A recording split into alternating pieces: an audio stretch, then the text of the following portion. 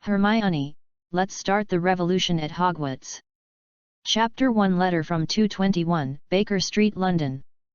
The wind rolls up the dark clouds, between the dark clouds and the sea. Shut up. Nietzsche. You messed up my thoughts. Watson, let Mrs. Hudson take him away. Hey, I'm the landlord, not your servant. Smart Nietzsche, do you want a cookie? In room 221, Baker Street, London, a boy opened the roller blinds of the living room, looked at the grey sky, and stood in front of the arched windowsill and recited a collection of essays aloud. Not long after, several gunshots were heard at the other end of the living room, and the middle-aged man's mumbling. Nietzsche turned around and saw the surprise on the dining table, not some delicious food, but a corpse. Mrs. Hudson, the landlord who had just entered the door, was startled, but she didn't show much surprise. She seemed to be used to it. She was just a little dissatisfied when she saw the bullet holes left on the innocent wall. Well, Nietzsche had to admit that he did it on purpose. The man who kept whipping the corpse with a whip at the dining table was the famous Sherlock Holmes. Nietzsche always felt that his adoptive father was very similar to the playboy named Iron Man in his dream. Sherlock Holmes and Tony Stark have completely opposite personalities. Why don't you call the omnipotent assistant Jarvis? Nietzsche whispered to himself, and took a raccoon-patterned baked cookie from the tray. If I really have the omnipotent robot butler in your dream, then Watson can retire with peace of mind. Sherlock glanced at the back with disdain, muttering. John Watson, who was taking notes on the side, was accidentally injured inexplicably. Ahem. Nietzsche just has a rich imagination. Okay, kid, I think you should go play with the little girl at school. Did you find anything? The time of death was about 2 days ago. There was no gunshot wound, no fight, no history of illness, no traces, just like. Nietzsche lay on the table, sniffed the pleasant smell of gunpowder, and took over the conversation, like being killed by magic. Interesting, our little Superman who is domineering in school has also begun to believe in magic. Sherlock wiped his stubble, held his pipe, sank into the sofa, raised his left hand, and shot the wall again. The sudden sound made Mrs. Hudson scream. Sherlock! But Nietzsche just calmly took out the newspaper from his school bag and threw it on the table. The title on it was printed with "Strange Death Case, Another Incompetence of the English Police." Dad, this is the latest newspaper. Another murder happened this morning. The victim was a member of the church.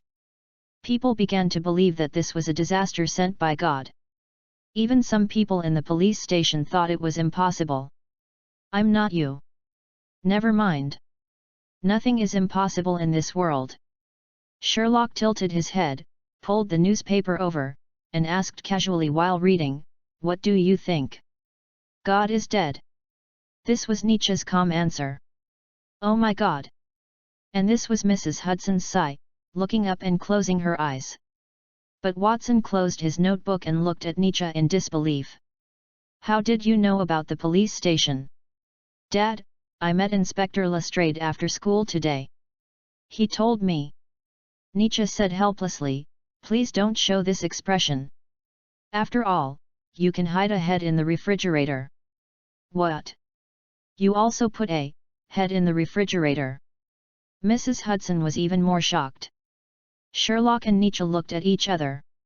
The father and son coughed several times, stood up and put on their windbreakers in tacit understanding, as if their nerves were connected, their movements were extremely consistent, and they walked out of the room silently. Only the old father John Watson was left at home, facing the questioning of the landlady. Yes, Nietzsche has two adoptive fathers, Sherlock and Watson. And there is also a busy adoptive mother, Mary Mostine. Although it will not be long before her name is changed to Mary Watson. Although Nietzsche was adopted by the Watsons, in fact, because of their busy work, he spent interesting time with Sherlock Holmes almost every day. At least for Nietzsche, it was fun to deal with human heads and dismembered bodies every day. Okay, kid, you've achieved your goal. Sherlock patted the ash and twisted the tobacco in the pipe. "Tell me, what trouble have you made in school that requires me to clean up your mess? You'll know when you get to school." Nietzsche looked at him with disdain. "I don't know how Aunt Irene likes you. If you go among the beggars now, someone will definitely throw a coin into your hat. You, a little lunatic with antisocial personality, were transferred to another school last time because you went too far. What was the name of the fat kid you beat up?" "Dudley Disley, a cake full of lard." This is not the first time Nietzsche has beaten up a classmate. "You're not much better." Sherlock scratched the stubble on his chin that hadn't been trimmed for a long time, and suddenly appeared outside from indoors, which made his eyes narrow. Just as he adjusted to the light, a postman rode a bicycle past the newly renovated slate floor and quickly stuffed an envelope into Nietzsche's hands. The voice was old and deep, and judging from the lines on his hands, he was probably in his early 50s. "Mr. Holmes, your envelope." Nietzsche looked away from the postman and touched the paper habitually. It was not industrially produced paper on the market, it was very rough, and you could clearly feel the tiny bumps when you touched it. There was also a mark on the cover, which was the same as the wax mark. A shield with a lion, a snake, an eagle, and a badger inside. The boy looked at the letters under the mark and felt a little strange. "Hogwarts? I don't remember filling in this school."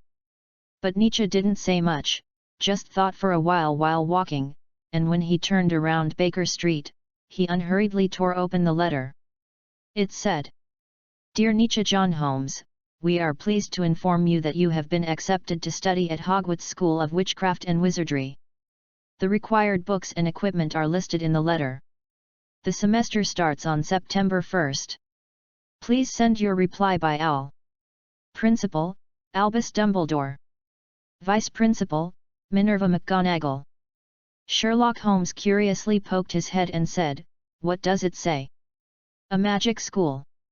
Don't you think it's a coincidence that such a letter was sent within a few days of a religious murder? Is this a warning?" Nietzsche frowned and handed the envelope to his sloppy adoptive father. He is a professional in finding clues.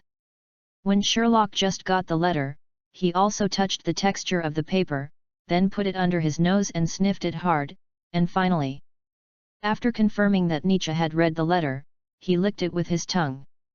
He even smacked his lips in aftertaste.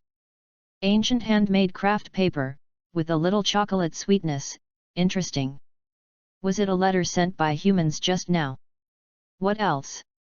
There are no mobile phones like miniature TVs now.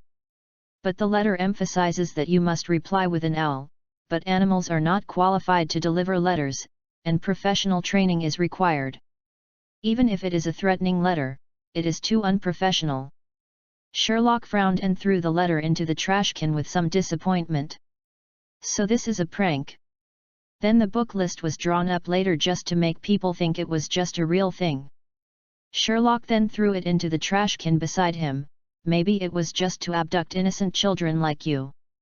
Whether it was a prank, a threat, or a real school, everything became a bubble through the last clue, no matter how real it was. There was no specific OWL. But the only thing that can be confirmed is that their residence is exposed. Who would go to that kind of magic school? Nietzsche said contemptuously, "I will devote myself to all mankind in the future. Just because of the dreams in your head. I always feel that those things are real, Father. You must admit that some things cannot be described by language, and language itself is a kind of symbolic order, a kind of violence. Just like his name. Nietzsche John Holmes, want to jump out of this secular framework. So this is the reason why you beat your classmates." When the father and son with strange behavior walked to the school gate, a voice broke their respective fantasies. Looking in the direction of the voice, there was a girl with brown curly hair, some freckles on her face, and chocolate eyes. She was standing at the door with a few books and frowning. He, Nietzsche, met someone who would be difficult for him in his life. Hermione Granger. Chapter 2 Superman Nietzsche, Childhood Sweethearts. Damn it, why hasn't she left school yet? This was Nietzsche's first thought when he saw Hermione. Well, she looks like a middle-class girl, and she has a lot of conflicts with Nietzsche. This was Sherlock's first thought when he looked at Hermione. In fact, as a long-term consultant detective of the English police and a friend of Inspector Lestrade, he had already seen the truth through the scratches and bruises on the back of Nietzsche's hand joints. It's just that he's used to it and he's too lazy to expose it in front of Watson. It's normal for a child who lives in the Holmes family to have some brains, isn't it?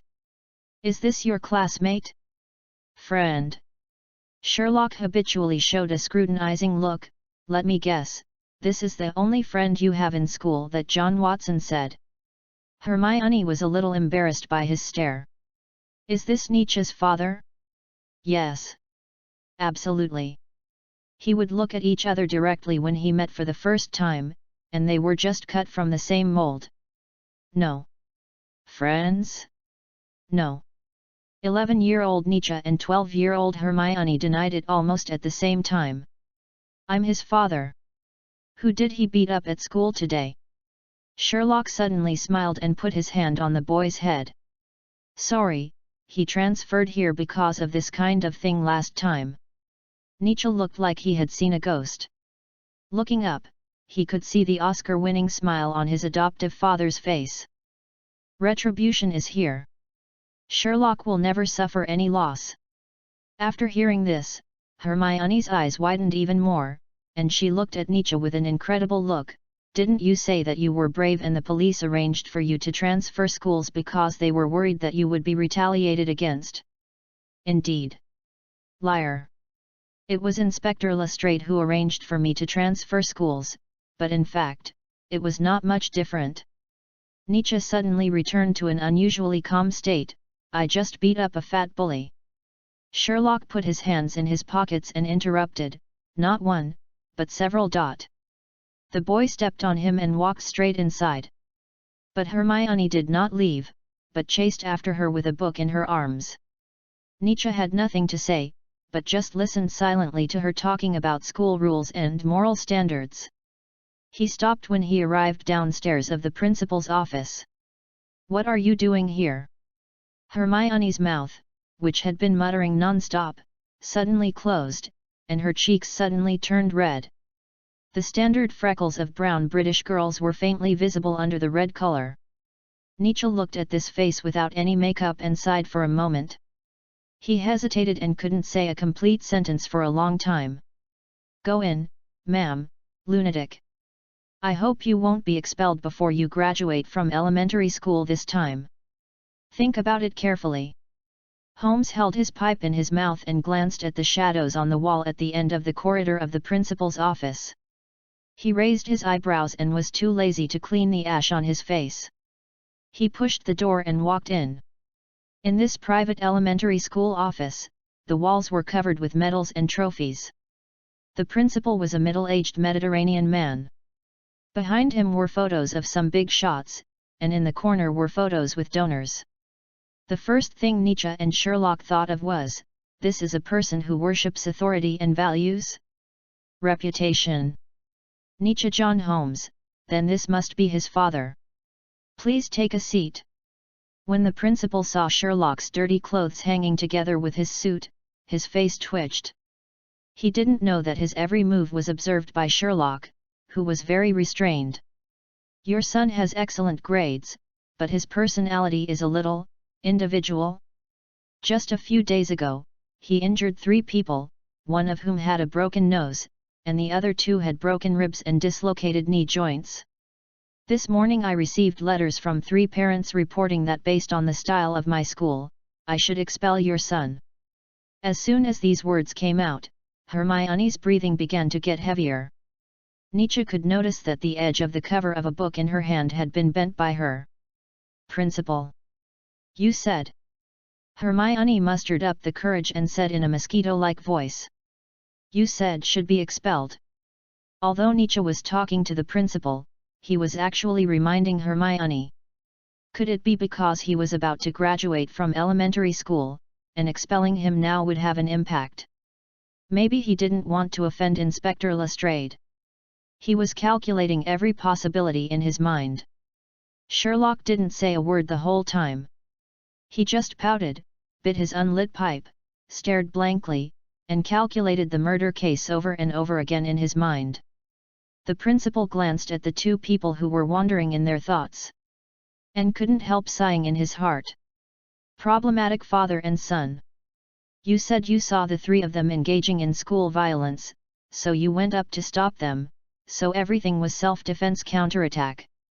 Nietzsche, I'm sorry, the victim didn't say he was bullied at the time. The principal pushed his glasses on his face and looked through the documents on the desk.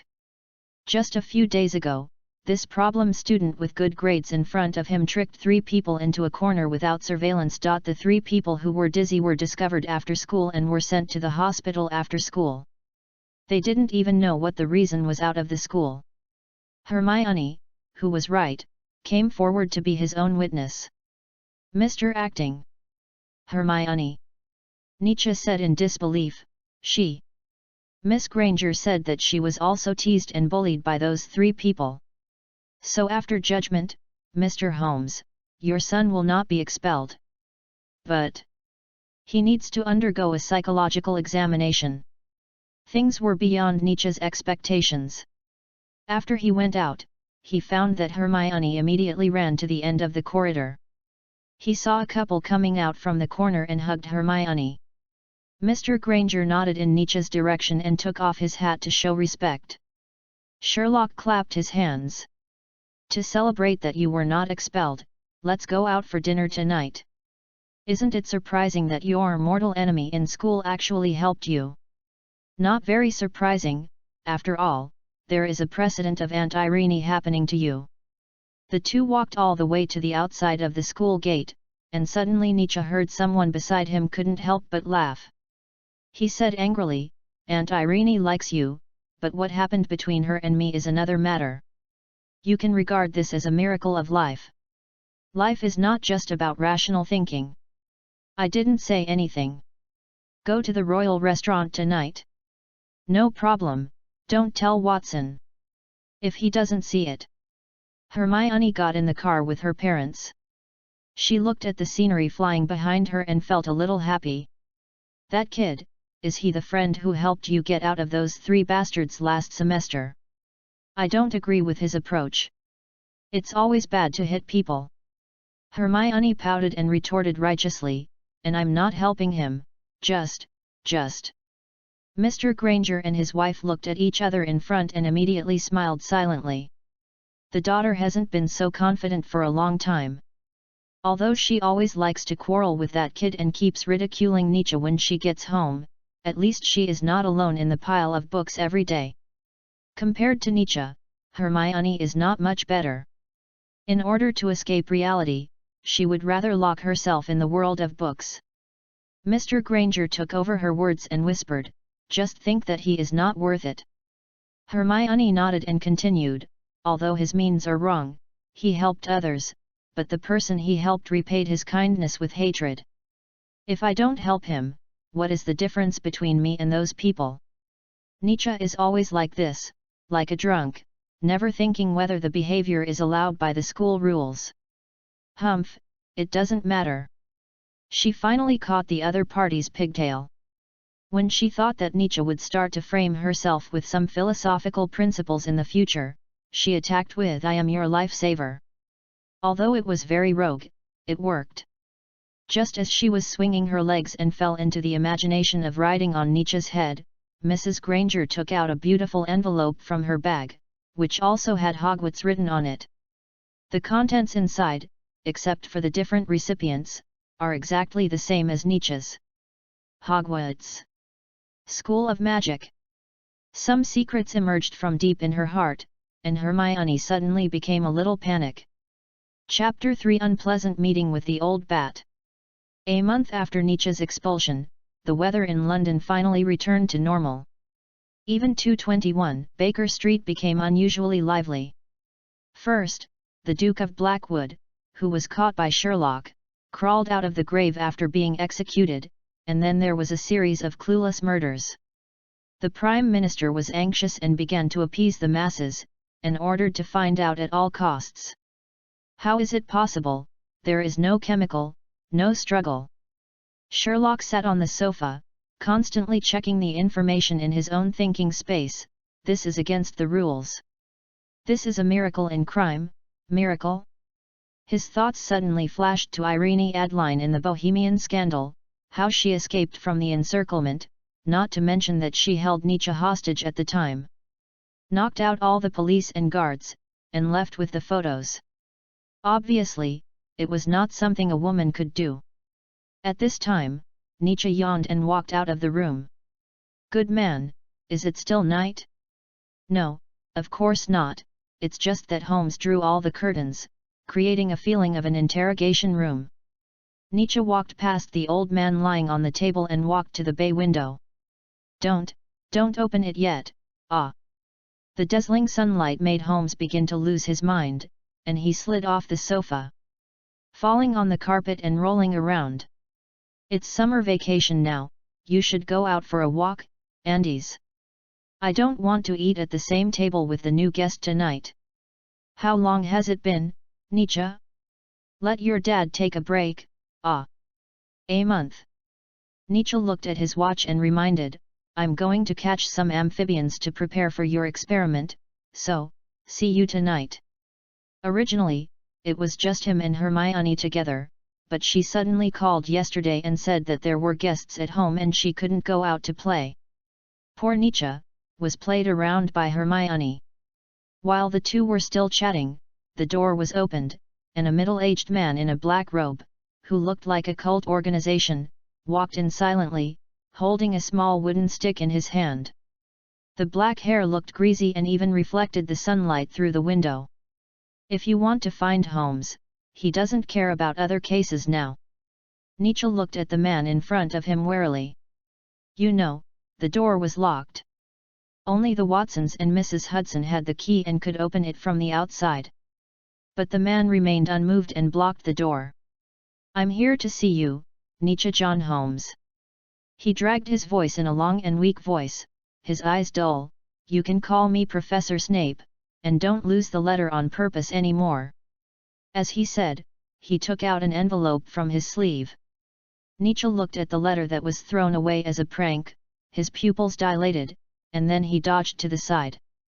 He shouted, "Stalker!" Before Snape could figure out the situation, he saw Sherlock on the sofa pull out a metal short stick and point it at him.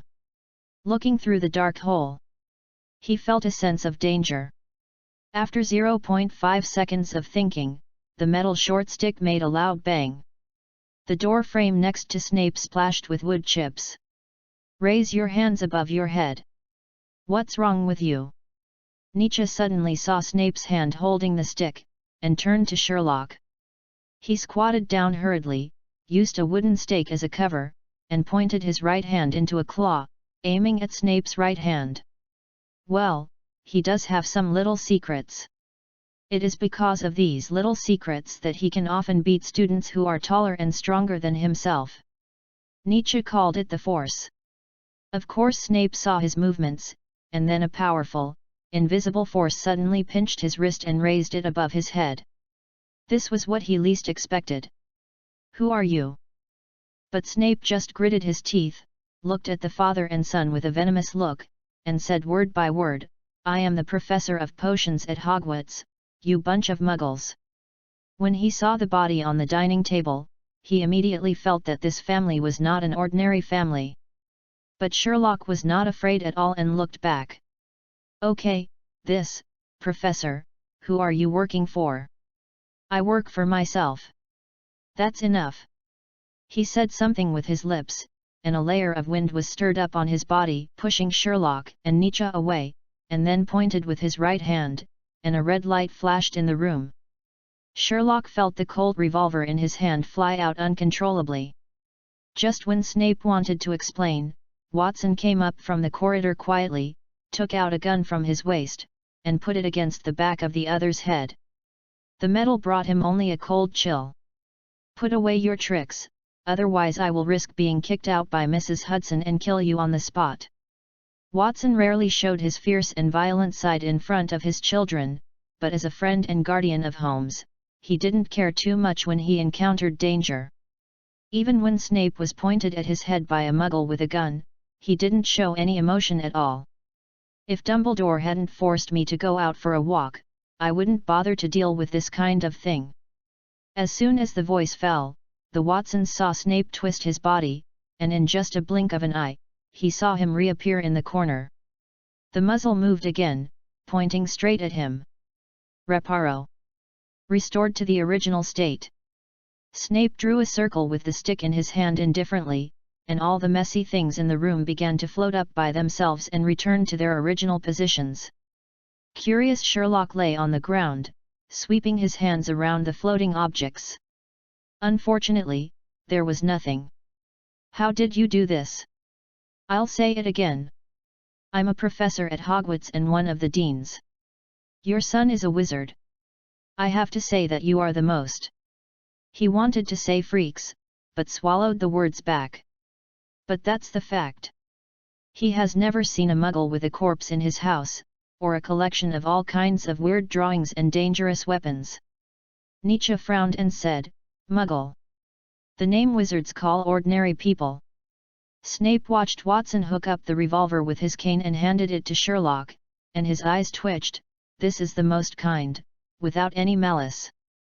Tell me, what did you do just now? The Duke of Blackwood I caught once also talked about magic, so what did you use just now, a sleight of hand, or an electromagnetic device? In Nietzsche's eyes, Sherlock's exploration of new things suddenly overlapped with the Stark in his dream. What are you holding? Pistol. Attack me, just like I just walked in, Protego, armor protection. Watson protected Nietzsche behind him and looked at Sherlock with confused eyes. He suddenly became a little unpredictable. Suddenly, Nietzsche's adoptive mother Mary grabbed the gun and calmly shot Snape's left leg. The bullet hit the white transparent wall. But the huge recoil also made Snape shrink his legs. This time everyone saw clearly that this indifferent uninvited guest was unscathed by the cold bullet, and it was just a thin film that could block it. Mystery, Sherlock only had this one thing in his eyes. Nietzsche can't be a wizard. Well, it seems that he still has some secrets. How about you try the operation again? Snape's hooked nose turned to the boy behind the Watsons and remembered his appearance. I don't know what you are talking about, let alone wizards, and it is impossible for me to follow you to any magic school. Nietzsche has a clear definition of himself.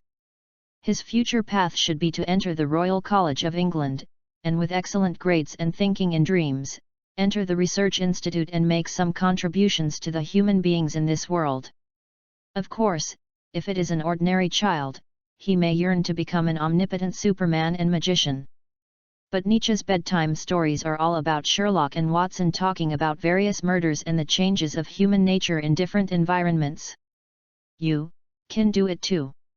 Even Watson can easily feel the calmness of his adopted son towards all strange phenomena. Of course he can do it, and he has surpassed many wizard students, but I remind you that using magic at will lead to the occurrence of obscurus. Nietzsche corrected, that's called the Force. We are wizards, that's called magic. He couldn't stand the stares from the Watsons, so he raised his hand and waved at Snape. The chair under the other person flew away at a very fast speed, and finally fell heavily on the ceiling, breaking into several pieces. At this time, Professor Snape, because he lost his support, was affected by gravity, and his buttocks were closely attached to the floor. His hands were tucked into his black sleeves and clenched into fists. Why didn't you ever tell us? Oh. I thought Aunt Irene would tell Dad. It seems that she really values the agreement. At this time, Sherlock couldn't sit still. He withdrew his probing eyes from Snape and said with resentment, so you have a share in my two precious failures. Nietzsche stuck out his tongue. The Bohemian scandal was only because Irene took the governor's private photos. At that time, she thought she would become a victim in politics, so the sincerity she showed was what Nietzsche remembered most deeply. I need this photo just to save my life. And this was also the last sentence she left to Sherlock Holmes when she left. Chapter 4: The Real World. You must go to school to study. You don't understand how many people want to enter Hogwarts and experience magic, but as a Muggle, they can only give up. Snape talked so hard that he couldn't shake Nietzsche. If it weren't for the law and the school rules of Hogwarts, he would even want to kidnap the other party. Nietzsche replied with only one sentence. Well said, but I refuse. You can use your advantages to expand infinitely, and you can easily do what Muggles can't do. Snape couldn't understand, but said expressionlessly, this world can become what you want it to be. He waved his wand gently, and the candlestick turned into a snake. After a heavy swing, the flowers that had withered long ago began to bloom again. But Muggles who can't do anything can at least keep their hair clean. Sherlock said suddenly. He looked at the other person with a playful look and pride. So Snape clenched his fists in his sleeves more tightly. He tried to calm himself down, but Sherlock saw his trembling sleeves. So, his only purpose for coming this time was Nietzsche. Just because ordinary people can't do all this, I want them to do it even more. The primitive people back then couldn't imagine that humans can hear voices on the other side of the earth now. Snape was silent. To be honest, this was the most shocking answer he had ever heard. It was not because of the content, but because of Nietzsche's age. Looking at that firm look, he knew that all the words he prepared were in vain and powerless. If he had. Snape stood up and accidentally glanced at a drawing under his butt. It recorded a strange pattern and some toxic substances that needed to be extracted from organisms. He couldn't help but pick it up and roughly scanned a few lines. How do you know how to make potions? What? Watson thought he had heard it wrong. Potions. Snape said to himself, damn. The Ministry of Magic's memory cancellation team is not working, and Muggles can't know these things about wizards. Sherlock and Nietzsche looked at each other tacitly. Appear. The Holmes family's unique telepathy. Murder case, several people died, all without any clues. In fact, I can't send you a letter because I don't have an owl. In addition, the clothes you wear are really. Nietzsche was too lazy to complain. The owl came with the letter, how could it be missing? The problem lies with the postman. Snape, who was also suspicious, began to take the information they handed over. Perhaps it was not enough, and even walked to the dining table, opened the dead man's mouth, and put the wand in. Mary returned the pistol to her fiancé and whispered, why are those who come to you a little abnormal? This is one of the reasons why I want to marry you and move out quickly. Watson leaned over and replied in a very low voice, at least Sherlock can be quiet now. Over there, Sherlock stood opposite Snape, and Nietzsche stood next to the professor. There are traces of black magic, which Muggles can't detect. So this matter is related to wizards like you. Sherlock said this word with difficulty, and said very stingily, forget it, after all, there is one hidden next to me. Nietzsche didn't dare to refute. Silence is right, as long as he doesn't speak, he won't say the wrong thing. It's very likely, but what is hydrocyanic acid? The toxin extracted from the apple core, but Watson checked and there was no sign of poisoning. Snape turned over the eyelids of the dead, paused, and just said, interesting. Why, it turns out that Muggles can do it, but wizards can't. Sherlock said sarcastically, Nietzsche, next time you can't say God is dead, you have to say wizards are dead. The inspection process progressed quickly with the help of Snape, and some special terms were recorded. For example, undetectable poison, imperious curse, unforgivable curse. Finally, Snape felt that this matter was a bit dangerous. He saw that the dead were all figures of Muggle religions, and felt a little tricky, so he prepared to leave quickly. I must tell this to Headmaster Dumbledore. Sherlock always felt something in his mind, but there was only a group of unclear fog blocking him. What lay before him was another world, or, the true face of the world. And Nietzsche also raised a little interest. Dad, I think I need to go to that magic school. Nietzsche. Watson was a little serious. Contrary to his usual humor, you can't go there because of a murder case. I would rather you learn some magic, at least it can save us housework. Snape's mind was also very meticulous. And he immediately noticed the opportunity. This matter is related to dark wizards. According to the laws of the magic world, Muggles cannot be informed. Even if they know, their memories must be erased, unless you are the family members of wizards. And Nietzsche thought of the owl that did not come. He understood that the adoptive parents had been drawn into a vortex. This murder case was different from the previous ones. Just based on what the potion professor had just shown, it was curious enough. He had to help Holmes and Watson open up a way. With great power comes great responsibility. This is what you told me. Nietzsche took out a pen from his chest pocket, took a piece of waste paper, wrote a simple reply on the spot, and stuffed it into Snape's hand. That is the responsibility of Holmes and me, not yours. But I will eventually become you and surpass you. Watson understood his son. To some extent, Nietzsche was as stubborn as Sherlock, and he also had his yearning for adventure. Some birds are born not to be caged. Then, in a week, I will take you to Diagon Alley to buy things, if your Muggle parents are willing. Finally, Snape took the reply letter and whoosh in front of everyone's eyes. The whole person seemed to be drawn into the pipe and twisted into a point at a very fast speed and disappeared. Well, I think we should talk about how you helped Irene Adler leave Bohemia. Oh. I suddenly remembered that I had an appointment with Hermione to go out and catch frogs today. Everyone, see you at the Royal Restaurant tonight. Wait. Watson knocked on the floor with his cane and stopped the two people who were joking. Nietzsche, you can't get involved, Sherlock. Say something. Okay, John Watson is getting excited.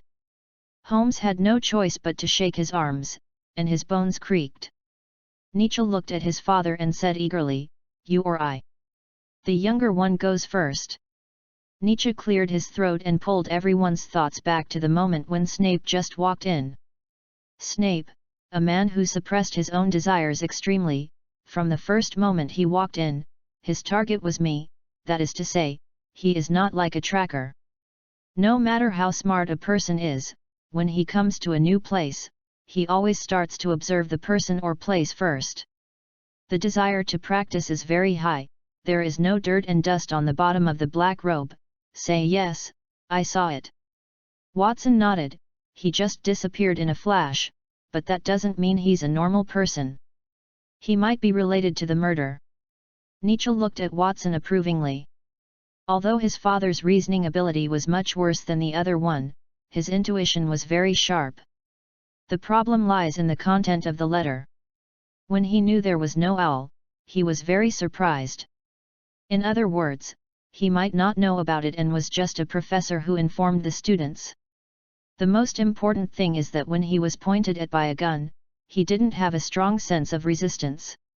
He didn't show a kind of confidence, like I know you won't kill me, but a blank observation. And we are now exposed, and we know nothing about the enemy in the dark. I must provide you with information. I can't accept it. Watson paused and shook his head repeatedly. Dad, I just went to school, wrote a letter, and collected information for you, not to die. Did you hear what that man said? Dark wizard. Watson bulged his eyes, as if he saw his adopted son jumping into the fire pit, and you are going to a place full of wizards. Mary took his arm, which made Watson's fluctuating heart calm down a little. Well, maybe we can let Nietzsche protect himself. Then he glared at Nietzsche and said angrily, also, you must explain the magic and the force tonight. Nietzsche could only agree. He had a feeling that this case was definitely the most brilliant case of Sherlock's father. It was also a stepping stone to open the door to a new world. Chapter 5 Why do you refuse to? On the same day that Snape visited Holmes's house, Hermione encountered the same thing.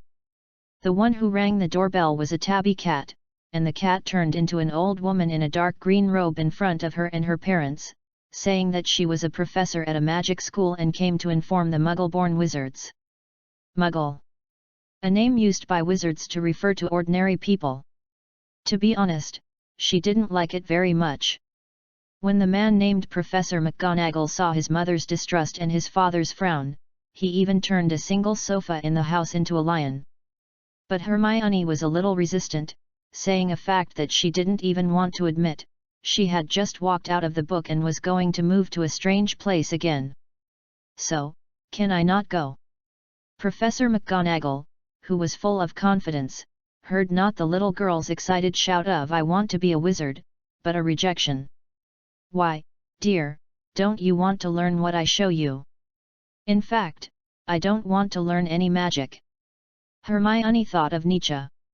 She plucked up her courage, pouted, and whispered, "In the future, I will go to the medical school where my parents graduated, become an excellent medical expert, and make some contributions to mankind. Sorry, if you don't study, I'm afraid your life will be in danger, and the magic accumulated in your body will burst out." Mr. and Mrs. Granger fell silent. They naturally knew their daughter's secret. Once on her birthday, Hermione, who had been depressed at school for a day, returned home and was so excited that the whole living room floated up. On that day, Mr. and Mrs. Granger experienced the feeling of space roaming. "My parents can take me to the hospital. First of all, Muggles don't know magic. Secondly, Miss Granger, if you are discovered by Muggles, what will happen to you? Is it a miracle worshipped as God, or a pagan?" Professor McGonagall used the most gentle and kind voice to tell the cruelest truth. It's not that Hermione didn't know this truth, but she didn't want to face it. In order not to return to the time when she was once excluded as a nerd, she didn't even tell Nietzsche this secret. No, it's normal not to tell him. Hermione shook her head to herself, and continued to ask under the gaze of Professor McGonagall, "Then ordinary people can also go to your school to study?" It feels so familiar. Professor McGonagall always feels that she has heard this sentence somewhere. "Why do you ask this?" "Because your parents." Mrs. Granger raised her eyebrows slightly, looked at her daughter's blushing face, and smiled. "No, it's a friend she met at school, the only friend." "Mom." Professor McGonagall's eyes changed. From shock to curiosity, and finally looking at the teasing in Mrs. Granger's eyes, she suddenly realized. Why is it so familiar? McGonagall's thoughts were drawn to a summer more than 10 years ago, when she had just become a professor and went to a Muggle village to visit a girl's home. It's just that the girl was for her sister, and the Hermione in front of her was for her friend. "I'm afraid, it's unlikely, dear. You should think about it this way. Even if your Muggle friend goes to school with you, he will only feel more lonely when he is alone in the wizard group. It doesn't matter, don't I have you?" Hermione frowned slightly and answered her advice as a matter of course. When in school, although he was the only one willing to talk to a nerd like himself and discuss various aspects, but after seeing Nietzsche's heart, Hermione Granger felt a mission. This person has a big psychological problem. So gradually later on, she told herself that she, Hermione Granger, was doing this so that Nietzsche would not be expelled for beating someone up. Although she sometimes felt that those people Nietzsche wanted to beat up deserved it. Ahem, child, how can you think that? It doesn't matter.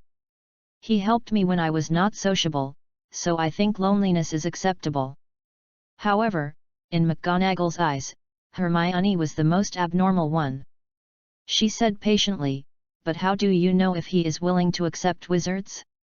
How about this, next time when I take you to Diagon Alley to buy school supplies, I will take him for a walk, how about that?" Professor McGonagall only felt that she was a genius. Isn't this gentle way more reasonable than the school principal who does nothing and leaves everything to the vice principal? Well, okay. Hermione couldn't think of any other good way, so she could only follow Professor McGonagall's advice. It was not until the professor left that her serious face finally collapsed. She fell on the sofa in frustration, twisting around like an earthworm while holding a stuffed pillow. She was emitting an uneasy feeling. "What do you say?" Mrs. Granger kicked her husband. Mr. Granger was helpless and could only put down the newspaper temporarily and clear his throat. "Hermione, think about it. What if your friends can accept that you are a wizard?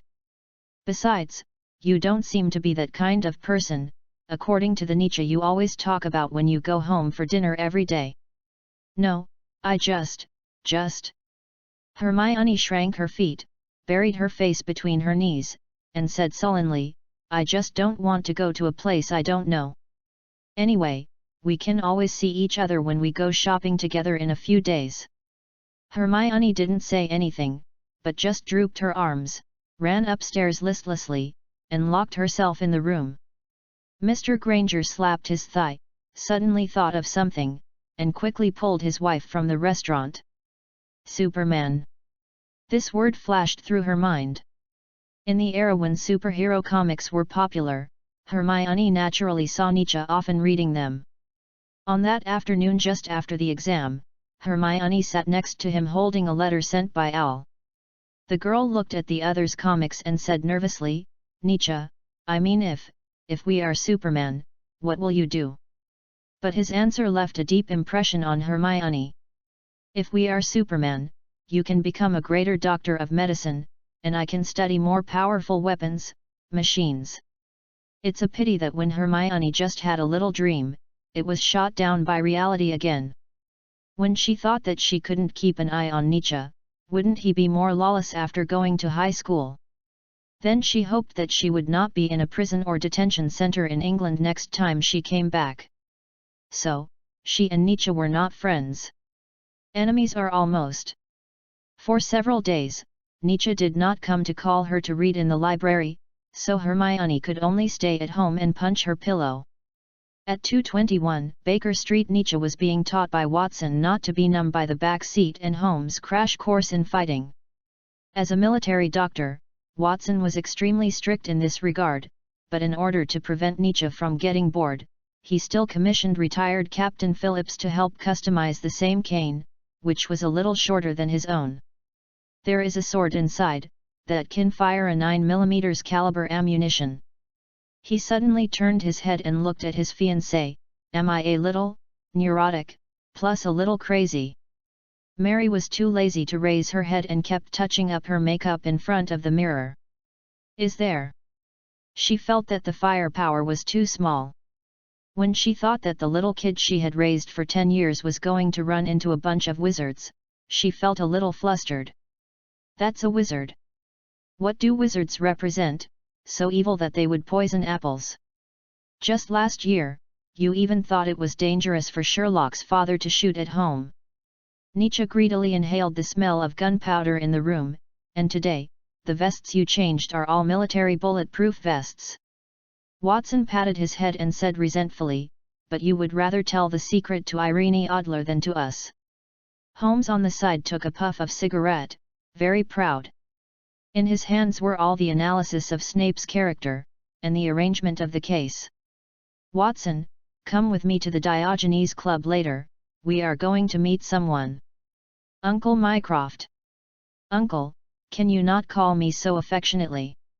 Sherlock glanced at his adopted son. "He just praised you for your sharp intuition a few times, and he said the same thing to Watson." "Dad, you just don't want to admit that Uncle Mycroft is smarter than you." "Very good. Extra training tonight?" "No." Nietzsche looked at the weapons hanging in his clothes. He had reached his limit from the door to the stairs. Superman Nietzsche was overwhelmed by the burden of life before he took the first step. Chapter 6 Diagon Alley. The impression Snape left on the Holmes family is always uninvited. Saturday, England's holiday, the legal rest time for most workers. When they had just gotten up and were ready to have a leisurely meal, he sat in the middle of the dining table in his black robe and thick black hair like the master of the house. Snape's hair was finally done, and he looked at Sherlock with his nose like a victorious rooster. Fortunately, we don't have to worry about extra oil in breakfast. It's better to have a light breakfast in the morning. This was the first sentence Sherlock Holmes said when he saw him sitting there. Watson shook his head and covered his face with a newspaper. He didn't want to get involved in this kind of thing, especially with Sherlock's physique. He would always cause all kinds of trouble. And Nietzsche liked to watch the confrontation between Sherlock and Snape. How about we take a car later? Sherlock ignored the cold gaze and said as if no one was around, after all, a wizard's broom may not be able to accommodate 4 people. Humph, give this venomous snake a little muggle shock. Broom. Snape thought he had heard it wrong. Don't show that expression. There are obvious friction marks on your robe on your buttocks. Of course, the arrogant wizard will definitely not notice that there are some wooden thorns on the buttocks. With some Muggle legends, this is not difficult to infer. Interesting, then how about this? Snape's head drooped a little and squinted. The small wooden stick in his hand knocked on his body, and the clothes were instantly refreshed. All the clues disappeared in an instant. What was left in Sherlock and Nietzsche's eyes were only endless question marks. Sherlock, Watson said in a warning tone, we have to go shopping later. Indeed, this is not a good time. But this time it was Snape's turn to bite hard, and he dragged out the words, but I insist on doing this. Mary bulged her eyes and watched this scene with interest. This familiar plot seemed to have happened when she and Sherlock first met. He insists on doing this. Sherlock shrugged. Although Snape may be his professor in the future, does Nietzsche care about this? No, he doesn't care. Snape's arrogance and unreasonable prejudice towards ordinary people reminded Nietzsche of the way the old British aristocrats treated colonies such as India in the past. Strictly speaking, he was extremely disgusted with this attitude. This is also one of the reasons why Nietzsche subconsciously rejected Hogwarts. Aha, I wonder if wizards have heard of graphology. He took out a letter from his arms with the signature of the leader on it. It read, Severus Snape. Every stroke is very neat, but overall, it is slightly smaller than the average note. The lines of words are tilted downward, but overall they look very chic. What does this mean? Nietzsche pretended to be curious and read with his head down. Sherlock, who was sitting next to him, secretly applauded in his heart. He knew that Nietzsche had not been raised in vain, at least in front of outsiders. He would still share the same hatred for the enemy. If you are not like Watson, but like me, you will understand. Professor Snape is a pragmatist who is extremely rigorous in his work, but at the same time he always suppresses himself and almost loses empathy. Perhaps the analysis of Nietzsche and Sherlock, the father and son, was too outrageous, causing the atmosphere in the whole room to drop to zero. Watson shook his head again and again. If the two of them did this, they would definitely offend others. Humph, maybe Muggles are not as stupid as I thought. Snape turned his eyes away and continued, as for you, Mr. Holmes, I hope you can study like today in the future.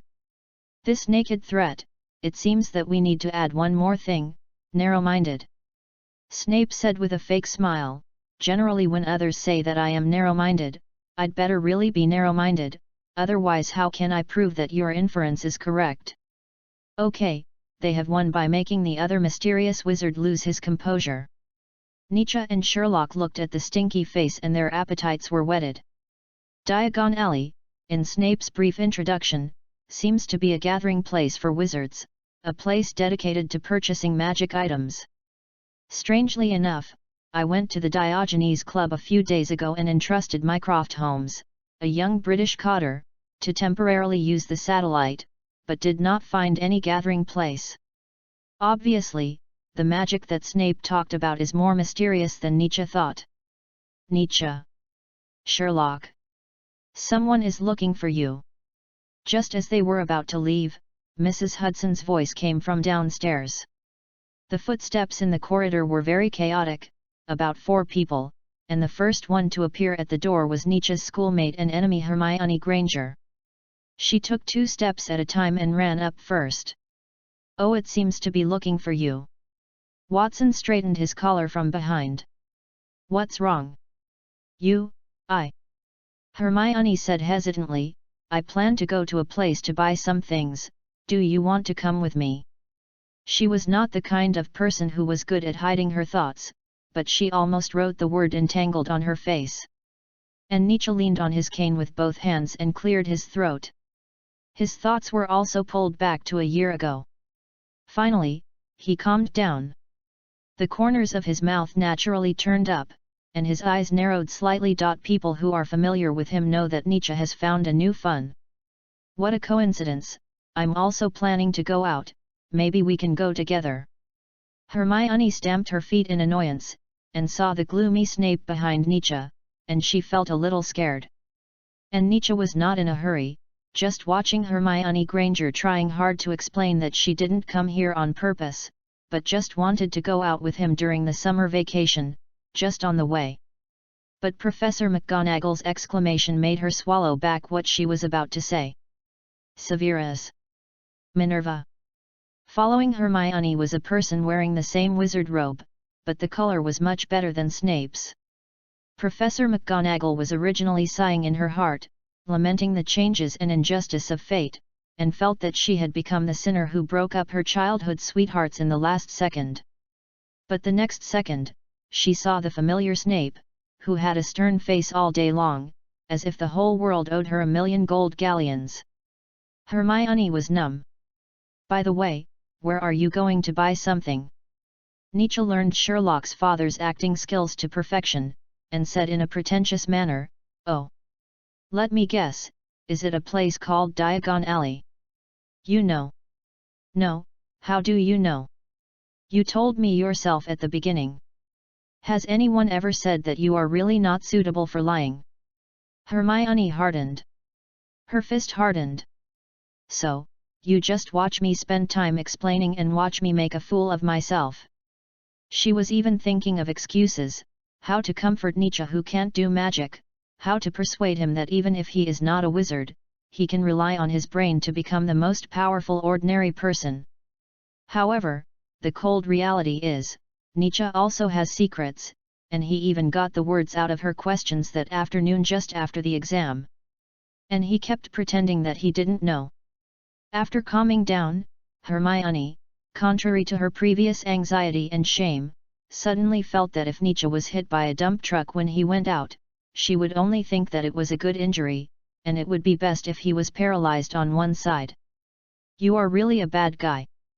By the way, do you think I will be scared, so you want to take me to Diagon Alley today? Hermione's eyes turned cold. She dared to guarantee that if both parents were not here now, if the two of them were in school now, she would definitely hit him on the forehead with a dictionary. Professor McGonagall, the person I am looking for has moved out of Baker Street, so let's go directly. He rushed down without looking back. Only the Grangers and Watsons shook hands enthusiastically. My name is Wendell Granger, and this is my wife Monica Granger. I heard that my daughter said that Nietzsche's father was a military doctor. He looked at Sherlock and suddenly hesitated. Who is this?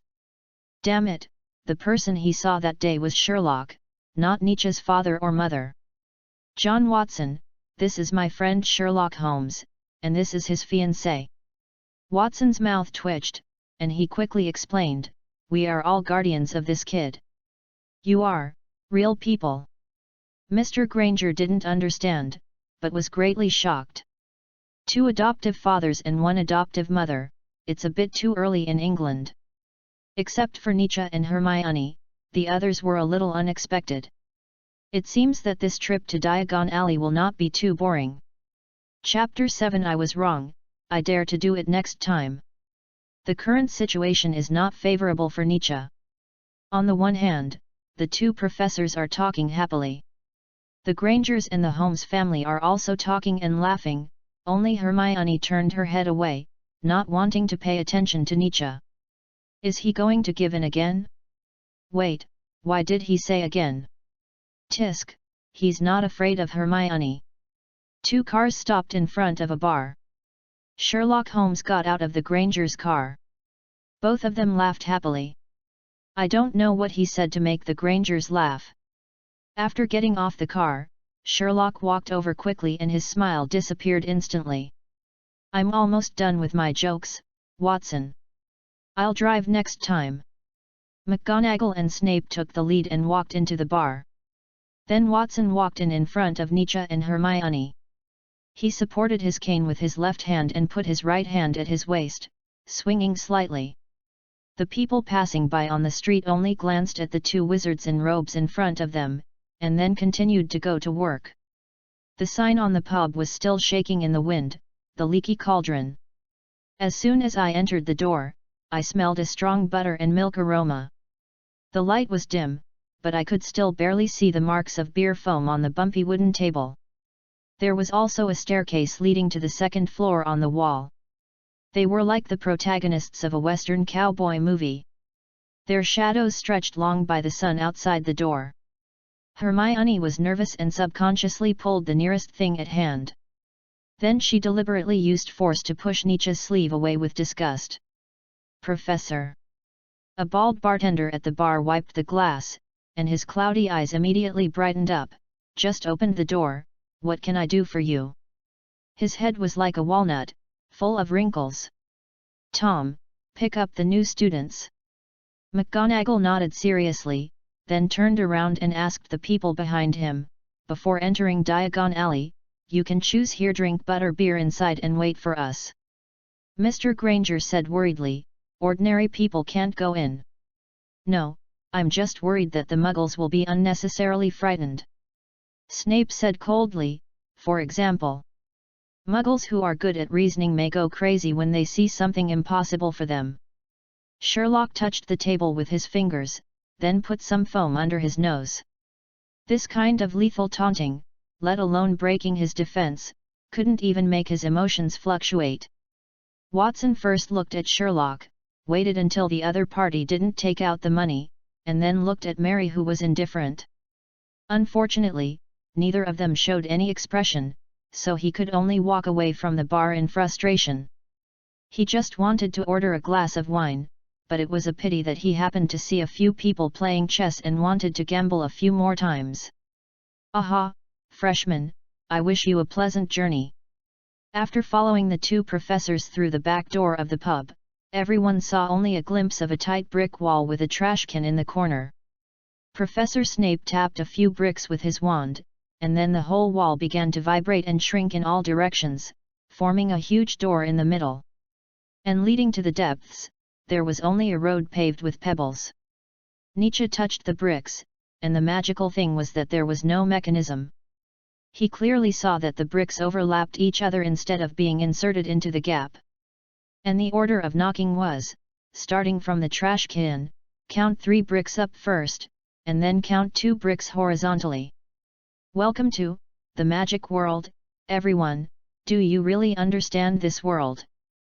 Walking through the dark passage, what caught my eye were the commercial streets made of cobblestones. It was hard to imagine that there was an ancient street next to Charing Cross Road in London. There was a kind of shock, as if it was from another world.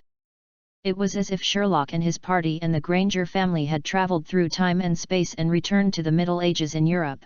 If this was true, it would be too dark. This is not the DC next door. No one would want to go back to the darkest era in Europe, unless they were crazy. Look at the clothes those people are wearing. Ah! And there is a bookstore. Hermione's eyes were a little overwhelmed. The window was full of colorful books and cauldrons.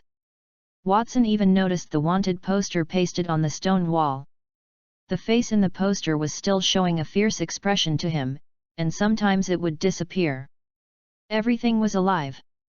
Snape squinted his eyes. Unfortunately, he didn't see Sherlock showing any emotion, and Nietzsche was at most a curious child. Is this what you said, a family of detectives investigating murders committed by dark wizards in the Muggle world? McGonagall observed carefully. If she was really not shocked in her heart, it would be a lie. It was just that Sherlock suppressed it. While Nietzsche showed his curious side without reservation, Watson was a retired veteran with mental illness. Only Mary was the most unpredictable one. Except for being a little excited at the beginning, she suppressed it later. Even Sherlock had to admire this. Believe me, Minerva, that boy is not a good person. I don't ask for anything else, as long as I am more obedient than the two Weasleys. Professor McGonagall rubbed his head, waved his hand and shouted, "Everyone, we have to go to Gringotts to exchange gold galleons first." Gringotts is located on the north side of Diagon Alley. According to Professor McGonagall, wizards seem to have their own currency system, like a second country located inside the UK. I hope the Prime Minister who is still dealing with Northern Ireland will not hear this news, otherwise he will be angry to death. Nietzsche tried to make some analysis in his mind. Professor McGonagall is also the vice principal on the envelope. There is no extra manpower for the work of welcoming Muggle freshmen, which means that this Hogwarts school is not big and lacks manpower. From the crucibles and costumes sold, wizards are also very far away from human society, probably because they can use some unknown methods to block signals. Is that an orc? Hermione looked at the short creatures guarding the gate of Gringotts. They looked like the orcs living underground in The Lord of the Rings. This kind of ugly thing was the reason why Sherlock lost his composure. He even squatted down to stop them and pinched their long and pointed ears. When these dwarf-like creatures got angry and showed signs of raising their hands, he immediately flashed behind Snape. They are goblins. Miss Granger, who thinks she knows everything, they are not orcs. Hermione pursed her lips and was about to say something when Nietzsche pulled her in. When she passed the first bronze gate and the second silver gate, she found some poems engraved on them, which were warnings about stealing financial reports. If you just ask for it and get something without working, you will be punished most severely. Have you offended the professor again? She looked down at her grasped hand, not knowing that a touch of pink had already appeared on her face. It was the first time I met him, and he was so fierce. Don't pay attention to him. Professor Snape is like this.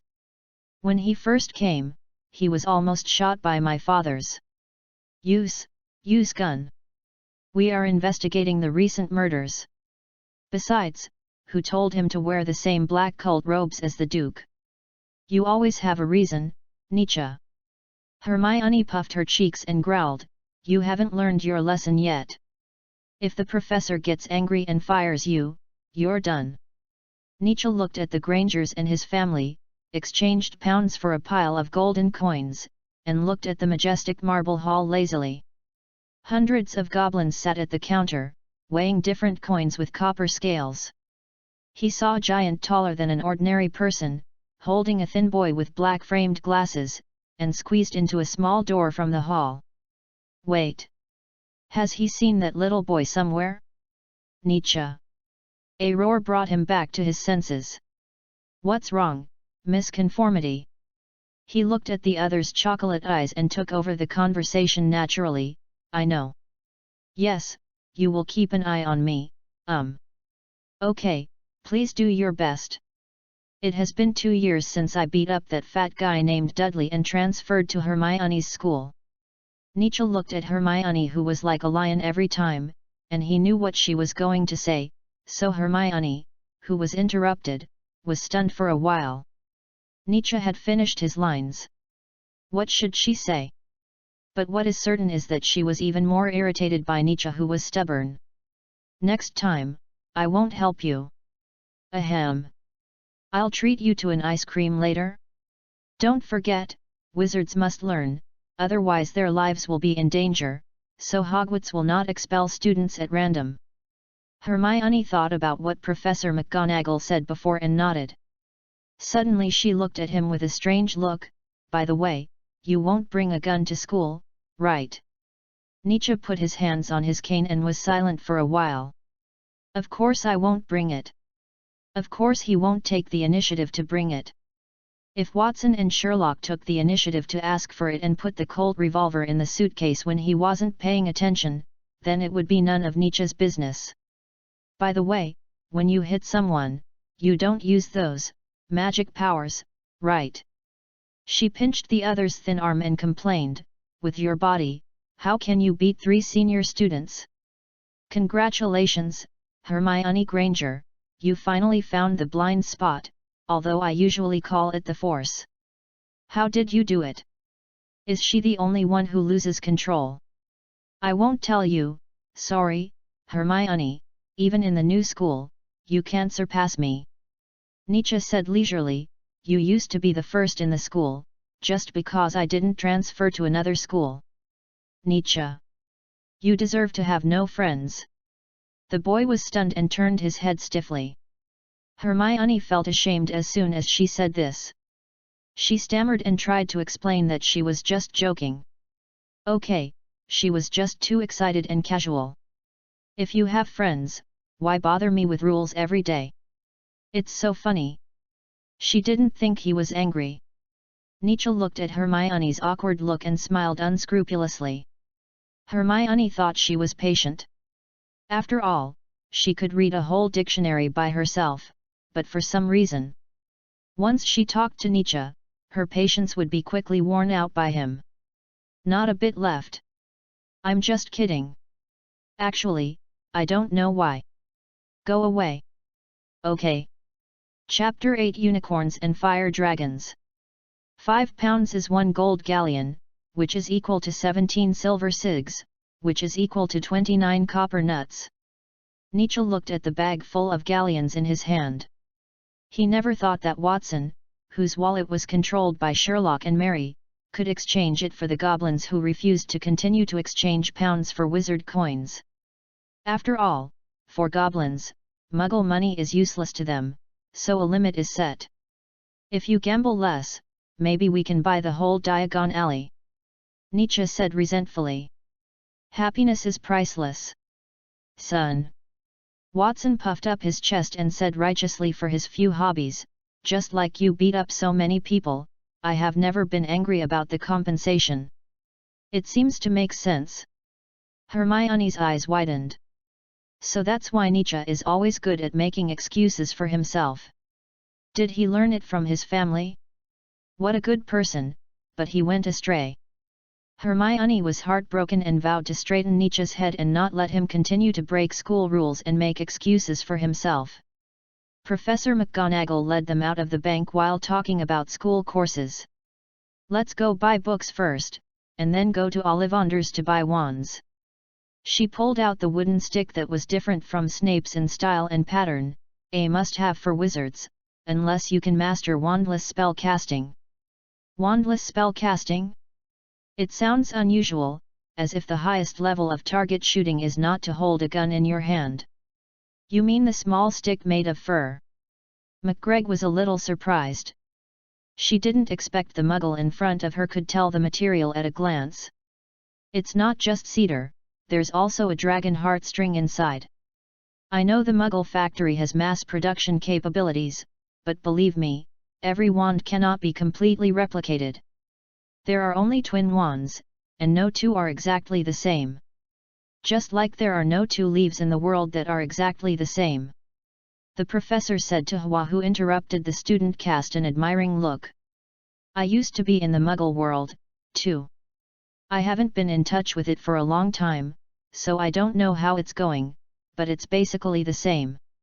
Ollivanders' wand shop is on the south side, just opposite Gringotts. This shop looks more shabby than other shops selling cauldrons and clothes. The sign hanging on it seems to fall down at any time, and the golden words are also peeling off. It says, Ollivander family, made since 382 BC. Ahem. Nietzsche pushed open the door and was choked by the dust and pungent incense. This shop looks very small, with a bench in the middle of the room. Hermione looked at the wand on the purple cushion curiously, and Miss Granger and the Watsons followed closely. As for Sherlock Holmes, he didn't know where he went. Did you buy your wands from here?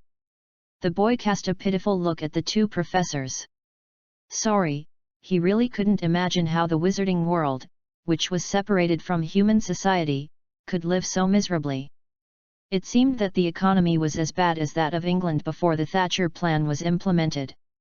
Nietzsche. Hermione secretly twisted the soft flesh on his waist. Lesson, You don't respect your teachers, so they didn't speak for you.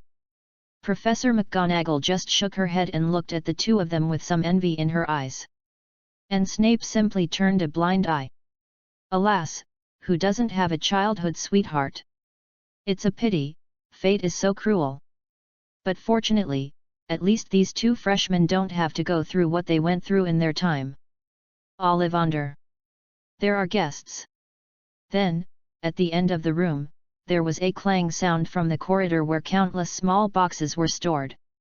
The old man called Ollivander slid down from a moving wooden ladder with a skill that didn't belong to his age. He was holding a bunch of sticks that hadn't been stored in time, probably the raw materials of wands. When he saw Professor Snape beside McGonagall, he began to feel inexplicably scared. The school term is about to start.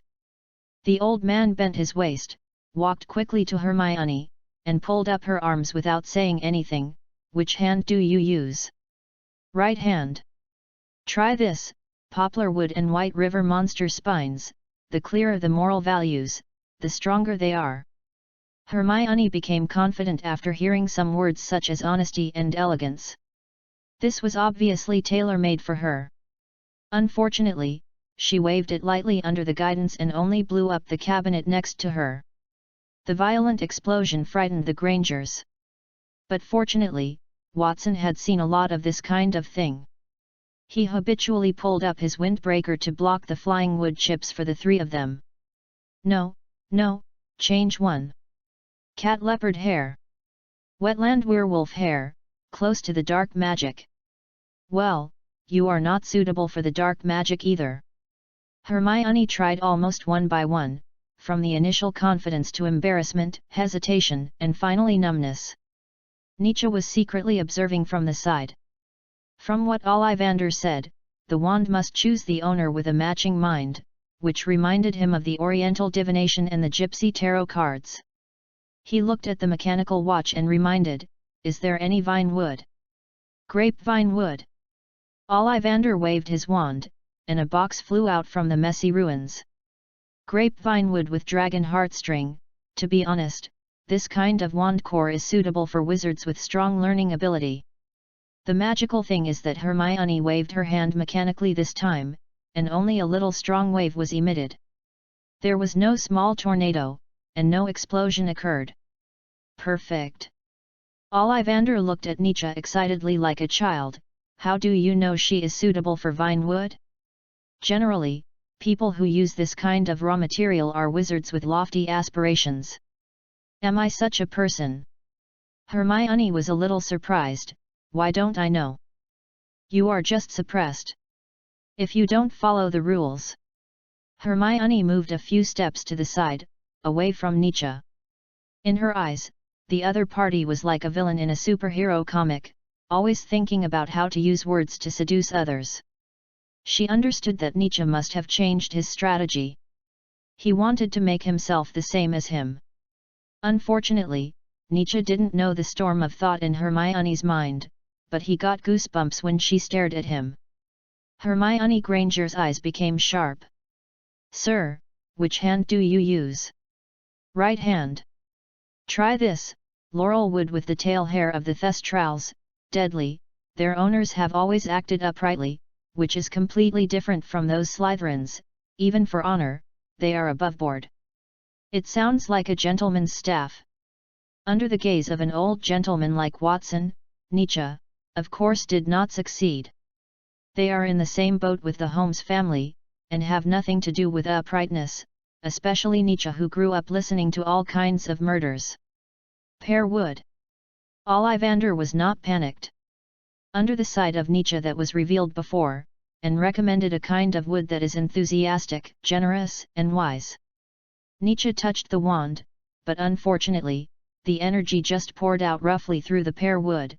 The lightning rubbed Ollivander's scalp and flew to the roof, and a thunder exploded in the room. After trying dozens of wands in succession and Ollivander renovated the house 7 times, he finally felt an unprecedented feeling. The texture of black walnut is very beautiful. The moment Nietzsche held it, he felt that his arm and the wand were integrated. Black walnut, with unicorn tail hair, 14 inches. Ollivander's expression was a little regretful. It seems that you are going to be defeated in the defense against the dark arts class, kid. What do you mean? Although unicorn hair is very stable in releasing magic, it is very resistant to dark magic, that is to say, the wand made of it is very stable, but it can't be too powerful. Hermione on the side breathed a sigh of relief. Dark magic sounds evil, at least she doesn't have to worry about this antisocial little lunatic going further and further on the path of a dark wizard. It doesn't matter, stable magic casting is very helpful for transfiguration. This news showed completely different trends in the eyes of the two professors. Professor McGonagall was somewhat relieved, while Professor Snape laughed.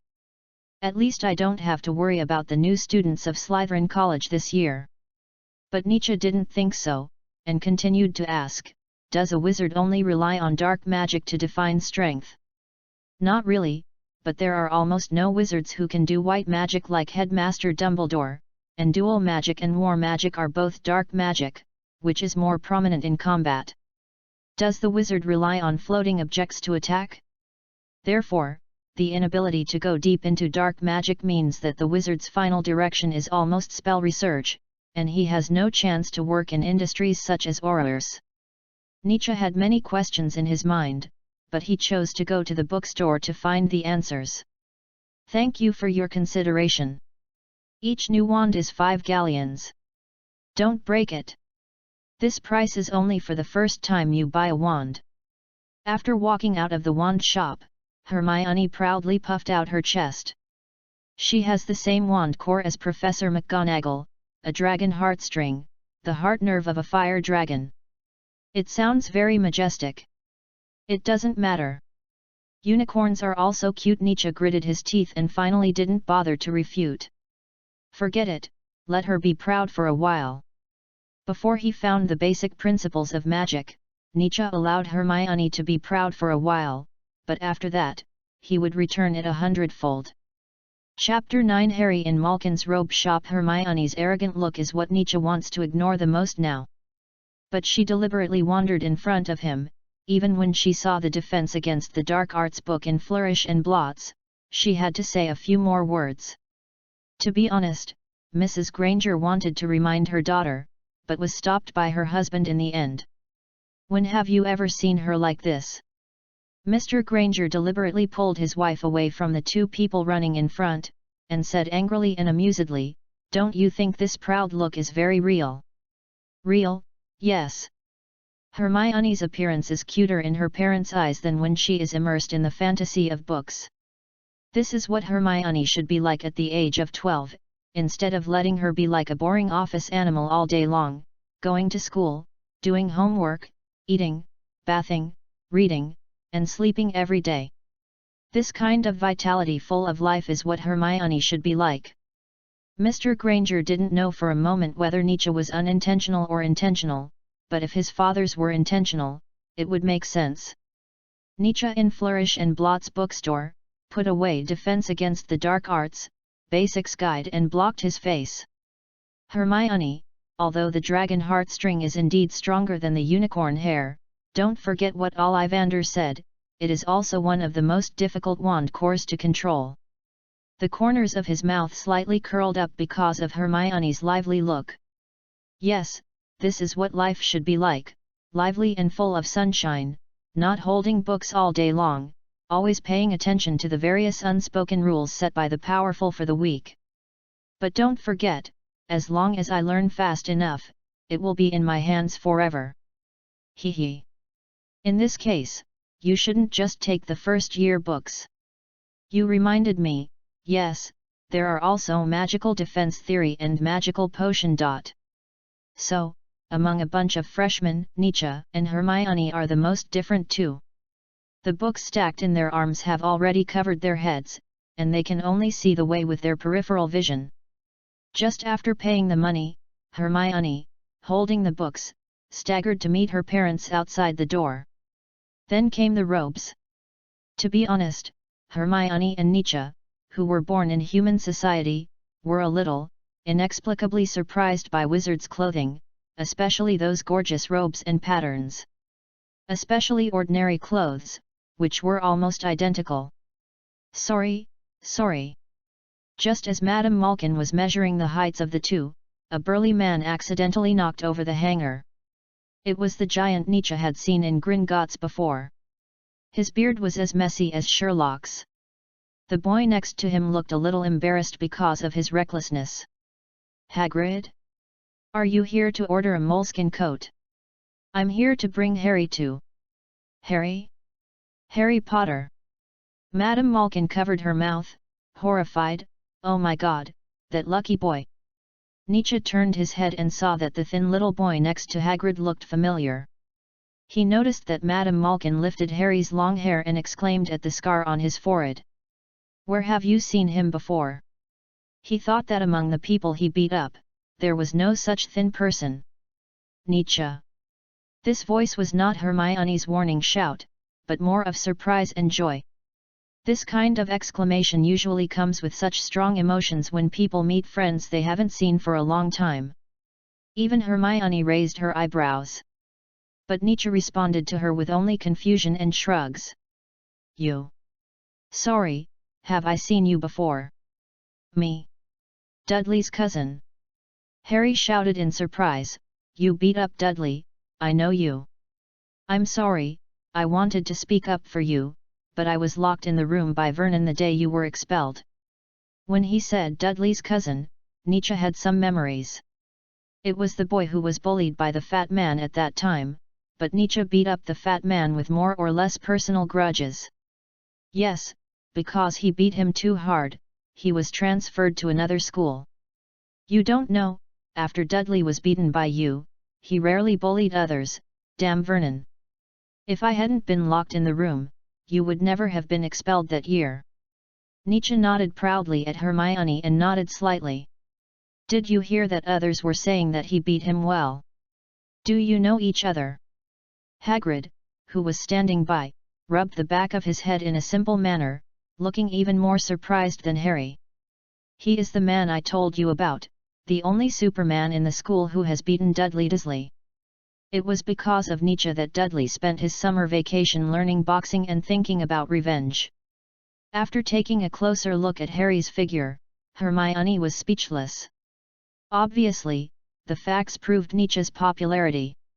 She couldn't help but wonder if those people would be as excited as Harry one day when they turned around and found that those campus hooligans couldn't do anything. Harry was lucky enough to escape from the Vernon family in the future, but he didn't expect he would actually meet that person again. This doesn't make sense. Hermione felt strange.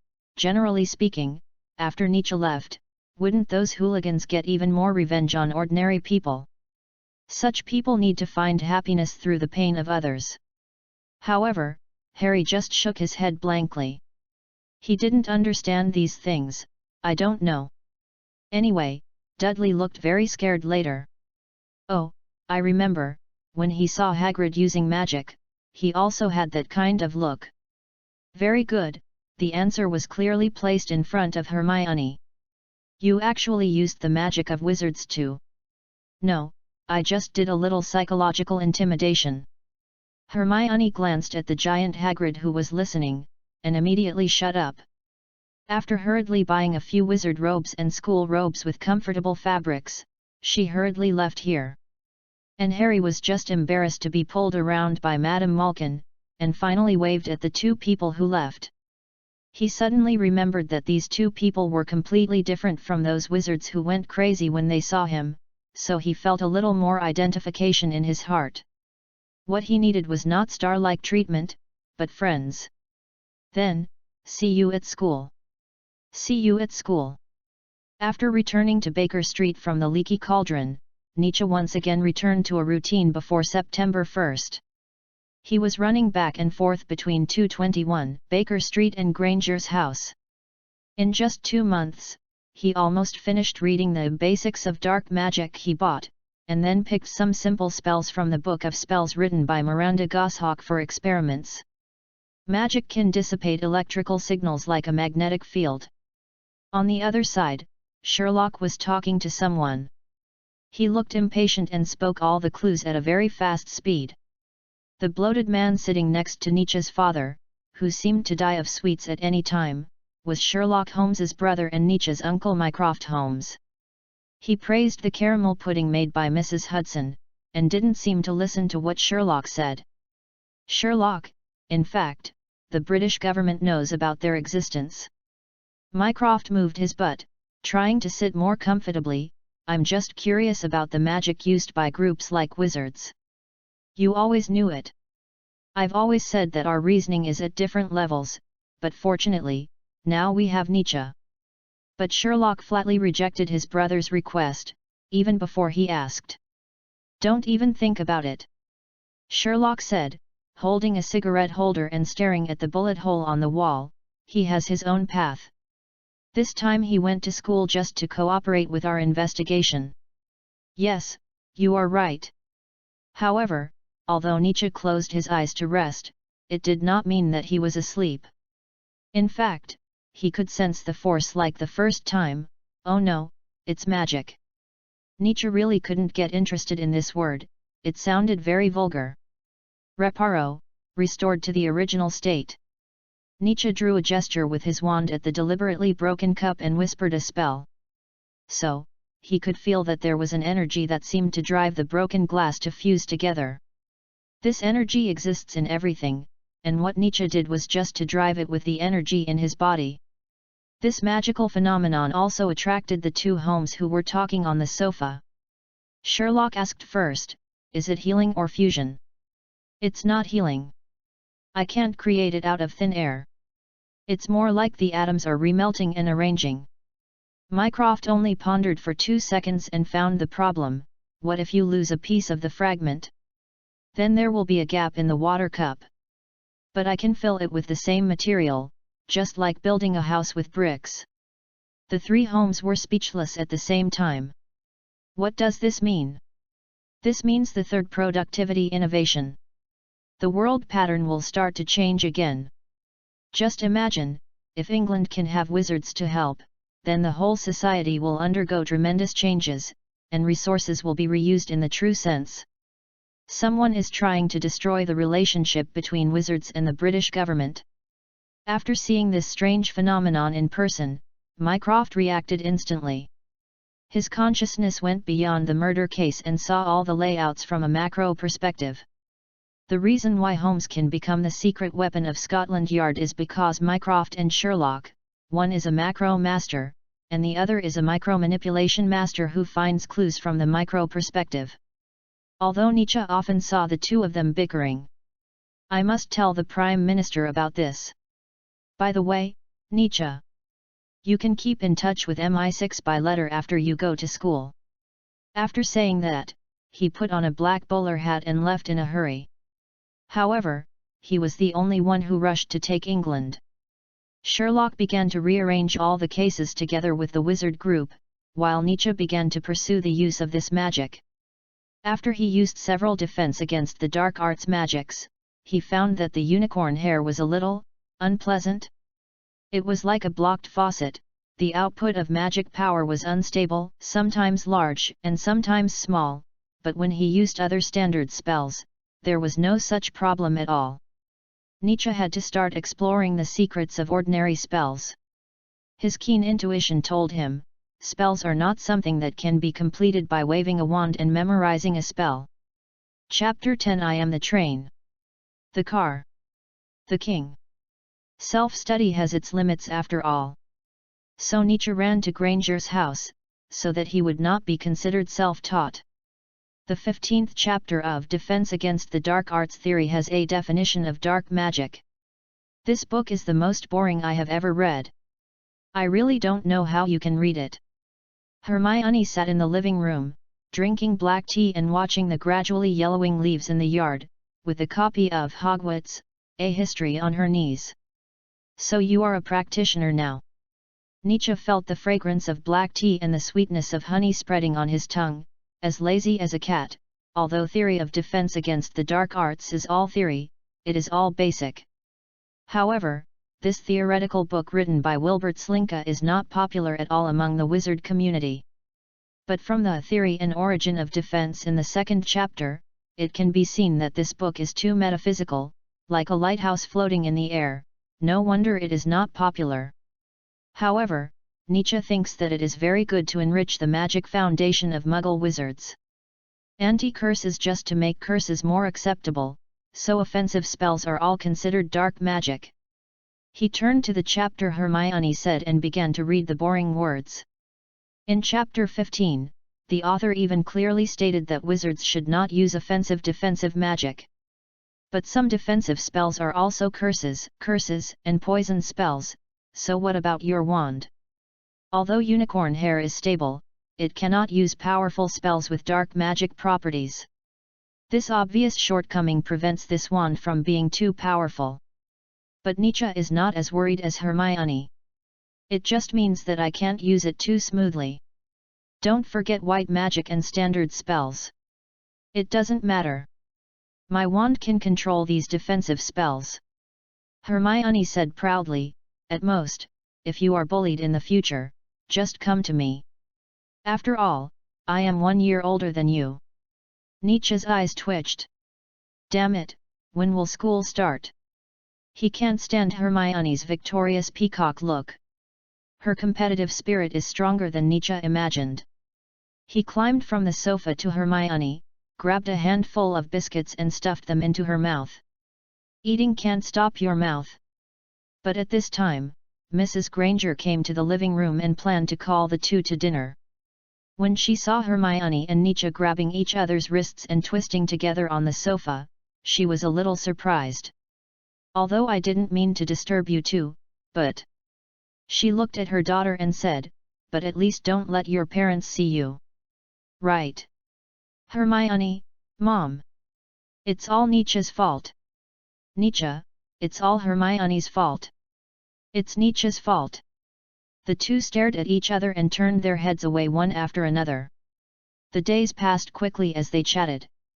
On the morning of September 1st, Nietzsche and Hermione came to the King's Cross station in the envelope and were struggling to find the platform 9. Hermione was like a headless fly, dragging her luggage from beginning to end, but she didn't see the sign of 9. Do you think wizards who are isolated from the world will hang signs on the road where ordinary people walk? Nietzsche looked around, 4 pillars on each platform. Hermione suddenly came to her senses and took over the conversation, so it's the first pillar of platform 9. It should be correct. But a new problem arises, how do they get in? Nietzsche carried a bird cage and looked at the 4 supporting pillars of platform 9 with Hermione at a loss. After a while, Hermione even began to doubt Nietzsche's reasoning. But fortunately, help came. This place is full of muggles. A short and fat woman was talking to 4 red-haired boys. They all had an owl, and there was a red-haired girl behind them. The word muggle immediately made the 2 of them perk up. So the Grangers and the Watsons saw the 4 boys pushing their suitcases and crashing into the dividing pillar between platform 9 and platform 10 at a high speed, and then disappeared. Aha, they found it. So, go. Nietzsche turned his head and looked at the Watsons. Go. Be safe. Watson raised his eyebrows at his suitcase and deliberately coughed a few times. If you need help, open your treasure chest. Compared to the Granger family, there was less sadness between them. Mary and John Watson simply thought that it would be a blessing if their children could behave themselves and not cause trouble on the first day of the new school. Hermione looked behind her, then turned her attention to her parents. She felt more uneasy than Nietzsche. You know, it was a bit unfair for adults and children for a 12-year-old child to leave the city and go to a truly strange world. I will be back at Christmas. Mrs. Granger would not have wanted Hermione out of her sight if it weren't for the fact that the magic in her daughter's body would cause life problems. Protect yourself, don't make your relationship with your classmates too bad. Mr. Granger didn't say much while his wife was nagging her daughter. After hugging Hermione gently, he turned his attention again, pulled Nietzsche's shoulder and whispered, you know, she is not good at interpersonal relationships, so if there is anything, just write to me. Mr. Granger knew Hermione's character. If she encountered any grievances, she would definitely keep it in her heart. Although this is very common in the adult world, as his daughter, there can be a little exception. Be like a man, don't let the lady stand in front of you. This is actually the definition of capitalist society, Watson, don't forget the case of the disappearing bride. Nietzsche said in a rough voice, imitating Sherlock's demeanor and making faces at his father, besides, she is 1 year older than me. Of course he would help her, although Hermione always disagreed with his approach. But sometimes, acting first and asking for permission later is still very effective. Under the gaze of his relatives, Nietzsche, holding the birdcage in his left hand and dragging the luggage in his right hand, took the lead and rushed into the 9 platform. The instinctive fantasy did not come true. He did not feel any obstruction. The space was immediately expanded. A crimson steam train was parked next to the platform. There was a slogan on the train, Hogwarts Express. The sound was very noisy. In addition to various people wearing wizard robes, there were also pet cats of different breeds running into the carriage with the crowd. Before Nietzsche could carefully observe the entire smoke-filled platform, he was suddenly pushed on the back. What's wrong? Hermione shrugged her nose, frowned and waved her palm to disperse the thick steam in front of her. Nietzsche didn't speak, he concentrated his mind, everyone's face, conversation, appearance gathered in his eyes, including but not limited to Harry, who was surrounded by several red-haired boys and got on the carriage. And a boy with golden hair, looking at the passers-by around him arrogantly. Nothing, I'm just waiting for you. Nietzsche shook his head and shook off the messy information in his mind. It was a rare morning in England when the sun came out. The two of them carried their luggage and boarded a train to the unknown.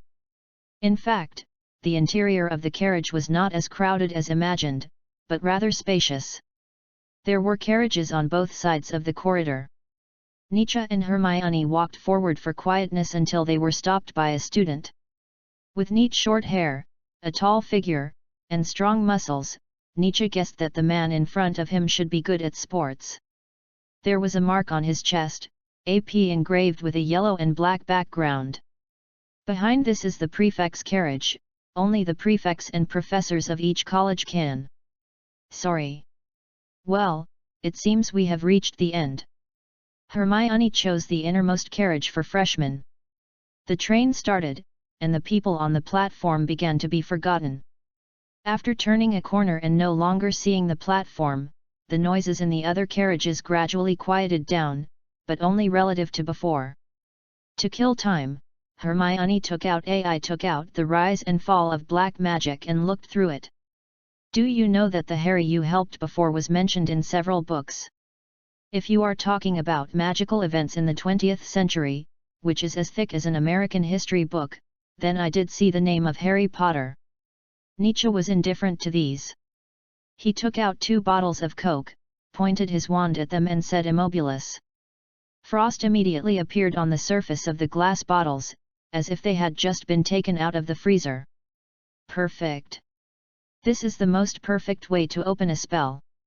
The names given to spells by wizards are not just literal meanings, such as the freezing spell. This spell can cool, but this is only a side effect. It can paralyze animals, and they look like they are frozen. Nietzsche lifted the linen on the birdcage and pointed his wand at the owl in the cage. Before Hermione could react, the owl, which was jointly funded by Hermione and Nietzsche, stopped moving. What are you doing to my Mercury again? Hermione had just taken her eyes off Nietzsche for only 10 minutes when something happened. It's ours. He looked at the owl, which was still flapping its wings in the previous second, and said uncertainly.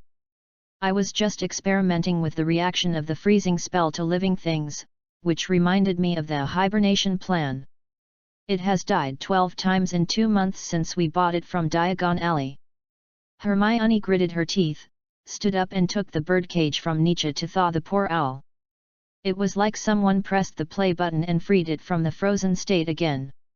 The movement of the previous second and the next second did not cause awkward connection due to the freeze. Why so serious? Shut up, you are not the Joker, And I am not Batman. Hermione was too lazy to pay attention to him and started reading again, but this time, she held the birdcage next to her butt with her other hand. The carriage finally settled down. The sun shone through the window onto the girl's brown hair. She bit her lips and silently recited the contents of the book. But Nietzsche always felt that this scene was somewhat similar. Wait. Isn't this what Watson and Holmes look like at home? Thinking of this, Nietzsche cast a pitiful look at Hermione. It's a pity that she looks the same as Watson. Excuse me, may I ask, have you seen my Toad? The carriage door was knocked, and then opened a crack. A round-faced boy showed half of his body and head with a sad face. When he saw Hermione lift her curly hair behind her ears, he was stunned for a moment. But when he looked at the books in the hands of the two, his mind became even more confused. Wait, that doesn't seem to be the book list prepared for the first grade, right? What the hell, is Hogwarts so curly now? No. Just as the other party was about to close the sliding door in disappointment, Nietzsche stood up. Like Hermione, he always felt uneasy when he thought of the unfamiliar magic school. Even if he memorized all the official and unofficial history of the school, he still couldn't feel safe. However, the opportunity came to his door. If you don't mind, we can help you find it together. He immediately changed from his casual attitude to a warm and humble look. Thank you. My name is Neville Longbottom. Nietzsche turned his mind and blinked at Hermione, who immediately understood what he meant. The Longbottom family is one of the 28 sacred families. Nietzsche, who had his right to use Mercury confiscated, planned to go out for a walk. So Hermione covered the book and put it away. Really? But you are right, this is indeed a good reason. Neville Longbottom, did I miss something just now? Did they talk to each other just now? Attempt to connect to the shared brain. The connection failed. However, it is always a good thing to have enthusiastic people willing to help you. Nietzsche put on his windbreaker, picked up the metal cane from the corner, put on a felt hat and walked out with Neville. He took the initiative in his hands in just a moment. Are you a noble? Neville looked at Nietzsche's temperament and shrank his head. No, I'm just an ordinary muggle wizard. Hey, it's okay. I thought you were from a family like Malfoy. Malfoy family? Are there nobles among wizards? Hermione squeezed beside Nietzsche and gave full play to her specialty curiosity. She didn't pretend at all, and it was this curiosity that gave the originally timid Neville Longbottom some confidence. Poor Neville Longbottom was willing to be played around by Hermione and Nietzsche. He smiled and said, "Of course, but most pure-blood families like Malfoy have produced many dark wizards. If you ask me about this, it's right. My grandmother said that my parents were heroes who suppressed families like theirs." Chapter 11 Holmes and Watson. The entire Hogwarts Express train presents warm colors. The front carriage is for prefects, while the back is for other students. Each compartment is not as small as it looks, and the corridor was not just enough for the conductor and the trolley like in ordinary trains, but much more spacious. Nietzsche counted and found that there were about 5 carriages in total. Oh, you must be talking about the mysterious man in magical events of the 20th century? Hermione immediately started to associate it with the resistance mentioned by Neville. Yes, almost many people lost their lives for this. Neville began to hesitate, and his hand knocking on the door stopped with fear in his eyes. Even my parents just survived. And Nietzsche just skillfully put his hand on his shoulder. The kind of reasonableness he showed at this time was something Hermione had never seen before, or rather, if she and Nietzsche were not familiar with each other, she would not be able to see the traces of his performance at all. That kind of instant empathy. They are heroes, Neville, so what is the origin of the Malfoy family you are talking about? Hermione squinted. This familiar speech seemed to be the same when Nietzsche first transferred to her class. Neville was comforted by him and felt much better. He said with an angry tone. Humph, you know who's lackey. There is a rumor in the magic world, even if you know that Malfoy killed someone, you will never find their fingerprints on the murder weapon. In fact, it is true. Hearing this, Hermione always felt that he was some kind of villain who could cover the sky with one hand. Like the behind-the-scenes man in a politically colored movie, or a disgusting lawyer who walks on the edge of the law.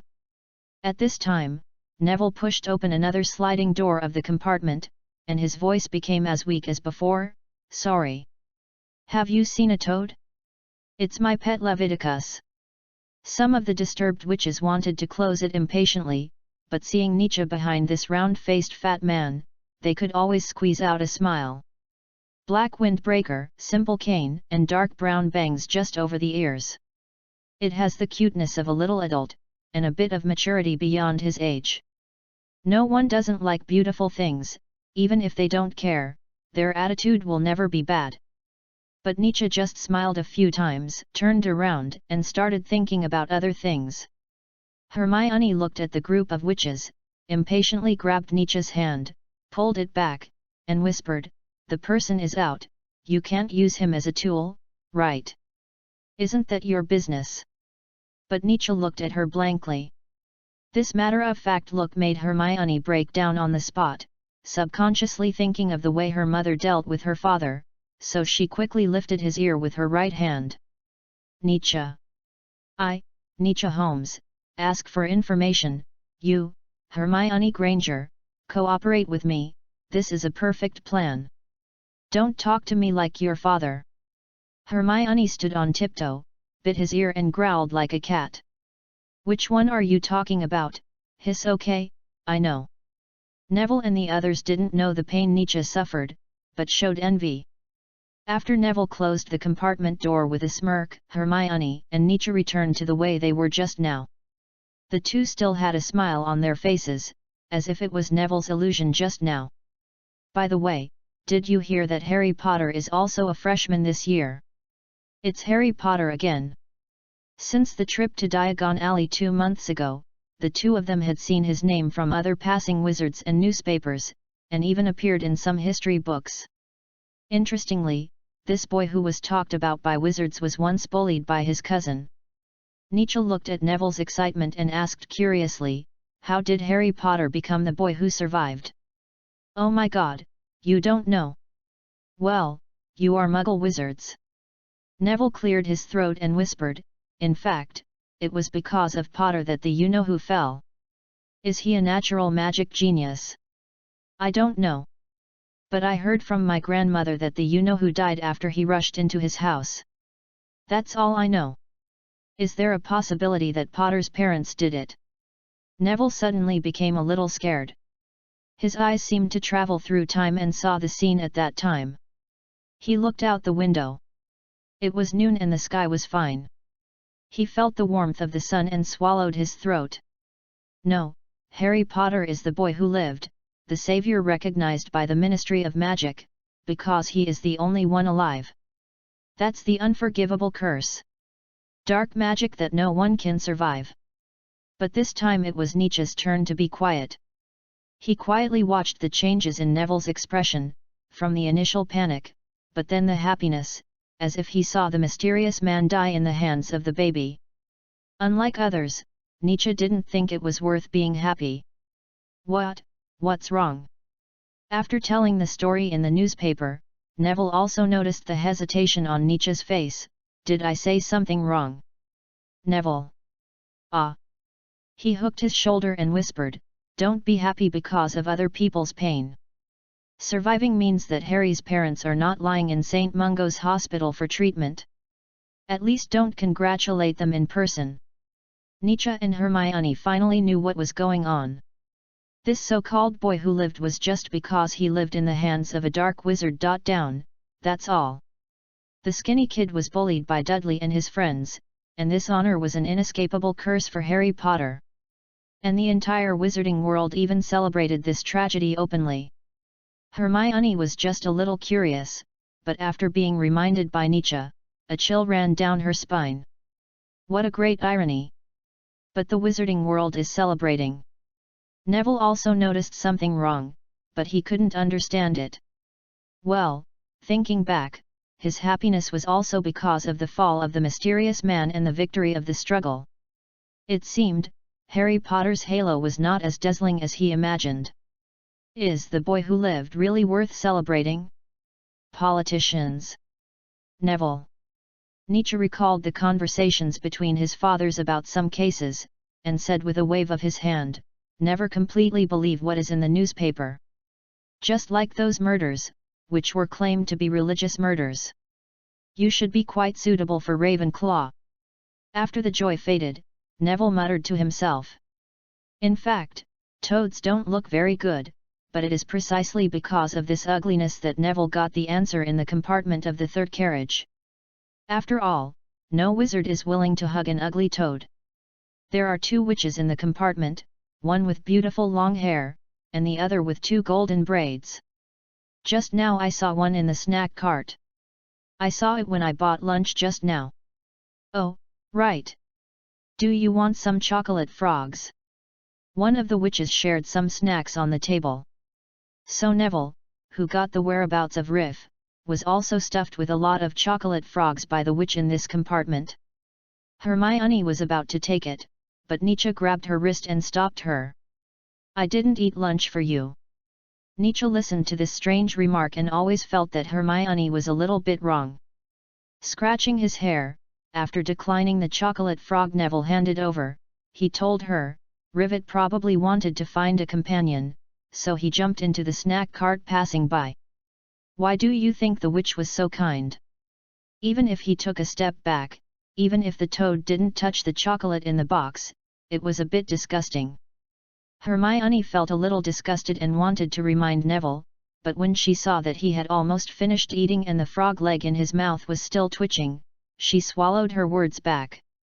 Nietzsche asked, "Aren't you going to remind him?" Hermione, forget it, he's finished eating, do you still want him to be disgusted and vomit? Well, she didn't do anything bad, nor was it a bad taste, but she stood on Neville Longbottom's side to give him a heads up. If they didn't say it, everyone would be happy. If they said it, Neville would be more or less disgusted after eating the chocolate frog touched by Leaf. When they passed by the witch selling snacks, the facts proved that Nietzsche's speculation was not wrong. The slippery toad was indeed digging in the pile of snacks. It thought its companion was locked in. "Live, come." Hermione quickly drew out her wand after seeing the appearance of the animal. The flying spell can make objects and living things fly to the caster. In common sense, the greater the magic output, the larger the life form that can be controlled, and the caster must also know the appearance of the summoned object. At the end of the carriage, the toad that was about to enter the employee utility room with the cart was lifted up from a pile of chocolate by a force and passed through the long carriage and the crowd in the corridor. Suddenly, 3 people fell out of the compartment of the carriage, and one of them was bitten on the finger by a mouse. Unfortunately, Hermione, who was not very skilled in using spells, made the trajectory of the summoned creature shaky, so the toad hit the face of the blonde boy in the middle. In addition to the slippery mucus, there was also a little chocolate sauce, all stuck to Malfoy's face. The miserable situation made Nietzsche couldn't help but shrink his shoulders and close his eyes. Sure enough, after a 3-second roar, the intercepted toad was pinched by the man and fell to the ground, rolling and crawling to Neville's feet. "Ah! Luffy!" Neville's eyes were full of it. Hermione's face was full of embarrassment. Now with the roar, the onlookers who poked their heads out of the compartments around them shifted their eyes from the 3 people to Nietzsche and the other 2. "Oh no, you're in trouble." "Who knew they would fall in the middle of the corridor?" Hermione said frantically. Now the pressure shifted to her. When had Hermione ever been stared at like this? This was even more terrifying than standing in front of a group of teachers at school to record her statement. Longbottom. Malfoy. Chapter 12, 28 Sacred Families. Malfoy fell out of Harry Potter's compartment.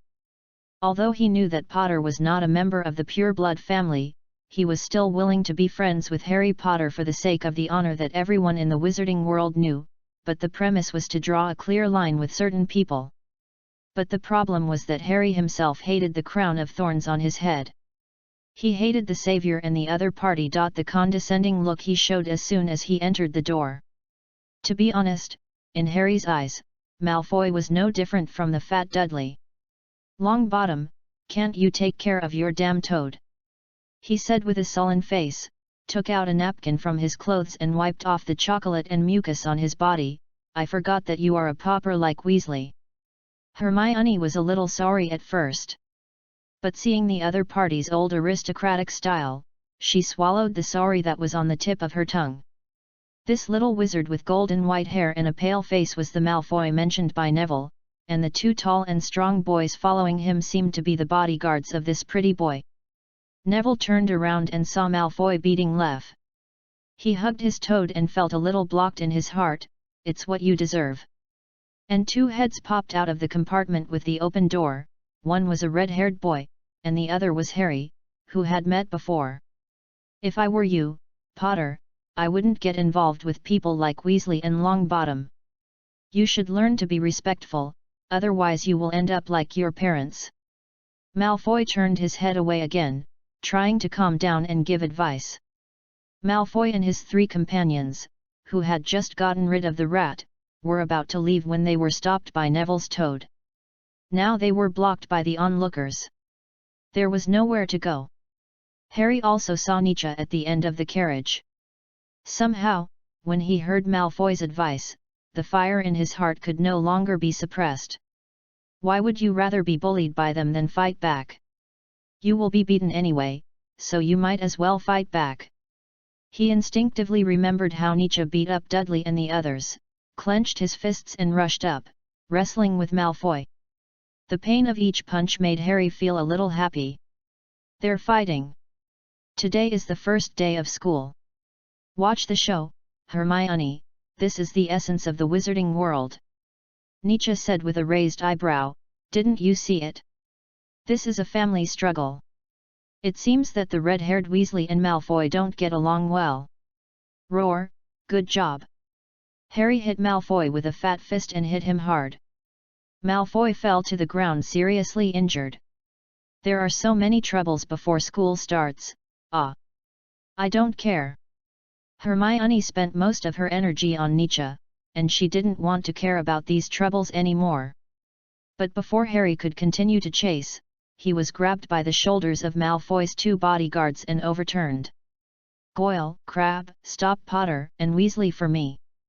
Malfoy ran to the end of the carriage like a scratched peacock, with his tail drooping. Longbottom, get out of my way. Of course, there are two ends of the carriage, but there are also two tall red-haired men blocking the way on the other side. So Longbottom stood there stupidly, startled by the sudden fight. Malfoy, holding his stomach, rushed to him in a panic and tried to push him away and leave. Unfortunately, Longbottom was only pushed and staggered, but did not move away. Because Nietzsche, who was standing behind him, supported his back with his right hand. Are you deaf? I said get out of my way. And you two mudbloods. Nietzsche and Hermione's clothes were still the clothes of the Muggle world, which was different from those of Longbottom, who came from wizard families. It could be seen at a glance. Longbottom, don't let Malfoy run away. The Weasley who was pressed to the ground by Crabbe and surrounded by a mouse shouted hurriedly, you fell into my hands, it's your bad luck, you can't run away like your dad now. Hey! Stop him, George! Let's go stop Percy! The sound was not only Malfoy's howling, but also the other two red-haired boys were shouting. Everything is in chaos. The protagonist that almost the entire carriage was talking about, Harry Potter, seemed to know the Muggle wizard behind Longbottom. He only heard him roaring angrily at Malfoy. I'll let you know whether my parents deserved their fate. Malfoy! Don't get involved. Hermione rubbed her brows and whispered. Nietzsche looked at Harry with a face full of satisfaction and laughed wildly. Finally, Harry, who didn't even dare to fight back when he was beaten, finally took the first step. Nietzsche felt that the punishment of being transferred to another school was more or less worth it. People are most hopeful only when they stand up on their own initiative. Even if the thin Harry is like Sisyphus pushing a boulder up the mountain in the battle, he is still a strong man who dares to challenge authority. You said that this is just to obtain intelligence and power in the magic world. Don't be punished on the first day of school. Compared with the conservative Hermione, she just leaned against the window and said. At this time, Weasley lay down beside Goyle and bit his hand like his mouse. Goyle's hand loosened in pain, and Harry took this opportunity to break free and climbed up from the ground. Malfoy, who was forced into a corner, shook his fist, and saw that Nietzsche had no reaction, so he gritted his teeth and smashed it out. But Nietzsche did not dodge, as if he was scared silly. At this moment, Hermione sighed, shaking her head helplessly, sighing at Nietzsche's cunning, while pulling out her wand. Immobilis, freeze. Malfoy's frame was frozen, his fist steadily stopping at the tip of Nietzsche's nose. Only 2 centimeters away, he could make Nietzsche's nose bleed, and then take 3 steps back to make way. Unfortunately, all these movements were stopped by Hermione. You can use spells. Neville was a little shocked. Who is the Muggle after all? Not very skilled yet. Hermione smiled embarrassedly. After all, our parents are not wizards. Yes, this was also in Nietzsche's calculations. He just didn't hide on purpose. Whether it was Neville Longbottom, who seemed a little timid, or Hermione beside him, it was a good thing. If an event with a very low probability was triggered, it didn't matter if he turned back and fought back with the pain in his nose. Thank you. Miss Rule-Abiding, who suddenly doesn't respect the rules so much. You did it on purpose. Your wand is clearly hidden in your sleeve. Nietzsche just sniffed, didn't refute, pretended not to hear. As long as the result did not deviate from his plan, it was enough. Through Hermione's repeated scratching of the surface of the vinewood handguard with her nails, and her slightly dodging eyes, it can be clearly seen that Hermione is actually a little excited and secretly happy. Since she dared to testify for Nietzsche alone, it shows that she also has a natural sense of adventure in her heart. This is like a rebound. How closed Hermione was before, so she will definitely vent in some places. You two, leave Harry and that unknown friend immediately. Nietzsche walked to the front with a cane and ordered leisurely, why are you still standing there, waiting for Neville to carry you away? Goyle and Crabbe looked at the wand in Hermione's hand and retracted their hands. While dragging the immobile Malfoy and brushing past several people, they did not forget to leave harsh words. We remember you. So, do you know who I am? Goyle and Crabbe shook their heads blankly. You dare to say such harsh words when you don't know who I am? Nietzsche raised his metal cane and pretended to hit him. As soon as he raised it, the 2 fat guys were so scared that they dragged Malfoy to their own compartment. The farce ended before the prefects arrived. The 2 tall red-haired students were the most excited. Leopard. Leopard. Stop making a fuss, George. Help me, I feel like Crabbe broke my waist. Ron, although you were beaten badly, you are very Gryffindor. And I am Fred, he is George. Get out. Ron, who was helped up, panted against the window, his face was as red as the hair on his head. Harry was shaking a little because of excessive excitement, and his legs were shaking because of the surge of adrenaline. Although he looked miserable, the punch on Malfoy's stomach was very satisfying. Who asked that idiot to talk about his parents? Nietzsche clapped his hands and said loudly with a look of surprise, Congratulations to our King of Trains Hermione Granger, she calmed down the riot on the Hogwarts train. Ahaha, now more than half of the people in this carriage know the name of this girl with brown curly hair and chocolate eyes. She was really handsome when she took out her wand decisively. She is really worthy of the title of King of Trains.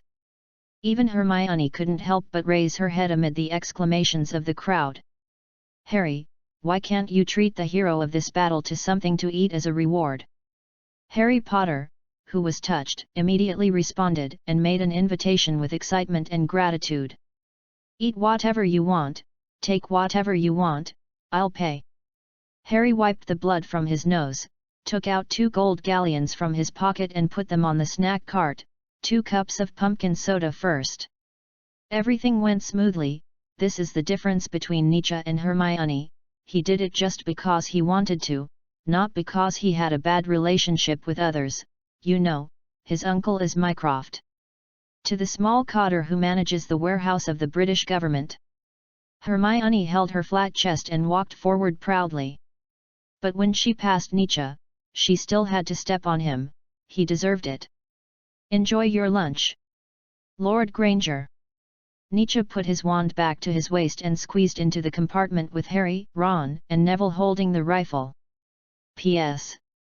The Fox is too lazy to change too much about Hermione, Harry, Ron, Neville, and other characters for the time being, so it will be based on the original novel's character settings, and expand and improve the character settings without OOC.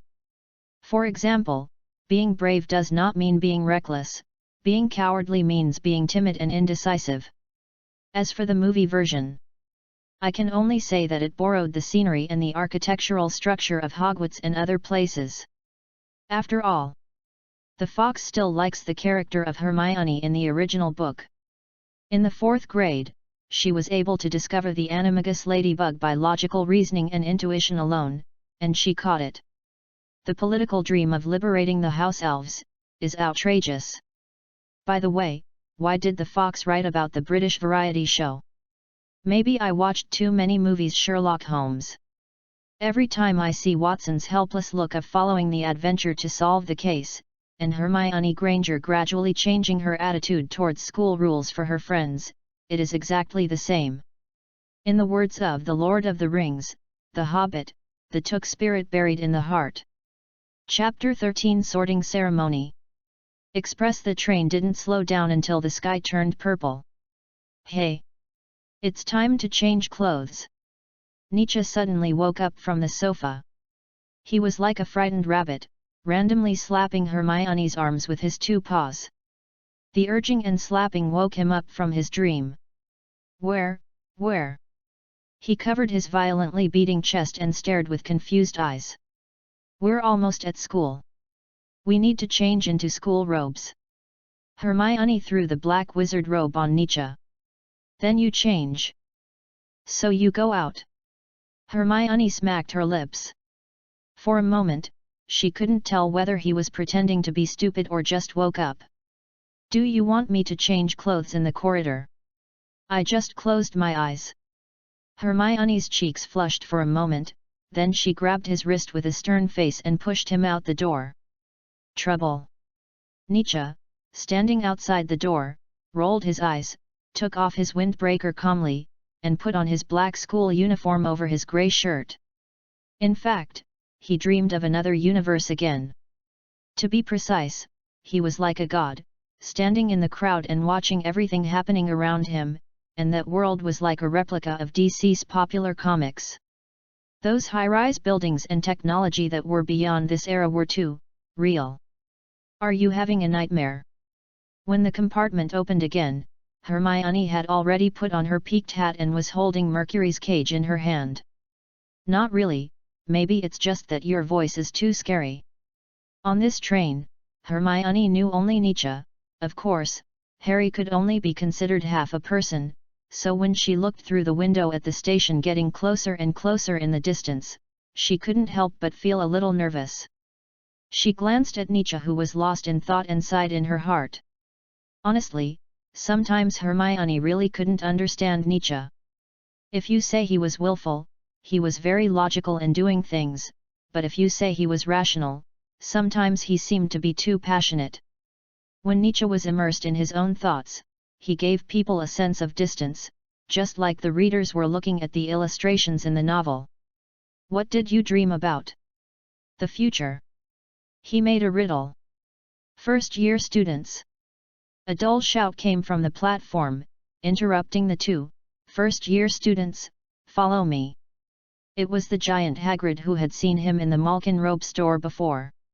He stood in the cold wind with a lantern. The damp fog and cold wind couldn't even make the flame flicker a few times. It was as if the fire would never go out. After getting off the train with his luggage, Nietzsche followed the crowd on a bumpy stone road. The road was dark on both sides, and occasionally a few frog calls were heard. The magic world is probably controlled by some wizards who believe in bloodline theory. It's just that a small part of them fell because of the magic war in Britain in the 20th century. As for the hostile relationship, you can refer to Weasley and Malfoy. It doesn't matter what you dreamed about, Hermione, what's important is the revelation. The two of them lowered their heads and followed the end of the surging crowd. Is there a possibility that you just read too many superhero comics? Hermione's eyes were like a mother looking at her son who was trapped in adolescent fantasies. The tolerant and helpless eyes made Nietzsche shudder. You know the recent series of murders in Britain? Uh-huh. The murderer is a wizard. He pressed his hand and signaled Hermione to lower her voice. From Ron Weasley, it can be clearly understood that Malfoy and his group started as dark wizards. That doesn't make sense. I mean, it could be any dark wizard. However, Nietzsche knew much more details than Hermione. He began to sort out the thoughts in his mind gradually. It's not a religious murder, but someone is destroying the relationship between wizards and the British government. Nietzsche took out a magic card from his pocket that came with the chocolate frog. The character on it was an old man with a white beard, and the reason Harry gave it to him was because the other party already had one. The silver-haired old man with a crooked nose and wiping his half-moon glasses was Albus Dumbledore. Nietzsche turned the card over and handed it to Hermione. The current headmaster of Hogwarts, the greatest wizard, defeated Grindelwald in 1945. Hermione finally saw the handwriting on it in the moonlight. He is indeed the most pro-Muggle wizard. The mysterious man died in 1981, and since then, Malfoy has backed off. You mean, the murderer may be related to Malfoy? Hermione's logical thinking is not bad, so she reacted quickly. Not entirely correct. Nietzsche hesitated, paused, and continued, I think it is related to the entire faction that supported you-know-who back then. After you-know-who fell, the wizards who believed in blood superiority retreated behind the scenes, and at the same time, pro-Muggle wizards came to power. But even with this inference, there are still many doubts. The problem is that from Ron and Neville's chat, we can know that wizards have no idea about the development of the outside world. How can they know the top leaders of the Church of England? Where do you live? Not to mention wizards, even ordinary people can't know. But the mysterious man is dead. There is no reason for them to risk being discovered and murder a few ordinary people. Yet, Nietzsche had a headache. But anyway, he would send the known information to Mycroft and Sherlock tonight. So, this is why you are so scared. No, yes, that's about it. Hermione pursed her lips and looked at Nietzsche standing on tiptoe behind the stopped crowd. She knew that the other party was not completely because of this matter. The way he looked in the car could not be described as scared. Compared to the usual Nietzsche, he seemed to have been drained of all positive emotions at that time, and only despair remained. The way he shivered and curled up in the corner. No more than 4 people on each boat. Hagrid's loud voice overwhelmed everyone, we are already below Hogwarts. Hermione raised her head, and the sky was completely dark at this time. On the shore of a wide lake, a castle stood on the edge of a steep cliff, and the neatly arranged windows were all emitting orange lights. This was finally good news for her. Hogwarts was closer to a fairy tale than she had thought on the train. As the last to board the ship, Hermione and Nietzsche were lucky enough to squeeze into a wooden boat alone. When they traveled a certain distance, Hermione could feel the ivy curtain above her head caressing her head. Finally, they arrived at the dock below the castle. Don't think about those things for now, be happy. Hermione looked at Professor McGonagall, who was wearing an emerald green wizard robe in front of the oak door, and was a little nervous. It's better to think about the sorting later. Well, as the one who got into trouble on the train and was the most serious, she suddenly regretted it. Teachers seemed to have a natural suppressive power for Hermione. But after Professor McGonagall looked around seriously, he didn't deliberately stay on her for a long time, so Hermione was relieved. "You're about to tear my uniform, Leroy. Even if you don't speak, I won't treat you as dumb." Nietzsche. Hee. I think Neville is right. You are really suitable for Ravenclaw. Nietzsche smoothed the hem of his robe that was wrinkled by her. It is said that this college is full of mavericks. But who is Hermione? She and Nietzsche quarreled for 2 whole years. Are you talking about yourself? Hermione laughed as she walked up the luxurious marble staircase. Oh, no, maybe you are more suitable for a place like Slytherin. There is no reason for that. Tisk tisk tisk. Nietzsche, why did you deliberately not fight back on the train? Admit it, you are a guy who will do anything to achieve your goals. But I didn't hurt Neville, nor did I hurt you. I think this is my credit, so I don't need to say thank you. For the subsequent ceremony, Professor McGonagall carefully mentioned the 4 colleges of Hogwarts again. After making sure that everyone had finished tidying up, she took them out of the empty room next to the hall. Through the hall, behind a door is the auditorium. There are 4 long tables in the whole space, half of which are filled with senior students, and the other half is for freshmen. The candles on the table are suspended in the air, and the tableware on the table are all glittering gold plates and crystal clear high-footed glasses. Hermione thought she had mistakenly entered some old aristocratic banquet. There were some white ghosts floating above the 4 dining tables, and the arched ceiling at the top was exactly like the starry sky outside, as if all the students were dining under the stars. That's Principal Dumbledore. Nietzsche saw a silver-haired old man standing in the middle of the teacher's seat in the front. Quiet. Professor McGonagall moved a wooden chair in front of the freshman and put a dusty hat on his head. When I call someone, whoever wears it on his head. Then the dirty hat cracked a crack and recited the lyrics in a weird tone. Maybe you belong to Gryffindor, where the courage in your heart is hidden. Maybe you belong to Ravenclaw, where those wise and knowledgeable people can always meet their peers. Yes, it didn't sound like singing at all, but chanting. Nietzsche wished he could learn to close his ears and listen in 2 months, so that he wouldn't have to suffer. Hannah Abbott. The first person to go up was the silver-haired girl who had provided Neville Longbottom with the whereabouts of the toad. Her head just rubbed against the hat, and it screamed out the other party's affiliation. Hufflepuff. Terry Boot. Ravenclaw. Hermione Granger. The curly-haired girl standing next to Nietzsche walked up nervously. She took 3 steps and turned her head to look at Nietzsche. For her, this was like class division. If a good friend is not in the same class as her, will their relationship fade in the future? When a person is nervous, countless thoughts will arise. Well, it's really difficult. The voice of the Sorting Hat sounded in Hermione's mind. Its voice did not sound like that of an old man who had been baptized by the years. I have lofty ideals, I am brave, and I am also very smart. Will it offend the 3 founders at once? Forget it, they are gone anyway. Can you read minds? Hermione clasped her hands on the edge of the wooden chair. Of course not, let's put it this way, it's intuition. Human minds are too complicated, how can I understand them? I'm just a novice in painting. And I can barely classify each color. The Sorting Hat didn't know the change of time, and even curiously asked Hermione's attitude. So where do you want to go? I'm in the same house with Nietzsche. Which one? He's behind you, dear. The Sorting Hat muttered, although Slytherin is very suitable for aspiring little wizards like you, it is not recommended that you go.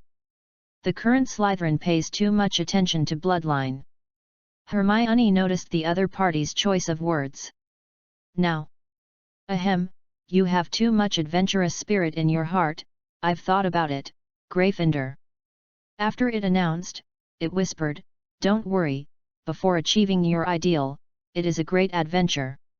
When Hermione put down the sorting hat, she found that everyone below was looking at her and whispering.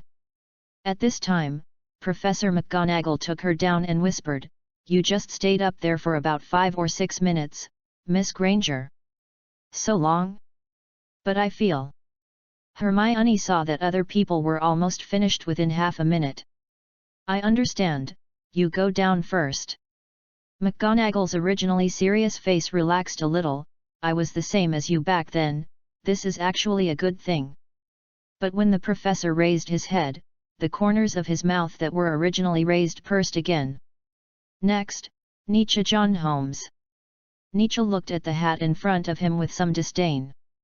He leaned his cane on the chair, resisted the urge to clean, and gently put it on his hair. The action was very gentle, completely different from those wizards who suddenly put it on their heads before.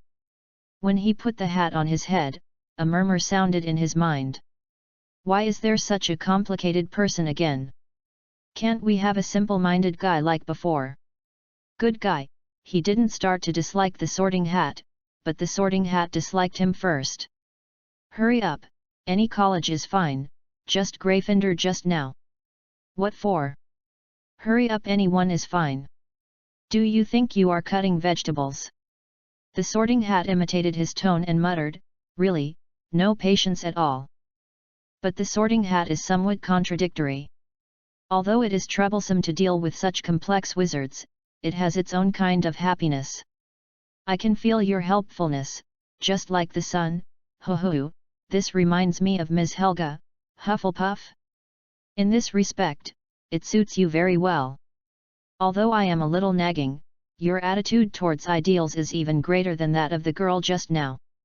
Although you don't like to pursue honor, believe me, Slytherin is also suitable for people like you." Trouble, why don't you chat with me for a few words, just talk about anything." The last second was still about the sorting, and the next second started to talk about family matters. Nietzsche responded in his heart, "What do you want to talk about?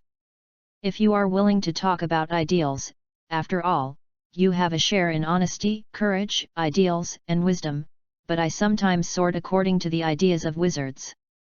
Ideals, unlike fantasies, are the goals that humans strive for throughout their lives.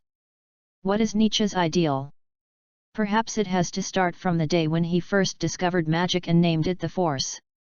Nietzsche, who was adopted by the Watsons, grew up in the Holmes family.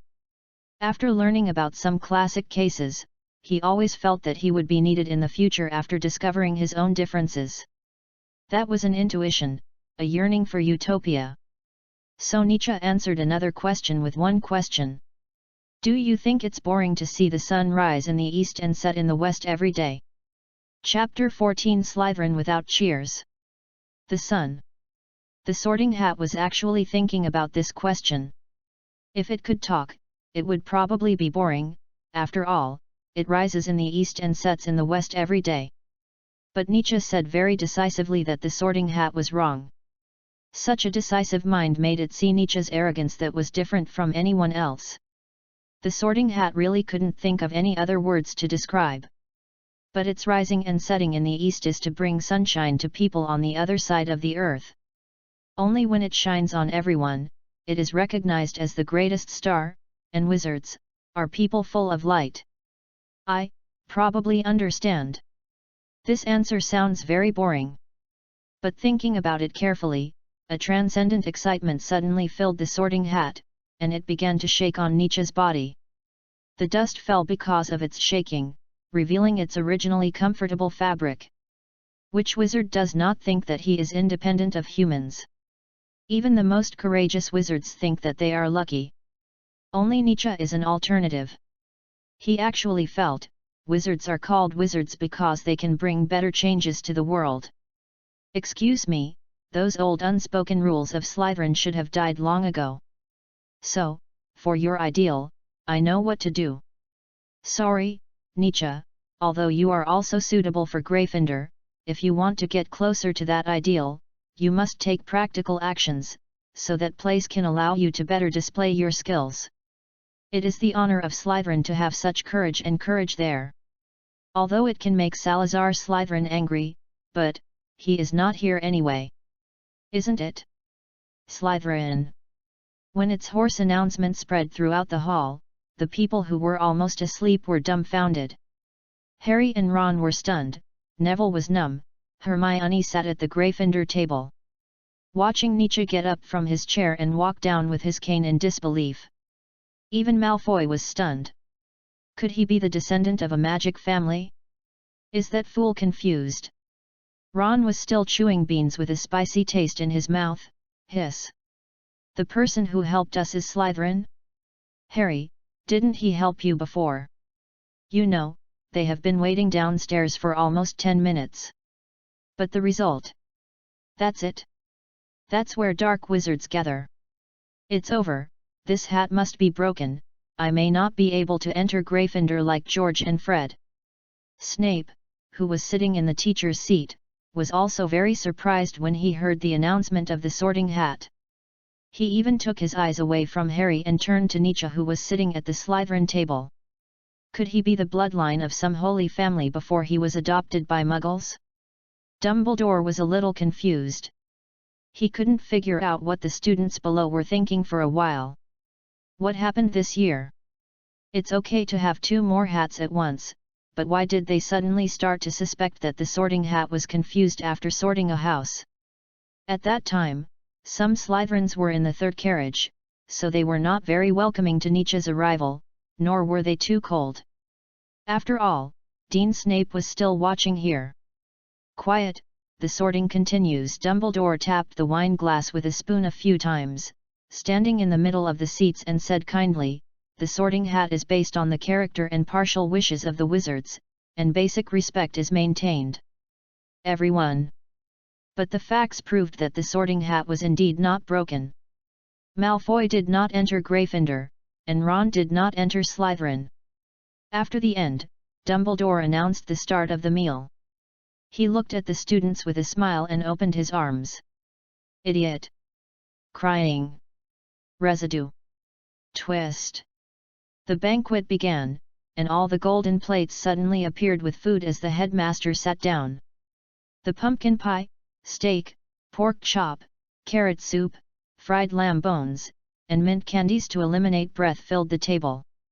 To be honest, Nietzsche thought there were only British delicacies here: fish and chips. What family are you from? Malfoy sat opposite Nietzsche, cutting steak slowly while introducing himself. I'm Draco Malfoy, my father is the school director here. It's interesting that the supporter of the mysterious man after the Wizard War can actually become a school director. This phenomenon is very interesting, and he will think about it carefully after he is full. Holmes. I haven't heard of it. Is he famous? Normally, my uncle only meets the Queen of England privately. Nietzsche directly scooped a spoonful of ketchup and poured it on the golden fried pork chop, but I heard that the Ministry of Foreign Affairs will not be able to do well without him. The Queen of Muggles. It's okay, right? Malfoy imagined how Uncle Nietzsche pointed his fingers in front of the Muggle Queen, and was a little excited. The Ministry of Foreign Affairs sounds very powerful. I heard that the Ministry of Magic seems to have similar professions, which are probably dealing with the ministries of magic of other countries. In short, those who can enter Slytherin are at least mixed blood. Then why are you still dealing with Muggle wizards? Malfoy turned his head and looked at the girl from Gryffindor. Hey! If I were you, I wouldn't stay with those people for a second. However, it was such a coincidence. Hermione at the Gryffindor table always looked at the Slytherins. When she found that Malfoy looked at her resentfully, her eyes, which were originally fixed on Nietzsche who was concentrating on eating, just collided with him. Looking at Nietzsche who was still eating without conscience, Hermione was already irritated. She was still explaining for him here. So, Hermione transferred the anger that belonged to Nietzsche to Draco Malfoy. Draco recalled the paralysis brought by the freezing spell, the feeling that almost put the brain into temporary dormancy, and made him turn around quickly. You need to see a doctor. What? I'm fine. Draco said, Her spell only lasts a few minutes. After swallowing the last piece of pork chop, Nietzsche stood up and looked down at the other person while grabbing the steak.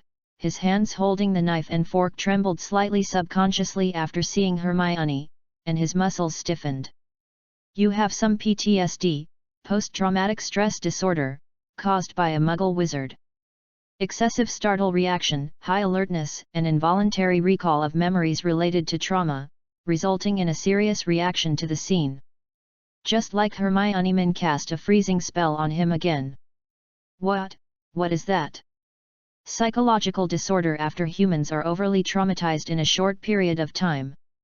Although Nietzsche was staring at him, his hand did not stop cutting the steak. It seems that the Malfoy family is very powerful. Not only that, it can be inferred that Draco is well protected. This is an excessive fantasy of reality, and the trauma caused by the gap. Draco's idea of the magic world in the family should be the kind of fantasy that the nobles have of serfs, but the reality is that the serfs not only did not kowtow to the slave owners, but also slapped the slave owners. Maybe. Malfoy was stunned by what he said. He didn't understand, but it sounded very professional. It was just that Nietzsche stared at him while cutting the steak, which made him a little chilly. Well, it seems to be stupid. Nietzsche made a point in his mind. Since it was stupid, it would be easy to deal with, which meant that he could get more information from Draco Malfoy. Look, he's talking to Malfoy. Ron held a chicken leg in his mouth and stretched his neck to look at the Slytherin table. Ron Weasley had a good first impression of Nietzsche. After Hermione and he returned to their compartments, he heard Harry recalling the Muggle schools. They were all about beating up people like Malfoy, so it couldn't be too bad. But the question is, how could a Muggle wizard enter Slytherin College? He must be trying to get you to say something. Hermione retracted her gaze and sneered. But you said Nietzsche was adopted. Is there a possibility that his biological parents are some wizards? Ron swallowed the woody chicken with difficulty and continued, Slytherin would never allow a wizard of Muggle descent to enter. Impossible? If Hermione was too nervous and didn't hear the Sorting Hat's nagging clearly, she would indeed be led astray. That's now. I heard the Sorting Hat clearly distinguish between now and before when talking about this. Maybe there weren't so many unspoken rules in the beginning of Hogwarts. Impossible, absolutely impossible. Hermione's strength in cutting steaks became stronger and stronger. Lavender and Parvati beside her felt their scalps numb when they heard the sound of the knife rubbing against the golden plate. Miss Granger admitted angrily that she did regard this piece of meat as Nietzsche. Why is this so? Why is she angry? She didn't know. Maybe it was because he was not in the same school as her. After all, children of this age are inevitably emotional, or maybe it was because she saw his nonchalant character. So you want to argue with me? Hermione stuffed a piece of meat sprinkled with black pepper sauce into her mouth and said vaguely, "Nothing is impossible in this world. I'm happy for you to be serious with me." Harry originally thought that the girl in front of him just wanted to take out a notebook to write this down. But what surprised him was that Hermione Granger took out a heavy book directly from her school bag, with History of Magic written on the cover. She had 2 copies of this book of wizarding history worth 2 galleons, one of which she carried with her and the other in her suitcase. In fact, Hermione was just worried that she would forget to bring the book to class, so she prepared a spare copy for each class. So Hermione slammed the book heavily on the table. "Are you crazy? Classes don't start until tomorrow." Ron wanted to slap himself twice. Why was he so talkative and competing with this kind of academic bully who could cast spells before school started?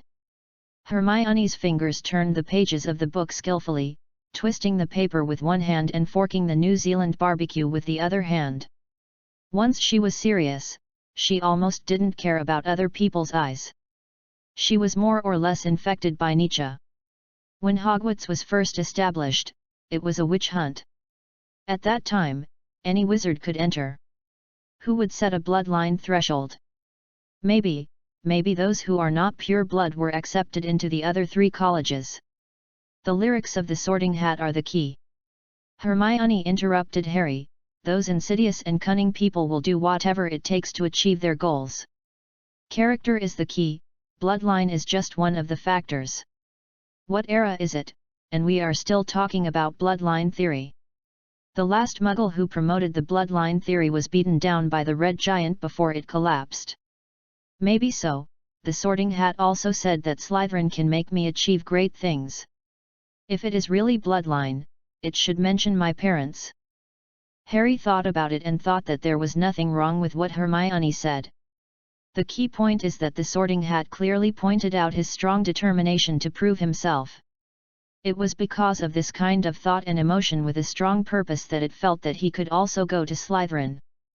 Thinking back, everything can be equated with those lyrics.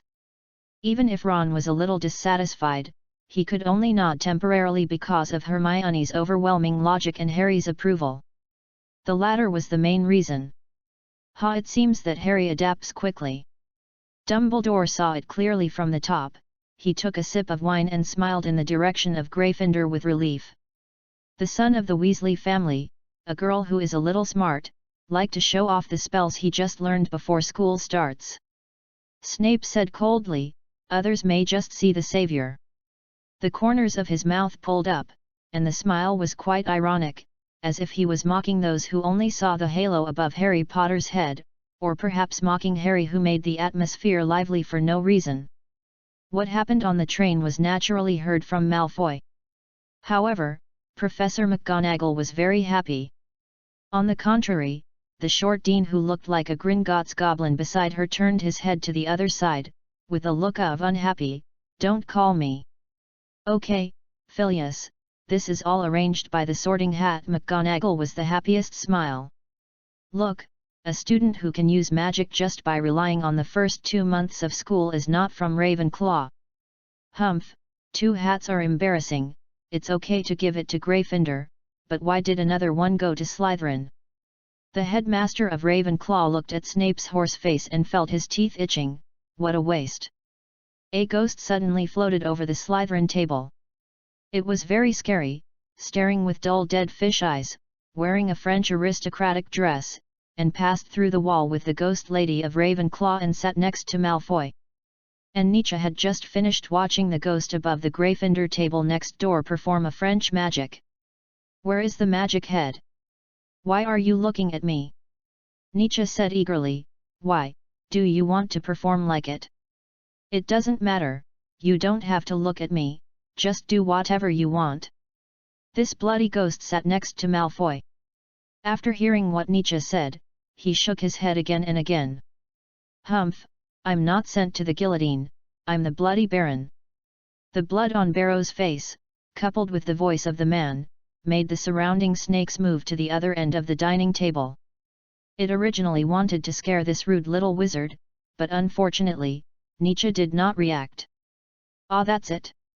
Nietzsche, who had experienced opening the refrigerator early in the morning and seeing a human head, not only did not feel hideous and horrible, but even wanted to laugh.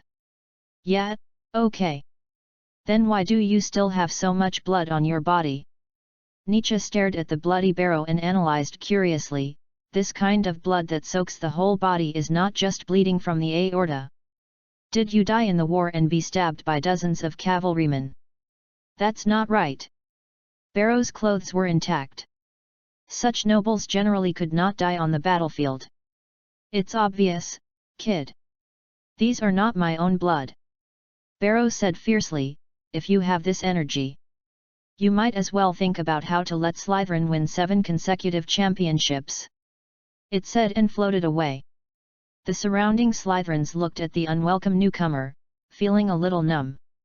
The Bloody Baron couldn't stand his probing gaze and ran away. Is this still the Baron that scared nearly headless Nick? Even Malfoy swallowed his throat involuntarily.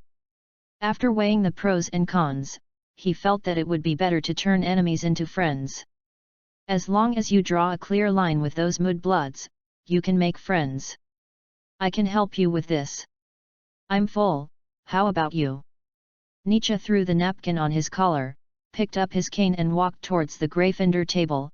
I'm going to chat with my friends, so I won't bother you anymore, see you later. This situation has never happened before. A Slytherin walked towards the Gryffindor table. Even some Slytherin wizards who have friends from other colleges in private dare not do this in public. This behavior is tantamount to putting oneself on the fire. Who cares? Nietzsche shrugged. Chapter 15 Slytherin Dungeon. Compared to the dull and quiet atmosphere of Slytherin, Gryffindor is the other extreme. One is extremely restrained and repressed, while the other is extremely flamboyant. After all the wizards had eaten almost everything, the staple food on the table was replaced by various desserts and fruits, including Hermione's favorite strawberry pudding. Just as she brought a small bowl of pudding in front of her and was about to start eating, another silver spoon immediately took away more than half of it. Don't you Slytherins have your own food? She turned around, and the words rushed out of her mouth before she could see clearly behind her. Just because she knew who it was, her words were so sharp. Don't you know a truth about food? Nietzsche said seriously, with a look of surprise, only the food in other people's bowls is the most delicious. This mentality actually works for me too. Abandon the dark and join the light. There are very few black wizards in Slytherin, and there is only Blaise Zabinai among the freshmen. Hermione looked in the direction of Slytherin. Well, in a sense, it is indeed not considered as abandoning the dark. It is really strange that a Slytherin actually mixed in with a group of Gryffindors, and it seems that he is doing well. The group of little snakes once wanted to see how Nietzsche was kicked out, but when they saw the two red-haired boys hooking his shoulders, the little snakes frowned tightly together. Can anyone tell them why the Sorting Hat sorted Nietzsche in? Draco, what is his background? A girl with curly hair like an explosion sat next to Malfoy. She had short black hair, a sharp voice, and an equally evil attitude. Inferior. She pulled away another Slytherin next to Malfoy, but the other party did not dare to complain. I don't know, you can have fun with him, don't worry about me, pansy. Draco raised his hands innocently and shook them, indicating that he should not care about himself. Maybe you will make him realize what is the reality. Strength and confidence must be won. Malfoy certainly did not think that the Sorting Hat put him into Slytherin purely because of the belief in the bloodline. On the contrary, people like them think that they are the real Slytherins. Lucien Bowl already dislikes him, but Prefect Gemma Farley doesn't want to get involved. Enough. Draco thought about it and felt something was wrong. Don't go too far, otherwise it will be too big and Snape will see it. In fact, this is all Goyle and Crabbe's attention. Pansy shook her hair disapprovingly, leaned slightly, and rubbed his shoulder. Let us deal with him. If possible, she would also like to teach that Gryffindor girl a lesson. It's always right to be steady. Goyle and Crabbe had a grudge on the train, and they held back because Draco wanted to recruit Nessie. And Prefect Lucien Bowl was disgusted by Slytherin running to the Gryffindor table. The grudge between Slytherin and Gryffindor is not comparable to the love-hate relationship between Ravenclaw and Hufflepuff. But Malfoy didn't care. He just hoped that Nietzsche Holmes could learn a lesson from what was going to happen next. The weak need to find a big tree to shelter from the sun, otherwise, they will be burned to death by the sun. Ha, this year's Slytherin freshmen are still pretty good. Dumbledore also noticed the little snake that mixed into the lion group and twisted his beard. Severus, he is much more cheerful than you were then. Dumbledore used his elbow to nudge him every once in a while, and Snape was a little annoyed. Yes, Nietzsche was just like his unkempt father, with the arrogance of a muggle. He looked down on wizards who were out of touch with society. When Nietzsche saw that he was talking and laughing with the girl from Gryffindor, his psychological impetuousness became more prominent. Humph! Oh, you are really brave. My name is George Weasley, and he is my brother Fred Weasley. Two red-haired boys who looked very similar walked around behind Nietzsche. One of them was on Nietzsche's shoulders, and his greasy fingers accidentally rubbed Nietzsche's shoulders, while another took out a few eggs from his trouser pocket and stuffed them into his pocket. "You are Fred. Hey? You can tell them apart." Fred was shocked. And Nietzsche pinched his earlobe and said, "Your ears are a little different, but most people can't notice it." "George. I don't have the habit of eating eggs before going to bed at night." George's eyebrows danced exaggeratedly, and he looked at the direction of Slytherin furtively and laughed. "Listen to me, friend, this is a stinky egg, not for eating. You will definitely be taught a lesson by the Slytherin group when you go back tonight. This little thing is our reward to the most courageous Slytherin." Compared to their younger brother, Ron Weasley, George and Fred didn't have too many particulars. Good is good, bad is bad, and it has little to do with the college. Fred said quietly, "If the effect is good, remember to find us in the future, 5 silver sick per group, we only charge 10 nuts for running away." Okay, Nietzsche understood. They are doing a small business, there is no reason not to sell to some Slytherin students. Wait, this is just the beginning of the school, we can't make any more trouble. Hermione protected the remaining pudding, and Nietzsche's spoon gave a warning growl as soon as it approached. She slapped the other party's hand from a tricky angle for the 4th time, and waved impatiently to drive it away. It was as if there was a buzzing fly in front of her. "In that case, you should go back quickly." "I'm fine. Don't be punished on the first day of school. Don't forget that your dean doesn't have a good relationship with Mr. Holmes." "Well, I now understand why Sherlock's father mourns Watson's father's marriage. I'm not your girlfriend either."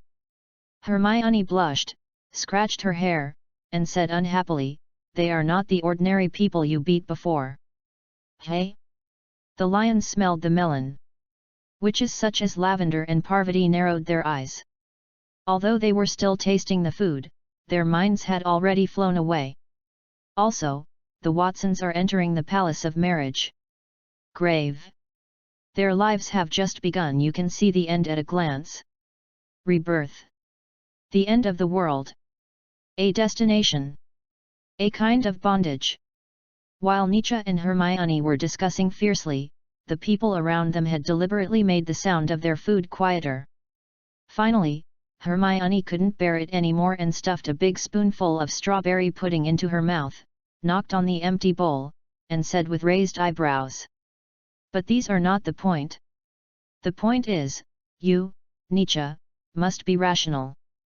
I don't want to tell the Watsons that their son was finally bullied at school when I wrote the letter. So you are worried about me?" Nietzsche made as if he had suddenly realized something. Hermione raised her head to refute, but when she saw his face, she couldn't help laughing.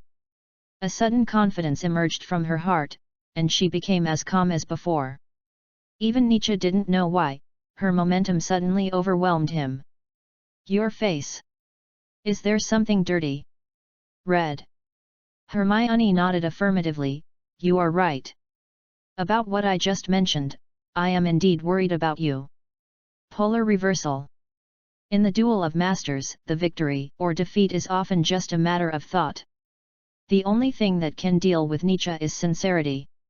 Although Hermione knows that this is a self-defeating 800, as long as it can hurt the enemy 1000, it is enough to turn the tide of the battle. "Nietzsche, if you do this, Slytherin will remember you. I heard from Neville and Ron that most of those people are very cunning and calculating. I am worried that you will not win this time as usual." She hid her hands in her sleeves, sweating from pinching, but still forced herself to look at him. When Nietzsche's eyes suddenly began to wander, Hermione finally breathed a sigh of relief. Obviously, in his rehearsal, she would not say such words or simply ignore them. "You are right, I will go to prepare." Nietzsche laughed a few times and moved to the Slytherin table without looking back. But just after turning around and taking a few steps, Hermione's face began to heat up. "Are you boyfriend and girlfriend?" Parvati Patil asked her with a playful smile. "Of course, not. We are just ordinary friends. Ordinary boyfriend and girlfriend. He and I are not friends." no. Hermione was at a loss for words because of their exploratory eyes. He and I just knew each other in elementary school. Parvati wanted to continue asking, but Lavender on the side slowly shook her head at her. Some things can't be pushed too fast, and it is interesting to explore them slowly. When Nietzsche returned to the Slytherin table and found an empty seat at the end, the remaining desserts disappeared immediately, and Dumbledore, the headmaster, stood up. The hall gradually became quiet. Before tomorrow's class starts, I need to tell the freshmen a few things to note. No students are allowed to enter the school forest area. Other senior students should also pay attention to this point, especially some energetic students in Gryffindor. Secondly, the administrator Mr. Filch also asked me to remind you that it is forbidden to release magic in the corridor. Finally, any student who does not want to experience pain or tragic death should not enter the corridor on the right side of the 4th floor. I think Hogwarts does not need too many ghosts. Just a few of them are enough. The 4 ghosts on the college table all bowed slightly and nodded to show respect to Headmaster Dumbledore. Now, let's sing a school song before going back to the dormitory. A row of golden ribbons emerged from the tip of the headmaster's wand, forming lines of lyrics in the air, so Nietzsche enjoyed in Human Torture. A group of people sang in their favorite tunes. Nietzsche's mouth opened and closed, but no sound came out. Taking this opportunity, Nietzsche also quickly looked at the other teachers in the teacher's seat. There was a professor who was the defense against the dark arts class this year. His head was wrapped in a white cloth like a Persian. He dodged his eyes and stayed on each table for only a few seconds. "Follow me, Slytherin." After the school song ended, a tall witch with long hair came over. Nietzsche and the freshmen followed the prefect Gemma Farley through the marble stairs to the underground. Everything around was like a dungeon, exuding cold and damp all the time, until the prefect walked to a stone wall and said "pure blood," and it cracked into an arch like the leaky cauldron. "The Slytherin lounge is behind the dungeon," Pansy said sinisterly. "Welcome to being locked up in Slytherin." Chapter 16 Rorschach Declaration. Is the founder of Slytherin like Snape? He had a sullen face all day long, and looked at everyone with a cold look, just like a real snake. Otherwise, why would the Slytherin common room be behind the castle dungeon? But apart from the dampness of the corridor, the interior of the common room was quite nice. The round, green lighting lamp was chained to the ceiling, and the silver light of the moonlight passing through the black lake could be seen from the other window. The carved wooden chairs and decorative skulls, as well as tapestries describing the adventures of the founder of Slytherin, gave the whole common room a dark, cold tone and Gothic style. "Be careful." Gemma Farley stood at the door and said when Nietzsche walked in and passed by her. At night, the sound of the lake hitting the dungeon windows echoed in the room, and soon, the freshmen dragged their bloated stomachs and tired hearts and walked into their dormitories through separate bridges. The prefects also left one after another, leaving only Nietzsche and a few others in the huge common room. It was Goyle and Crabbe. They grabbed his arms and pressed down on his shoulders. The few little snakes saw Nietzsche being surrounded and hesitated, but were eventually driven away by Lucien Bowl. Although he disliked this new student, he didn't plan to do it. If the dean knew about it, Malfoy would be fine after the inspection, but his class leader would definitely do it. "Hey! Professor Snape!" Nietzsche suddenly shouted to the other end of the corridor. Malfoy was stunned for a moment, and even Crabbe and Goyle's strength was reduced a lot. "Don't play this trick. The dean is not responsible for these things every year. He always goes back to his office after the welcome dinner." Lucien Bowl's cold voice dispelled the fear of several people. "I understand. You are very close to the Malfoy family." But Lucien did not refute, but drove the freshman into the dormitory and left. "Who is not close?" Draco's face looked even paler under the weak firelight in the dungeon. "Reality is not like you, Nietzsche. Don't be as stupid as Potter, at least you have to abide by the rules of Slytherin." "Wow, just a reminder, I didn't do it on the train." As soon as the voice fell, Crabbe and Goyle punched him in the abdomen at the same time. There was no dramatic rescue here. The sudden colic made Nietzsche's eyes widen, his mouth opened with lifeless eyes, and he made a ho-ho sound, and his saliva flowed to the ground with coughing. Draco didn't expect it either, and he hesitated when he saw Crabbe and Goyle. But after a moment, he made up his mind. Now we remember you. Didn't expect you to come to Slytherin. Crabbe said proudly. Although what happened was a little beyond Draco Malfoy's expectations, the two bodyguards had already fought, what else could he do? Nietzsche, you still have a choice, stay away from Gryffindor people, abide by the rules of Slytherin. After this, you will know which side can really help you achieve great things. And Nietzsche was like a fool, drooling. The thoughts in his mind were spreading and associating rapidly, and basic logical deductions allowed Nietzsche to calculate the next few steps. So, Nietzsche suddenly closed his mouth and sprayed Crabbe's face with the saliva accumulated in his mouth, and the latter was spit on by Nietzsche's saliva mixed with food residues. When the other party let go of his hands, he immediately swung the cane in his right hand to the left. Gol only saw the yellow light reflected by the metal flash, and his head began to buzz. After swinging the heavy metal cane for the second time, Crabbe lay on the ground and rolled, and some blood flowed from his head. 1 stick per person, corresponding to the previous 1 punch per person, is very reasonable. Nietzsche kicked the two fat people rolling on the ground with the tip of his shoe, but it was not enough. In Sherlock Holmes-style terms, it is called, cut off the wings, sprinkle a little salt, and turn over.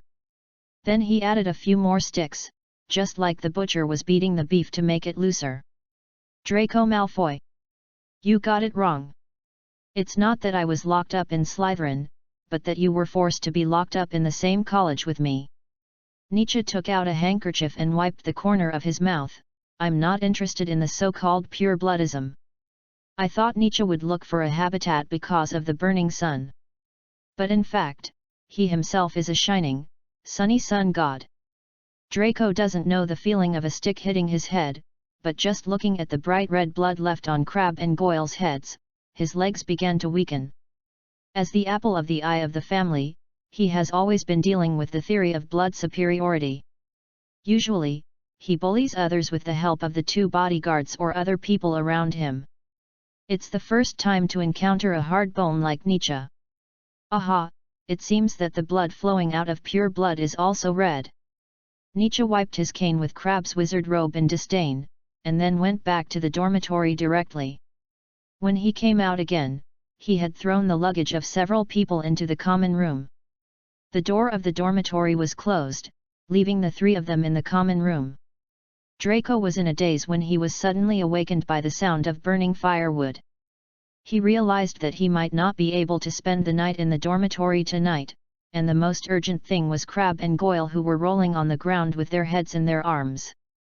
So he could only carry the two of them with great effort and walk out little by little. Snape was sitting in the office, surrounded by various glass bottles and jars. Just as he laid the back of the soft chair flat and planned to take a nap, he was suddenly awakened by a cloud of white mist. After the silvery white fog dissipated, he put on his clothes again and walked towards the school infirmary on the second floor of the castle. Professor Snape, the freshmen in your college are really... As soon as he entered the door, he saw a woman in a white nurse's uniform applying ointment on Crabbe and Goyle's heads. This is just the first night of school. What happened? The two were hit by heavy objects, their scalps were slightly cracked, Crabbe's forearm was fractured. Goyle's nose was broken, and his ribs were broken in 3 places. I haven't counted the psychological trauma. Snape turned his head indifferently and looked at Draco Malfoy on the chair opposite the bed. As the Dean of Slytherin, he naturally knew some of the shameful unspoken rules of his college. When freshmen were admitted, some of them would be selected as victims to scare the monkeys. To put it simply, the old students gave the freshmen a warning, and at the same time continued the tradition of the college. Because this year's victims may be the perpetrators of violence next year. You should feel lucky that the other party didn't use a spell. Snape looked around the infirmary and sneered, because it's a new semester at Hogwarts, there's usually not enough time to prepare too many medical potions. Professor, it's Nietzsche Holmes. I know, it's late now, I'll find him tomorrow morning. He beat Goyle and Crabbe like this, if I hadn't run fast, I would have been the same as them. Draco grabbed the straw and exaggerated the matter maliciously in a hurry. Fire him, you must fire him. Unfortunately, Snape did not show any sympathy or anger. Draco raised his head carefully and looked at his father's friend Severus Snape. There was only indifference on his face, that was a kind of indifference to everything, even the death of people had nothing to do with him. I will handle it myself, Draco Raco. At the same time, he began to judge Nietzsche Holmes again in his heart. They are seriously injured. Although some Slytherins have come to me in the past, most of them are just small curses. Madame Pomfrey, it is obvious that they have provoked someone special. Snape said impatiently, since there is still one person who can be sent here, it means that he has a certain size in his heart. Snape rarely shows some obvious emotional changes, but at this time every year, he will show a trace of disgust. Even Draco can see the frown and displeasure of the Dean, but he doesn't know whether the Dean is dissatisfied with Nietzsche or dissatisfied with them. Maybe it's because of Nietzsche. Okay, Draco, you will stay here for the night, Madame Pomfrey, don't call me about this kind of thing in the future. Interesting, not only did he not kowtow to the environment, but he also resisted alone. How long can he last? Snape was a little curious about this question. If he had. No, don't think about these trivial things, Snape, you have to calm down. But this is too similar, the Gryffindor girl and the Muggle wizard of Slytherin. Chapter 17, Sherlock Holmes in the Magical World. The sun rises as usual. The Slytherin dormitory is like a bubble, extending from the wall of the dungeon, and what woke Nietzsche up was not the emerald light through the black lake in the early morning, nor the expected knock on the door. When he opened his eyes and saw the ceiling turned into Snape's stinky face, his heart felt as uncomfortable as if he was forced to drink absinthe. Does the Dean of Slytherin also have the duties of a part-time priest? Nietzsche grabbed the quilt and pulled it up. First night of school. Snape ignored his hellish joke, waved his wand, and a carved chair flew under his buttocks. Tell me, do you want to be expelled, or do you plan to go to Azkaban? If I remember correctly, Hogwarts clearly stated in the school rules for expelling students that it is only for huge mistakes. 2 students missed 3 days of classes in the new semester because of you, which is not big enough. By the way, Malfoy's father is the school director here, so there are some other factors in this. Snape spoke quickly and calmly, just like his old father Sherlock when he was thinking. So Nietzsche slowly put on his wizard robes and put the class schedule in his backpack, saying, I regret what happened yesterday, I should have beaten Malfoy together, anyway, they would be expelled. Even Snape, who always had a cold face, would twitch his facial muscles when facing Holmes. Is this how all Muggles teach their children now? Wait, according to common sense, shouldn't Nietzsche first struggle for a while, then start to recount what happened last night in front of him, and emphasize that he was acting in self-defense, and finally he will punish Nietzsche severely? Really a tough guy. Detention. Nietzsche thought he had misheard. Just now he was thinking whether Gryffindor and Slytherin would have some courses that were held at the same time. But this is your original plan. Seeing that you have no remorse and even kicked others out of the dormitory, I decided to move your detention time to 1 week. I will tell you what to do later. Snape quickly glanced at his schedule and coldly issued the highest order from the Dean. It's just detention. This is no different from the previous probation. I thought you wanted to let me change the house for his father's sake. The decision of the Sorting Hat cannot be changed. As for expulsion, if you ask, I can spare half an hour to go to the principal's office and apply for you. Nietzsche frowned. He was a little nervous because of Snape's emotionless gaze. As if there were a few spiders crawling on his cerebral cortex, he quickly put 1,000 magical herbs and fungi and a history of magic into his backpack and immediately went to the common room through the bridge-like passage. He didn't do it on purpose, but because of the fear of wanting to peel a person open to see the internal structure, he left. Nietzsche left here with some surprised eyes. There are more than 140 staircases in Hogwarts, and this is just the central moving staircase, which changes every 5 days, not including whether the middle staircase will suddenly disappear. In addition to the stairs, the paintings on the walls of the moving stairs show people visiting each other. Unfortunately, they are all people in the magic world that Nietzsche does not know. However, Nietzsche is not stupid, so he naturally follows other senior students to the first floor. After exiting the hall and crossing the central courtyard, you will arrive at an open plain. The herbology classroom is in the glass greenhouse next to the wall, and a little further ahead, you can see the hills and the owl shed. But now, for Nietzsche who just woke up, it is most important to fill his stomach first. This way. Hermione sat in a corner with fewer people. In fact, she came early in the morning and even rejected the breakfast invitation from her roommates Lavender and Parvati. We just know each other for a long time, not boyfriend and girlfriend. Lavender secretly looked at Nietzsche who was sitting over, and imitated Hermione's words in a sarcastic way, but the reason for rejecting us is obviously that Slytherin. Parvati nodded in agreement. Her sister Padma, who was assigned to Ravenclaw, smiled and lowered her head and whispered, "Hasn't the relationship between Gryffindor and Slytherin always been bad?" "That's perfect." "Hiss, a forbidden love." "Ladies and gentlemen, don't you want to witness the birth of history?" Lavender clapped her hands excitedly on the table. But the two parties who were unaware of it had already started eating porridge. When Nietzsche just sat down, he saw Hermione's schedule. She was holding a piece of bread in her left hand and writing and drawing on the schedule with a feather pen in her right hand.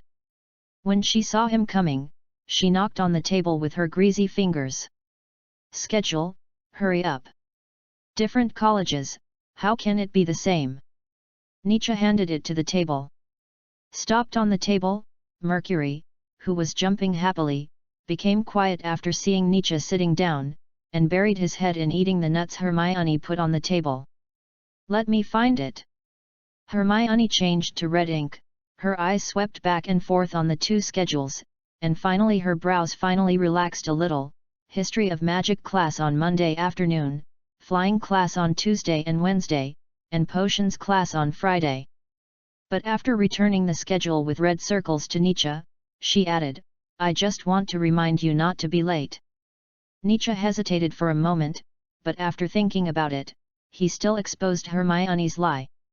She was really not good at lying, so she couldn't think of a reason. "In that case, why don't you circle all the classes? If you ask." Hermione pretended to grab it back. But Nietzsche's movements were faster. When she reached out, the other party had taken back the schedule. Very good, now he knows the joint courses of Gryffindor and Slytherin without any effort. While the other party was drinking porridge, Nietzsche took a sneak peek, and suddenly a strange feeling emerged in his heart. His thoughts on Hermione were naturally different from ordinary friends. But he couldn't describe their relationship in words. Telepathy? Childhood sweethearts? Is there something on my face? Hermione was a little surprised. "No, maybe I was dazzled.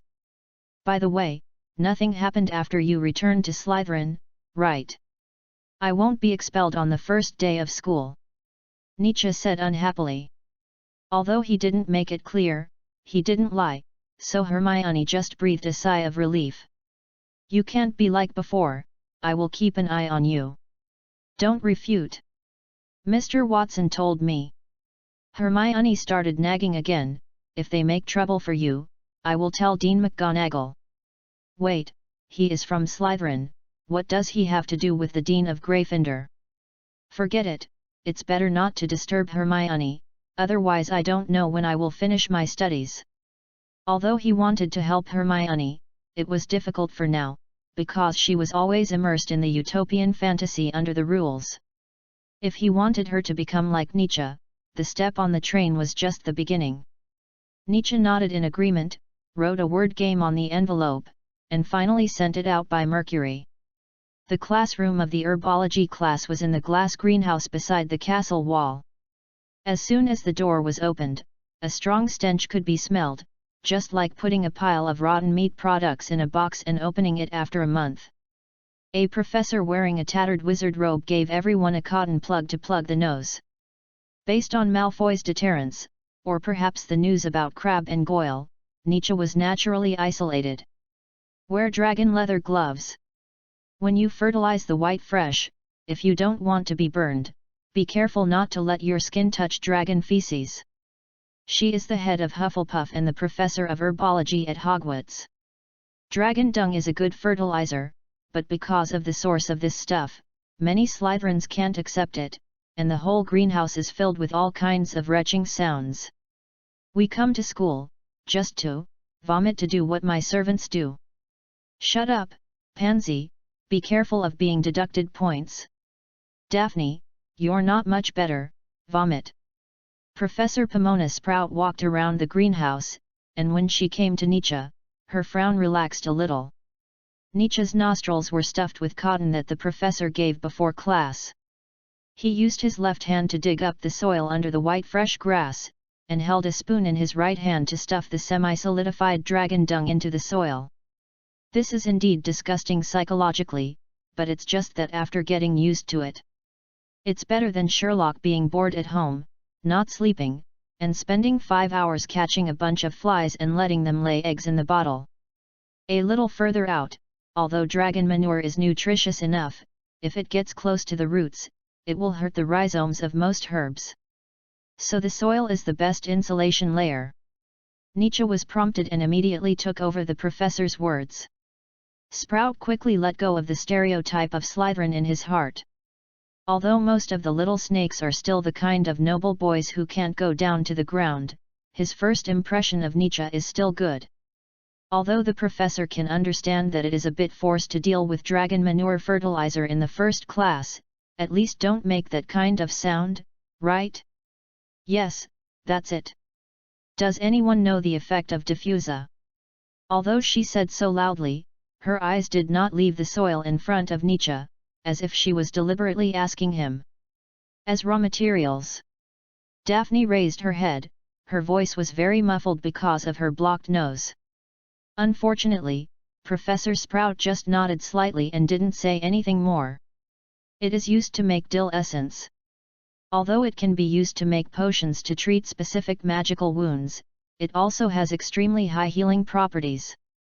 Nietzsche John Holmes? Okay, 5 points for Slytherin, and pick 2 dill leaves for me. Pomona was a little happy, the essence made from these 2 leaves is enough for the infirmary to use for a month. I don't know what happened to the school infirmary. They were eager to use dill essence on the first day of school. Nietzsche took off his dragon leather gloves, took out a notebook, and wrote down the advantages of dill, small amount used. Professor, is this herb scarce? The planting conditions are not harsh, but there are too few wizards willing to spend time on herbology. Her expression was a little lonely. She slowly walked to the side and ground the white fresh leaves while saying, "No one wants to deal with fertilizer and soil all day long." Yes, Nietzsche knew it by looking at the Slytherins' eyes. Their eyes were full of contempt from top to bottom. This profession seemed to be exclusive to servants. Why should you be stained by dirty soil when you can wear luxurious clothes and precious jewelry? This is really a misfortune. What did you say? The professor was a little surprised. This was not something a Slytherin could say. A dereliction of duty, a misfortune for the entire human race, Professor. Nietzsche looked at her eyes, pondered for a while and continued, instead of dividing the professions here, it is better to find a way to increase the yield of white fresh. Of course, does this plant with magical effects work for ordinary people? The answer is yes. In the natural history mentioned by Sprout, it is written that Pliny the Elder saw a deer using distilled water on the wound after pulling out the hunter's arrow. Thank you, Mr. Holmes. If most people think like you, perhaps herbal medicine would not be in such an embarrassing situation. She handed one of the bottles of distilled water to Nietzsche with a very kind smile. This behavior was beyond Nietzsche's expectations. He suddenly became a little flustered. He wiped his clean hands on his clothes before taking the small bottle with a cork about 5 centimeters high. The processed distilled water essence inside, because Nietzsche held it above his head, gave off a white crystal luster under the sun. Don't think too much. She looked around at the soil in front of the others that had not been renovated much, just consider it as a reward for you. Sorry, an old man like me who wears tattered clothes doesn't have much spare money to pay. The intestines of the people around him were green with regret. This is not as simple as a distilled water leaf. From ordinary white fresh to white fresh essence, the process of baking and grinding is also laborious. On the market, the perfect essence like salt crystal in Nietzsche's bottle costs at least 5 galleons. Half a bottle is enough for a soldier whose legs were blown off by a shell to survive on the battlefield. And it won't leave scars. Okay, get out of class is over. Pomona looked at Nietzsche's back that was out of tune with others, feeling a little sorry. Such a good person, why did he go to Slytherin? Severus Snape is really cheap. Chapter 18 The History of Magic of the Snake Lion. P.S. For the sake of plot and drama, the Fox slightly adjusted the schedule of Slytherin and Gryffindor, so that not only flying and potions classes were taken together. Slytherin's score was far ahead. When the wizards went to the hall and prepared to have a hearty meal, they looked up and saw that the hourglass representing Slytherin had more gems than the hourglasses of other colleges. Did you hear that Goyle and Crabbe were admitted to the hospital last night? What happened?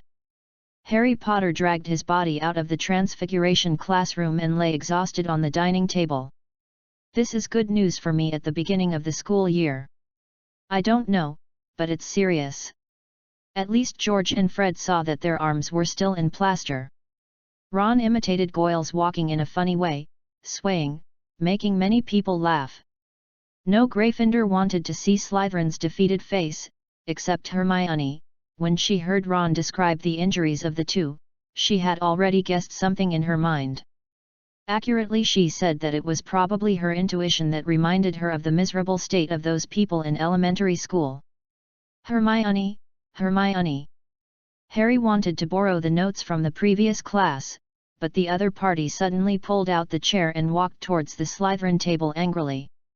So, Nietzsche, who was sitting in the corner, had just taken a bite of bread when a huge black shadow enveloped him, as if he had angered the god of bread by putting ketchup on his bread. You were in trouble last night? You liar! What are you talking about? Don't play dumb. Who else but you would make someone paralyzed in the infirmary? Hermione stood behind his chair and saw the small bottle on the table. You have a criminal record. What is that? White fresh essence. Hermione, who had studied part of 1,000 magical herbs and mushrooms in advance, certainly understood what white fresh was used for. She pulled up Nietzsche's sleeve at a very fast speed, but there was no scar under the black school robe, and then gently poked his back with her index finger. Stop! Nietzsche felt a little itchy after she poked him in the area. I didn't take this bottle of white fresh from the infirmary. Professor Sprout gave it to me. When have I ever lost? So you admit that you lied to me. Speaking of this, you are also partially responsible. Me? Hermione was a little amused by his trickery. Okay, now it's my responsibility again. You attacked Malfoy with the freezing spell, and I was implicated. They came for you, Hermione. So I didn't violate the agreement between you and me, because I was passively protecting you. His logic didn't sound wrong. Thinking about it carefully, it seems to be the truth. No. Hermione, you can't be deceived by the Master of Lies. At lunchtime, a Gryffindor left the table and ran to the Slytherin. Because their dispute was not as loud as most people's, from the perspective of others, Nietzsche and Hermione were more like two old friends talking and laughing and joking with each other. Haha, Nietzsche likes Gryffindor's mudblood, Malfoy whistled contemptuously. But Hermione was blushing at the people who were gradually making trouble, so she couldn't bear it anymore and pulled out her wand and pointed it at the instigator Draco Malfoy. Malfoy stiffened and began to move behind the people around him. How long are you going to hide behind a woman? Pansy stood in front of Malfoy and turned her spearhead to Nietzsche. You are really embarrassing, Slytherin. You should go back to Gryffindor with this little mudblood. Nietzsche swallowed the bread slowly and said, do you know the current situation of Goyle and Crabbe? What? I advocate the equality of men and women advocated by British gentlemen, so if there are extra beds in the school hospital, you can reserve them in advance. If you have the ability, duel like a wizard. Pansy threatened tremblingly, Humph, if you act like a muggle, you will be the same as those stupid lions in Gryffindor. Ah! A black shadow passed over the college dining table and hit Pansy's head accurately. Judging from the diffuse stench, it was obviously a rotten egg from George and Fred's hands. Nietzsche silently put on the nose plug again. Who? Who is it? Pansy turned her head and looked around angrily, but unfortunately, Gryffindor acted completely unaware and kept their heads down to hold back their laughter. Hermione and Nietzsche had no intention of participating in the following farce. Before leaving, they ran back to Gryffindor and put a few chicken sandwiches in their pockets. I forgot to tell you that I was far ahead in yesterday's Transfiguration class. Hermione remembered that she had changed the matches before, and smiled proudly again. I know you are anxious, but don't worry, at least you may not get my white fresh essence. The afternoon class was History of Magic, and the classroom was on the second floor of the castle. After class, Nietzsche and Hermione realized that the professor of History of Magic was not a person at all. To be precise, he was not even a creature. A grey translucent ghost floated directly from behind the blackboard. Professor Binns shocked the students when they first met. Because the entire History of Magic class was extremely boring, he always read from the History of Magic with a drawling voice. Before half an hour had passed, half of the students from the two colleges fell asleep. There were only a few people sitting in the front row of the classroom. Look at Malfoy's character, Harry. Tell Hermione to be careful not to get too close to Slytherin, they must want to make fun of this. Harry rolled his eyes, he couldn't understand Ron's train of thought. So he could only lie on the table, holding up the History of Magic in front of him, and whispered, Hermione and Nietzsche knew each other before coming to Hogwarts, they are friends. What does it have to do with us? That's not what I meant, it's just that, didn't you hear Malfoy making fun of Gryffindor with the two of them? That's it. Harry ignored Ron's crying, sorry, he had been beaten more in Muggle schools. Let them laugh as much as they want, but I advise you not to tell Hermione this. Lee added, unless you can beat her and don't need the notes she took in class. Ron didn't calm down until he heard this, but he still tore a piece of paper from his notebook, crumpled it into a ball, and threw it on the head of the snickering Malfoy. The fuse of the first paper ball wore Ron assassinated Malfoy. Poor Weasley, maybe you can find a rich lady in Slytherin. If they are willing. Obviously, Malfoy knew what kind of sarcasm was the most effective and the most direct attack on others' dignity. He gave all the trash talk and sarcasm that had no effect on Nietzsche to Harry and Ron without reservation. Then, Malfoy counterattacked, and the back half of the classroom was full of paper planes and paper balls, flying back and forth between Gryffindor and Slytherin. Professor, are you not going to take care of it? Hermione couldn't stand the noise. She looked at Binns Cuthbert, who was wearing a pair of small round glasses and still looked like he was not awake, floating in the air and swaying, which was very inconsistent with the description in Hogwarts, a history.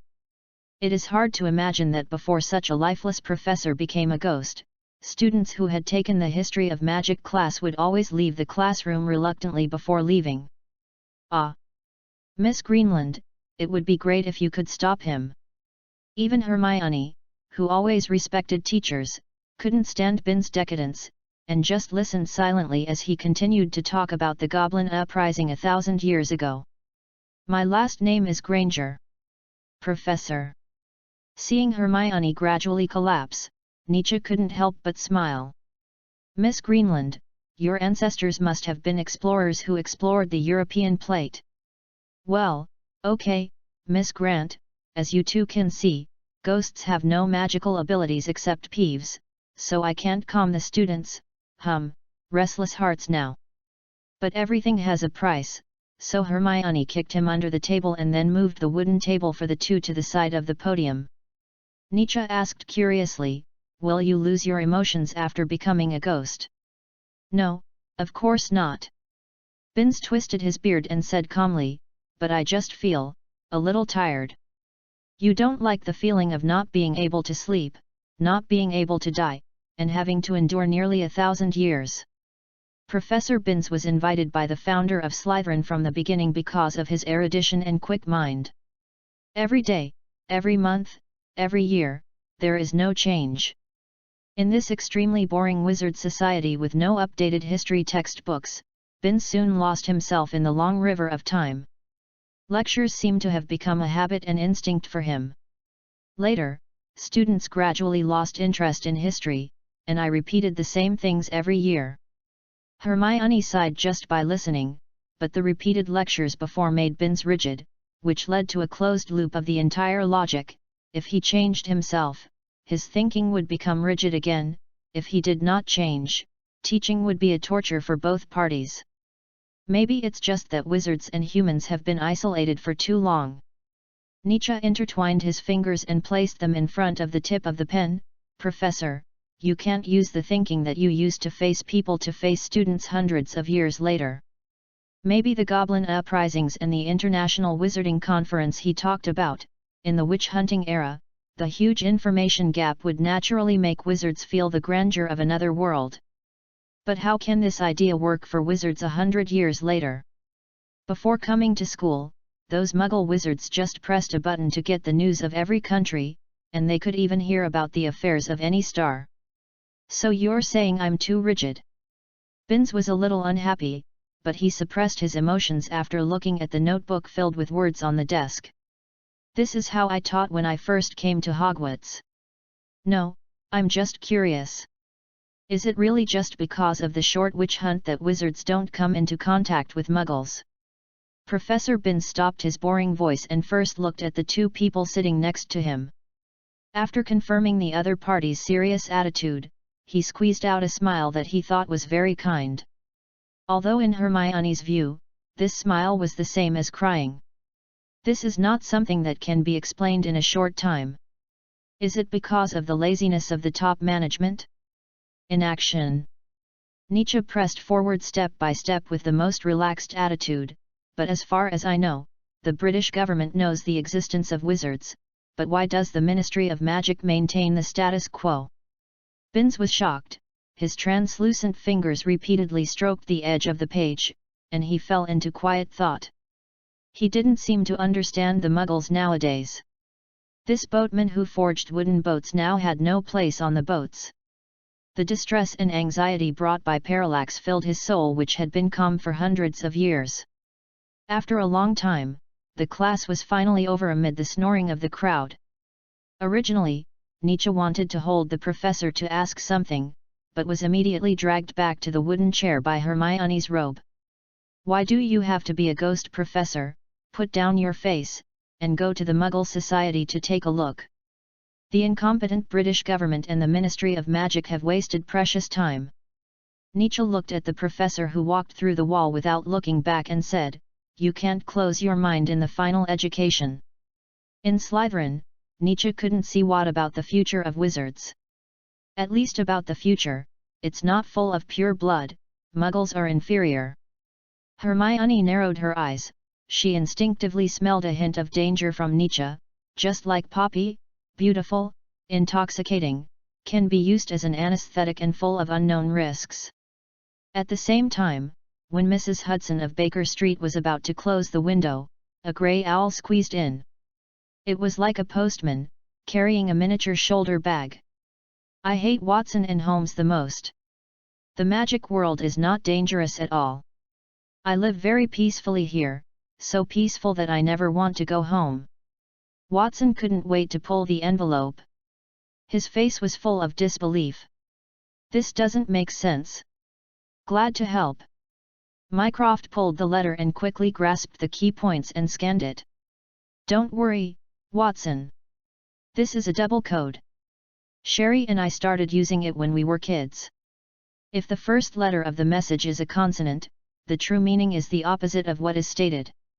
I will contact a few people to investigate the Malfoy family. Nietzsche's investigation work is a little beyond my expectations. But Watson was still confused. He was buried by the explosive amount of information. Malfoy family.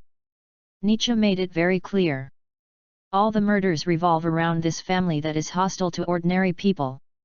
Mary sat on the sofa and said easily, they don't want wizards and muggles to get along too peacefully. Watson was stunned by his fiancée's speech, and even Mycroft cast a look of approval.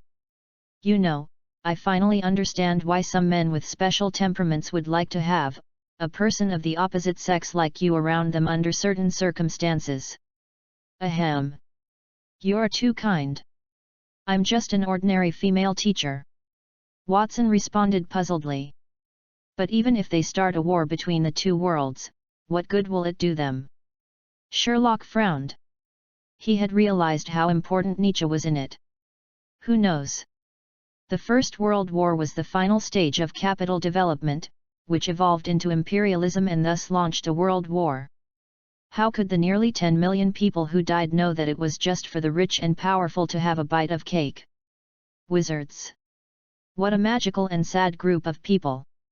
Chapter May 19. The magic be with you. On the morning of the second day after Mercury returned, Nietzsche finally stepped into the classroom of the Charms class. However, there is good news recently, that is, Draco took his luggage to other dormitories, leaving Nietzsche alone. The bad news is that this seems to be a plan of Draco Malfoy. He wants to start a Cold War, completely isolate Nietzsche from Slytherin, and drive him crazy. Even Snape could see this situation, so he warned during the night detention. The 4 major colleges will not change because of the will of an arrogant fool. But Nietzsche turned a blind eye. The Cold War, the struggle of ideologies, but sometimes, many miracles are born in it.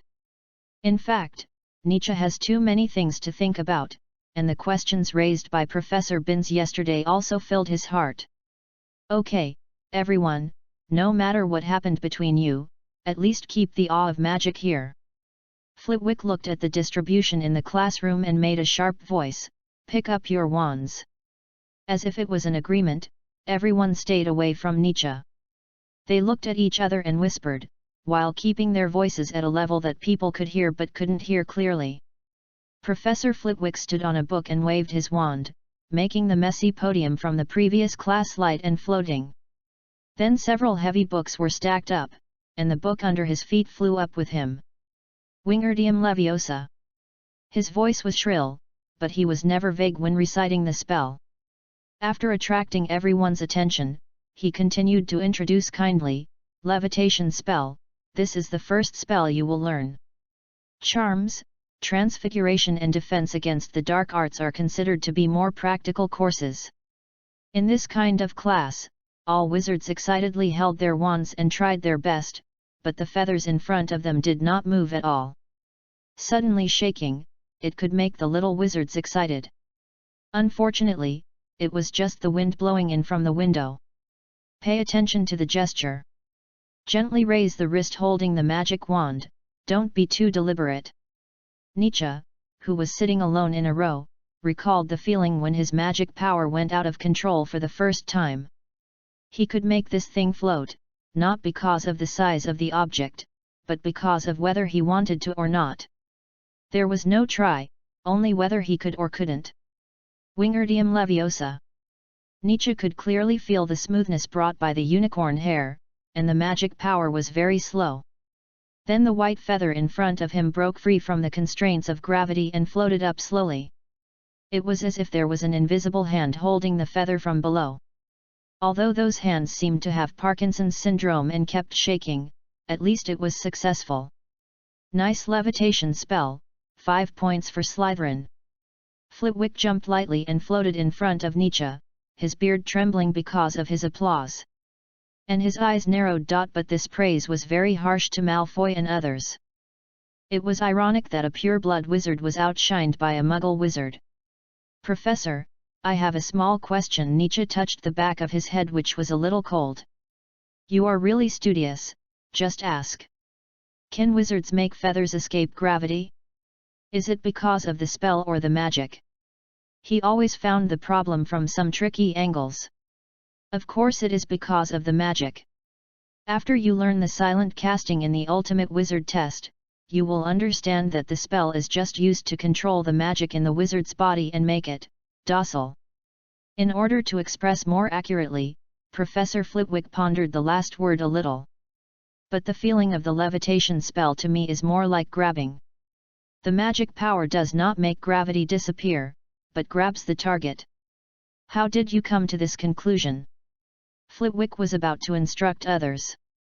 Hearing this answer, he suddenly turned around, his eyes revealing excitement. "This. Excuse me, this is related to the nature of standard spells.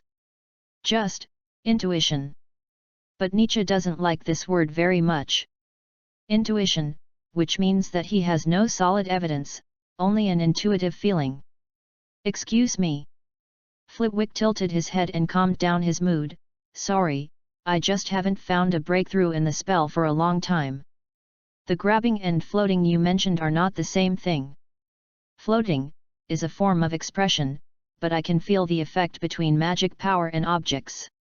Of course, I can only feel it in some easy spells." Nietzsche cut off the connection with the wand, and the feather floating above his head fell back on the table. "In fact, these spells do not require the emotions of the caster, so most of them are harmless. I recommend the fifth element, exploration, which tells the difference between white magic and black magic. This is another knowledge point that needs to be remembered. The black magic of wizards and the white magic that has not been seen yet generally require the caster to have a certain degree of malice and kindness in order for the spell to have the corresponding power. But standard spells are different. They do not require any emotions. As long as the wizard's spells and gestures are correct and he has a certain belief in his heart, he can cast them. To be honest, your observation angle is very weird. Please let me say this, because wizards, including me now, have the view that some spells are just work, but this does not mean that you are wrong." Flitwick looked at the magic clock on the stone wall and felt a little regretful. Time is limited.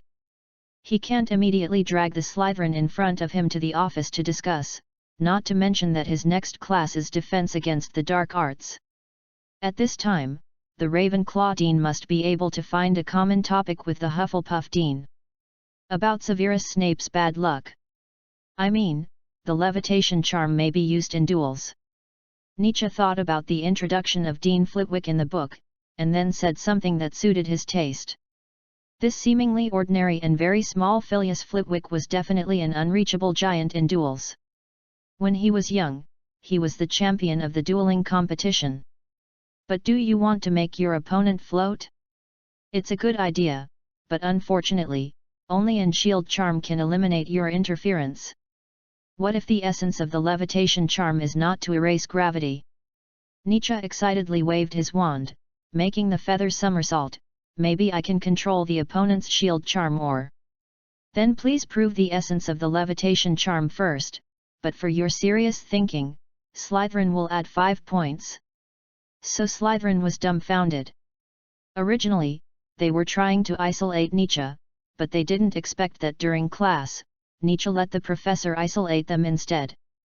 Malfoy, who refused to admit defeat, finally let the feather fly a few centimeters away from the table, even though his wrist was sore. Although Pansy and Blaise were somewhat impressed, he knew that even this performance could not make the professor look away. Just like Daphne in the herbology class, Professor Sprout could only nod perfunctorily. Humph, he can't be omnipotent. Pansy comforted, don't worry. I hope so. Malfoy clenched his wand. His magical talent praised by his father and mother was not worth mentioning in front of Nietzsche. Even the pride he was born into a pure-blood family was like playing the lute to a cow under his attitude of ignoring all unspoken rules. Finally, under Nietzsche's humorous chat, Flitwick happily ended the chat. Well, the next class is your defense against the dark arts class. If you can develop new paths in common spells, then your wand made of unicorn hair will never be a stumbling block. Your professor is Quirinus Quirrell, my former student. You can ask him about the difference between spells and dark magic, no problem. Flitwick smiled as if he was young and won the duel championship for the first time. Well, if he remembered correctly, Quirrell seemed to be quite introverted when he was a student, but it shouldn't matter, he helped him a few times back then. Thank you for Slytherin, I added 10 points. I think Gryffindor will thank you as much as we do. When he passed by Malfoy, Daphne casually reminded Nietzsche. Her golden hair tips just touched her shoulders on both sides. She had a hairpin on her head, which gathered her bangs to the right. In Malfoy's small team, she was much prettier than Pansy. Maybe she didn't have a direct conflict with Nietzsche, so she had some thoughts of winning him over. What they think is none of my business. Yet, I really hope your girlfriend can keep the same idea in Gryffindor. Daphne smiled politely. How long can she keep it? It's a pity that her college is not Ravenclaw. Is she wrong? From the perspective of Slytherin, of course not. After all, Gryffindor is a guy who rarely thinks carefully and is full of hostility towards Slytherin. What do you think Hermione Granger will abandon herself to follow the crowd? Nietzsche said, after all, there are always a few people who don't care about such childish rules of the game. If that's the case, I can look up to her. Daphne, are you really on good terms with Parkinson? Nietzsche turned his head and looked down at him with a playful look, or, are you happy to be someone else's follower? How pathetic. The relationship between Greengriss and Parkinson is like that between Crabbe, Goyle, and Malfoy. So Daphne was outmaneuvered by him. There is no good ending to going against the entire Slytherin. Pansy suddenly shouted angrily.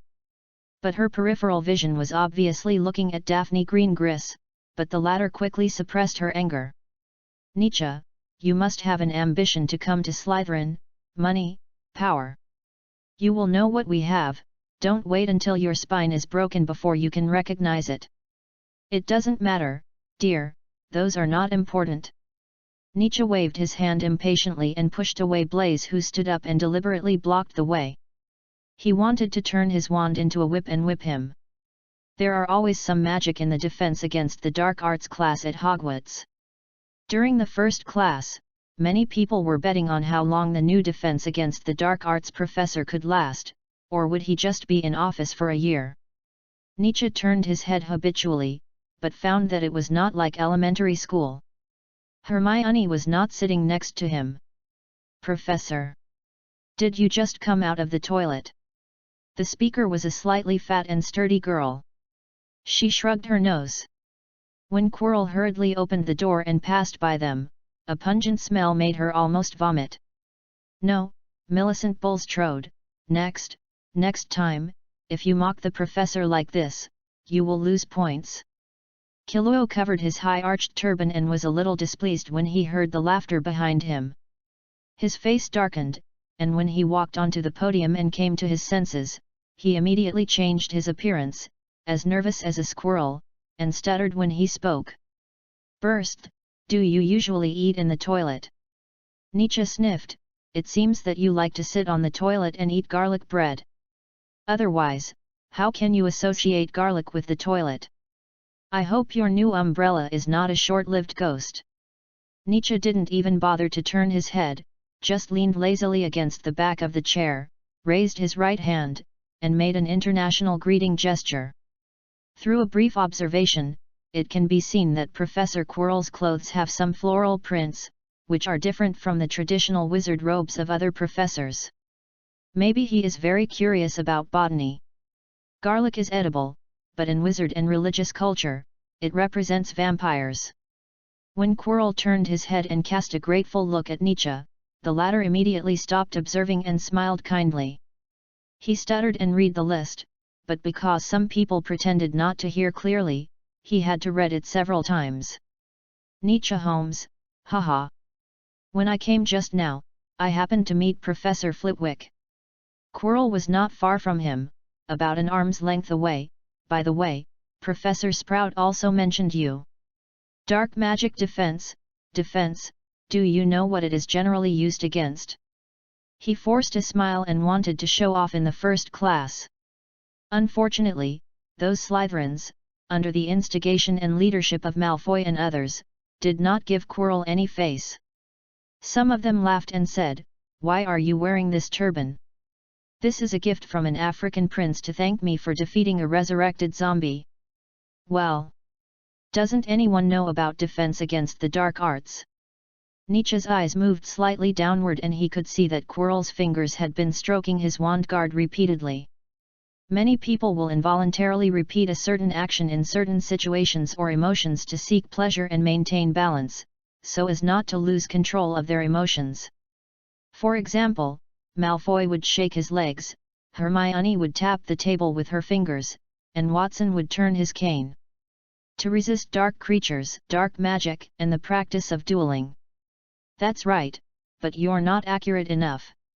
So I can only give Slytherin 2 points. Killua exhaled a breath of relief and stammered, "It's not a duel, but a battle." The answer was not perfect. Just flipping through the book will show that he is just happy because someone can support him. Because of his stuttering, not many people want to listen to Quirrell's lectures, not to mention that as long as Quirrell walks a little bit to the back of the seat, he can hear their discussions and ridicule of himself. So it is obvious that Quirrell and Nietzsche isolated those Slytherins at the same time. "Professor, I have carefully read the classification of spells. In addition to white magic, most of the defensive spells are still classified as evil spells, poison spells, and curses of black magic. In Dark Magic, Self-Defense Guide, in addition to the spark spell like a flare and the smoke spell with the effect of a smoke bomb, the most classic repelling spell is also a kind of black magic. Not to mention the subsequent crushing spell and stunning spell." Quirrell seemed to have a headache. He rubbed both sides of his head with both hands and then straightened his turban. In fact, due to the direct lethality of black magic, some of it is listed as teachable spells by the Ministry of Magic, while the other part is. It is the strongest curse, the 3 unforgivable curses. You are really smart."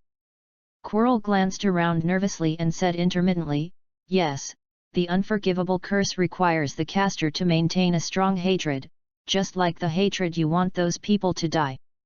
At the end of his speech, fear suddenly appeared in his eyes and he stopped immediately. "Sorry, this is not what you are exposed to now." Sorry.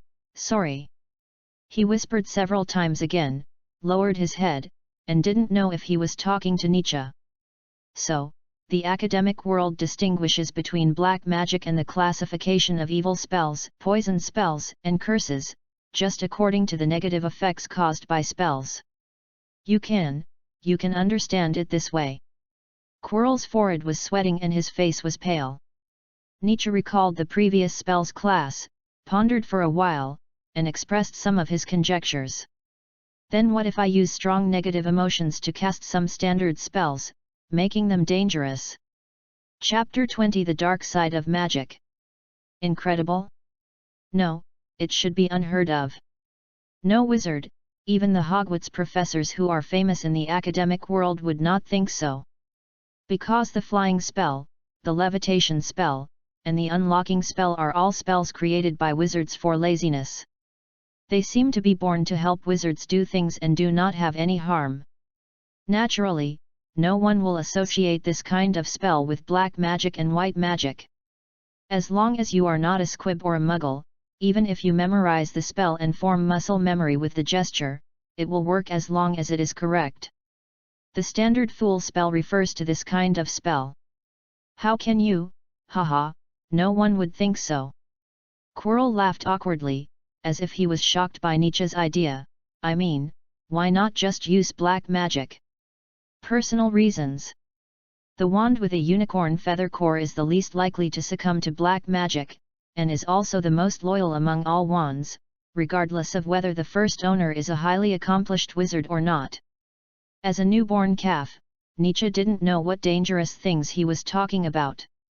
He just thought that this kind of discussion was as common as discussing with his two fathers at home which weapon is the most popular in the army during the war.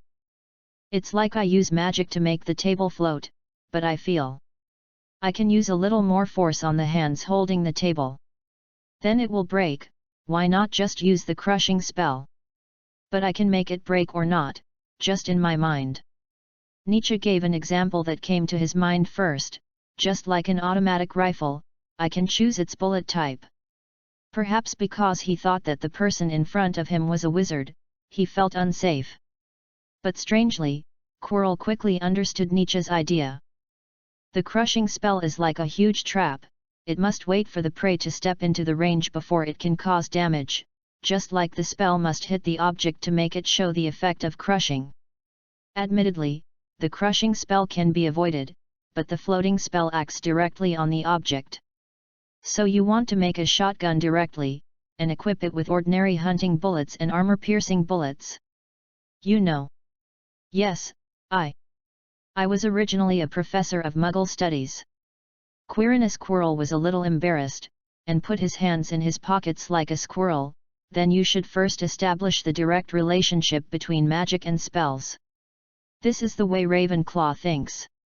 Although they are very strange compared to ordinary people, their thinking is very jumping, and being smart, visionary, and liking to study their favorite things are the most obvious labels of Ravenclaw. As a mature Ravenclaw, Quirinus Quirrell is indeed like this. The essence of the levitation spell is gravity or control, the effect of magic on objects, and the control experiment of emotions and standard spells. There are too many, you need to try a little bit. Professor Flitwick said you can help me complete it. But Quirrell did not respond immediately. Even when he heard the name of the former dean, he just shook his body, and his hands were always pressing behind his ears. Does he have a headache? Nietzsche, only I can guess like this. Let me think about it. The part of Quirrell's headscarf that was against his forehead was soaked with sweat. He began to lecture again, stuttering, but his mind was not on it. As if he was possessed by Professor Binns, he stood in front of the podium in a daze, reading from the textbook. Until the bell rang. Without getting approval, Nietzsche could only put away his books and put them in his backpack. When he was the only one left in the classroom, the professor still called him. I wonder why Professor Sprout and Professor Flitwick often mention you. It seems, you are full of curiosity about magic.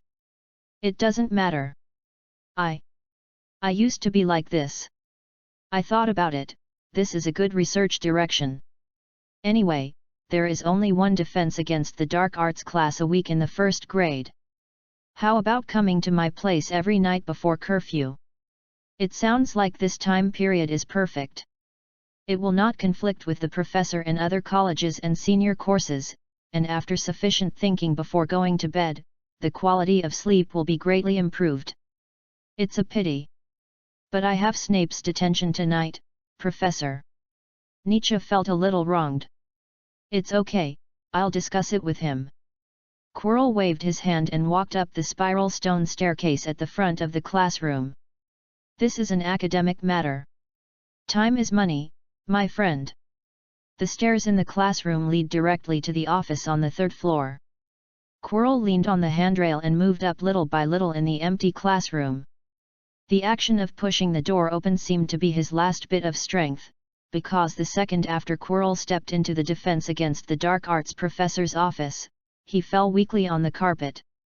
The muscles began to ache because of spasms. Amud blood. It's a pity that he is a genius, just like me back then. I can smell his ambition. He is worthy of being a Slytherin. The hoarse and low voice was not Quirrell talking to himself, because his lips were pale and he was lying on the ground twitching. In fact, it came from Quirrell's headscarf. Master, I was wrong, please forgive me. Humph, I told you to agree to him, but you resisted. Some black air came out of the gap of the headscarf. Quirrell, only power and strength are real, you have no choice. No. I'm just worried about attracting unnecessary attention. He is not in the master's plan. Perhaps what Quirrell said makes sense. The pain like the bite of Egyptian torture insects gradually subsided. He finally took a breath, turned over, and stared at the chandelier on the ceiling in a daze. Yes, he has no choice now. It doesn't matter. If you give a little benefit to such a smart person, he will naturally discover the mystery of black magic.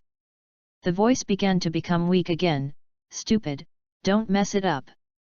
Master, master! Quirrell shouted several times in succession, and when he didn't hear a response, he changed into new clothes again. After resting for a long time, he decided to leave the office. On the other side, Hermione, compared with Nietzsche, was not so smooth. She even regretted entering Gryffindor. Except for Nietzsche, whom Harry knew before the start of the school term, Harry and Ron met on the train. Just when she thought everything was going according to plan and she was about to start a wonderful campus life, a problem arose. The long-standing relationship between Gryffindor and Slytherin was smoothly passed down. No, almost all of Slytherin's points were added by Nietzsche. Ron looked at the college hourglass and wailed, Hermione, can't you let him add a little less? Do you want him to be a person who does all kinds of evil and any professor shakes his head when he sees him? Ron Weasley wanted to nod, but when he saw Hermione with her hands on her waist and glaring, she looked exactly like his dean. So, he was a little bit obedient. I added 10 points yesterday and 5 points this morning, but your two brothers deducted 20 points overnight. Hermione turned her head and said to Harry, I know you want to go out at night, but it's better not to be caught by me. Harry couldn't understand how Nietzsche could stand her. Merlin, I didn't come to Hogwarts to change places and enjoy the same treatment as the Dursleys. Can you be a little patient? If it's Nietzsche, he. 2 days into the school, this is the third time you've said this.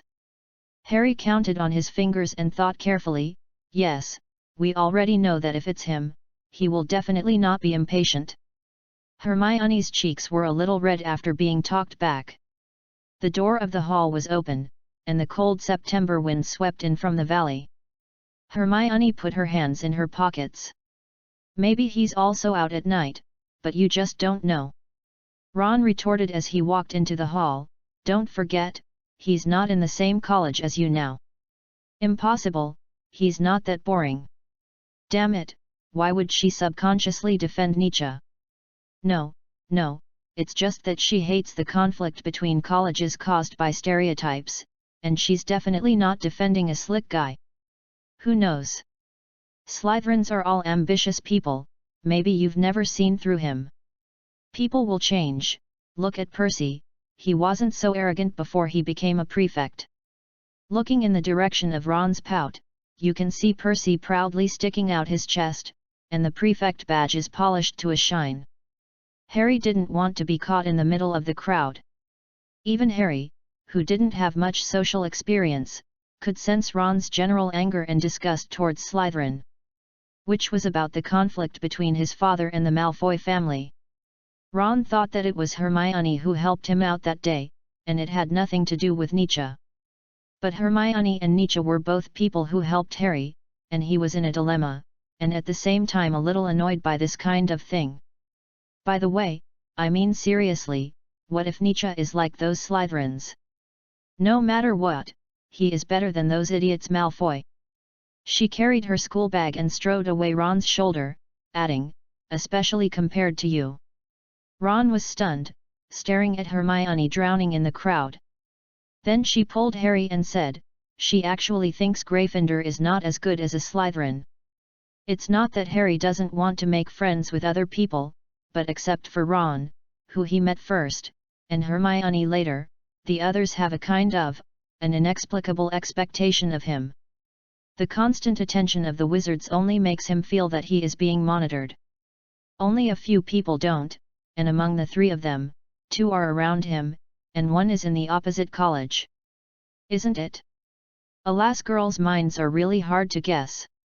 Harry shrugged, and at the same time he was full of expectations for his old friend in Slytherin.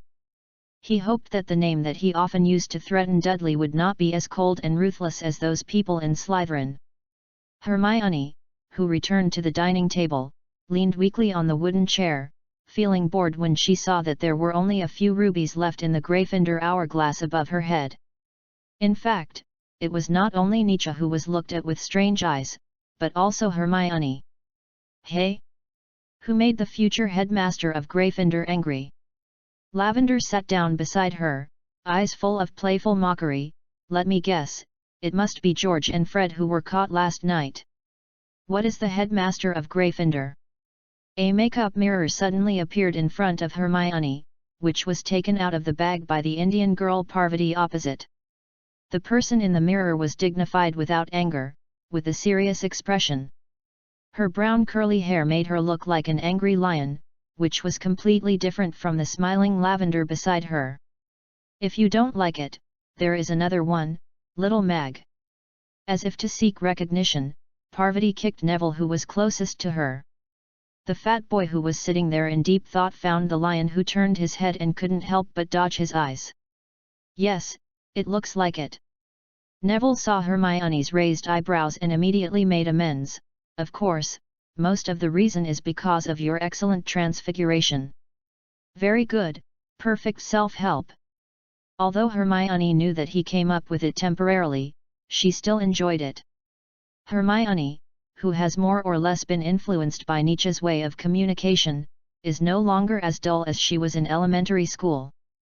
Although she retains the habit of preaching, at least no one dares to think that she is wrong. So, the title of Little Greg spread among some people. Ha! You little traitor! Lavender was a little stunned when she heard Longbottom's self-rescue. As for the guidance on transfiguration, I remember. Mr. Longbottom seems to be earlier than you. Hermione leisurely put her right leg on her left leg and took out a notebook from her school bag. First come, first served, ladies. What a joke, she really can't control this group of people. I will definitely support Dean Hermione's great cause. Very good, Neville Longbottom, I hope you can become a knight who breaks the conservative school of Hogwarts. At least you don't have to worry about failing the exam. Hermione squinted her eyes and enjoyed the awe in Neville's eyes. That's right. She was very unhappy with some conservative wizards in Gryffindor. Not only Gryffindor, but the whole Hogwarts was made to look like a joint venture of 4 schools. It was like a fight between 4 countries. Humph, you are a Gryffindor who is more Slytherin than Slytherin. Lavender looked at the top secret information that slipped from her palm, feeling unwilling. After listening to her complaints, Hermione smiled slightly with her lips pursed. Is there anything wrong with it? There is nothing wrong with it. Hermione firmly believes that she will do better than Nietzsche in some things. Chapter 21, Potions Class Brawl. For Slytherin, this year's House Cup is not so easy to win. Don't ask, the answer is damn Mudblood and Professor McGonagall's partiality, but fortunately, the 2 idiots in Gryffindor had almost all their previous scores deducted because of night outing. But for now, the biggest threat to Slytherin is the ruthless scoring machine, the hand-raising maniac, Hermione Granger, the little griffin. The real Dean McGonagall even considered whether to set up Hermione as a candidate for Gryffindor prefect in advance. Because Nietzsche had to go to Professor Quirrell's office every night, he didn't speak much on Wednesdays and Thursdays. He occasionally took over the teacher's words, and only added 2 or 3 points per class on average. So because of his mistakes, Hermione quickly caught up with Gryffindor. There was only one potions class on Friday morning. Daphne looked around, and there was no sign of that person at any table. Gryffindor has already caught up with Slytherin in terms of scores because of 2 spells classes. Tie. She said as she took a sip of hot milk. Even Malfoy had to admit that most of the points came from Nietzsche. That's impossible. Lucienne frowned. Gryffindor likes to party and hang out everywhere, and never speaks in class. How can there be such a big change? Malfoy, opposite him, sat on his left-hand side with Pansy Parkinson, and on his right-hand side with Goyle and Crabbe, who had just been discharged from the hospital yesterday. The two looked much better, and the potion prepared with white fresh essence did not leave them with any hidden injuries. Because of that, Granger, I heard other people's conversations in the school infirmary. There seems to be a small group centered on Granger inside Gryffindor, and most of Gryffindor's points come from them. It is true. Neville, Lavender, Parvati and other Gryffindor freshmen showed their skills in 2 spells and herbology classes because of Hermione's guidance and spells preparation. Finally, Hermione didn't have to do it herself. As soon as Malfoy raised his head, he saw Neville Longbottom's smug face. At first, he raised his hand tremblingly, but because of the surprise of his friends and the praise of the professor, the positive feedback greatly improved Neville Longbottom's self-confidence. Then why don't we also have an organization like a club? Malfoy was a little disdainful. But how can we do it?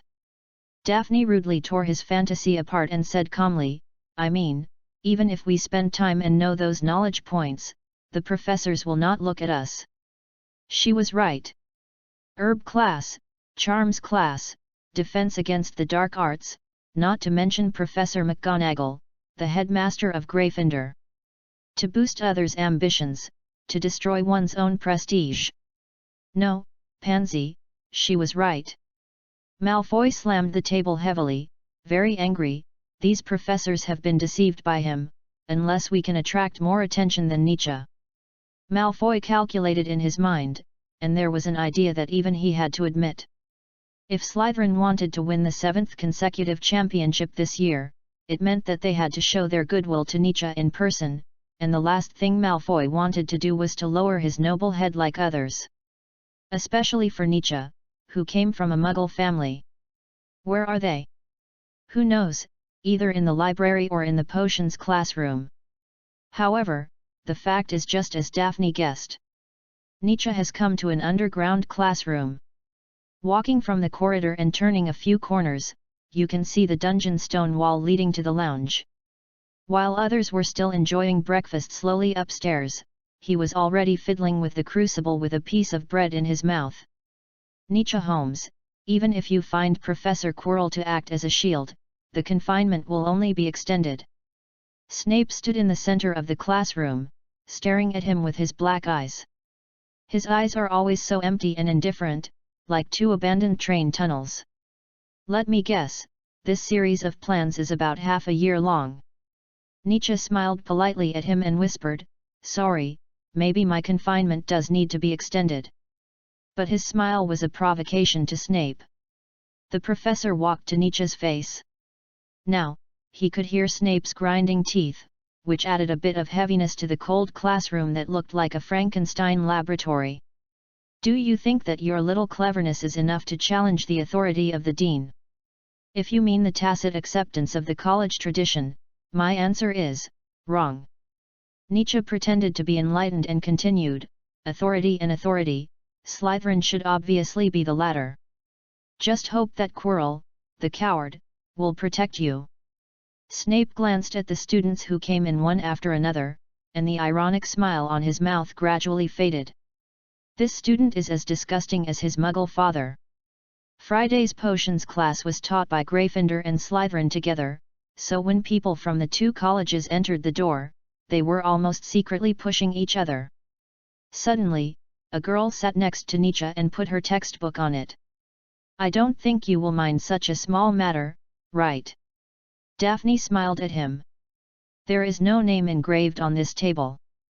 Of course I won't chase you away. Nietzsche smiled back and looked behind her. Very good, as a Malfoy diplomat, Daphne Greengriss breathed a sigh of relief, at least she did not show much disgust. Unfortunately, the next second, 2 stacked potion books fell heavily, and a pair of hands pressed on them, pushing all the way over, pushing Daphne's own textbook open. "I swear, I am not the one who drove you away."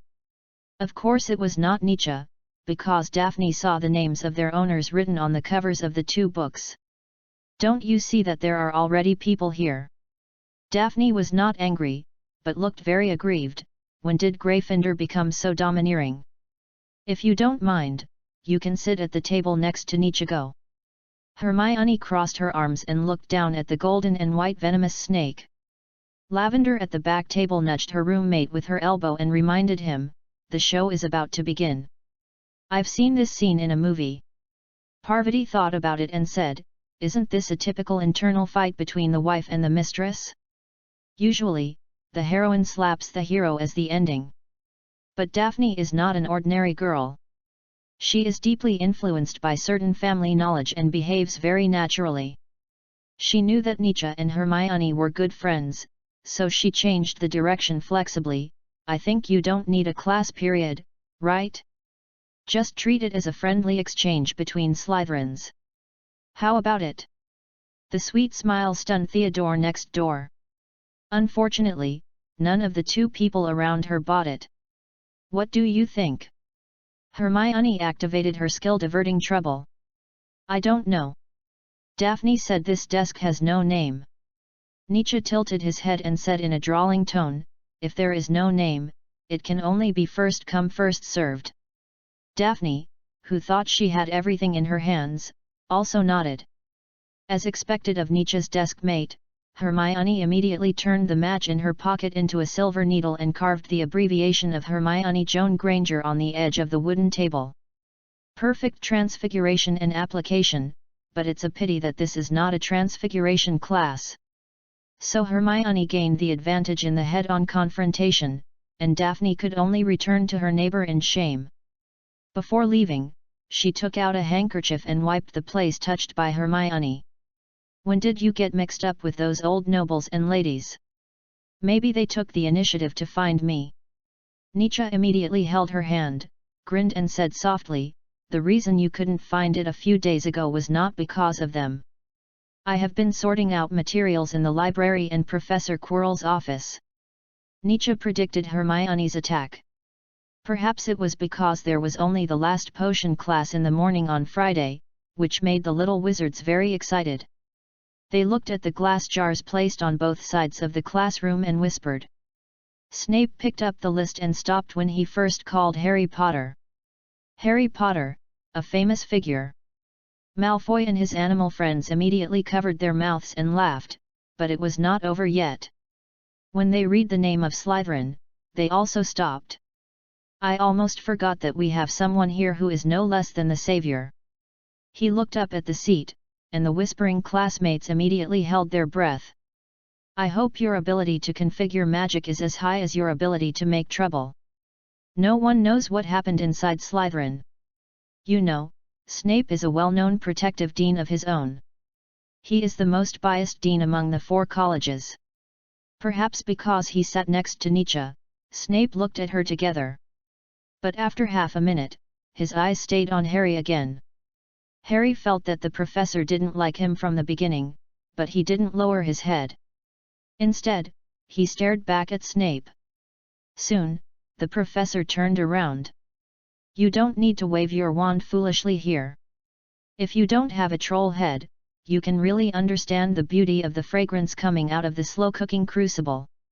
I can teach you how to decoct honor, soak reputation, and even brew death." When everyone began to fall into fantasy because of Snape's opening remarks, even Hermione leaned forward slightly. Nietzsche, who had been her desk mate for 2 years, knew that this showed that Hermione was very concerned about this class. However, Snape suddenly turned his attention to Harry in the back row. "Potter, what will I get if I add narcissus root powder to wormwood infusion?" Unfortunately, Malfoy did not see the scene he wanted to see. He thought Harry Potter would stand there like a fool, staring blankly with that Ron Weasley. You will get a very effective sleeping pill." Harry answered awkwardly, and then immediately changed his words, "It's the water of life and death." Now it was Snape's turn to stand there in a daze. He looked at Harry's green eyes with some hesitation. Then let me ask you again, Potter. Snape's voice was much softer than before, and his originally contemptuous eyes became empty again. Where do I need to find Bezoar? In the stomach of a cow. Very good, Potter's reputation does not include ignorance. Sit down. 1 point for Gryffindor. Added points? The head of Slytherin actually gave Gryffindor extra points. Harry fell on the chair with a sense of relief. The chair legs and the stone slabs made a sharp friction sound. He looked at Hermione gratefully. In fact, he refused at first. When he first entered school, the professor looked at him with annoyance, but Hermione analyzed from his story that today's potion class might be difficult. Just because of this little possibility, Harry really spent a little effort in the lounge on Thursday night. I give up. I have to say that although she is very nagging, she makes a lot of sense. Harry patted Ron on the shoulder. I understand why Lavender and Neville call her a little McGonagall. Harry grinned at Malfoy and the others with a provocative look, returning the ridicule. However, a series of changes could not escape Snape's eyes. When he saw the smug look on Potter's face, he immediately took back that precious point. Because the vain Potter tried to disrupting the class order, Gryffindor will lose 1 point. I knew it. Ron stamped his feet angrily. It's not important, what's important is that Harry broke the Gryffindor curse. Neville lay on the table and whispered, you know, Snape gave Gryffindor extra points. Although the score did not change, the behavior was the key. Since Harry broke the curse, it means that Snape will have a second and third extra points. Nietzsche John Holmes. Let's take a look at this future master of spells. Snape quickly found a new chicken to warn the monkey. How many ways are there to make potions? What Harry just asked was just the basics of herbology. It can even be said that as long as you listen carefully to Professor Sprout's class, you can know it. So the difficulty immediately went up a level. 7 kinds, in addition to the decoction, brewing, and soaking you mentioned first, there are also poultices, tinctures, washings, and ointments. If I brew the powder of the albizia flower with unicorn hair and peppermint, what will I get? This kind of question is obviously beyond the scope of the first grade. Even Hermione on the side gradually retracted her hand, unless she had finished reading advanced potion making. This is not fair, Professor. Gryffindor will be deducted another point because Miss Granger questioned the professor. Snape said coldly, although Nietzsche wants to pursue the fame of Mr. Potter, it seems that there is still a difference. Nietzsche put his left hand in front of his chest, his right elbow on his left arm, and his knuckles dragged his chin, like a standing statue of a thinker. According to Magic Potions and Potion, there are always 1 or 2 common ingredients with color-adjusting functions in most potions, and peppermint is generally used to refresh the mind. Let me think about it. This potion must have strong side effects, a golden potion. The purpose of the potion is the most important thing. Snape sneered sarcastically, don't use potions to save people in the future. I'm worried that your reasoning show will use poison as a healing ointment. Malfoy's luck is still good. Although he can't see Harry Potter make a fool of himself, at least there is a Nietzsche. It's a daily fun. If it's missing, who will give it to him? Hermione, what is the flower language of acacia? Nietzsche didn't look down to see the worry in her eyes, but looked directly at Snape and asked. Happiness, short-lived, fleeting happiness. The answer is obvious, isn't it? This golden potion can bring people short-term and intense happiness, so peppermint is needed to keep the brain awake to ensure balance. Nietzsche sighed, and because he was bored, he didn't give everyone time to think, and directly said the answer. Behind him was Tracy Davis, who was completely shocked by Nietzsche's inference. He flipped through all the potion books he could touch. But why is the unicorn feather not in the inference? Do I need to ask this? Nietzsche turned his mind, as if the person sitting behind him was the dumbest ogre in The Lord of the Rings, magic potions certainly require several raw materials with magical properties. It's not the deer antlers and snake skins commonly seen by muggles. Raw materials with magical effects are the most critical and cannot be imitated by ordinary people. At this time, Hermione had found the answer in advanced potion making. Yes, the description is almost consistent with Nietzsche's inference, and only. She turned the page and turned to face her desk mate. Professor Snape, is the Euphoria potion described like this? The young Slytherins were taught a lesson by Nietzsche Holmes. Chapter 22 Gryffindor's Victory. Although the answer was correct. But Snape did not give Slytherin extra points for this. This year is really strange. In the usual potions class, Gryffindor will definitely not get any benefits, while Slytherin will take advantage of this class to fill up his own house hourglass with points. Why don't you write these down? Snape shouted angrily, next time, I hope you can directly say the name of the potion instead of showing off your ridiculous reasoning. The potions class continued with the rustling sound of quills and parchment. Interestingly, after the freshmen entered the school in their first year, the crucibles and other instruments they bought from Diagon Alley that were not suitable for carrying around appeared on their desks after Snape waved his wand lightly. For Gryffindor, this class has just begun. Snape will guide the people from the two colleges to mix a potion.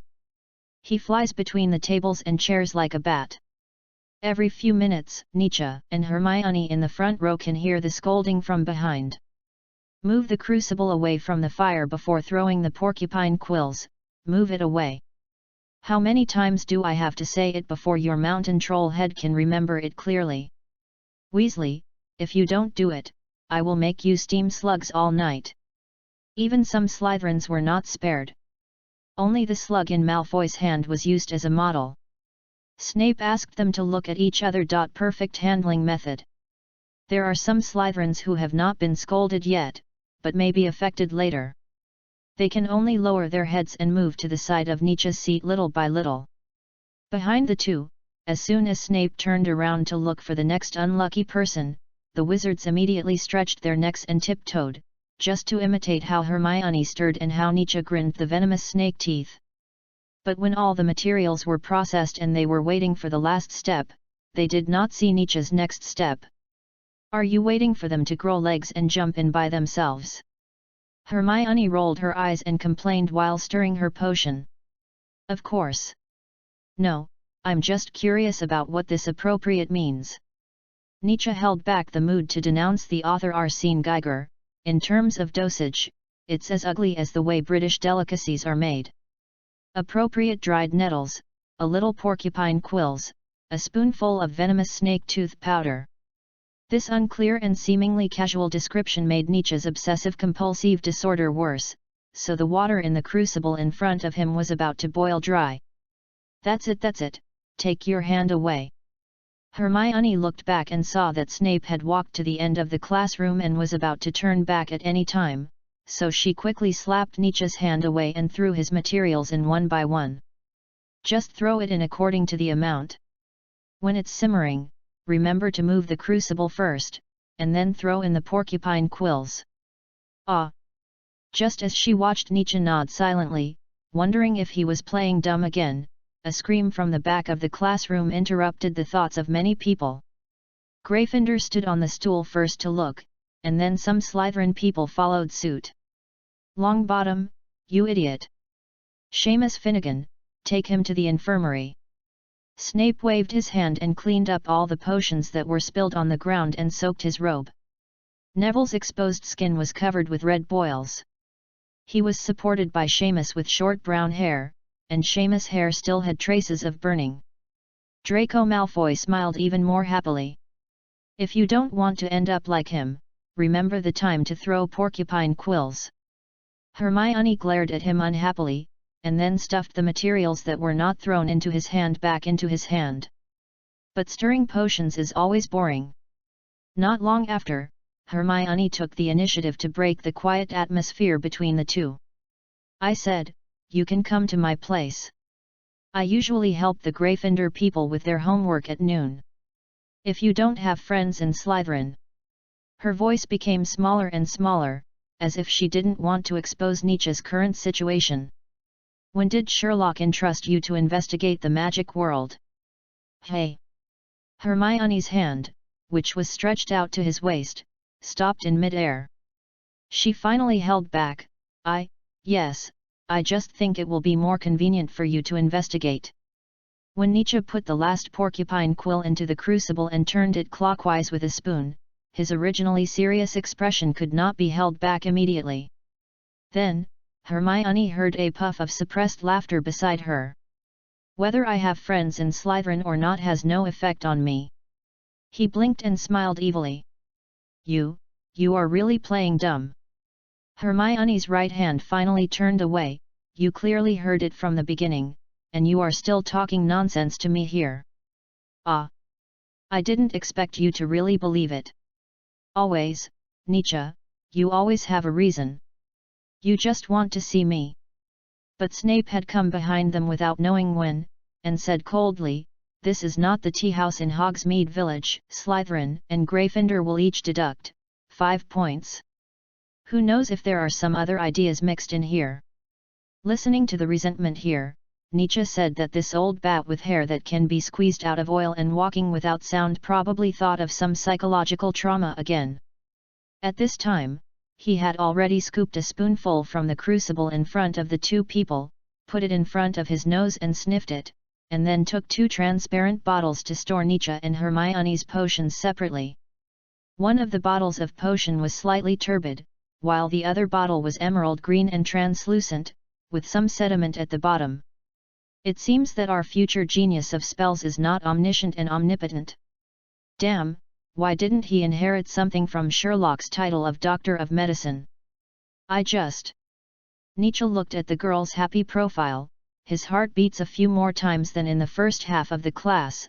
I just gave up a little space for others, no need to thank me. Mr. Always Right, I'm so sorry, it seems that the potion class will lower your average score. Nietzsche laughed briefly, and the next second he sat back in his chair with a droopy face. The dramatic change of face made him look very funny. Even Hermione, who was being looked at by Professor Snape, pursed her lips tightly, and smiled at the blue slate with her eyes. This was good news for Hermione. Nietzsche seemed to be not very good at potions. Half an hour later, the little wizards crawled out of the underground classroom with mixed feelings. Just as Nietzsche was about to talk to her while packing his school bag like he did in elementary school, Hermione was already drowned by the sudden flow of people, leaving only her arms and legs raised above her head and waving helplessly. Hands. He could hear many Gryffindors, led by Harry, cheering for Hermione. Incredible! 1 point for Gryffindor. He could only shake his head and clean up the messy desk by himself. Come here at noon on weekends in the future. The huge black shadow extended infinitely under the overhead light, covering Nietzsche. Slytherin is not as good as Gryffindor in potions, which is a shame for me. Perhaps Nietzsche heard it wrong, he could actually feel the dean's taste of disappointment. And Malfoy obviously liked this, as long as the person he hated was defeated, it was more exciting than letting him drink a whole bottle of joy potion early in the morning. Snape didn't wait for the other party to agree, threw away the wizard robe dragging on the ground, turned around and left the classroom. Today, Gryffindor is far ahead. When Nietzsche was having lunch, Mercury came back with a newspaper on his back. But it flew directly over Nietzsche and headed for the Gryffindor table.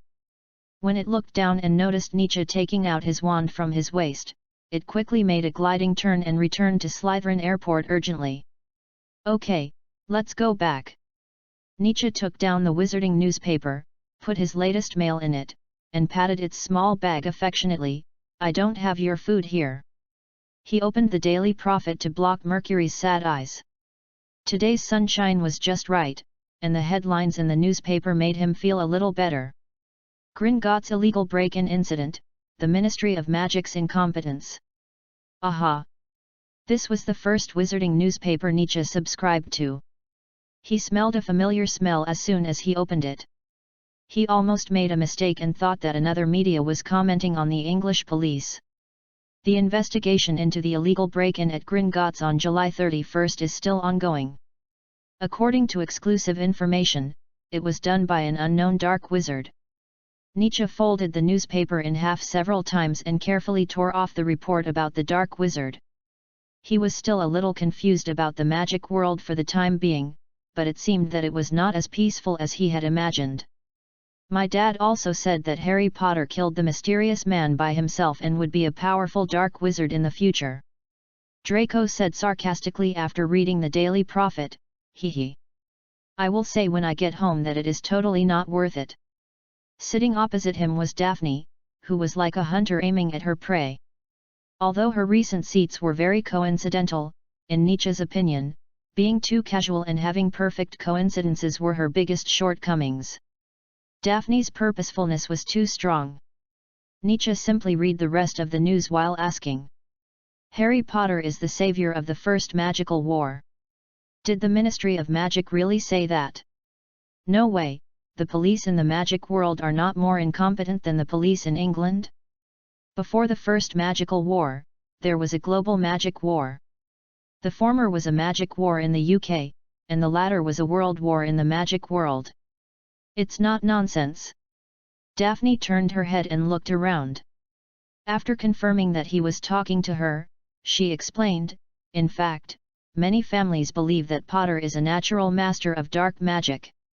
Only a natural master of dark magic can block the unforgivable curse that is sure to kill him. This is how most pure-blood wizards feel about Harry Potter, and this is also one of the reasons why Malfoy wants to win him over. I'm not a natural-born dark wizard. No, of course not, your value is far beyond that." Daphne lowered her head and whispered, "Draco has been learning magic from Dean Snape recently, and he wants to challenge you to a duel. Do you think I can't see that you are playing a double game here?" Nietzsche once again wanted to refresh the evaluation score of the intelligence of some Slytherin people in his mind. "No, you can regard my behavior as an investment. You are born a Muggle, and you can ask me if you don't know. Believe me, Ravenclaw rarely talks to people, and Gryffindor doesn't know as much as we do." Daphne's calm aura made her look as if she was already the heir of the Green Gris family. Obviously, there is a kind of parallax between her and Malfoy. Just like Nietzsche, even if she can't win him over, she is willing to spend some time to invest in the other party. Anyway, whether Malfoy wins or loses, she will not suffer. But there was a parallax difference between her and him. Daphne regarded Nietzsche's attention to magic as the curiosity that Muggle wizards should have when they first arrived in the magic world. Nietzsche put his hands on the table, habitually made a thinking gesture, and briefly changed the topic. "What is the reason that makes a calm investor willing to act as a follower?" "Let me guess, after the First Magic War, Parkinson preserved a deeper foundation than Green Gris." "You think too much." Nietzsche looked at the middle part of the Slytherin long table and saw Draco, who had just finished his meal, resting on Pansy's shoulder. All possibilities exist in his mind. There was an unwritten rule in the Muggle world before. In order to maximize the benefits, the royal families of various countries have more or less blood relations. I think, this unspoken rule is also applicable to pure blood. He is so stupid, he should have figured it out earlier. If purebloods want to eliminate the possibility that their behavior would violate the ideals and fully implement the pureblood ideals, they can either marry close relatives or form an alliance. Daphne had heard of a spell in the magic world. But that kind of ability that was almost like reading minds could only be mastered by powerful wizards. She clearly did not feel any magical intervention, but she was still stripped naked. An unspeakable shame and anger replaced her noble posture decorated on the outside. "You stick to Pansy Parkinson, perhaps because only in this way can you know Malfoy's preferences and achieve equal competition. A shrewd businessman does not hesitate to invest himself in it." But Nietzsche was splashed with water before he finished speaking. Daphne pressed her chest and her face was flushed, but this was not shyness, but an explosive anger. "Your reasoning is correct, but except for one thing, I don't like Draco Malfoy. I stick to Pansy just to survive between the two of them. Otherwise, Why do I have to invest in you? Daphne left in a panic, and Nietzsche silently wiped his face with the tablecloth in the curious eyes and jokes of others, and continued to eat the fried steak. Today is really unlucky. A leaf made of craft paper floated in from the entrance of the auditorium, hovering in front of Nietzsche's eyes and gradually unfolding. On it was only the signature of Quirinus Quirrell and a short sentence. 8 o'clock in the evening. Everyone, please leave more messages, although I don't know why, I can't reply, but I can see it. However, regarding the Slytherin common room, I checked the information, and the door of the Slytherin common room is indeed the stone wall behind the dungeon. Damn, look at this unique painting style. Chapter 23 Quirrell's Cram School is open. Friday night is so exciting. Just imagine, just after the boring potion class, the next day is the weekend without classes, you can sleep in and play as much as you want, you can call your friends to wander around the castle, watch those empty shells of armor humming and fighting. Unfortunately, these have nothing to do with Nietzsche Holmes. He walked through the moving staircase of the main tower, sorted out his thoughts, and knocked on the oak door of the office on the 3rd floor. Please, come in. The office looked very ordinary, and compared with the principal's office of an elementary school, the only difference was the variety of decorations was a little more complicated. There was a huge bookshelf on the left-hand side of the door, and a glass display cabinet on the right, which contained many pressed flowers, and opposite the door was the desk, on which was a crystal ball. Looking past Professor Quirrell, who was writing a letter, you could see the astronomical telescope by the windowsill of the office. Nietzsche was not easy to disturb, so he closed the door and carefully looked at this large office. He walked to the bookshelf and found a book about plant gardening that was not covered with dust.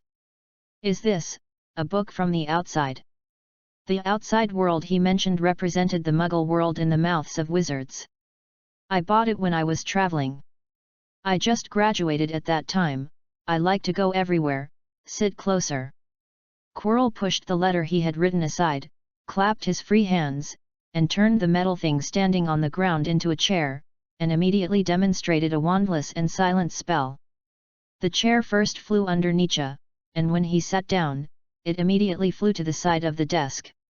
The strong garlic smell made Nietzsche squint his eyes and lower his head slightly, so he happened to see a letter that the professor had just written, but Nietzsche could only take a quick glance at it in just 5 seconds.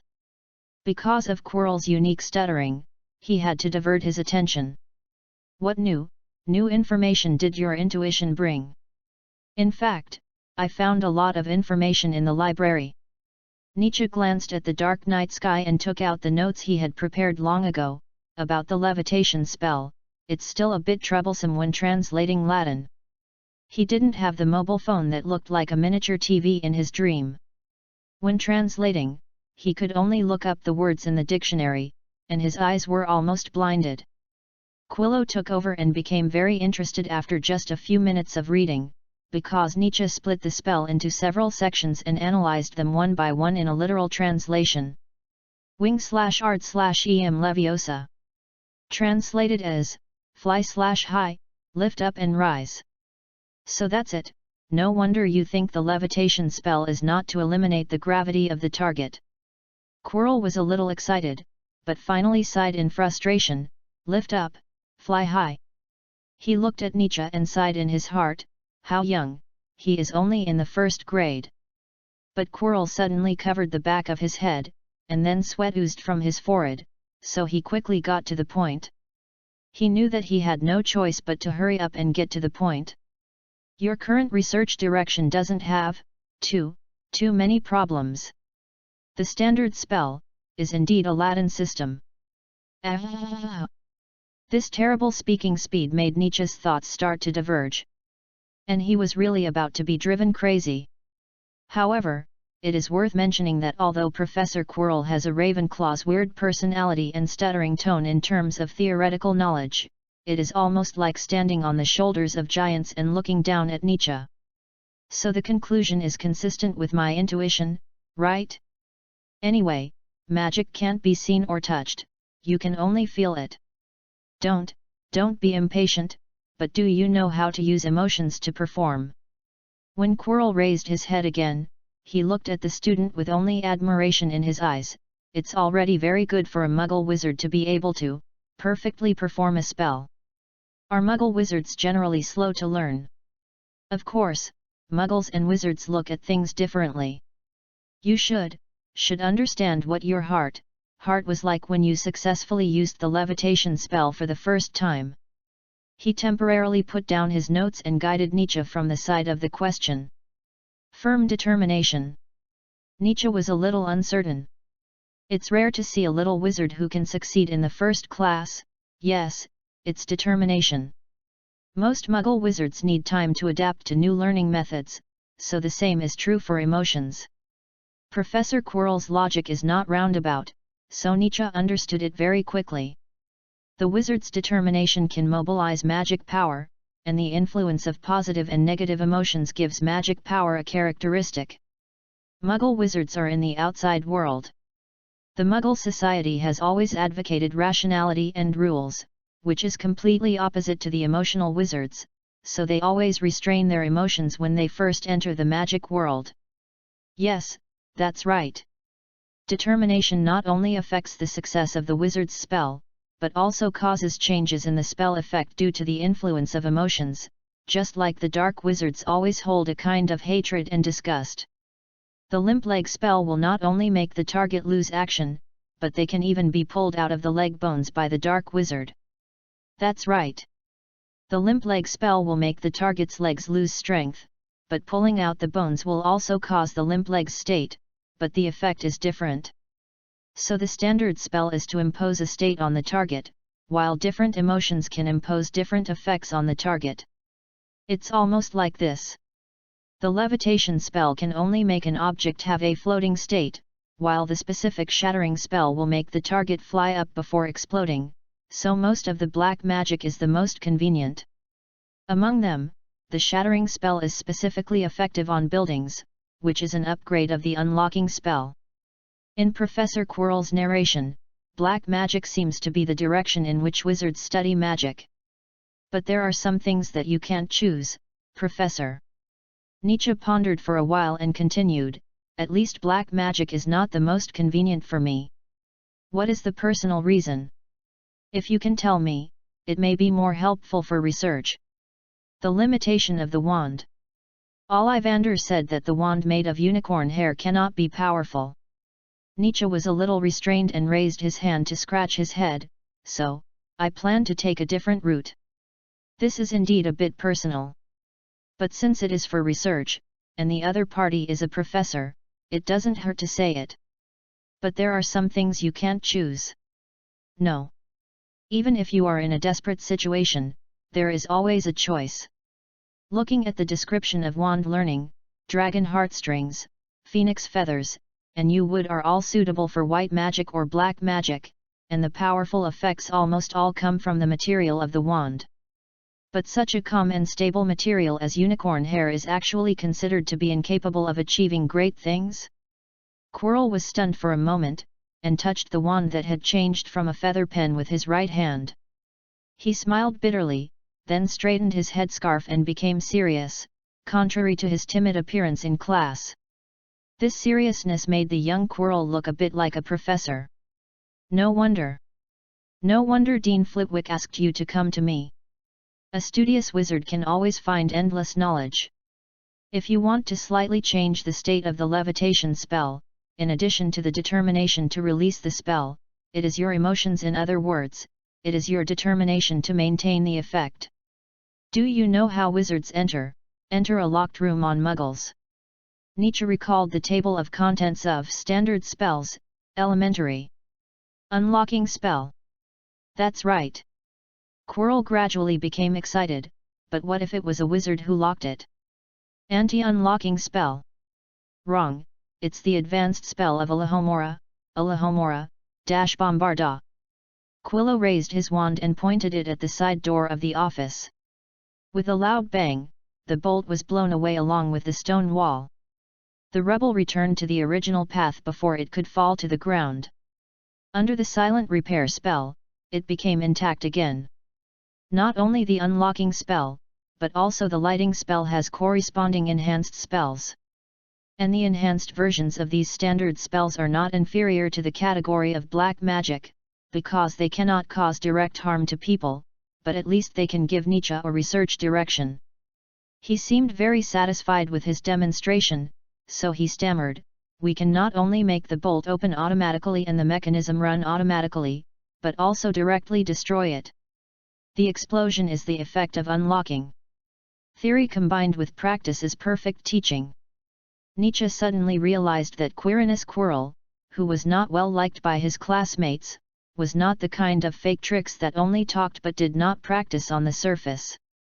As for why the crushing spell was not used, this is because some evil spells and poison spells cannot have a substantial impact on buildings' destruction, they are more used to hurt the fragile wizard's body, not the hard granite. I understand. The levitation spell is to lift the target up, the magic imposes a floating state on the object, and he can complete the advancement in the process of lifting it up. For example, how to lift it up?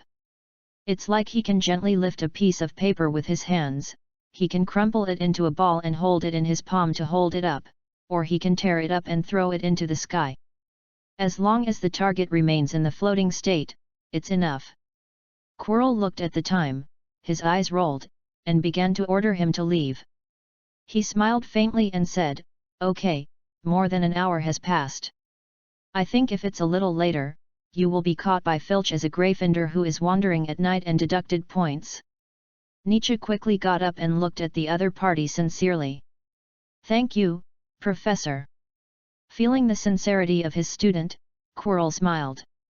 He watched Nietzsche turn around and move further and further away from him. Nietzsche. Nietzsche was a little strange and stopped holding the door handle. "Anything else? It's not enough to have a good mind. You must be motivated. Being smart is not a privilege, but a talent. I look forward to your future experimental results. Good night." "Good night, Professor." When the footsteps outside the door became smaller and smaller, Quirrell sat up straight and immediately collapsed on the chair.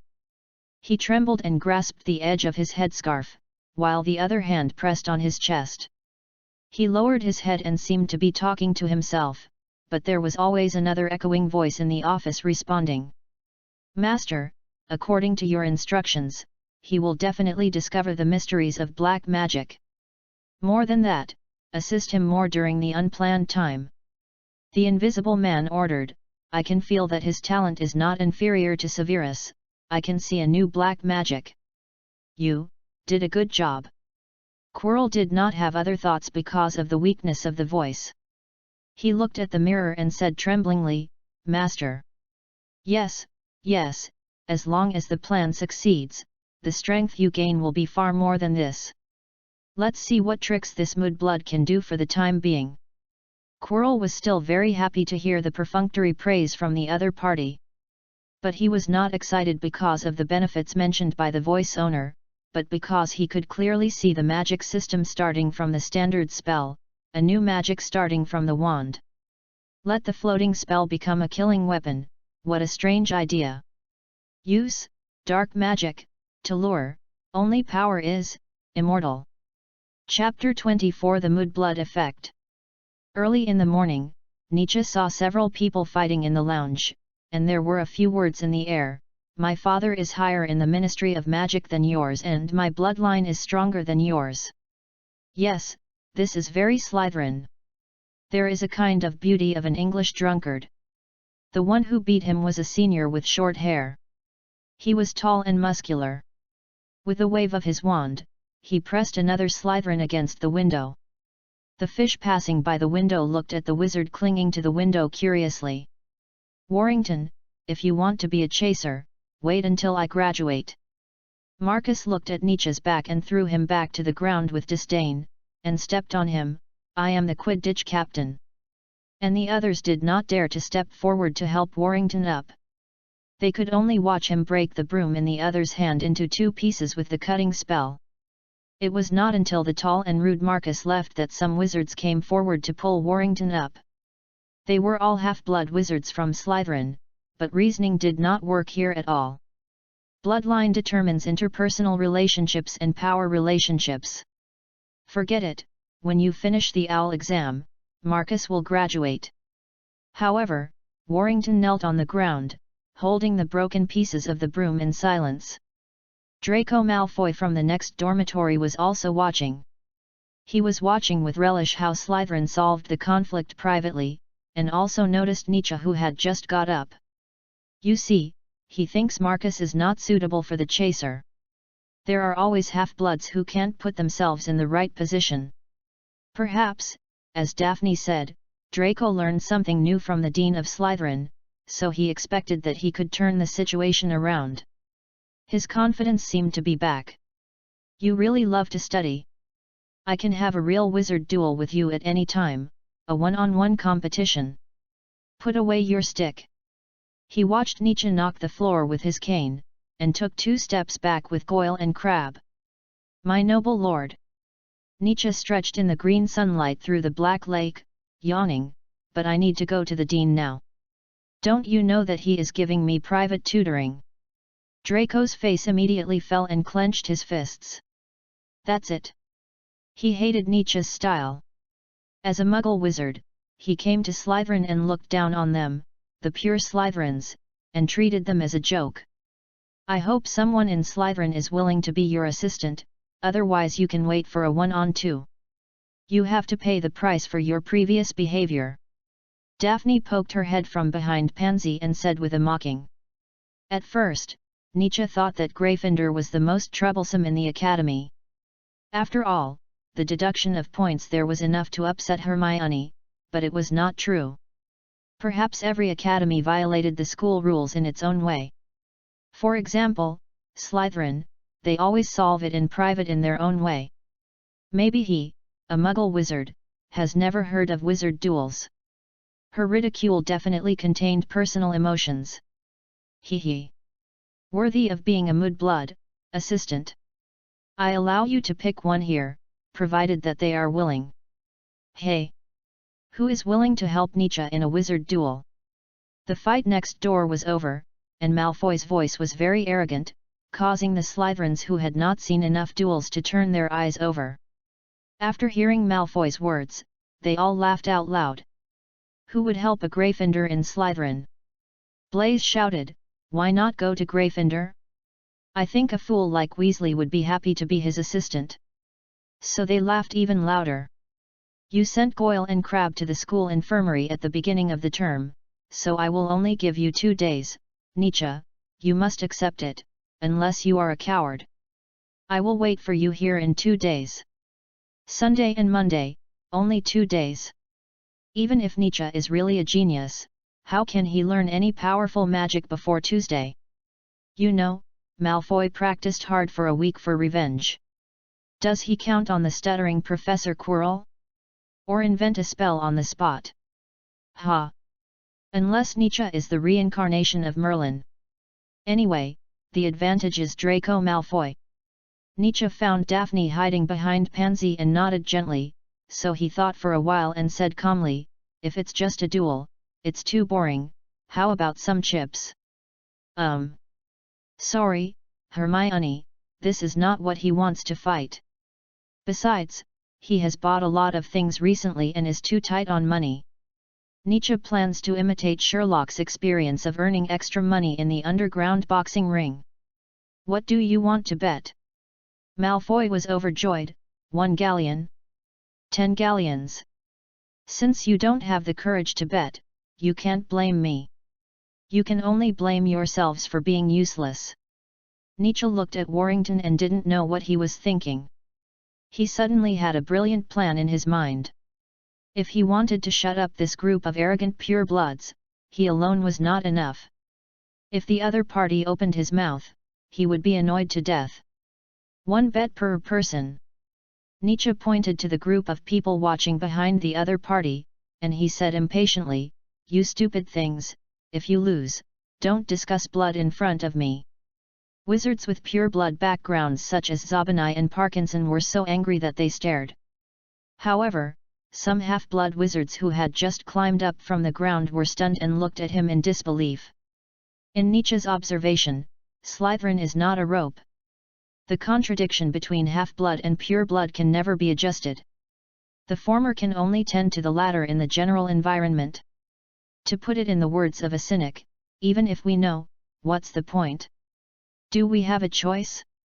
If I win, you will break off your relationship with Gryffindor and join me. Draco didn't think he would lose, and he firmly believed that he would become a qualified heir to the family. Deal. But no one cares about the ideas of half-bloods and muggle wizards.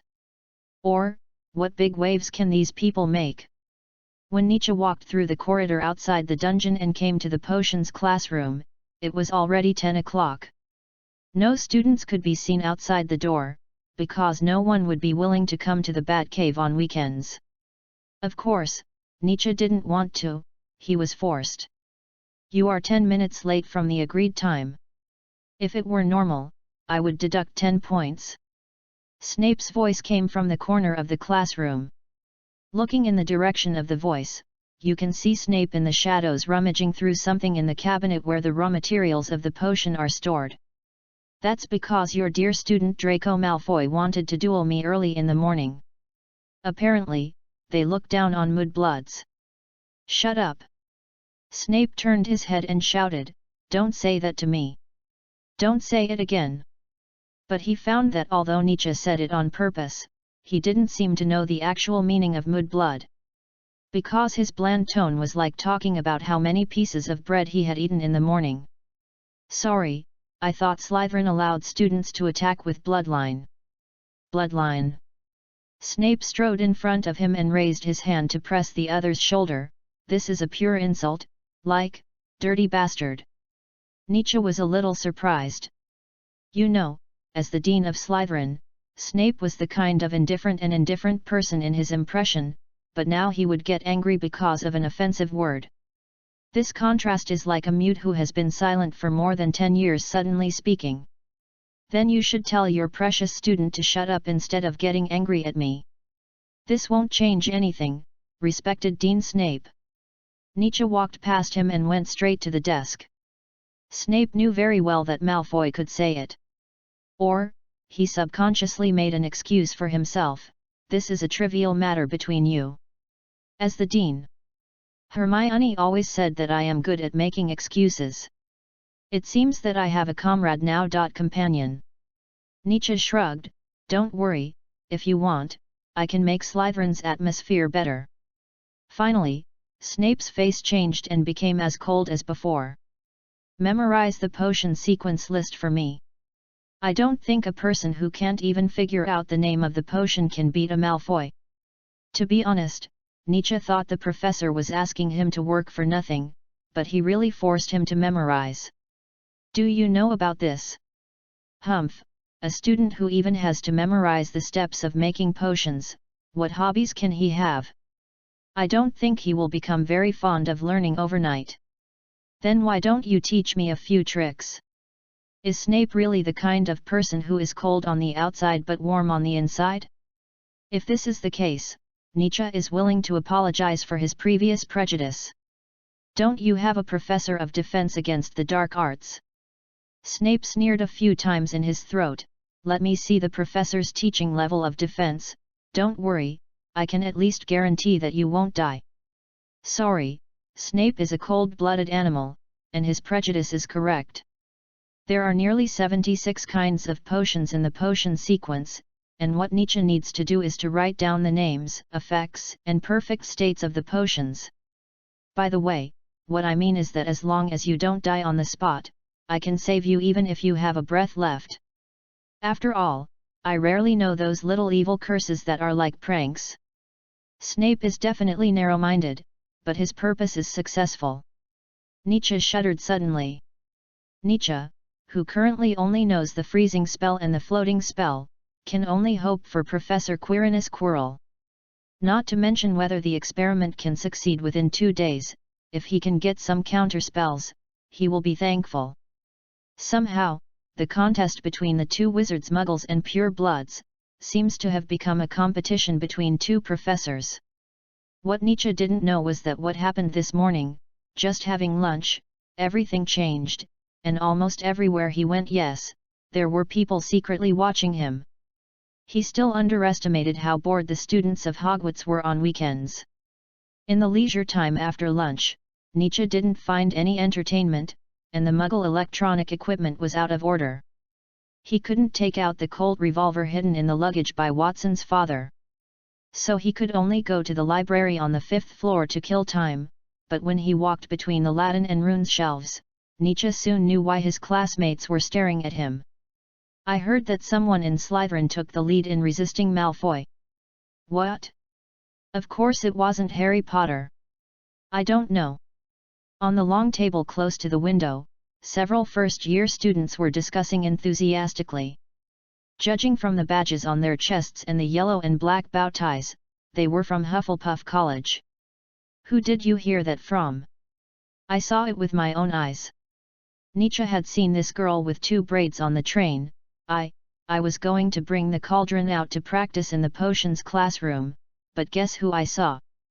Wait, Hannah, you actually secretly learned potions without telling us.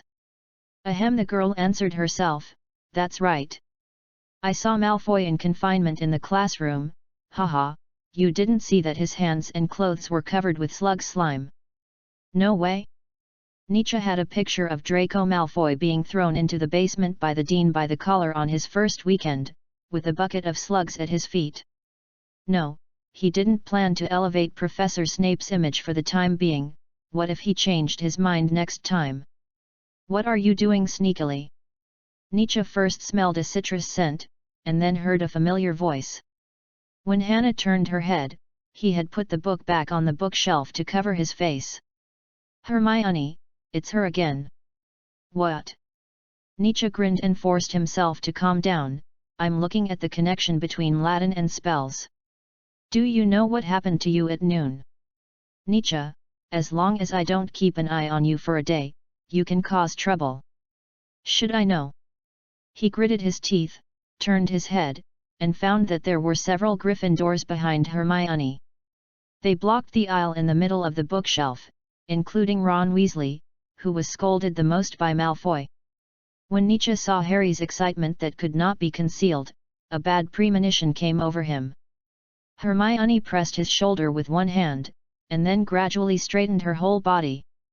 The Slytherins are going crazy, saying that you don't like Malfoy and want to take his position among the freshmen. You even used means to put him in detention in advance, and. This is the runes section. No, this is the Latin section, and the runes shelf is behind you. He pointed to the book he had just put back. I memorized the structure of the library on the 3rd day of school. If you hadn't focused on the others, you would have noticed that the cover was written in Latin as ancient runes. Tisk. But Hermione felt as happy as if she had eaten half a chocolate frog when she saw his pouting face. Especially Harry, who was more excited than anyone else. He grabbed Ron's collar and shook it wildly, making his head swing like a rattle. Ron, I told you that he and the other Slaters Lynn is different. Okay, you win, take the last bag of strange beans in my pocket. Chapter 25 Duel. If you ask Harry who he hates the most, he can say the name of Dudley Dursley the second after you ask the question. But if you ask the same question now, then Harry may have to consider it, and after comparison, tell you Dursley and Malfoy, neither of them can be missing. Because Malfoy not only represents the family heritage, but also won a series of titles that are difficult for ordinary people to achieve, such as Dark Wizard, the most disrespectful running dog of the mysterious man, Wizard's Detritus, Fence Sitter, etc. So, Nietzsche's image has gradually changed a little bit. But before that, let's pull back our thoughts. Who spread it? Nietzsche found a dusty seat in the innermost corner of the library. Although the duel is indeed true, Malfoy can't show off everywhere. In addition to Neville, there was another stranger in the group. After Hermione's introduction, I learned that he was Seamus Finnegan, who helped Neville out of the potions class on Friday. Seamus' hair changed from brown to its original light brown. The black school uniform was full of wrinkles and there were traces of being wet by soup during lunch, which meant that the owner of the clothes was a bit lazy. George and Fred said that it seemed that a few Slytherins heard the conversation when they came to buy things from them. Senior grade. Of course they are senior grades. The freshmen don't know that the two of them have the ability to sneak out of the school. Ron proudly talked about his brother's glorious deeds, and only came back to his senses when Harry hit him with his knee. But it was too late, because Hermione had already set her sights on him. Ron's mind was working fast at this moment, and he immediately changed the subject, but we didn't expect Snape to put him in detention. This shouldn't be the case. Maybe you helped his college score a lot of points. But Hermione didn't think so. She felt that Nietzsche shouldn't use such an extreme method. Well, she was just worried that the other party would take other means to retaliate if they were forced into a corner. Hermione recalled the scene when she first met the Watsons. There was a faint smell of cigarettes at the door of his house. Later, when she returned home, her father told her that Nietzsche's father was a retired military doctor. Don't fight. That's not a fight. Ron glared and retorted, that's a duel. If both sides agree, even the professors of the school can't stop it. Since we are all freshmen, it's fine as long as one of them is unconscious. What does that mean? Harry was eager to try. Nietzsche, how about letting me do it? In fact, Ron and Seamus wanted to get involved, but for the sake of little McGregor, they chose to lower their heads and eat the beef pie in their hands. The atmosphere was a little subtle. Oh? Harry, what spells do you know? Hermione said lightly, you can even make mistakes in the spell of the levitation spell. Are you going to be a shield for Nietzsche? If Nietzsche can win. Think about it, 1 for 2, it's a win anyway. But Hermione couldn't stand it. She slapped Harry's hand that was stretched out to Nietzsche, turned sideways, and ruthlessly stood between the two of them. Okay, Granger, calm down, think about how you should reduce the loss of this matter. What if Nietzsche loses? What if Nietzsche doesn't use any lightweight? If you are really worried about Nietzsche, why don't you be his assistant? Ron swallowed the food in his mouth and made a vague suggestion. What does this have to do with me? Hermione just thought they were unreasonable. But on second thought, she felt that this was also a helpless way, she could control Nietzsche and at the same time reduce the danger caused by the duel. Don't worry, we still have 2 days. Nietzsche did not understand Ron's suggestion, but was a little disgusted. If it really doesn't work, learn some evil spells temporarily. Hermione is not suitable for this practice. Can you please stop using childish provocations? Compared to these, I am more worried about what Malfoy has learned from Snape. Neville suddenly remembered something, and the words came to his lips but he couldn't spit them out. He was hesitant, which annoyed Hermione who was sitting next to Nietzsche, so she simply issued a pardon.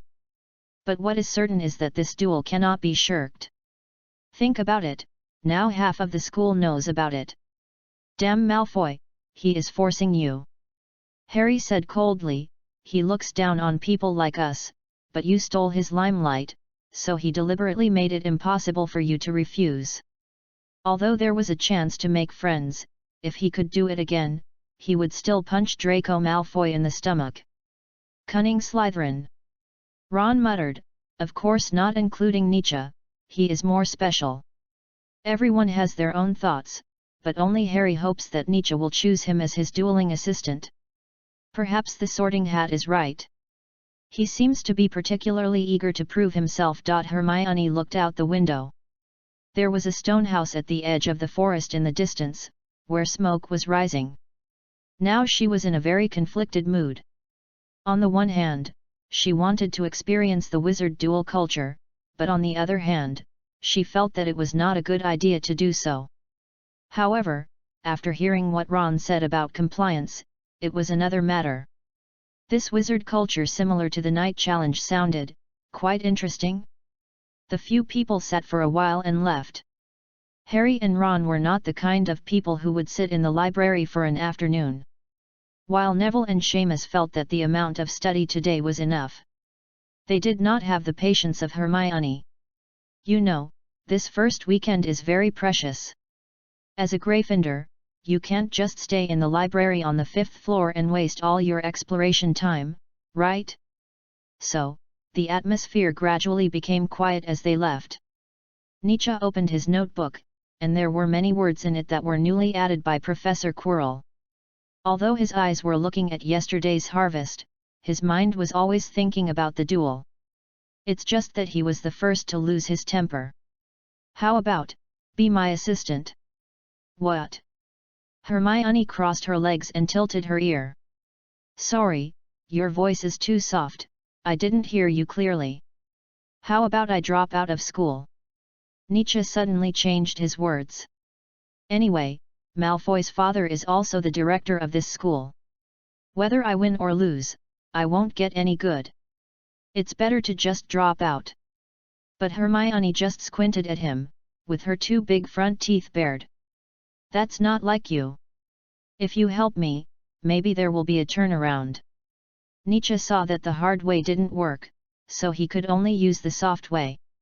Just once, just help me once, can you bear to see your deskmate being bullied? Hermione's goosebumps all rose up. She hated Nietzsche the most because she really fell for it. Just once. I won't make an exception again.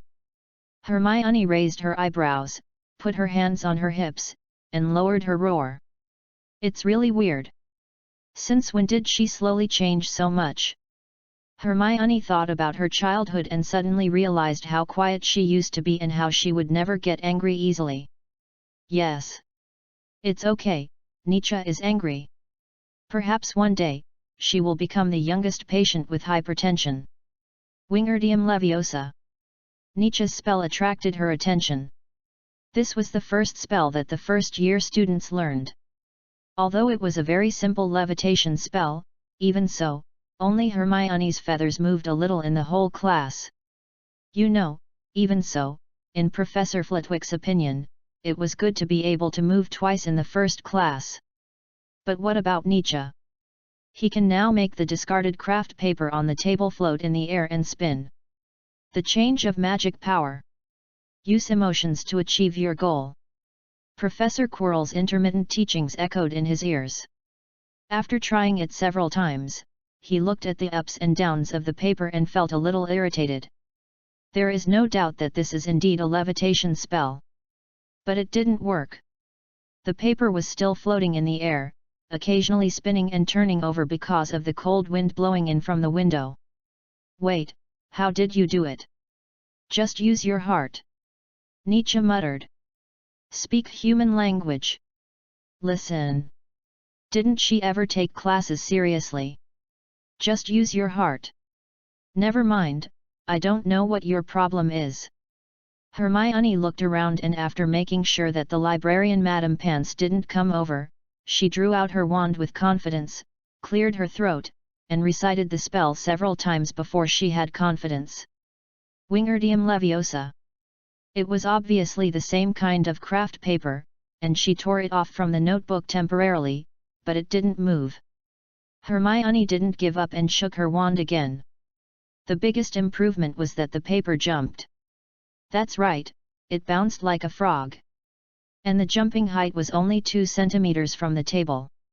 If Nietzsche hadn't been staring at him, he would have thought it was the cold wind that made it sway. Did you pronounce the spell wrong? But I haven't learned Latin before, so I don't know if the syllables are wrong. Try it a few more times. Nietzsche sighed, don't focus on the spell, but on the will. Hermione was not worrying blindly, but had a reason, because Professor Flitwick said something in the spell class, a wizard mispronounced the syllables, causing the floating spell to become the bull summoning spell. So from a side point of view, Hermione's worry was not wrong. But it also confirmed Professor Quirrell's view of Muggle wizards, which seemed to be more intense in Hermione. Really? But this is not a language class. And you didn't pronounce the spell wrong. Although you have a little accent, it doesn't matter. You must first be sure of your beliefs. That must be related to the accent. Hermione seemed to have entered a dead end. She thought she was learning Latin. You are not confident. Nietzsche thought for a while and said slowly, you can't think about trying it. There is no such thing as trying. There is only can or can't, just like you have to eat 4 meals a day. It's 3 meals a day. For me, it also includes midnight snacks. Although Nietzsche's words are rough, they are generally this is probably the reason. Perhaps the strength of human beings lies in their ability to adapt to certain specific environments, which is particularly evident in Hermione. She needs to get used to the wizard's idea in order to make the spell successful. On the 14th attempt, and under Nietzsche's persuasion, Hermione impatiently recited the spell to the craft paper. If she applied more force, the wand would be able to pierce the paper. But something happened that made Hermione suspicious. She saw the craft paper swaying in the air and gradually bending. No, the spell cannot go wrong. Hermione suddenly felt that the book in her hand was not fragrant, and said unhappily, standard spells can only add specific states to an object or creature, and cannot be transformed. Nietzsche also knew the source of the passage she recited, the beginning of standard spells, elementary. Nietzsche stared at the folded brown paper in a daze. After a few minutes, he happily took out a pencil from his pocket and wrote and drew on the notebook, as if recording something. Tell me how you did it. You succeeded, Hermione. Perfect. What did you do? Didn't you tell me? I'm not talking about this. Nietzsche danced with joy, as excited as if he saw a rainbow in the sky at night. What were you thinking when you used the spell just now? Quick. This was really far-fetched for Hermione. She spent a lot of effort to describe her mentality at the time. It's just, very annoying. After all, you keep saying that I'm wrong here and there. But this was not enough for Nietzsche. He looked at the content about the influence of emotions on effects in the notebook, suddenly raised his head, and stared straight into Hermione's chocolate eyes. Yes. He annoyed Hermione. So what were you thinking when you made it float? The girl blushed and hesitated for a long time but couldn't form a complete sentence. However, under Nietzsche's saturation bombardment of questioning, she also abandoned her last bit of face. Don't ask. What do you think? I just want to put it in your mouth, like now. The draft paper was folded into a hard piece of paper, and then Hermione bent her wrist and pointed the tip of the wand at Nietzsche, letting the paper ball hit his face. Until then, Nietzsche suddenly realized. I understand. Hermione. You are simply a genius. He suddenly opened his arms and hugged the girl in front of him, and kept muttering, so that's it, you have to associate with emotions first before it will work. Hermione didn't understand why Nietzsche, who had finally taught her the levitation spell, started to thank her instead. Her cheeks were hot and her breathing became disordered. The other party's sudden way of thanking made Hermione temporarily lose the ability to think. The only thing she could do now was to wait quietly. Ah! Why is he like this? 5 seconds later, Nietzsche got up and left with satisfaction, jumping and running to the door of the library. No noise and running.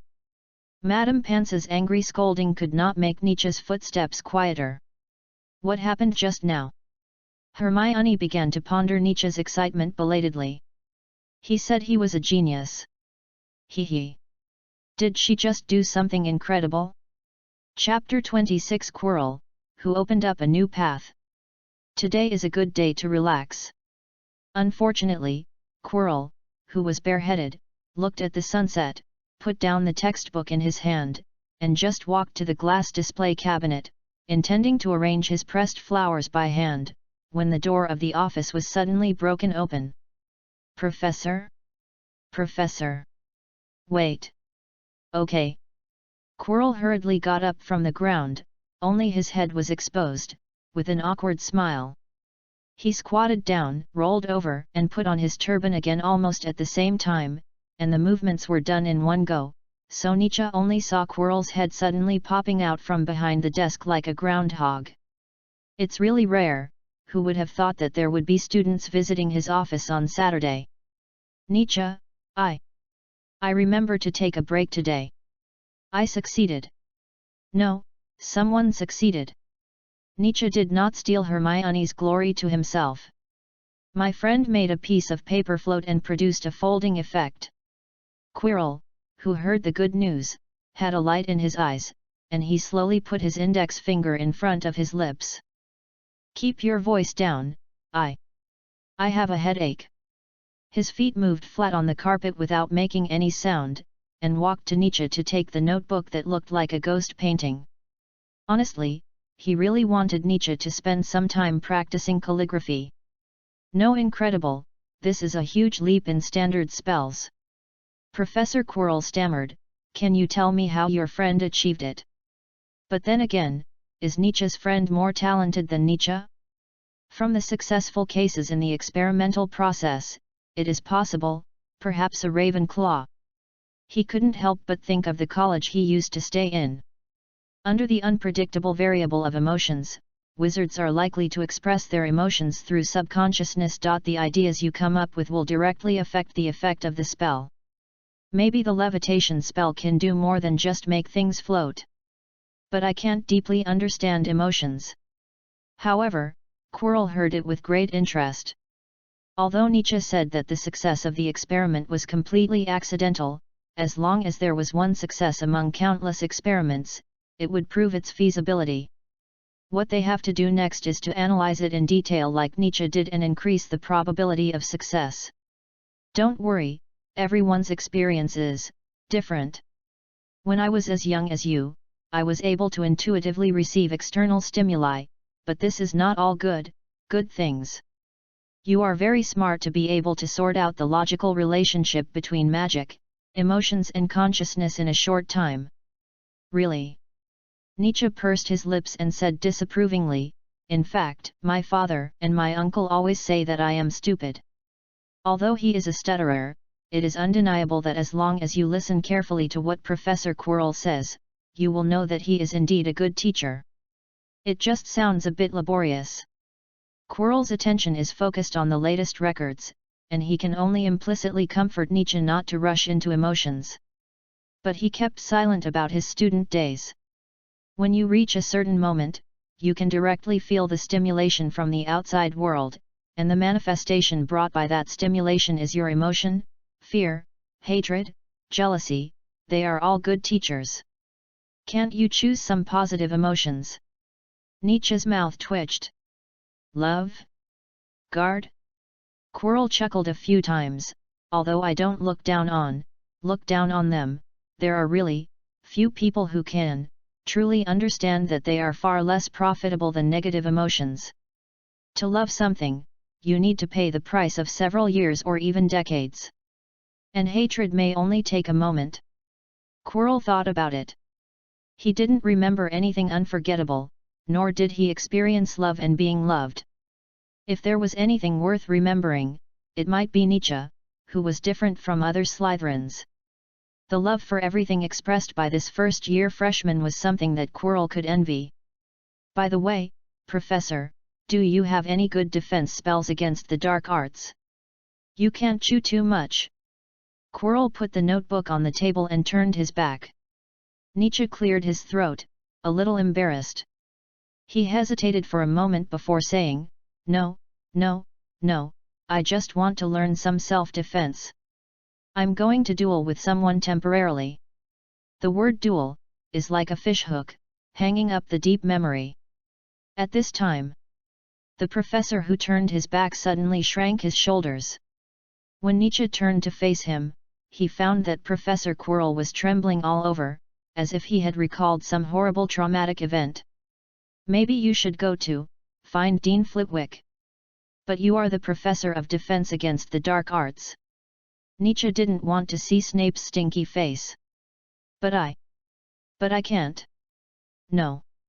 Quirrell swallowed his saliva and smiled forcefully. I'm not good at these.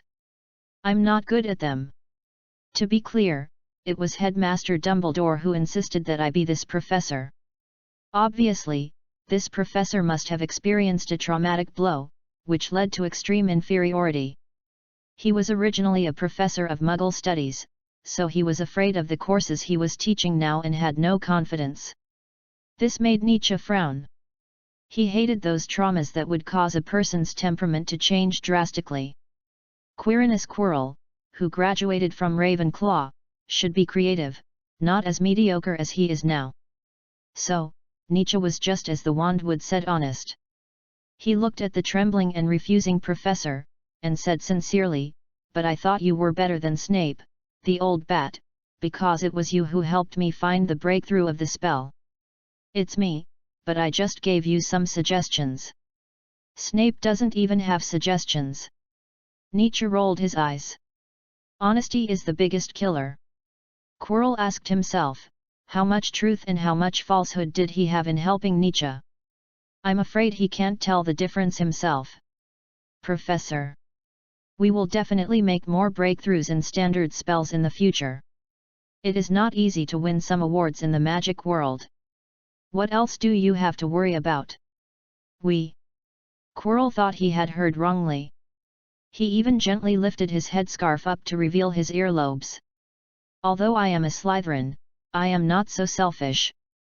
Yes, he has seen the prototype of a new magic, even magic that perfectly fits the wand. As for the future order of Merlin, it is only a matter of time. Maybe the situation is not too bad? Although he didn't know what Quirrell had experienced, Nietzsche was sure that when the other party was still a Ravenclaw student, he must have had a high understanding of spells, otherwise he would not be so familiar with the various variables of magic. "Who are you dueling with?" "Malfoy from Slytherin, the one, who often takes the lead in laughing at you in class." "So he is. Malfoy." Quirrell lowered his head and took note of the other person in his mind. No wonder. "I heard that his father was one of the directors of Hogwarts." "Don't worry, people like them are like this, and a little poison can make them feel better. The last man who dreams comfortably." Nietzsche despised people like them the most. He is a sycophant, and the only person he can rely on is the school director. Malfoy and his people are not adventurous, not creative. They find a little fun in others during the day, and repeat it at night to find more fun, and they never get tired of it. It is precisely because they can't see Nietzsche's anger, so they can't find fun, so they are so angry. But Hermione is different, and now, Quirrell is naturally half in Nietzsche's heart. They all have infinite possibilities, so he tried his best to change Quirrell's timid appearance. The red light of the evening spread from the sky above the forest in the distance into his office. Quirrell just slumped in the chair, while Nietzsche quietly waited for the final answer. "The second row from the top of the bookshelf, the 14th book from the left to the right, contains some counter curses I recorded when I was young," he said suddenly. "Just consider it as my thank you for your gift." The gift Nietzsche gave him was, of course, the notebook that contained the prototype of the new magic. The bookshelf was very high, and Nietzsche quickly found the faded book through the movable wooden ladder next to it. The cowhide cover was rough and felt like sandpaper. "Thanks, Quirrell." Before leaving, Nietzsche gave his sincere blessings, although it was what he thought. "May magic be with you, Professor." Quirrell flipped through the notebook alone, and then hid it in a secret cabinet. It is certain that he at least found what he had hoped for most in Nietzsche. So that's it. It turns out that hope has always been with him. Outside the window was the wizard's jokes, and inside was the ticking of the clock, and Quirrell, who closed his eyes to rest, suddenly burst into laughter, with some madness and pain in his smile, as well as ridicule of himself. He thought of Nietzsche's evaluation of himself. Unexpectedly, he was even better than Snape. "Time, what I lack is time." He saw from Nietzsche a kind of respect that was different from that between students and professors, more like a partnership. Quirrell completely relaxed his body and held his forehead. He seemed to really see himself standing in the middle of the crowd, being admired by thousands of people. Sometimes, he always fantasized that he could go further and learn some skills that would make people respect him. But it doesn't matter. He has now seen new hope from Nietzsche. Everything in front of Quirrell floated up, but before he started to try the floating spell to regain his life, the thoughts in his head slowed down. Can I really get what I want from him? Chapter 27 Purebloods are dead, half-bloods should stand up. The sun rises as usual, and everything is running as usual after the first weekend. Just look up and you can see that the 4 colors of gems in the hourglass above the auditorium are much less than last week. Obviously, many people did something against the school rules over the weekend. Nietzsche recalled the Transfiguration class last week. Whenever a student made a mistake in Transfiguration, Professor McGonagall would always loudly reprimand a student for the mistake, and then add a sentence at the end. If you are more serious, you can also complete the Transfiguration task in the first class like Miss Granger. Perhaps Hermione didn't know that Slytherin also hated her. Professor Quirrell still didn't change, except that sometimes people found that he would go straight back to his office after class and would not stay in the classroom for too long. When Nietzsche returned to the classroom on Monday at noon, he found a group of people gathered in front of the notice board to discuss. When he approached, he found that it was not some little snakes biting each other in the lounge again. Everyone was watching a brand new notice with 2 brooms crossed on it, and it said, "This Thursday, Slytherin Lynn and Gryffindor students will take flying lessons together. The location is on the lawn beside the Black Lake Rolanda Hooch." Nietzsche stared at the broom in a daze, with only one thought in his mind. He would never ride a broom around. What era is it now? Times have changed.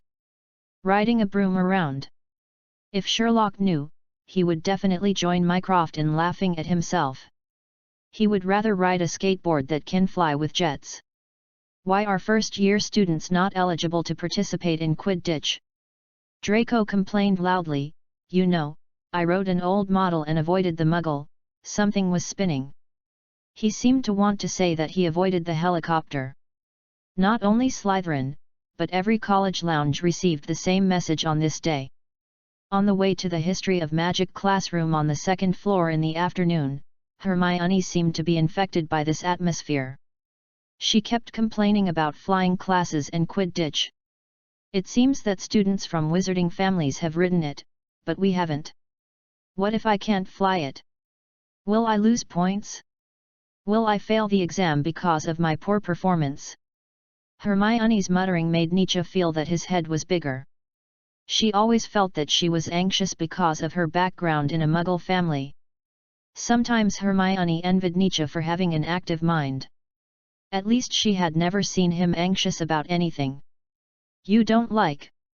Why do you think I like flying around on a broom?" Nietzsche tugged, "Although I am curious, that's all. No. I hate sports, especially football." When walking up the marble stairs, Nietzsche was suddenly bumped by someone.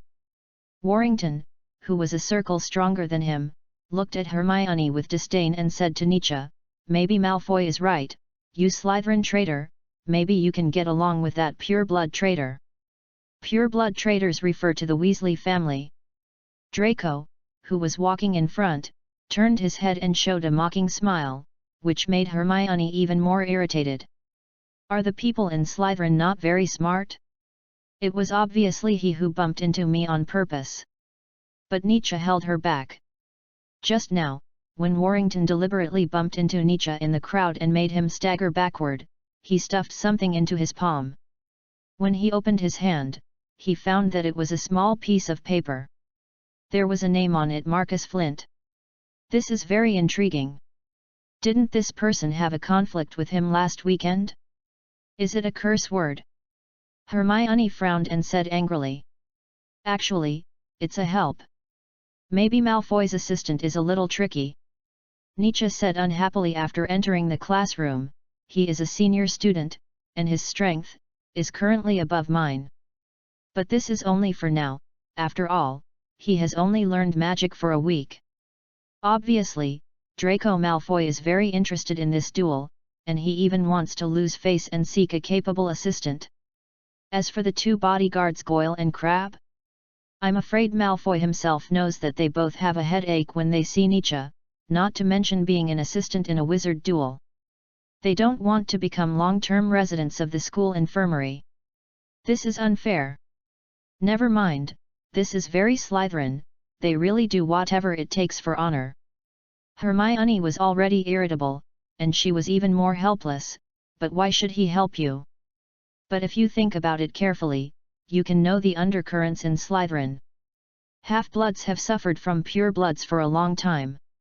In fact, under the entire unspoken rules of Slytherin, pure-bloods are also the constrained party. But they are also the beneficiaries and have to maintain and inherit the entire system. On the contrary, half-bloods and muggles, as slaves who are oppressed to the extreme, are more likely to stand up and resist. He is not helping me, dear Miss Granger, he is helping himself. Although it seems that those people seem to regard Nietzsche as a bet or a tool, he does not feel disgusted. On the contrary, he feels that this group of people is not hopeless. He finally understood why the Sorting Hat said that Slytherin was his starting point.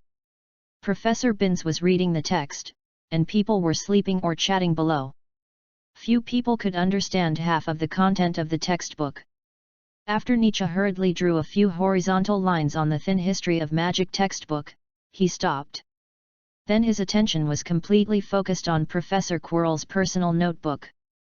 The words on the cover had begun to blur due to fading.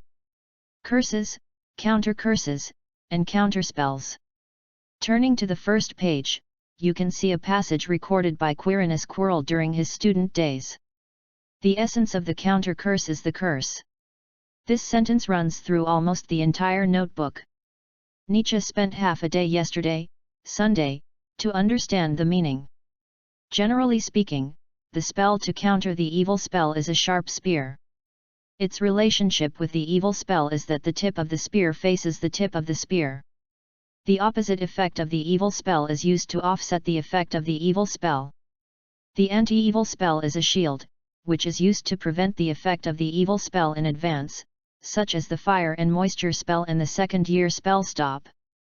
Locomotor mortis, legs stand and stop dead, derived from the spell to counter the leg lock spell, can offset the weak leg spell to a certain extent, but pay attention to the interval between casting. No wonder Quirrell always said that black magic is the shortcut to the modern spell system, because the whole system tends to fight violence with violence. But the theory must be implemented, so Nietzsche needs a handy experimental subject. That's right. It's you. Mercury. While Hermione was not paying attention, Nietzsche immediately lowered his head and slipped away with the crowd.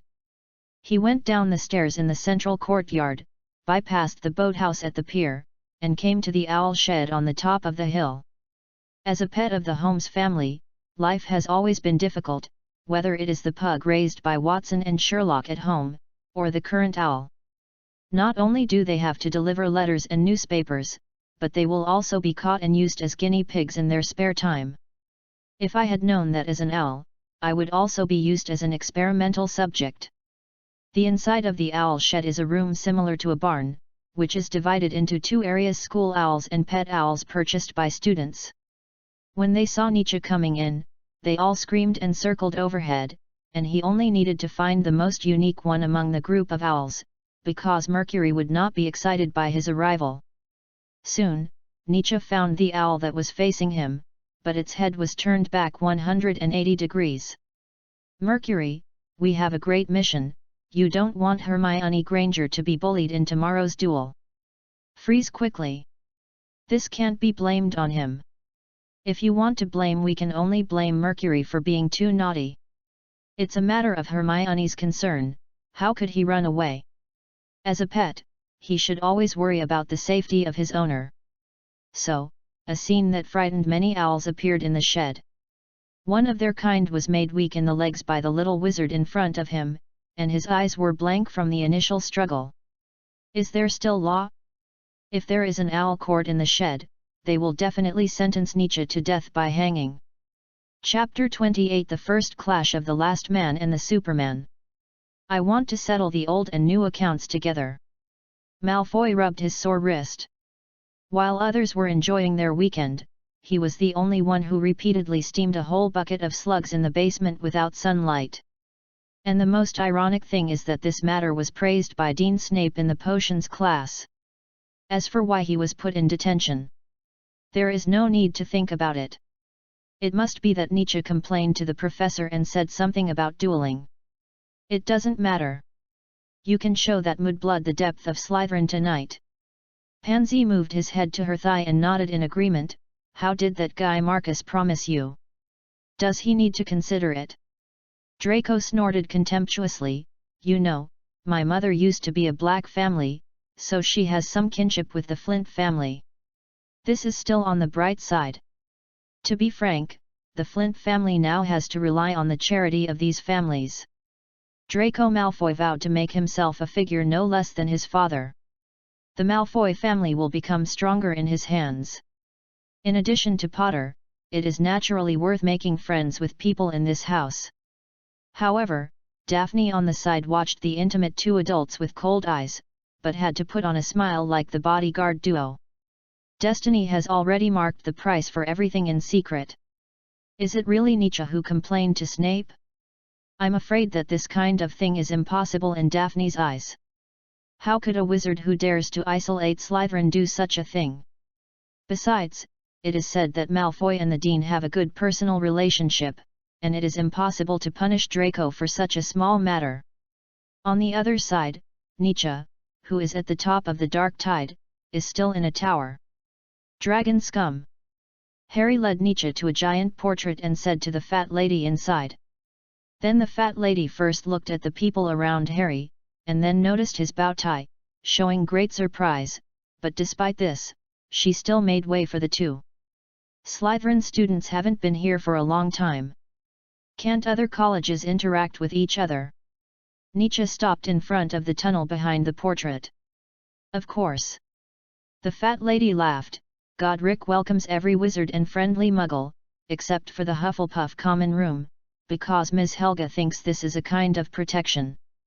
No one knows how to enter the Hufflepuff common room, and people from other colleges can't enter. Under Harry's guidance, Nietzsche came to the Gryffindor common room for the first time. The temperature here was completely different from that outside, and it exuded a kind of warmth from both body and mind. The whole common room was dominated by warm red tones. There was a huge stove in the middle, and several round tables and comfortable soft sofas surrounded the fire in the middle. The space was circular, with stained glass on the windows, and most other areas were made of volcanic stone. Would this be bad? Neville shrank his head and said cautiously. It's okay, it's okay. Harry admitted that he had a great liking for Nietzsche. Unlike Hagrid, Nietzsche was more like a brother, especially when he stood in front of him and beat Dudley. The savior from the Muggle society did not have so many twists and turns. If we play well together, we are friends. If we don't play well together, we can go and eat at the same table with Malfoy. What about the academy? Nietzsche looked at Harry in front of him and felt a little uncomfortable. He was bullied by his classmates outside, bullied by his classmates at home, and his parents lost their lives in the First Magic War, and he himself was inexplicably called the savior. It is a miracle of life that such a person is not crazy. Harry was stared at by him and felt his face and said, "Wait a minute, Hermione should not be ready yet." "Hey! Parvati, go call Hermione. What happened to you afterwards?" This made Neville on the side a little confused, but Harry seemed to understand what he was asking. "Except for not having enough to eat occasionally, I didn't starve to death. At least I'm still alive now." Harry sighed. "I didn't expect you to be Hermione's desk mate later.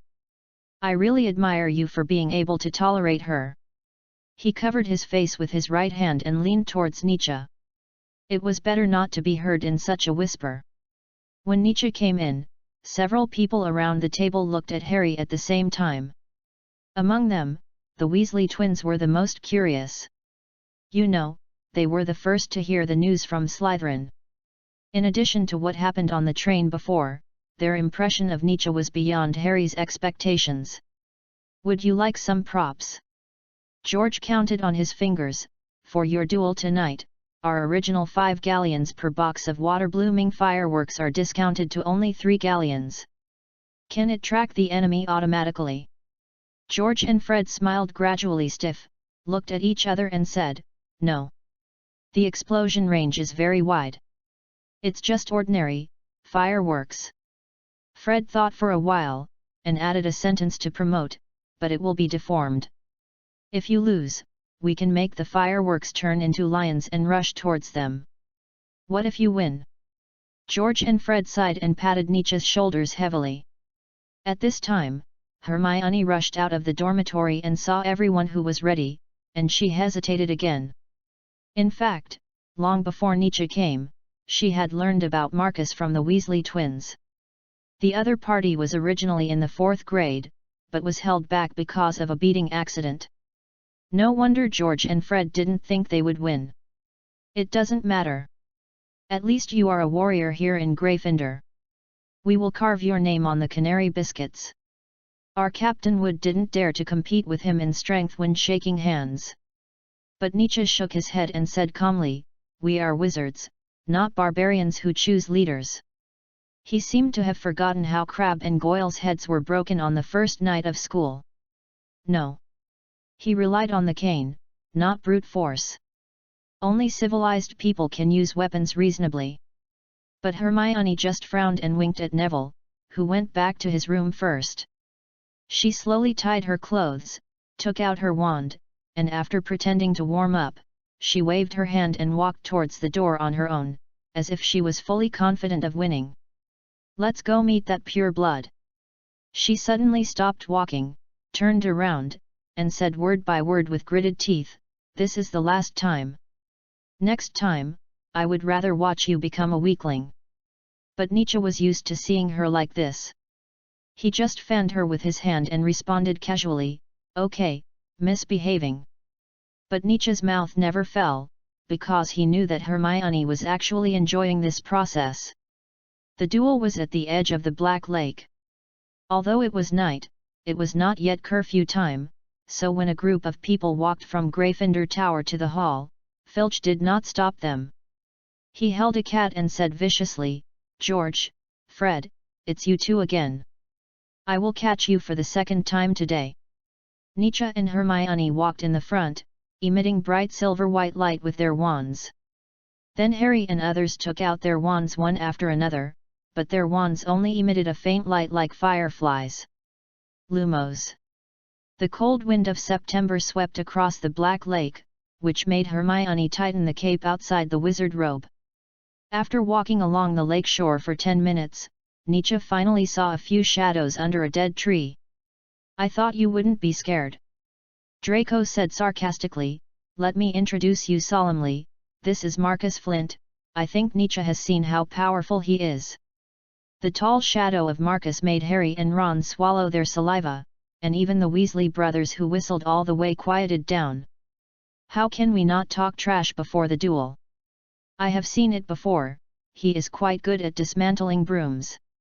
Nietzsche waved at him, and then immediately whispered to Hermione, you take care of the small ones, and I take care of the big ones. Haha. So your assistant is really a little mudblood? I thought it was funny enough that you would call Potter and poor Weasley. The laughter of the Slytherins was very loud and harsh by the Black Lake. This word did not make the person involved angry, but Ron Weasley was so angry that his face turned red. He was pulled by his 2 brothers and could only wave his fists in the direction of Slytherin. The fun of the last man is so cheap. Don't get yourself angry, Ron. How dare he? Ron was a little confused, they are laughing at you and scolding you. But blocking them in front of them, facing the laughter, there was only Nietzsche's calmness. He never cared what others said, because these people could only win in spirit. In this case, let Malfoy win. Maybe it was because of this kind of abuse and sarcasm that Nietzsche and Hermione couldn't get as angry as Weasley. After a while, Malfoy also felt bored. Don't forget our bet. Draco put away his smile, drew out his wand and said in a deep voice, the Malfoy family never loses. Nietzsche, as the duelist, and Hermione, as the assistant, took 3 steps in succession. The cold wind made the audience rub their hands and stamp their feet, but neither Draco nor Nietzsche dared to move. They were all quietly waiting for their opponents to show their flaws first. Hermione looked at Marcus, who was 2 heads taller than everyone else, and felt a little scared. She whispered, "Are you sure you can deal with that tall guy? He is 3 years taller than you. Then do you have any good countermeasures? I can only guarantee that you won't die here." Hermione was a little anxious. She seemed to be waiting for someone to come. In this moment of distraction, the other party Marcus immediately saw Hermione's slight turn of her head, and it was still in the dim light. A pale yellow light flashed by. Petrificus totalis, total petrification. Rictus Empra, grinning. While pushing Hermione away, Nietzsche rolled to the other side and avoided Malfoy's spell. Everything changed in an instant, which made Harry's eyes widen, not daring to miss any opportunity. Analyzing the situation calmly, Nietzsche took a deep breath, took a quick look at the terrain in front of him, and calculated the time for the other party to recite the spell in his mind when he dodged Malfoy's spell again. Immobilis, quick freeze. Hermione, who came back to her senses, angrily threw a fatal blow at Malfoy. Draco Malfoy panicked for a moment, but when the spell in front of him was just blocked in front of him and aroused white translucent ripples, he realized that Marcus had been prepared for it. He shouted proudly, "I won't be hit by the same move a second time." But this was just a test. Nietzsche had already launched an attack when his sight was separated. Kalo Shu, shoes stick to the ground. This was what he learned from Evil Curse, Breaking Curse, Counter Curse, recorded in the front position. The difficulty is simple. Just now he clearly saw that the tip of Marcus's wand was facing Malfoy. In other words, he could not release 2 spells at the same time. Marcus dodged quickly, but Hermione's Knot Curse followed closely behind. He suppressed his anger and said to Malfoy, "The spells taught by Professor Snape are useful. How many opportunities do you want me to create for you?" He was chased by Nietzsche and Hermione, while his only teammate was still complacent. The only output, but he took on the role of protection. 1, 2, 3. Wingardium Leviosa. Nietzsche, who was running, saw Marcus turn around and raise his hand, counted 3 times, and when the 4th sounded in his mind, he used the levitation spell to levitate the stone in front of him, blocking the opponent's leg lock spell. Marcus gritted his teeth. He didn't expect this first-year student to be so difficult. With this kind of combat awareness, as long as OWL is over, Flitwick will definitely invite him to the duel club in person. "Did you hear any sound?" Harry suddenly looked around. But Ron and the Weasley brothers shook their heads and looked behind them, but Filch, the castle administrator, did not catch up. "Is your wound again?" "No. Someone is giving orders." Harry always felt that he had heard it somewhere before, and it sounded familiar. But he soon knew what was talking, because Hermione had just used the levitation charm to jump lightly to avoid Malfoy's attack, and then heard the snake-like spell from the other party's mouth. Serpensortia. She had never heard of it before, so she squinted her eyes and stared at the other party, and suddenly felt a sharp pain in her ankle. It turned out that she was looking at the wrong place. Hermione's screams immediately made Nietzsche's heart tighten, and Marcus obviously would not miss this opportunity. Before he ran a few steps in Hermione's direction, his legs became weak and he fell to the ground. It was the soft legs charm. "Something bit me, I'm fine." Hermione blinked stubbornly and held back her tears. When he got closer, he found that a dark snake had crawled into the bushes near Hermione and was lurking again. The murderer had completely merged into the darkness, so it was no wonder that Hermione didn't notice it. Under the illumination from the wand, Nietzsche could also see the girl's bitten ankle. The wound on it began to swell, the skin began to slowly turn purple, and the blood kept flowing. "It's a neurotoxin." Nietzsche immediately bit his sleeve with his teeth, tore off a piece, and stuffed it into Hermione's hand without saying anything. Strangle your calf to slow down the spread of the venom. I'm fine. Nietzsche, the professor is coming. Hold on. Nietzsche didn't have time to ask her.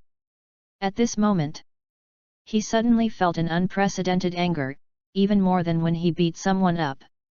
The venomous snake crawled in the bushes, just to wait for the next order.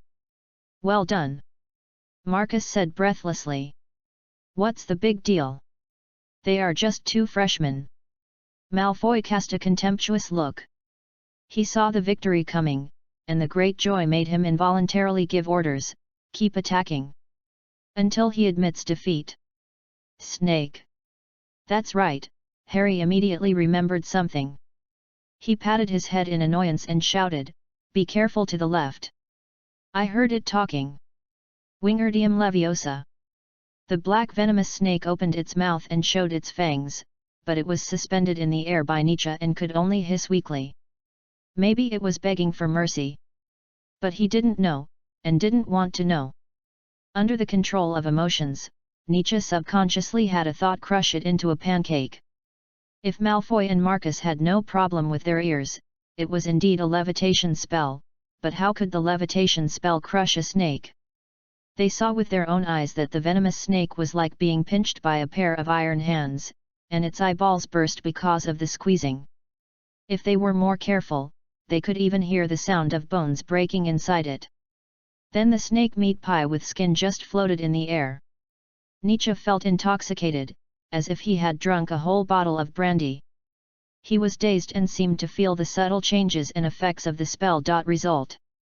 But with Hermione's groaning in pain, he quickly recovered from this state. So that's it, this is the thought under the influence of emotion. Malfoy, you are so lucky.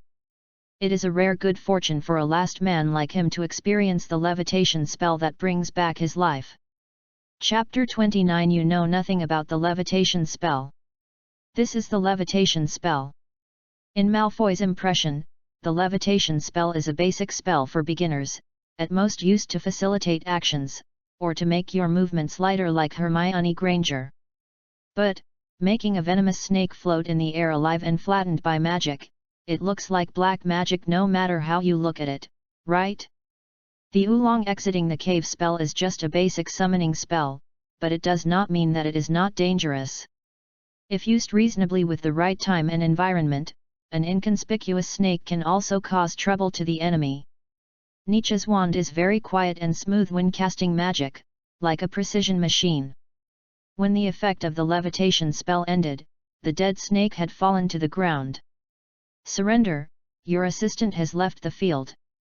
Marcus took a few deep breaths and said calmly, in fact, as a freshman, it's already pretty good.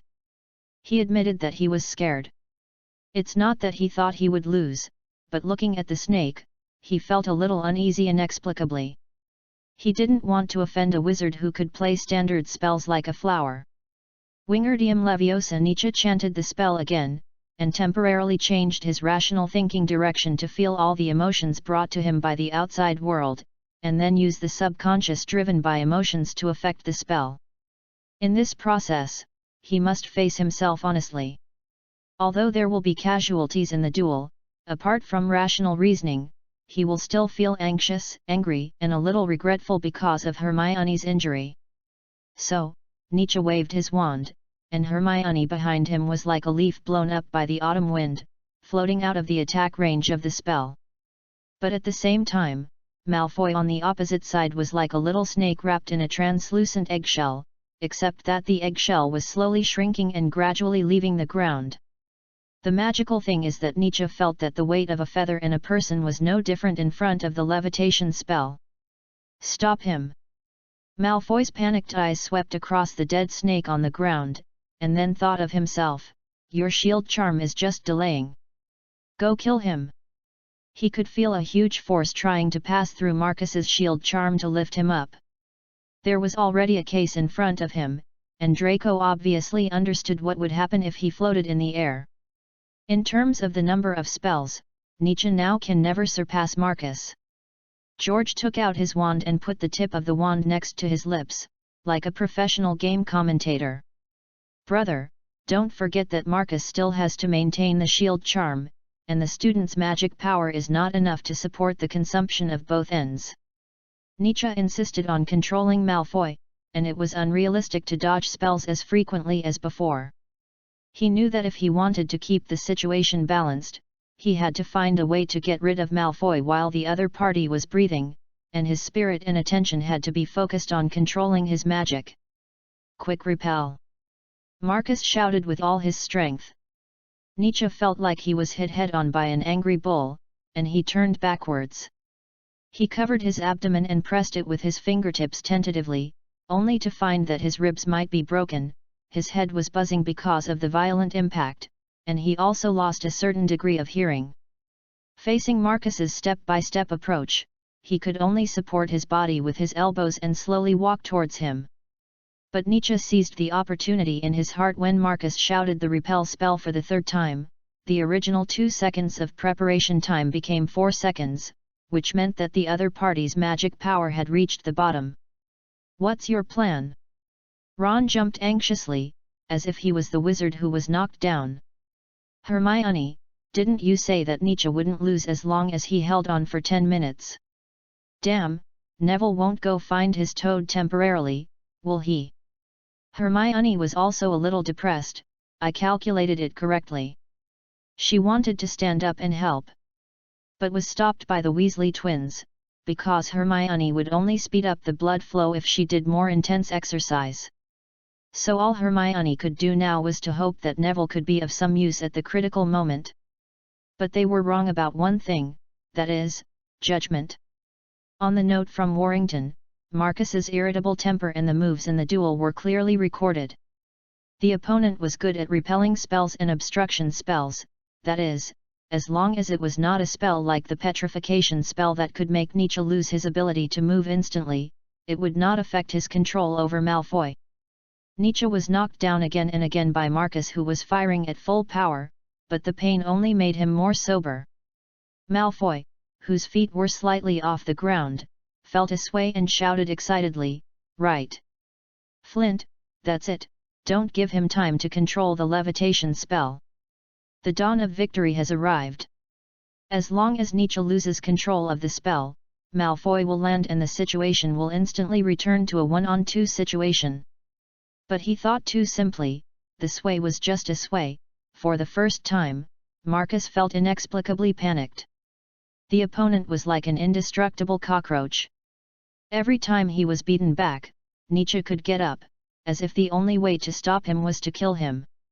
With confusion, he soon understood what the opponent's purpose was under such absolute strength. "Your wound." Marcus' hands began to tremble. Turning his head to look at Malfoy, who was issuing orders to him from behind, and then looking at Nietzsche in front of him, a huge gap was placed in front of Marcus. Nietzsche not only did not retreat, but walked towards him. How many times has this happened?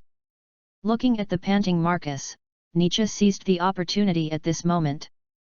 "Sorry, for the sake of fairness, let me think, let him out." Nietzsche bent his waist and raised his hands to Malfoy like an old man, and then the opponent's body began to bend. Imagine him as a piece of paper. It has nothing to do with size or magic power, it is just a subconscious disgust of Nietzsche. That's it. While maintaining the floating state, the target is subjected to the twisting effect. Draco, suspended in the air, saw the armor spell gradually dissipate. Fear climbed up his back in the dark night. Then, including the Slytherins, they saw an even more horrifying scene. Draco Malfoy was hung up, and with a click, the joints of both arms were all dislocated. Among the audience, only George and Fred saw it clearly first. So that's it. In order to prevent Malfoy from getting out of control, Nietzsche chose to take Marcus's spell with his body. He could sense that the other party couldn't take care of both ends at the same time. Nietzsche saw through any slight change of Marcus. It's incredible. He's a natural chaser. Malfoy's screams were particularly harsh in the night sky before curfew, but when the sound spread to the castle, the wizards lying by the windows just thought it was a bird calling. Crabbe and Goyle, who were under the trees, had already started to retreat. Hermione heard Pansy first curse at a few people, then rushed out of the crowd, ran to Draco, and dragged him back. Now there are only 2 of us left. Marcus looked at the other side with fear. Your wounds are not enough to support the second battle. After his endurance was exhausted, Nietzsche was hit by 2 repulsive spells, 1 leg-locking spell, and 1 stinging spell. If it were other wizards, they would have no energy to resist, let alone concentrate. Nietzsche refocused on the wand and raised his hand with difficulty. But I just kept control just now, so my magic power is higher than yours. Nietzsche, who was hit by the leg-locking spell, stood in place with his legs together. I said, the battle is not over yet. When Marcus duels, he usually keeps the enemy awake and feels pain, which will make the opponent lose the ability to think. This is his usual method. Spells like petrification and freezing are not within his scope of study at all. But Nietzsche is the natural enemy of this kind of people, because pain is a kind of firewood to him. The more pain, the more intensely the will in his heart burns.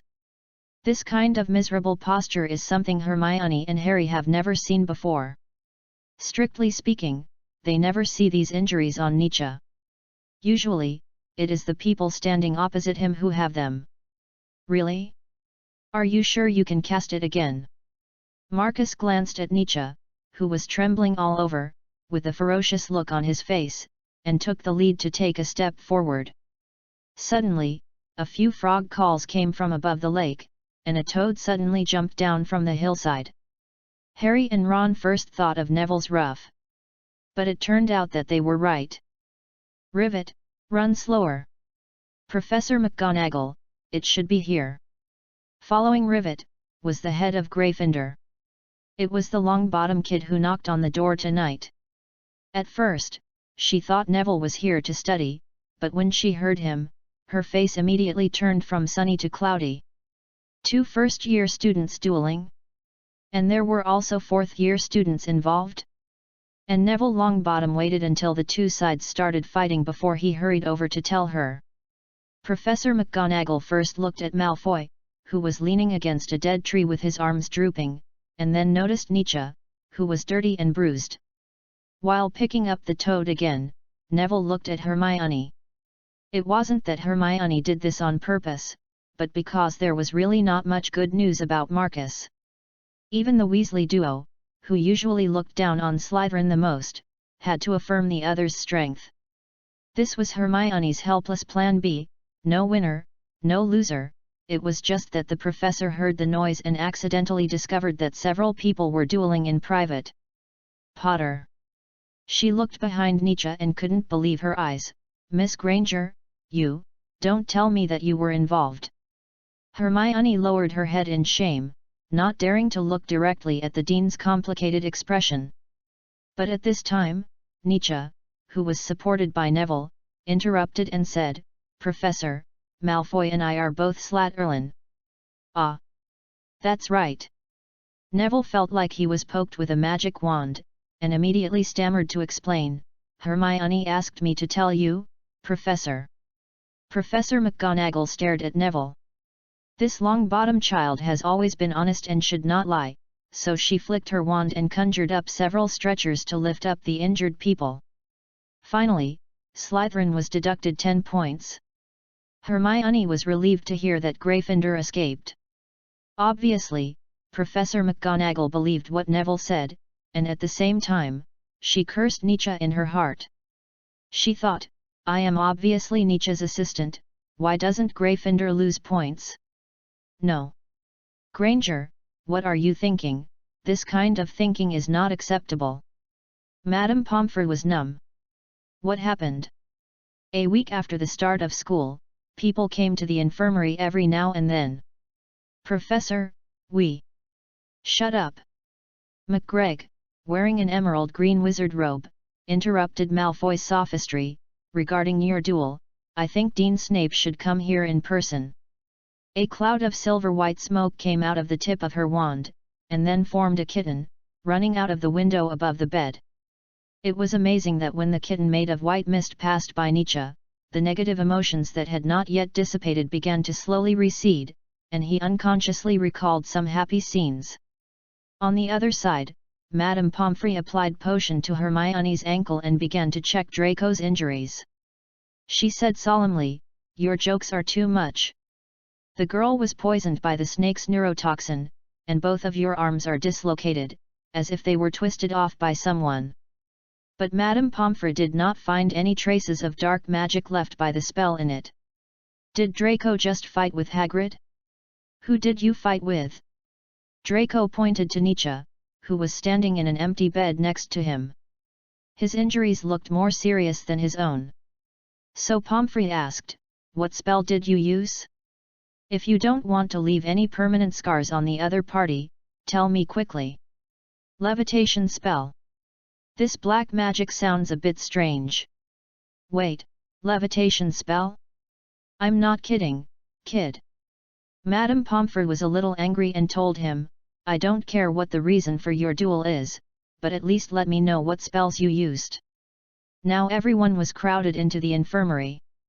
Under the light, they all saw the arms, which looked completely different in the dark. The whole hand was twisted completely, the shoulder blade joint was dislocated, the palm was facing up, and the muscles turned purple due to lack of blood circulation. Draco Malfoy had completely lost consciousness. The levitation charm will certainly not leave dark magic scars. You just need to restore the joints of his arm to their original positions. Click.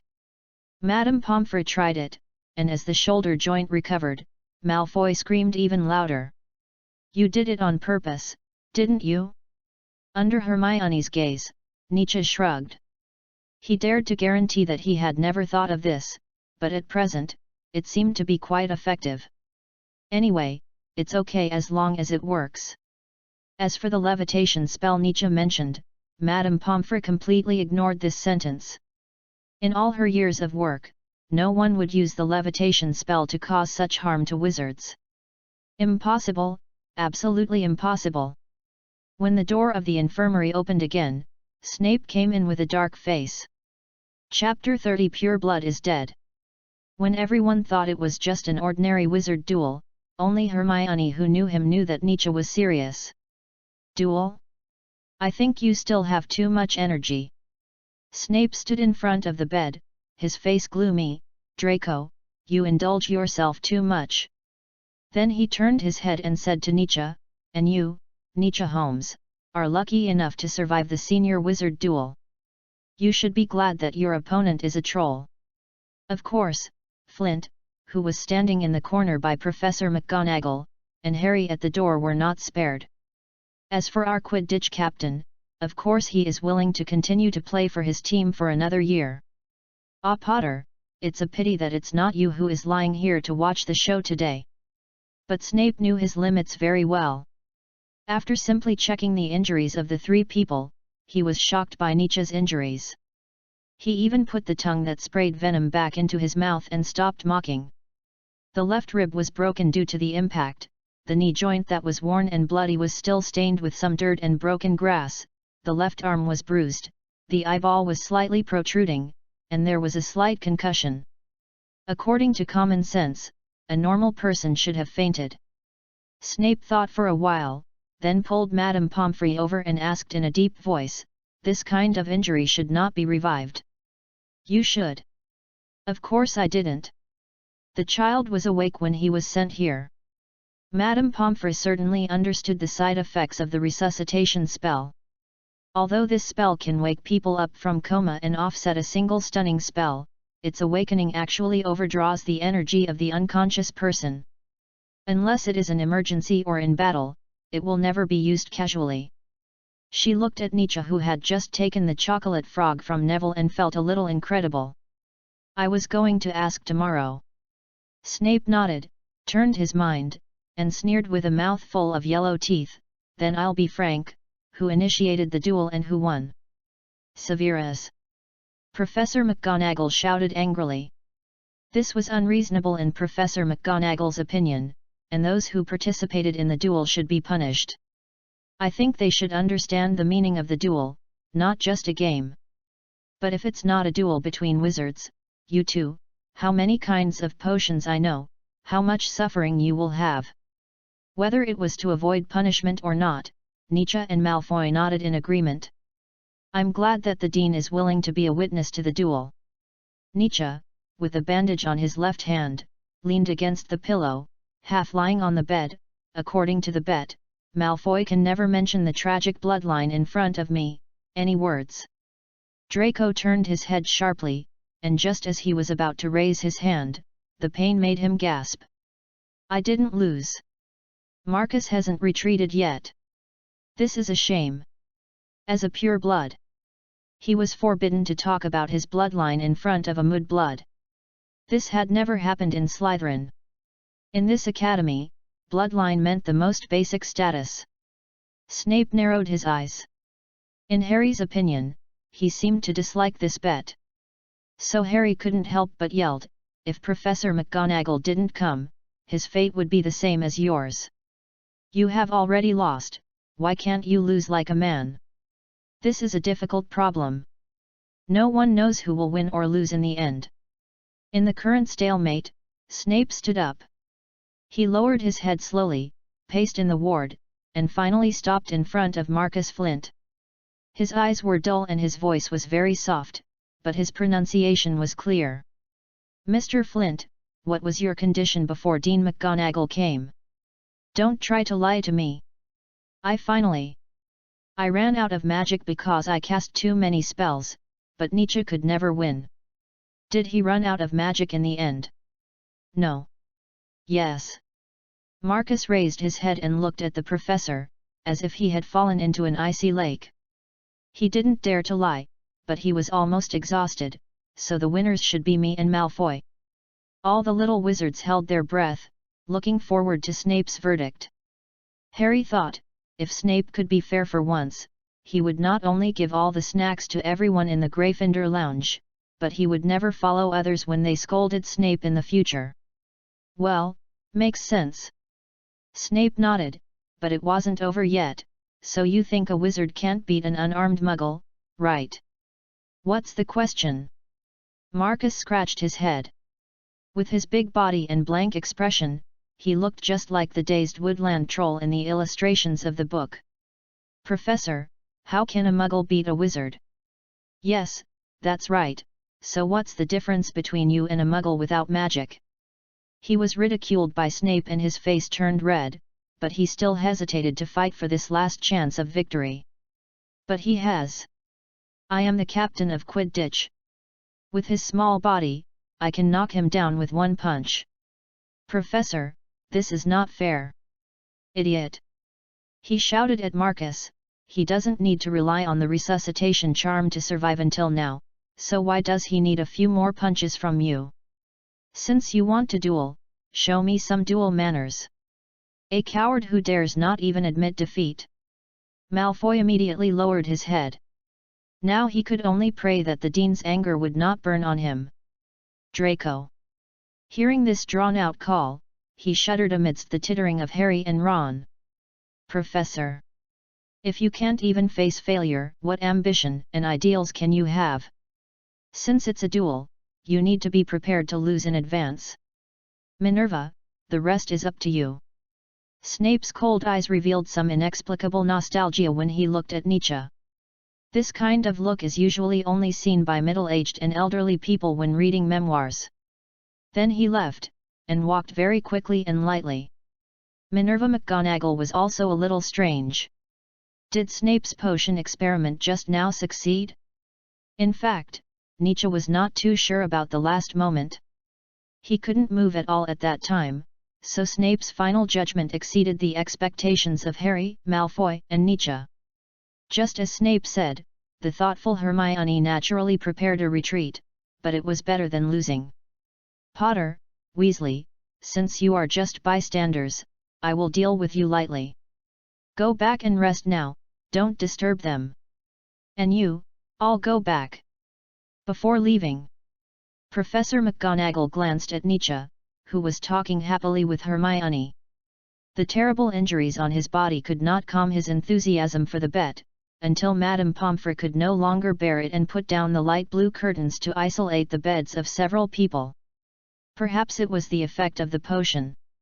After a while, Nietzsche's arm, which seemed to have been stung by a bee, gradually produced some numbness as if it had been passed through by electric current. He lay on the bed, his excitement was replaced by sleepiness, and under the moonlight, he gradually fell into a dream. Dreams, for Nietzsche, are a new adventure. When he woke up again, Nietzsche's bedside was already full of various snacks, each with a card, which was either a blessing or a name. At first Nietzsche didn't see it was not who these people were, but later when he saw the C. Warrington on the crucible-shaped cupcake, he smiled knowingly. What should I do? After getting up, Hermione had been flipping through the textbooks of Transfiguration and Defense Against the Dark Arts.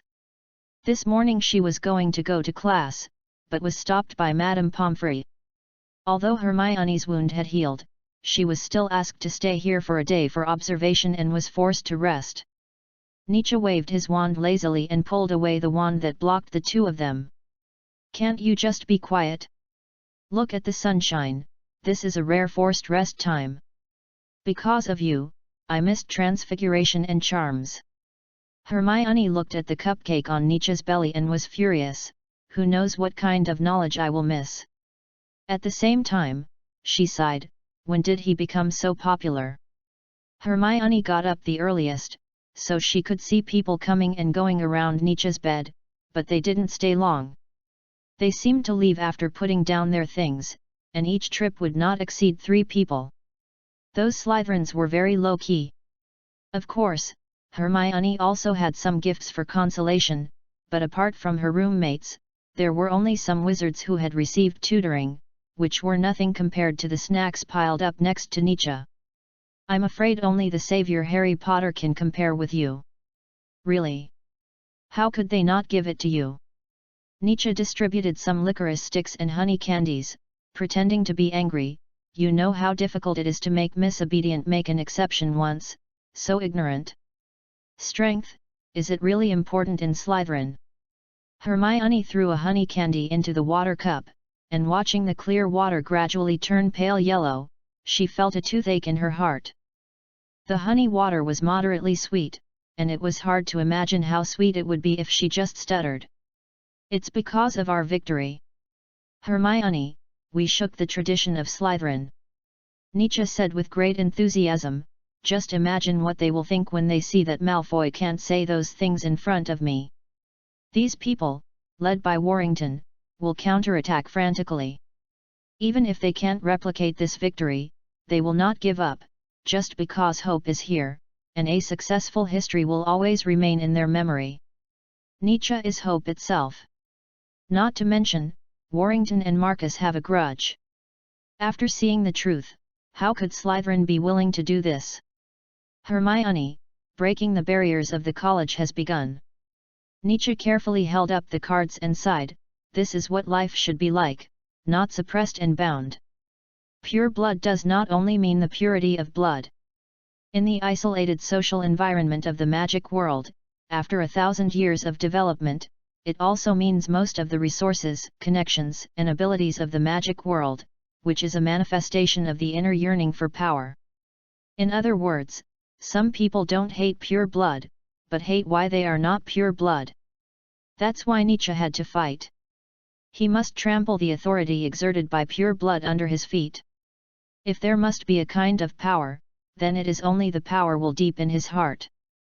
But even if you can represent the whole Slytherin one day, what about Gryffindor? What about other colleges? It is expected that Hermione was shaken, but it is better to say that Nietzsche just pulled out her inner thoughts. The 4 colleges become a real whole, which is what Hermione yearns for. She is fed up with Gryffindor's self-righteousness and meaningless personal heroism, and Nietzsche also hates bloodline tricks. Isn't there still you? Nietzsche praised like a bard. In Gryffindor managed by Ms. Hermione Granger, there is only one real heroism, that is. Hermione pursed her lips tightly, holding the glass in both hands, and the two sat on the warm blue and white boat, and the poems were passed back and forth between them without a pause. I only heard her whisper, that is, after seeing the truth of life, you still love life, Romain Roland. Nietzsche always inadvertently removes Hermione's conservatism and hesitation. Little did he know that after Hermione saw that the magic world was not so beautiful, the changes she made would be faster than he imagined. It was really like seeing Merlin in person. This feeling of being known by others made Hermione very fascinated. She had never thought that there was a friend who could understand her so well. Now, she felt so romantic in her heart. If you forget that there is a Draco Malfoy in the infirmary. I don't think I disturbed you too. The bed curtain was pulled open, and Professor Quirrell, wearing a reddish-brown headscarf, poked his head in. Professor Quirrell. Hermione immediately turned around and looked away from Nietzsche in a panic. Please don't imitate me, talk, Miss Granger. Professor Quirrell looked a little unhappy. I thought you don't have bad taste like other students. Hermione always restrained herself in front of professors, so she immediately said nervously, sorry. But Quirrell suddenly, his expression changed, and he sat down beside Nietzsche's bed casually, laughing with him. Just kidding, Miss Granger didn't stutter at all when answering questions in class. The professor waved his hand and took out a notebook from his arms. I just came to ask about some details of last night.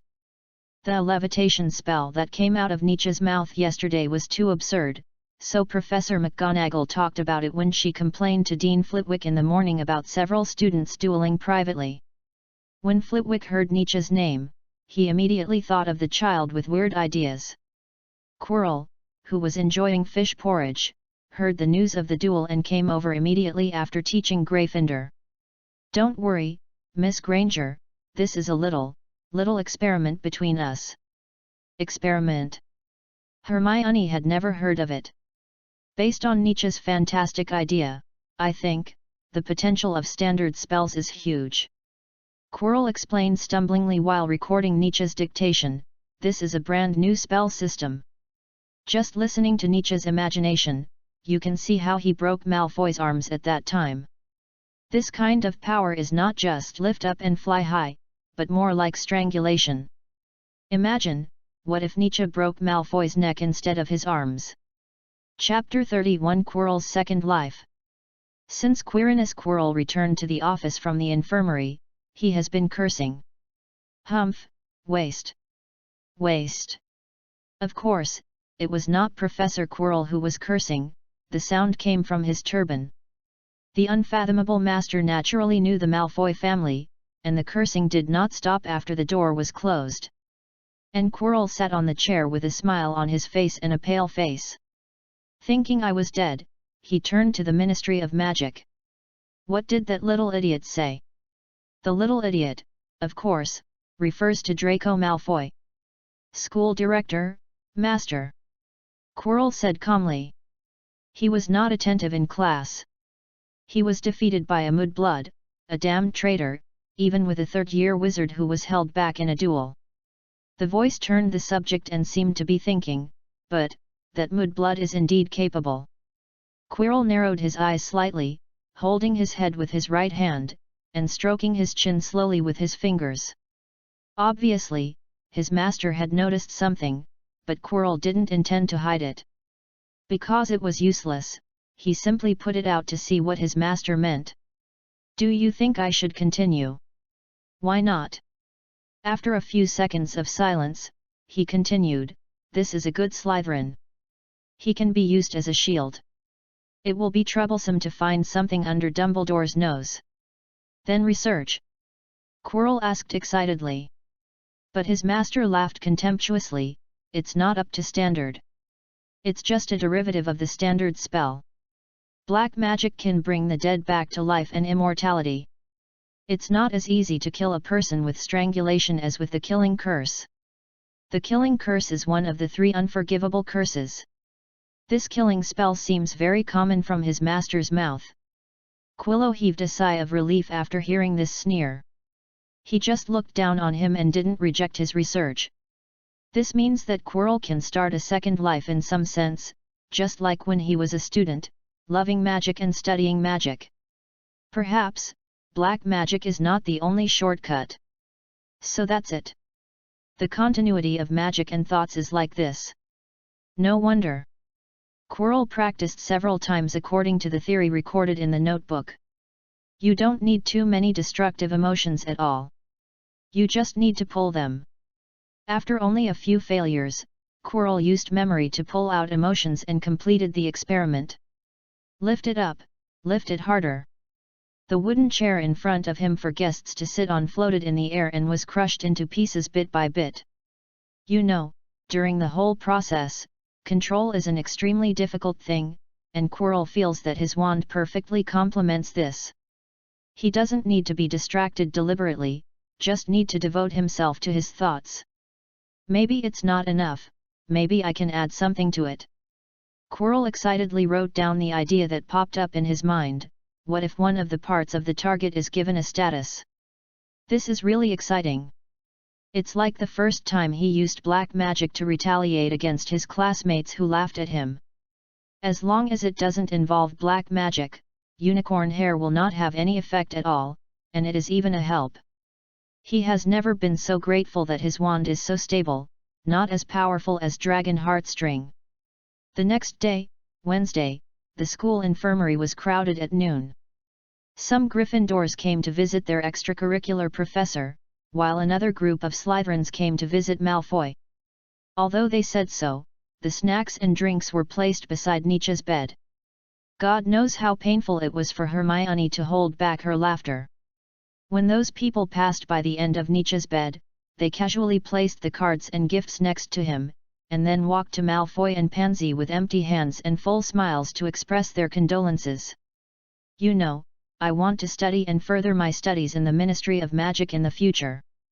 The little snake excitedly pulled Malfoy's hand. We are both Slytherins. At first, Draco really enjoyed their admiration, but as time went by, watching the food piled up beside Nietzsche's bed, he began to feel something was wrong. No matter how you look at it, it seems like they are just going through the motions when they come to shake hands with him. So why did you leave all the things with him? Draco shrugged his nose. Isn't he from Slytherin? The little snakes looked at each other, then suddenly realized, is there any difference? He is the one I'm dueling with. But these first-year little snakes don't care about that. As Slytherins, they are naturally cunning. Hubble, should we take it back? The little snake who was shaking hands with Malfoy asked his companion. Idiot, how can you give it away and then take it back? Hubble cleared his throat and immediately explained, Draco, we'll give it to you again next time you're in the hospital. Draco almost turned his face when he heard these words that sounded like a curse. Of course, it will be the next time. Who cares about Malfoy? They came here to meet Nietzsche Holmes, who stepped on the heads of pure bloods, according to what Senior Warrington said. Those who met Nietzsche did not stay, but just chatted with Malfoy casually and left without looking back. What a shame! It's really a shame. When has the Malfoy family ever suffered such a setback? So, are you really going to fulfill that bet? Pansy crossed her arms, staring at Hermione and Nietzsche angrily. We are the sacred 28 pure bloods, we must not bow to those things. It's just him, I didn't say to shut up about others.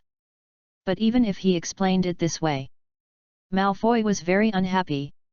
The only heir of the most powerful Malfoy family in the magic world actually had to bow to a Muggle wizard. Nietzsche suddenly felt that the future Slytherin should not be too peaceful, and hoped that Dean Snape could continue to be a good duel referee. After all, some things will happen the first time and there will be a second time. Looking at those who were peeking at him, he thought, come on, come and learn some skills from me. Slytherin was the cold black lake, and he felt like the giant squid in it, except that he was not so quiet and often stirred up a whirlpool in the lake. Although Nietzsche could not leave the infirmary, he was not bored. Even if he was bad, he could do homework with Hermione. Wait, do you still need to do homework in magic school? Nietzsche became alert. Isn't it enough to wave the wand and cast some magic you have learned? Hermione threw a pile of brown paper into his arms and grabbed some food. What are you dreaming about? The first week is just for us to adapt to the new environment. Let me see. Silver Needle Transfiguration Essentials in Transfiguration class, differences between standard spells and hexes in Charms class. Each paper should be no less than 2 sheets of vellum. Great! Finally, there is something to do. Neville, who brought her homework, looked at Hermione as if he had seen a ghost.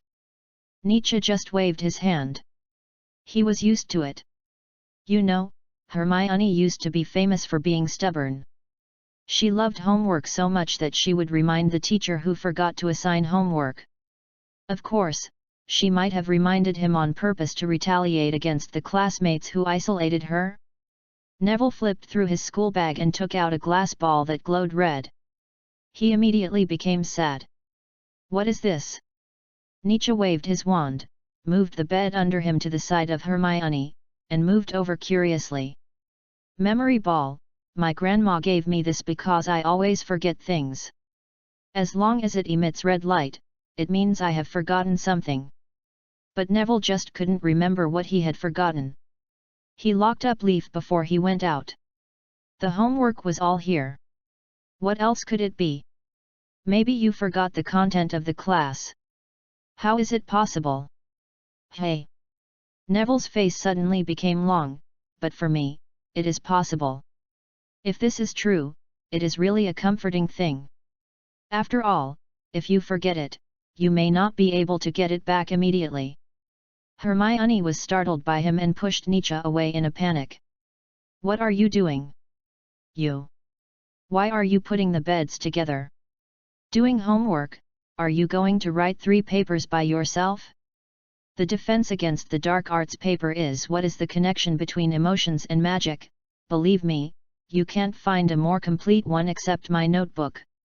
Neville didn't understand the quarrel between the two, but just silently stepped back 2 steps, away from the battlefield. Is your notebook better than the entire library? Hermione pushed the other's bed in disdain. Go away, I don't want it.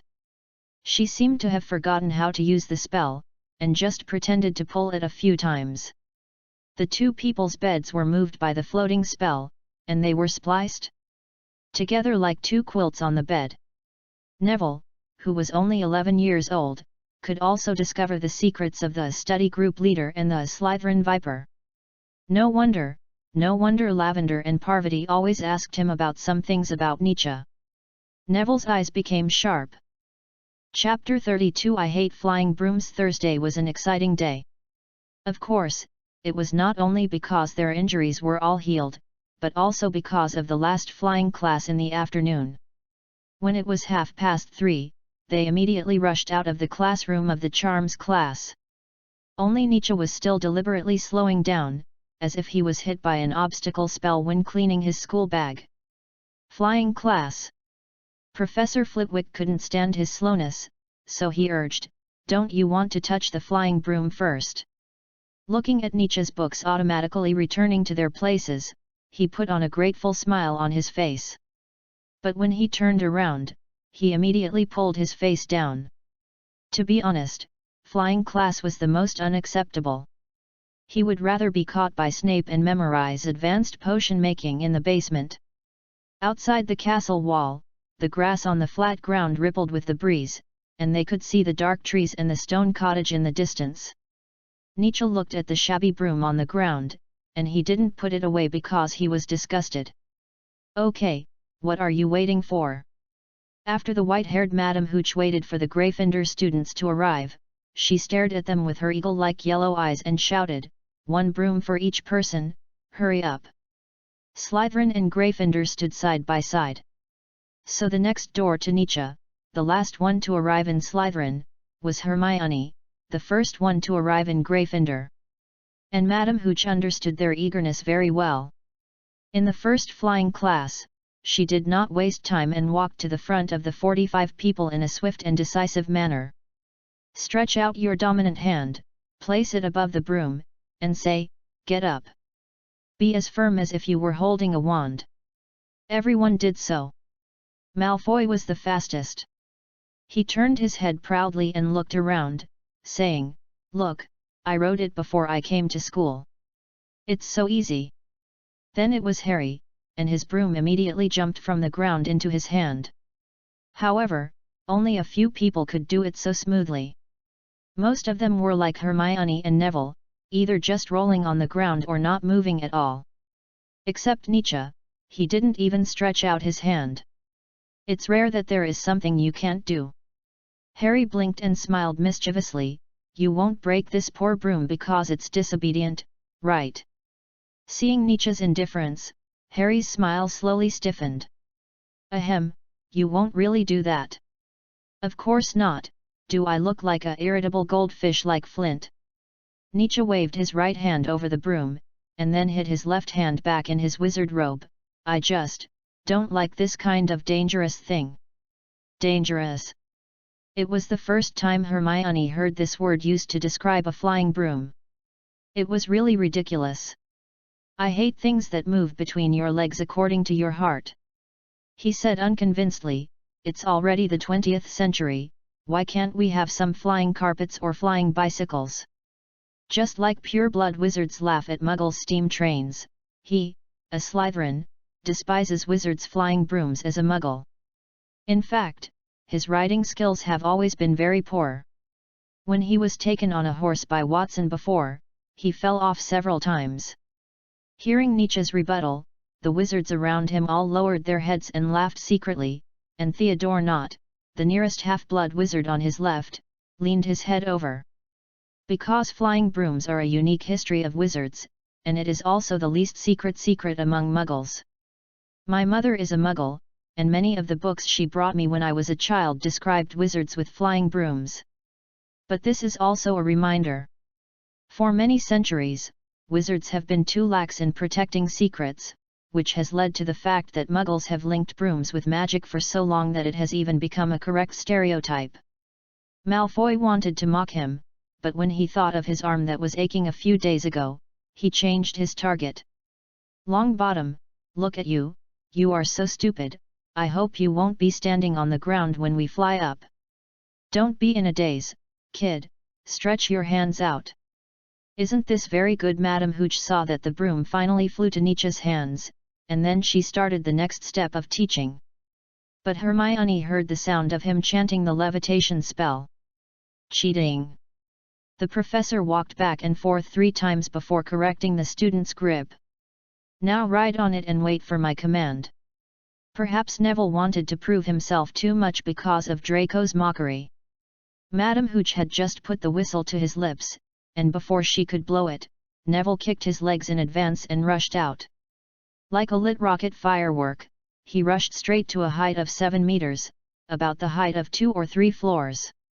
But after Neville flew up, he panicked. He didn't know what to do next. The broom between his legs was out of control and shook him down from the other side. Oh my God! 7 meters is not too high, so the time of descent and the sudden situation made Madame Hooch unable to draw out her wand. In just 1 second, Neville in the air subconsciously raised his arm and fell to the ground. Madame Hooch ran to him in a panic to check. Broken wrist, it's okay, don't worry. Something happened in class. She had no time to scold him. She could only carry him horizontally and run to the castle, looking back from time to time to issue a huge warning. None of you are allowed to, don't move, otherwise you will be kicked out of school before you even see what Quidditch is. Put your flying brooms on the ground. Thank God, Nietzsche quickly threw the broom that looked like a dead branch on the ground. But this warning was like nothing to Malfoy, a joke, who could expel him? When Madame Hooch's back disappeared at the gate of the wall, he immediately laughed out loud. Hey! Did you see that big fool? The other Slytherins didn't find it funny, but they just echoed it. Shut up! Parvati also got some of little McGreg's temperament and shouted sternly. Aha, Parvati, why are you protecting Neville Longbottom? Pansy scolded back, it seems that you like that stupid fat guy who can only shed tears. She seemed to know how to use public opinion to shut others up.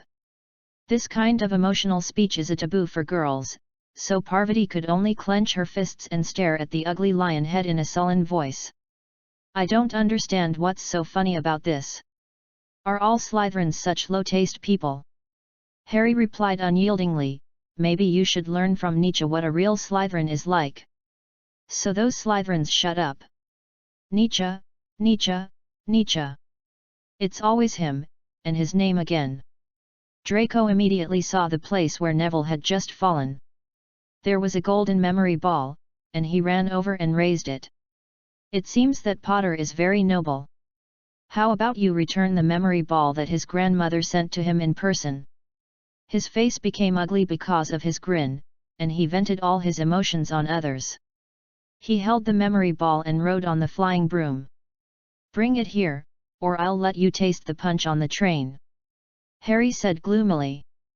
Blood rushed to Malfoy's head, hitting his ears and making a buzzing sound. He rode on the broken broom, kicked his legs, and rose into the air, looking down at the people on the ground. Maybe Nietzsche made a good start, so that those Gryffindors thought he was easy to bully? Harry, who was full of blood, also rose into the air, but when he was on the same level with Malfoy, he realized how wonderful it was to have the ability to learn without a teacher and to be very handy. He suddenly understood Nietzsche and Hermione, why they were so keen on learning. Hermione wanted to stop him, but Nietzsche grabbed her wrist and pulled her back. It's still class time. She whispered, Madam Hooch will come back and deduct Gryffindor points and punish Harry Potter. Do you think I don't want to teach Malfoy a lesson? You know Malfoy won't give up this opportunity.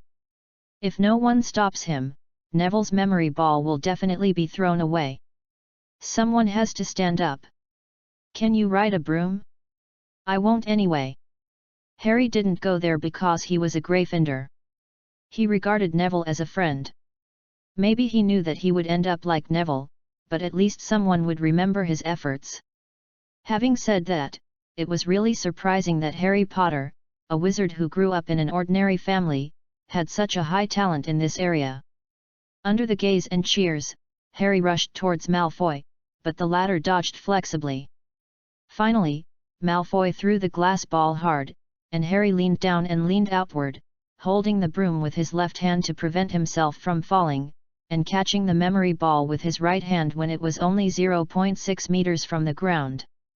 The people of Gryffindor hugged him and celebrated loudly. And some of the Slytherins looked at Harry with envy and fell into deep thought. Harry Potter. Following the voice, Professor McGonagall hurried over from the castle tower. She had just seen Harry's series of flying postures in the office. How dare you! An angry fire flashed behind her glasses. But her words were full of fear and concern. Do you know that if you do that just now, you will break your neck if you are not careful? It's not his fault, it's Malfoy. Shut up!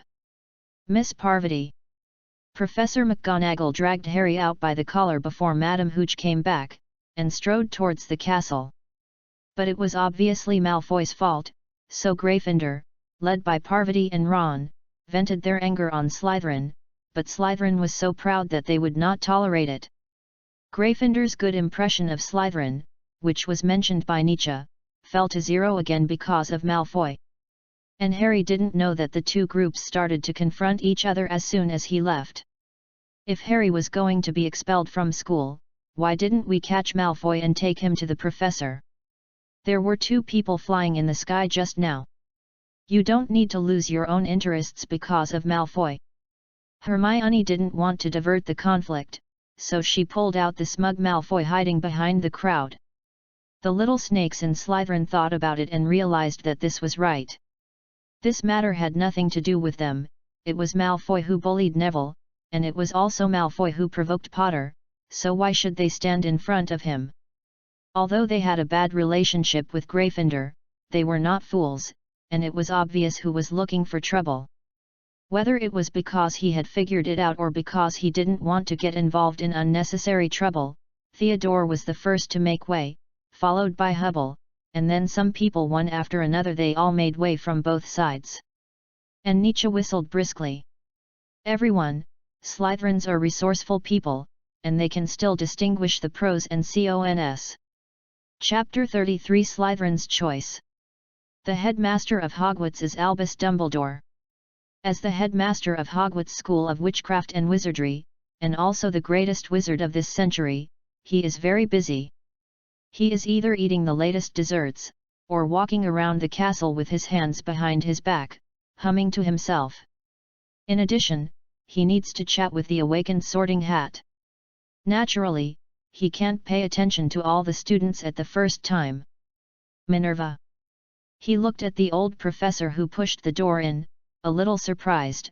I don't remember if I have anything for you to do recently.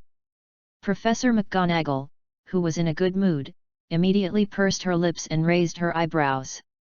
I'm not here for this kind of thing, and you can't push all the headmaster's duties to me again. She severely rebuked the other party's shameless behavior. There won't be a next time. Hey? This sentence sounds so familiar.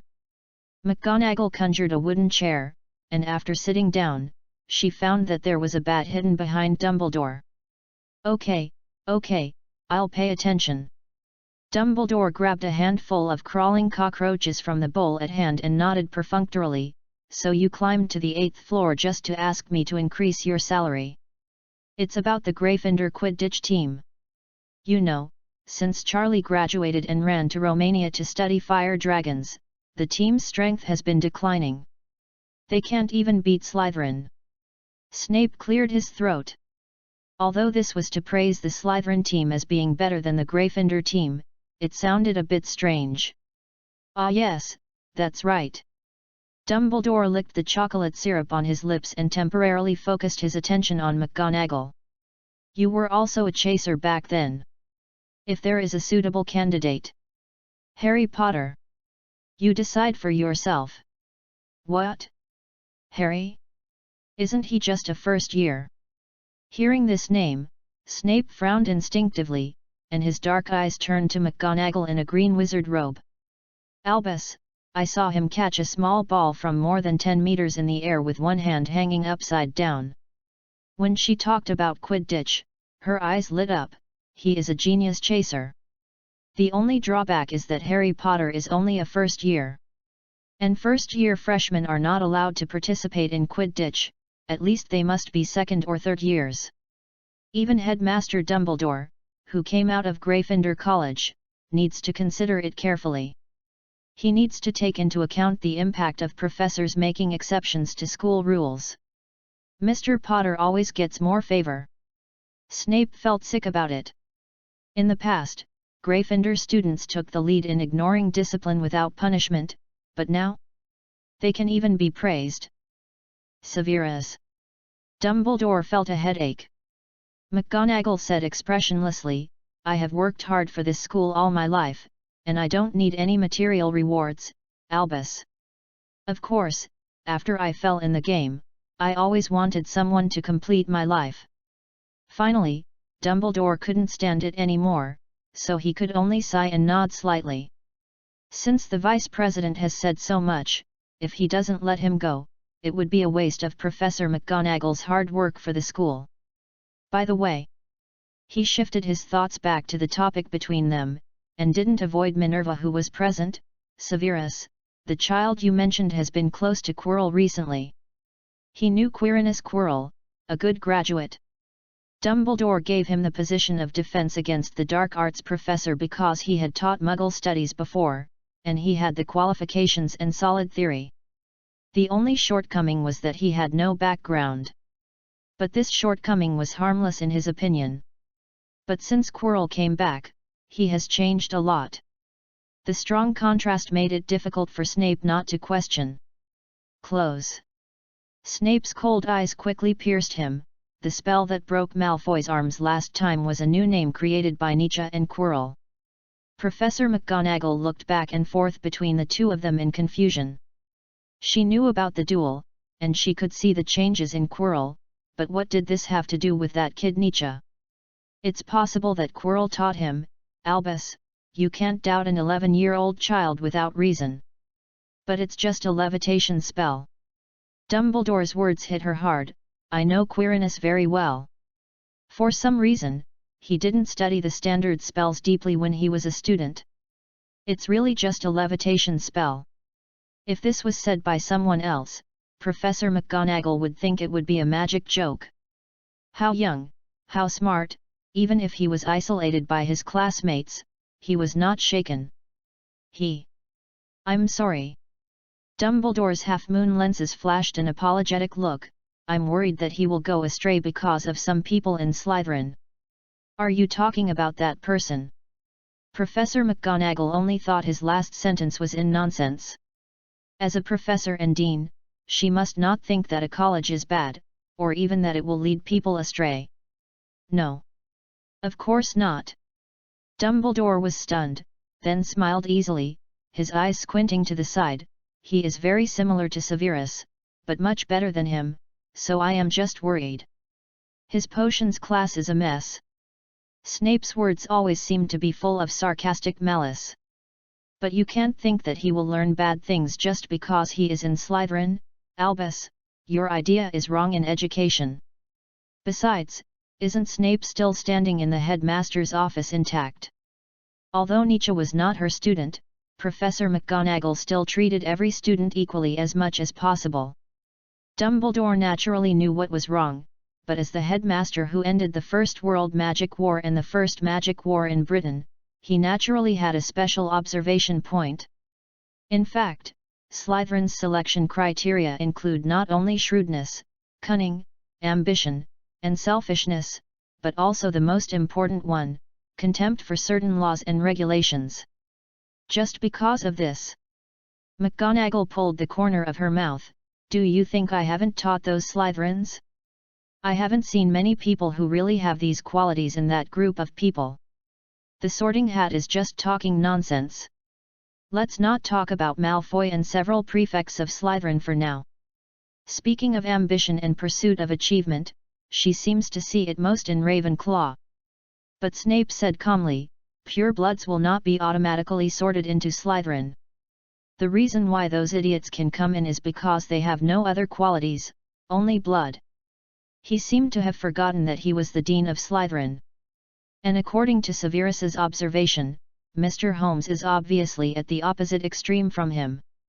Nietzsche admires Muggles more, and his contempt for purebloods is exactly the same as that of purebloods for non-purebloods, and perhaps his contempt is even deeper. Who said that? A principal who has always handed over work to the vice principal. It's me. A loud roar came from behind Snape. I never make mistakes.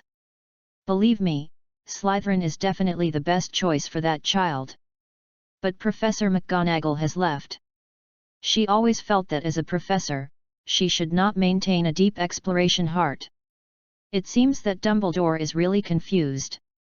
Doesn't he remember that he has made a mistake once? Even if the student really takes the wrong path, it is the teacher's fault. She walked downstairs and muttered to herself in the dark. P.S. In the original novel Deathly Hallows, there are Muggle wizards in Slytherin, not a second creation. Chapter 34 Warrington Wants Revenge. Malfoy never dreamed that he would be sold out by his classmates one day. Perhaps those people in Slytherin thought his behavior was too cheap, so they were too lazy to take him out to play. After Madame Hooch deducted 20 points from Malfoy, the little snakes left with Nietzsche unknowingly. That's it. Professor McGonagall pulled me into the Quidditch team and I will start training next week. You are definitely the youngest player in the history of Hogwarts, and you have a bright future. Malfoy, who had just returned to the hall from the lawn, immediately heard the conversation of several people. If eyes could kill, Nietzsche felt that he had been cut into pieces by Malfoy. In the eyes of the opponent, he was a thief who stole his status and respect in the college. Malfoy took Goyle and Crabbe and strode towards Harry. Why did our score suddenly drop so much? Warrington, who had just been discussing the team configuration with Prefect Gemma, suddenly found that the emerald in the hourglass was much less than in the morning. Of course, it's the trouble Malfoy caused in the flying class. Harper spat, but he didn't dare to speak too loudly because of the professors and the guest of honor. In addition to the Muggle wizards in Slytherin, some half-bloods have a decreasing impression of pure blood. They subconsciously compare Nietzsche and Malfoy, only to find that the latter does not have much Slytherin quality. When it comes to deductions, it must be Draco Malfoy's group. What trouble did Malfoy cause again? He bullied Neville by relying on his background. That's all he can do. Warrington saw that some freshmen began to feel dissatisfied, and an idea immediately came to his mind. Since Marcus relied on Malfoy, why can't these half-bloods and Muggle-borns, who are scattered like a pile of sand, find a cohesion point? It is normal to put interests first. But it is the most difficult to make your own interests not conflict with the interests of others and to make sure that everyone has a share, so he cannot use Nietzsche as a tool. No, it can't be done. But even so, he still has many supporters in Slytherin. It will be troublesome to find a job in the future, but it is not a difficult thing for Malfoy, who has a big family and a lot of wealth. As soon as Warrington's burly body sat down, the freshmen around him immediately quieted down. This looks like a tough guy. Those freshmen don't know who Warrington is and think he is a pure blood wizard. But what others give is others after all, just like a slave taking the master's charity, which will only make him more deeply identify with his slave identity. Nietzsche slowly cut the beef pie, the crispy surface, and locked all the juice and butter inside. The chef at Hogwarts is really first class. Good hands. If it were placed outside, I'm afraid those royal restaurants would fight for it. Warrington suddenly smiled, easing the atmosphere. Yes, as long as the master is gone, the things left behind are naturally the slaves, but those wealth were originally created by slaves. Senior Warrington, I can't buy a slave and give him freedom.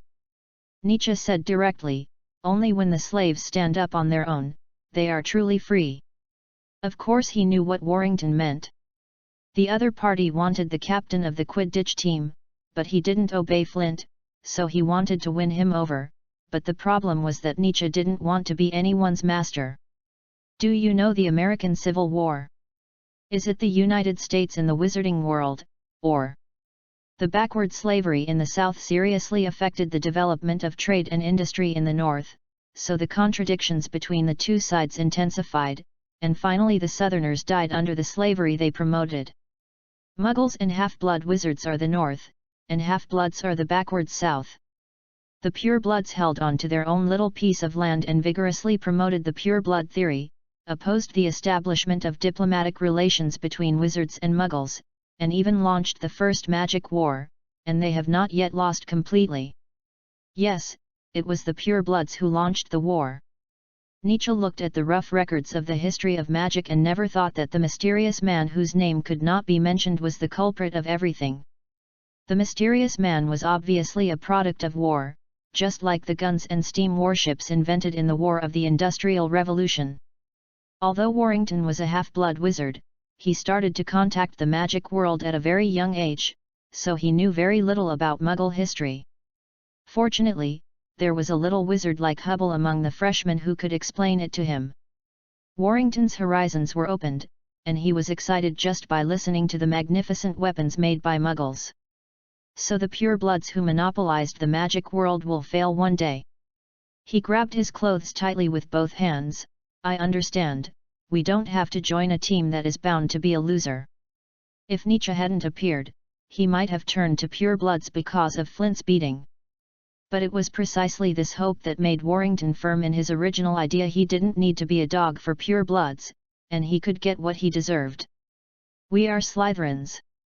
Why do we have to give up our own maximized interests? Nietzsche observed carefully and became a little intoxicated when these people were excited. He loved to see these weak people stand up and resist the powerful. This moment makes the individual full of vitality. Yes, we are Slytherins. The little snakes of Muggle descent fell into fantasy and had some contempt for the unspoken rules set by purebloods. Fantasy, of course you have to fantasize. If you can't even fantasize, how can you have the courage to take the next step? Of course, this doesn't mean we have to retaliate in the way of the purebloods, otherwise we are no different from them. Nietzsche lobbied step by step, start with the youngest and show yourself completely, how about that? His words intoxicated the little snakes. No one wants to suppress themselves just to cater to the whole environment. Isn't Salazar Slytherin also a friend of Gryffindor? He has never suppressed his personality for others. Warrington suddenly realized, yes, I understand. Since Flint is in the Quidditch team, he can go to other teams to exert pressure. Warrington turned his head and looked at the Gryffindor table. In his impression, Wood is a good opponent, and he has a bad relationship with Marcus Flint. Maybe he can give it a try. Nietzsche was a little confused by him. You understand now? What do you understand? What I mean is that you don't have to care about the rules of pure bloods. You can play with whoever you want. The more friends you have, the more benefits you can get. That's right. I have always been in a misunderstanding.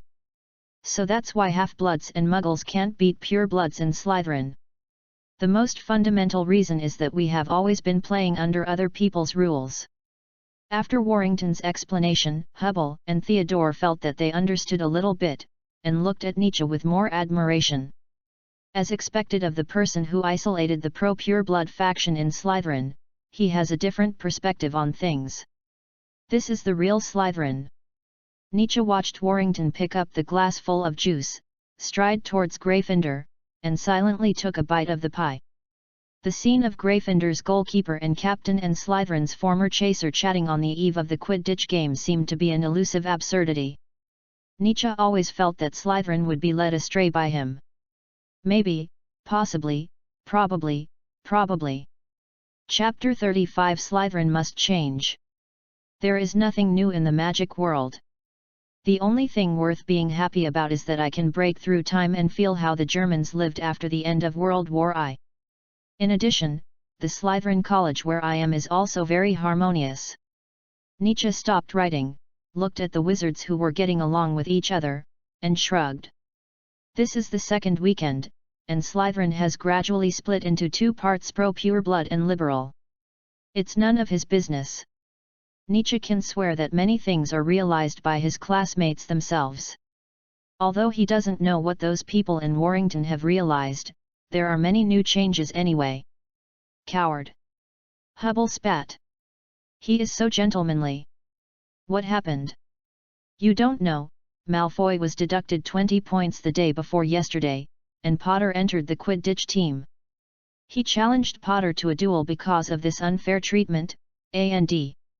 Ha! He actually told Filch, the squib, about it. How can this method be so similar? Did Malfoy copy it from Hermione? I can't believe that Malfoy's heir is like this. Hubble and a few little snakes have seen through it. On weekdays, Draco can only use his father to scare people. This cowardly behavior of avoiding fighting makes the Slytherin liberals even more disgusted. When Warrington went downstairs, he also greeted a burly Gryffindor next to him. If I guessed correctly, it should be Oliver Wood, the Quidditch captain of Gryffindor. As liberal Slytherins, it seems that they are not going to hide it. In Nietzsche's words, if you choose to benefit yourself, why do you have to choose a team that is bound to lose? After seeing this change, the professors in the guest seats did not feel anything bad. Only Snape had a gloomy face, but he just stared at the little snakes chatting with other colleges. Suddenly, Hubble stood up and sat next to Nietzsche with another person. Hey! The Gryffindor table is opposite. Hermione did not reply to him. She looked absent-minded. She just turned her head mechanically and stared at him for a long time with a complicated expression. What's wrong with your college? She said tiredly, I heard from Harry that since the flying class ended that day, your former chaser has been pestering Wood to talk about Quidditch. This is not the point. The point is that the two of them are still chatting very speculatively. It was really weird.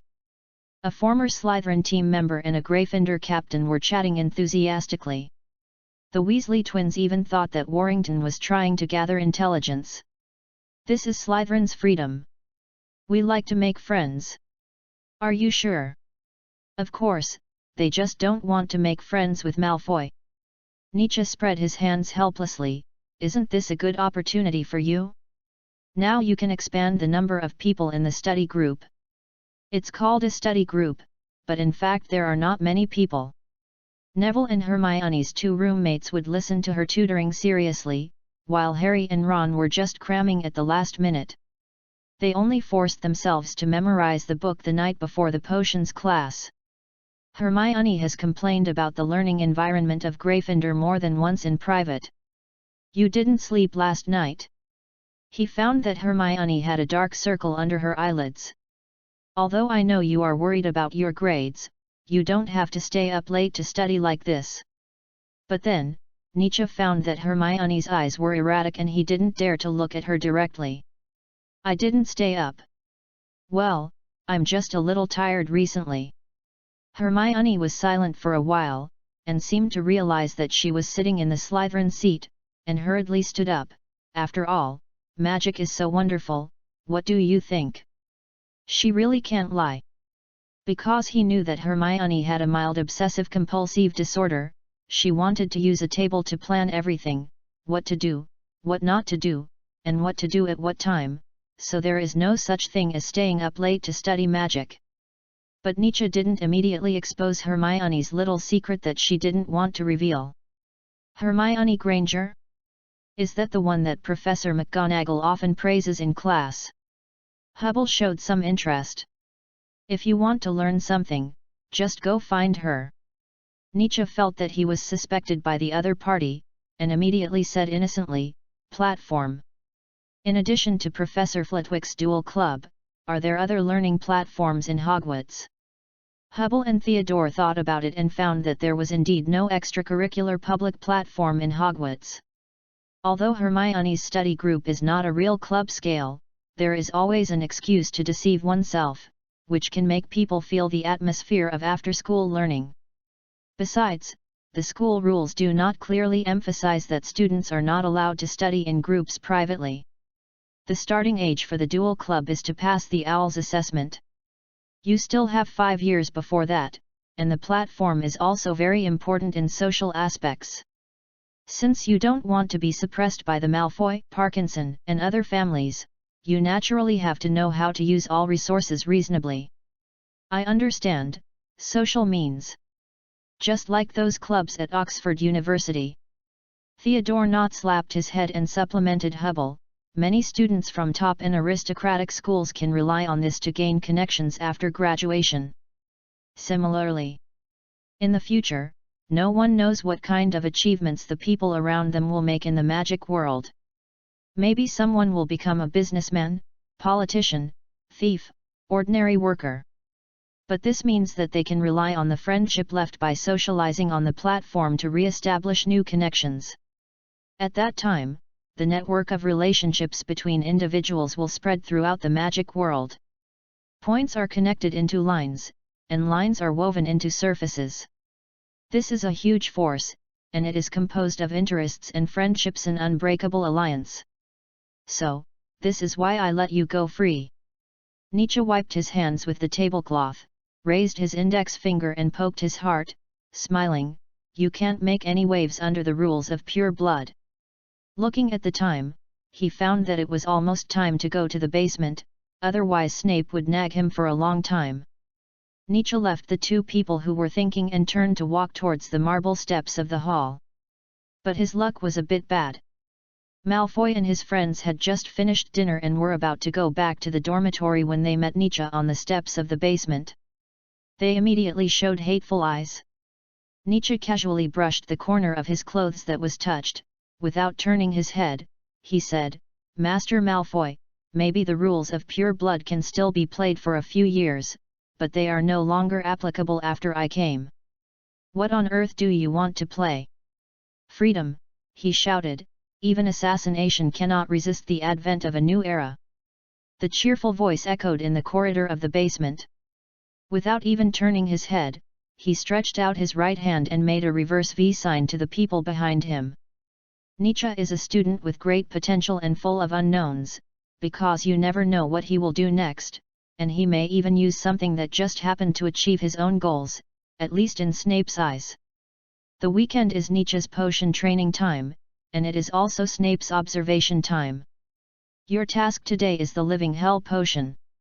Snape only acts like a normal professor when talking about potions, but before that, I need you to tell me all the procedures. There are only 2 of them in the entire underground classroom. And the only things that can accompany Nietzsche here are the copper crucible, scale, and silver cutter in front of him. Clean the crucible first. Nietzsche scraped the inner layer of the crucible with his fingers. If there are stains on the copper and tin crucibles, it will greatly increase the possibility of the potion turning into poison. Snape has never taken his eyes off him since he entered the door. In response to Nietzsche's narration, he just made a long nasal sound to remind the other party to continue. He now looked at the uncontrolled changes in Slytherin and had a lot of worries and questions. Then chop up the narcissus roots and add the wormwood infusion until the liquid in the crucible is like a cup of coffee without milk. The habits and medicines of wizards are mostly preserved from the Middle Ages.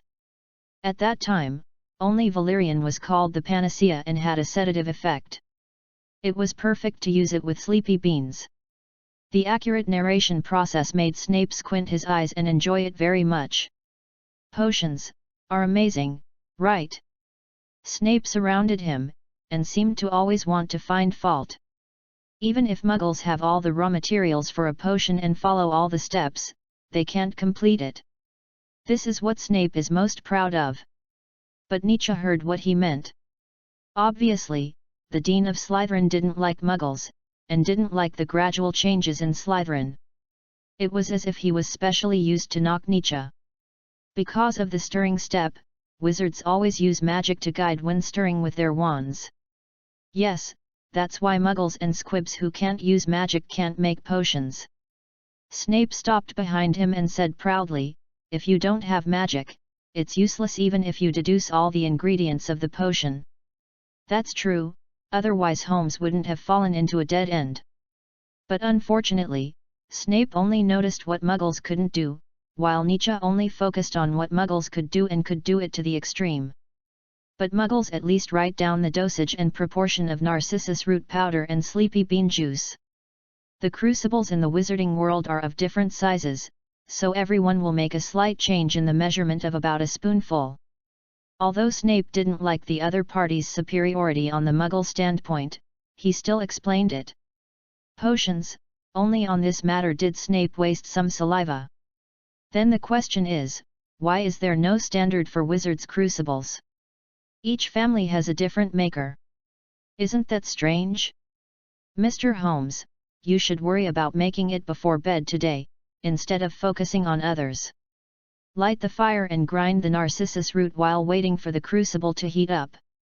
Nietzsche's goal has been achieved. From the side details, he can roughly understand a corner of the magic world. Obviously, the things that the government departments here are responsible for are very trivial and disorganized. First, the politics and academia of the Ministry of Magic may be completely divided. Second, as for individual operators who sell crucibles and other objects, they only need to ensure that the items are not inferior products, that is, the capacity affected by the shape and carvings is not within their responsibility. This leads to a very serious problem because of the Ministry of Magic's lack of control. The dosage of the potion can never be kept consistent. No wonder it's so vague.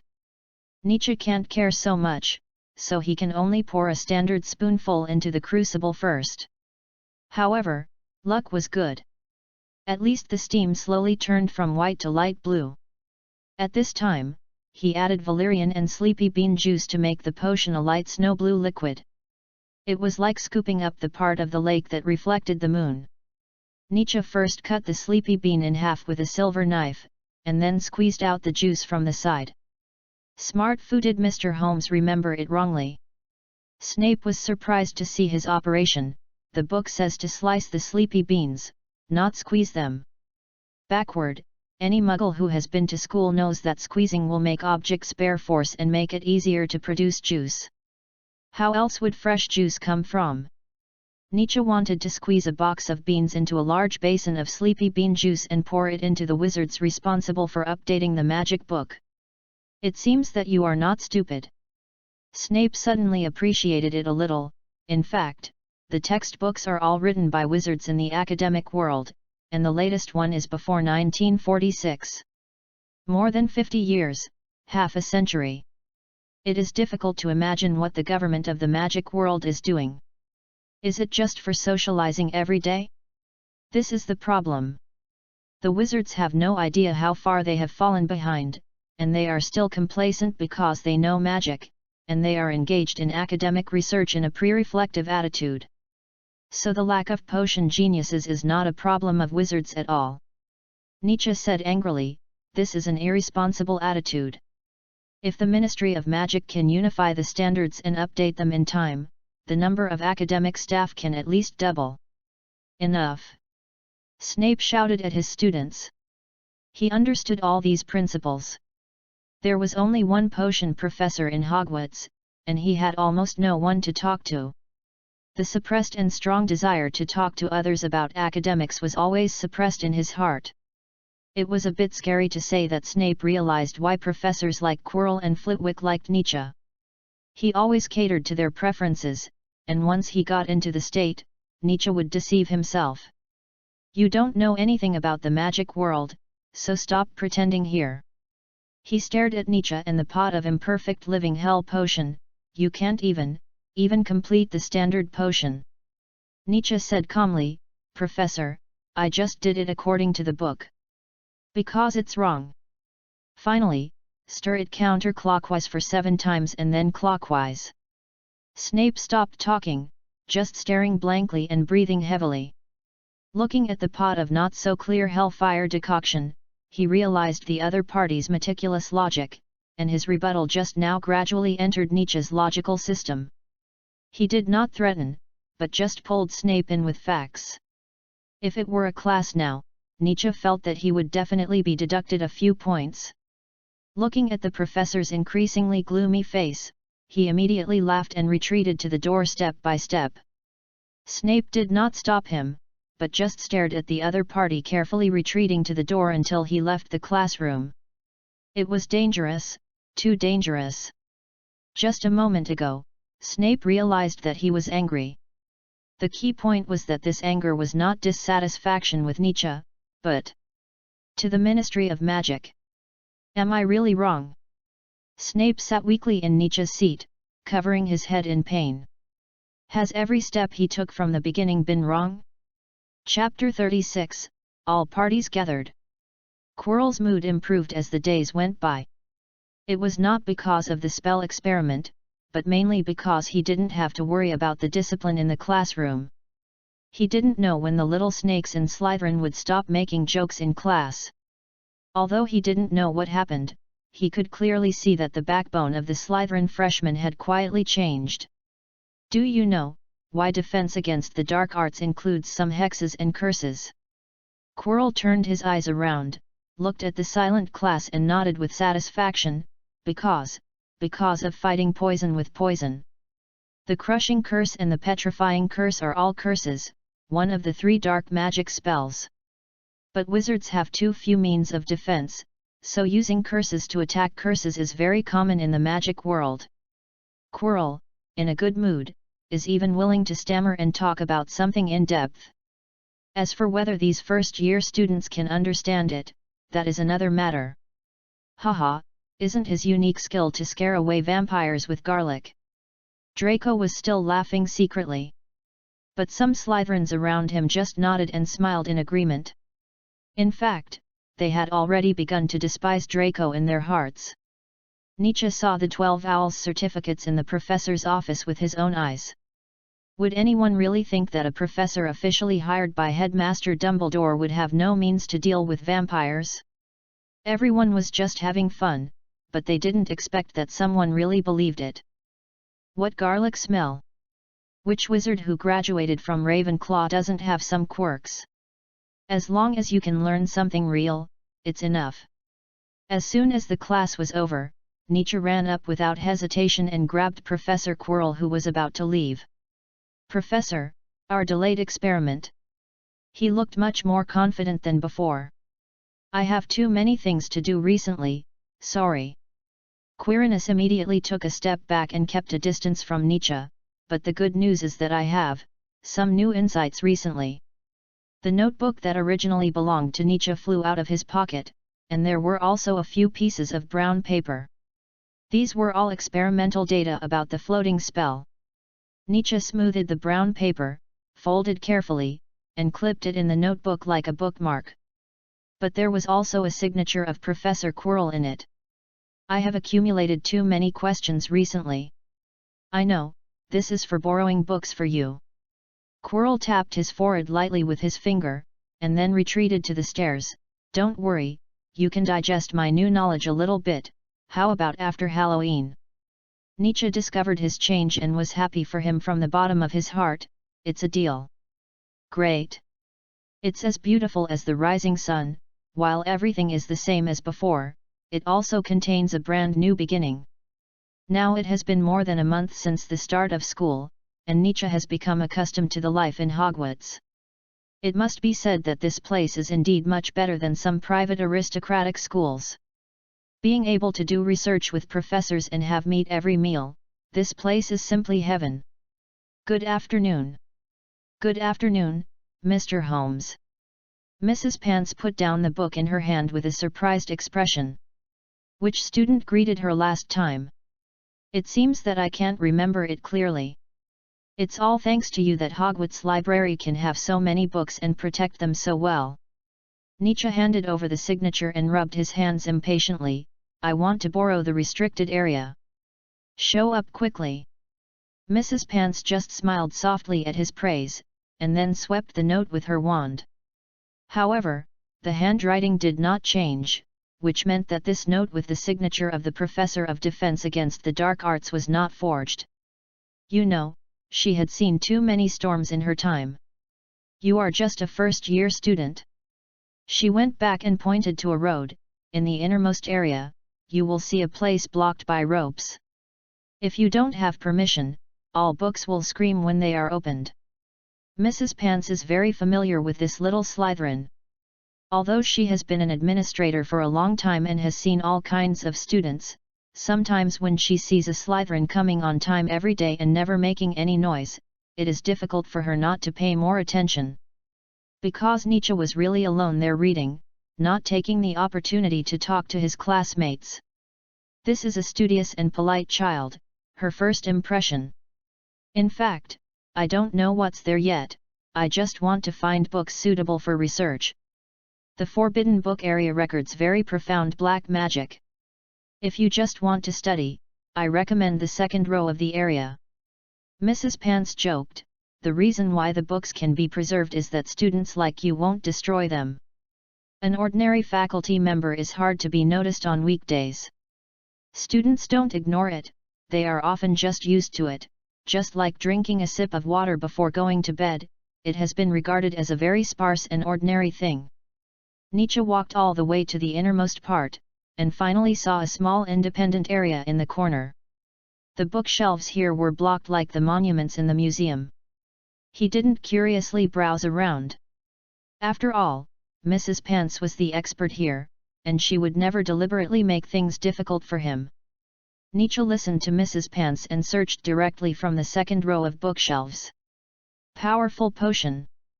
He stuck out his tongue, this is the old bat's favorite. Please, some magic. Fortunately, there are not many banned books, and Nietzsche finally took out the fifth element, exploration and the most poisonous magic. The first one was recommended by Professor Flitwick at the beginning, and the second one mentioned the origin of black magic, which is perfect for Nietzsche's research. When he opened the book, a gust of wind pressure surged from the pages. There is a warning in the preface of the first page of the most poisonous magic. This note is written by Godlot and L. Horn. In addition, the most evil invention of Horcruxes will not be discussed or guided. Interesting, in a book that records black magic, there are actually things to be afraid of. Nietzsche grabbed a handful of food from his pocket and read it while chewing nuts. Who cares, I haven't heard of it. Quirrell always said that black magic is a shortcut to modern spells, but there is more than one shortcut. From the previous chapter, many recorded black magics require emotional mobilization. Although it is very effective for the effect of the spell, the disadvantage is obvious. People who are always in emotions will lose rational thinking. Can black magic crush boulders? Let enemies be covered with pustules? This is not the credit of magic, but the wizard. Anger and hatred only bring out the wizard's true thoughts. We often see that wizards can easily do these, but they can't revive the dead. It's not that wizards can't transcend death, but we can't understand death. When Nietzsche saw this, he had a general idea in his mind: the effect of magic cannot exceed the description of language. So that's why the wizard's spell has never improved. In the final analysis, it's because of insufficient creativity. Their society stopped in the cave, so they couldn't see the rivers and seas outside. Can't see, which means they can't describe, so magic can't reach. Wizards must integrate with ordinary people. This is not only for future life, but also a benefit to wizards themselves. They have been trapped in the information cocoon for hundreds of years. What a bullshit Muggle Protection Act! This is clearly a weapon that traps half-bloods and Muggle-borns here. Do you know that you are eating owl food? When Hermione was passing by the forbidden book section with a few books in her arms, she saw Nietzsche smiling foolishly with his head down. Her head was completely blocked by the books, and she was swaying as she walked. Who? Me? Nietzsche came to his senses, looked down, and found that he had picked the wrong pocket. The bread he had taken from the dining table was in his left pocket, and none of it was missing. The owl food in his right pocket was already half gone. He ate for a long time but didn't find anything wrong. Nietzsche was still wondering why the bread filling today was full of nuts. Do you know that you are a little Nietzsche, full of passion? Hermione, crazy. She turned her head with difficulty, looking at the black bangs left by her ears, feeling a little depressed. The other person's grey-blue eyes were full of vitality. I understand now. Hermione stamped her feet and said angrily, you just let those people come to disturb me on purpose so that you can learn something new. I tell you, this is impossible. You should also be responsible. I don't remember hating you so much. But Nietzsche still searched his memory. When he found that he really didn't let anyone harass Hermione, he nodded affirmatively. Study group. Miss Conformist gritted her teeth, supported her dark circles, and growled from her throat, I don't know where a group of crazy Slytherins came to find me, and shouted your name. She was so emotional that she even parroted in a shrill voice, Oh, Nietzsche recommended us to come here. He said this place is very suitable for studying. Hermione's hair, which had not been taken care of for a long time, became even more messy. At this time, Hermione completely lost her calmness and dignity in front of her classmates. For her, Nietzsche was the culprit who caused her to be busy from beginning to end. Is this also part of Nietzsche's calculation? Damn it! But you can refuse. Come out and help me move the books. Hermione ignored his innocent expression, stood outside the rope, and stretched out her hand. I am in charge of the Gryffindor people, but Slytherin is yours, you said it yourself. Hermione was the one who should feel wronged. It seemed that the Slytherins came here to deliberately make things difficult for her. If they came here to learn from each other, it would be fine. But the problem was that they didn't know what Nietzsche said. After they came, they showed their courtesy in various ways, as if she was the first-year student president. At first, she felt a little embarrassed. After a few days, several Gryffindors led by Neville were unhappy. Isn't this good? Nietzsche took out his wand and used the levitation spell to reduce Hermione's burden. The two colleges began to try to communicate. Team leader Hermione, you can't neglect it. Do your two fathers know what you look like in school? You are really a typical Slytherin. Hermione looked at the floating book, grabbed the air with her free hands, and after moving a few times, she immediately lightly dropped 2 fists on Nietzsche's back. This was her last stubbornness. Shut up. From today on, you take care of your Slytherin. If there is any diplomatic conflict, I will. Hermione held it in for a long time. Nietzsche, you don't want the Watsons to know your performance in school, right? Nietzsche looked at the childish Hermione in astonishment, not knowing what to say for a moment. If Watson knew what happened to her from the beginning of school to now, he might not say anything, but Mary is different, you know, she is a teacher herself. Did the Sorting Hat say, you may be more suitable for Slytherin than me? Magic is with him. I really hope Hermione will not become a lady like Aunt Irene. Tell me, have you let him come into contact with the dark magic? Everything is up to your instructions. I have asked him to go to the restricted book area, and he will know it in no time. Very good. Quirrell stood in front of the floor-length mirror in the room. He had completely removed his turban, leaving only a bald head. His skin was paler than when he first came in. But if you look a little more carefully, you can find that his scalp is wrinkled and too smooth to look like a head. And with that hoarse and low voice, the skin on his head will wrinkle, just like a person twisting his body to be more comfortable when sitting on the sofa. Master, I know where the thing is hidden, but there are always people patrolling there. Idiot! Isn't it enough to kill someone to divert attention? Quirrell's body trembled. He looked very scared and looked at the mirror with a sad face. He was laughing. But Dumbledore will find out. Don't dare to kill anyone, coward. Perhaps he felt that what Quirrell said made sense, so he simply changed the subject. How is the potion I asked you to prepare? Remember to send it out. That muggle. Quirrell hunched over again and begged, Master, please, I can do anything for you, he's just a muggle, and I can't help you achieve your goal. Of course, that muggle is just part of the big plan, give him my improved poison, and the deal is over.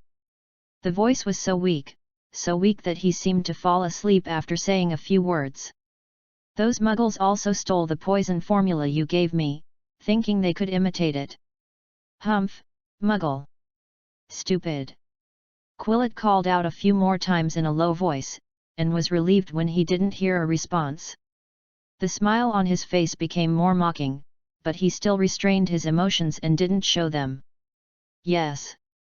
He did let Nietzsche get in touch with the black magic. However, the purpose of getting in touch with the black magic was for research, not just learning like he used to. Anyway, he didn't lie, so he wasn't noticed. Nietzsche, thanks to you, I can find myself back a little. He looked at the messy paper on the table, which was full of notes. It's so attractive to delve into the nature of magic. If you're not careful, you'll get involved. Quirrell put on his turban again, and before going out, he drew out his wand and pointed it at his chin. Before going out to prepare for the mission, he needs to be fully prepared. Reversing reality and dreams, Quirrell, this is what you are best at, and you have been good at it since childhood. Confusing the audience. With a tremor in his body, he escaped from reality. Chapter 37, Halloween Eve. After a few days of reading, Nietzsche found that his argument was right. The limit of wizards is the upper limit of thought. At this point, Transfiguration perfectly illustrates his argument. Mr. Holmes, please put away the books of the charms class in my class. Professor McGonagall walked to his desk and said helplessly, someone in Gryffindor already knows the conversion spell, and turning a match into a needle is nothing. Do I need to think about that person in Gryffindor? This spell should be learned by 4th graders, and Hermione is the only one who can understand it in 1st grade Gryffindor. However, thanks to the study group, many little snakes also know this knowledge beyond the school year, and because the basic theory is filled, Slytherin's Transfiguration course progresses a little faster. Slytherin little snake, Nietzsche is not lying, Granger is really wasting her talent in Gryffindor. The snail on your table, the first one to conjure a teacup can get 5 points. There are many kinds of experimental objects in the Transfiguration classroom, from flying in the sky to planting on the ground. These are small animals that are used by young wizards to train Transfiguration. Professor McGonagall stood on the podium and looked at the Slytherins below. Now that they have been completely integrated into the college, their learning progress is very rapid. Last week, everyone can turn matches into silver needles. So this class has begun to learn the transformation of living things. I have a question. Nietzsche looked at the slowly crawling snail on the table and asked puzzledly. Please go ahead. If I don't know what a teacup looks like, can I still transform it? Of course, no. Professor McGonagall focused her eyes on him and gave him a rare smile. Because of this, sometimes the transformed object will make some small mistakes because of the wizard. So some mistakes come from understanding. McGonagall didn't understand for a moment. After thinking carefully about the performance of students from various colleges, she nodded slowly. During the first transfiguration exercise, she asked students to turn a match into a needle, but even if everyone succeeded, there would be many subtle differences. For example, some silver needles are thicker, some have wider threading holes, and some look like antiques in a museum. That's right, but there is no standard for these errors. As long as the object is correct, it's enough. Is there any problem? No, I just happened to think of an idea. Idea? Is it about Professor Flitwick or Quirinus this time? McGonagall glared at him. 1 point deducted from Slytherin. Why can't you be more focused like Miss Granger? Let's start. The comparison method unique to Transfiguration class, its reference is always Hermione Granger. Because I don't plan to take away Hermione's favorite. If Professor McGonagall also becomes my after-school teacher, she might kill me out of jealousy. Stop talking nonsense here. When everyone started to concentrate on practicing, Professor McGonagall turned around and laughed secretly. Is this the student Dumbledore needs to pay attention to? In her opinion, he is similar to a child, but he is sweeter and more humorous. Professor McGonagall is happy to get along with such students in class because it is comfortable. Professor McGonagall put her hands in front of her, looked behind him and smiled. I don't know if Granger will be sad because of this, but what is certain is that your classmates can't do without your help now. That's it, she had seen Snyder for a long time. The Slytherin led by Pu was very unhappy. It is normal for classmates to take care of each other. She was thinking about Nietzsche's future. If nothing unexpected happens, he might be a good teacher. But she was wrong about one thing: Slytherin is not as united as Hufflepuff and Gryffindor, but a community of interests. And this was more prominent in the potion class on Friday. In order to make their image a little more positive, the little snakes can remind the lion next to them who made a mistake from time to time. After all, when you think back later, you don't want others to have the impression that I am a bad guy in the mortar. When grinding lavender into powder, add flobberworm mucus, don't put them one by one. Neville heard his leader remind him without raising his head. He was still a little hesitant, and when he saw Snape walking in front of him, he immediately threw the materials at hand into the mortar. Snape then stopped in front of Neville. He didn't dare to breathe, for fear that he would blow the powder away because of his breathing and cause points to be deducted, but fortunately, Snape just pulled out an ugly corner of his mouth. He glanced at the little snake next to him and said coldly, Mr. Longbottom doesn't look too stupid. Neville's hanging heart was finally put down. As soon as the old bat passed him to find the next unlucky guy, he immediately smiled at the Slytherin beside him to express his gratitude. Thank you. Just call me Theodore. Nott said calmly. It would be nice if only Malfoy was like that among all of you. Neville stammered in a low voice, I thought you were looking for Hermione just for... After Theodore Nott adjusted the flame to medium with his wand, he spared 20 seconds. For a prank? We don't have the time. Granger put aside her prejudice and helped us a lot, why should we tease her? But he didn't finish his words, just looked over the shoulders of the two Gryffindor girls in front of him and looked at Nietzsche and Hermione in the front row. The steps of making potions between the two of them were very tacit. As soon as the former finished processing, the latter grabbed the materials and threw them into the crucible, as if everything was timed. Tease Hermione Granger? Let's not talk about whether they are so bored. Even if they do so, I'm afraid Nietzsche will be the first to come quietly. Sorry. Neville scratched his head, knowing that he was not good at talking, and didn't say too much. What's going on recently? Ron felt the subtle influence around him and said in disbelief, Slytherin and Gryffindor coexist peacefully? Are they crazy, or am I crazy? He saw that Neville was actually helped by a Slytherin, and thought he was hallucinating, so he rubbed his eyes hard. But Harry's mind was not on this, he just nodded in agreement. Don't you know Hermione's study group? I heard her say that those Slytherins are all for a good study environment after class. It is also different from after-school tutoring. He had seen his cousin Dudley before. Sometimes because his grades were too bad, the Vernons would always hire some tutors to give him compulsory tutoring on weekends. This is completely different, because they can go whenever they want, and when they want to study, they just go to the library and meet people and sit together. Aha! It seems that you two are very confident in your potion skills. Snape suddenly came behind the two, leaned down, and put his head between them. Mr. Weasley's sleeping potion will not turn into crazy element later. This is not over yet. He then stretched out an index finger from his sleeve and dipped some dry powder in the mortar in Ron's hand. 5 points deducted from Gryffindor. I have made it very clear in the last class that the two ingredients should be mixed together. Snape showed a triumphant face. He finally found an unlucky guy in this class. But it's not written in the book. Harry opened the book unconvinced. It says, just add the powder of the two materials into the crucible. Now our Mr. Potter starts to think that everything in the book is right. Professor Snape scolded, Gryffindor will be deducted 2 more points. Potter, put away your arrogance, this is not your flying class. Then he threw away his black robe and strode towards the front row.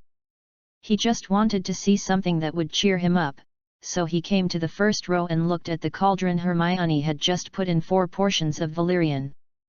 The nearly perfect potion was actually from Gryffindor. Snape quickly glared at Nietzsche. If you want the lavender to be ground into a fine paste, you need to add a drop of caterpillar mucus in advance when grinding. The professor poured some lavender red potion into the bottle. Gryffindor, plus 1 point. This was what he had said last Friday, and Hermione had obviously memorized it.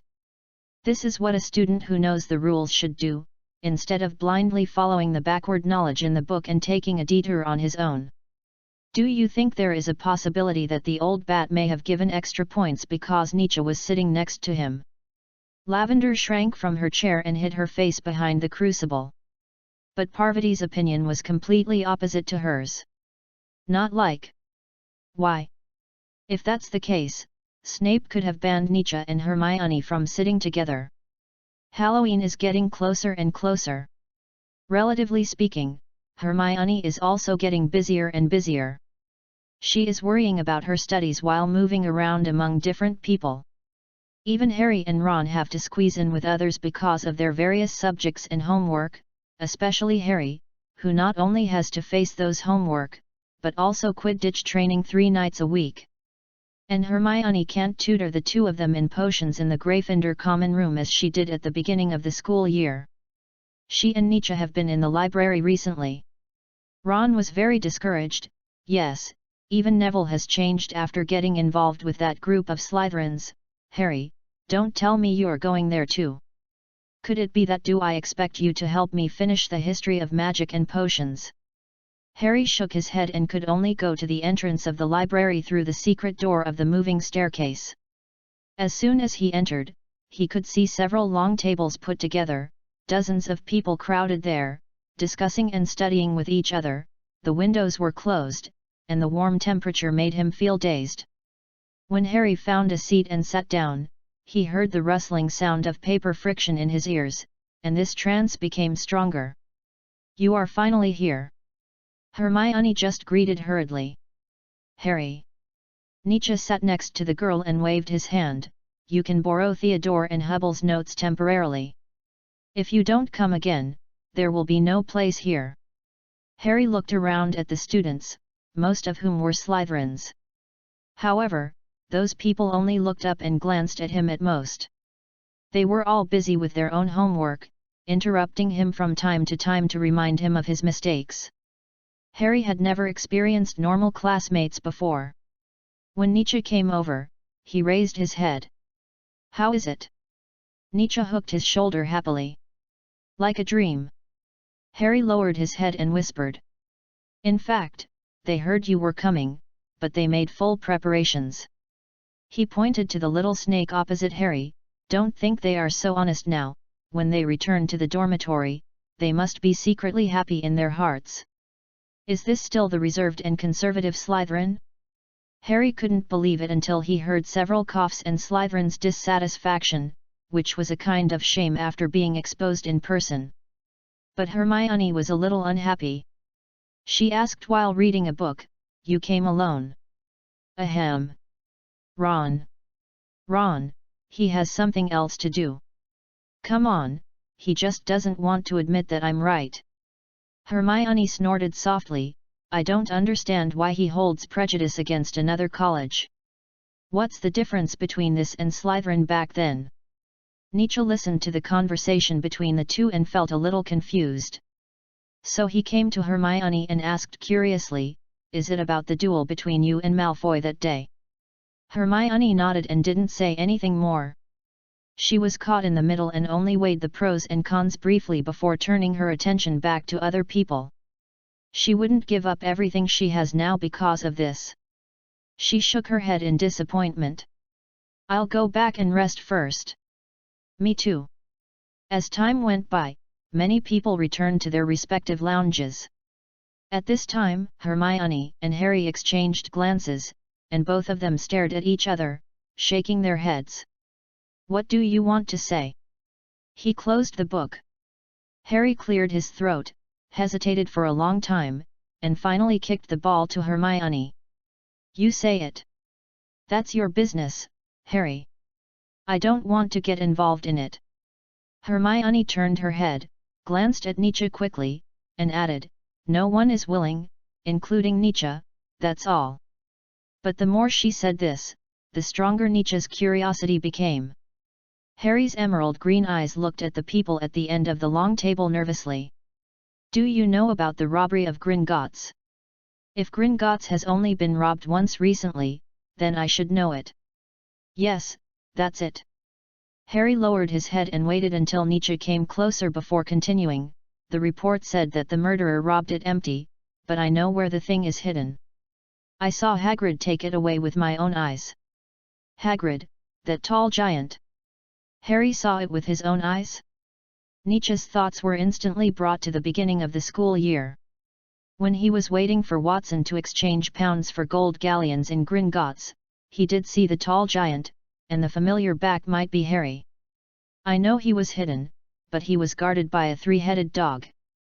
"I understand, the murderer didn't know that Hagrid had taken the treasure long ago, and the treasure was hidden in the school." As expected of Nietzsche, Harry didn't need to tell the whole story from beginning to end. Someone wanted to steal it. Nietzsche. "But this is Hogwarts." Hermione interrupted him. "Who would be so careless as to come here to a school headed by the strongest wizard of this century? If that's the case, it would be better to go directly to Azkaban, which is more convenient and saves trouble." Chapter 38 Quirrell's Abnormality. Hermione felt that it was impossible for a thief to break into Hogwarts. Although Nietzsche wanted to refute her, at present, Hermione's words made sense. Unless the treasure was priceless, he would not let a thief risk being caught in Azkaban and jump around under Dumbledore's nose. Harry wanted to let Nietzsche try it, but he didn't think too much about it, so he temporarily put aside the fact that there was a treasure hidden in the corridor on the 4th floor. The next day when Hermione finished her homework with satisfaction, trouble came to her. Nietzsche, who had just finished the herbology class, saw Hermione frowning in the distance when he passed the central courtyard. On the other side was Ron, and there was a Harry between them. "Did you let Harry tell Nietzsche about this?" Ron, who had just come out of the spell classroom, shouted. "What else?" Hermione asked bluntly.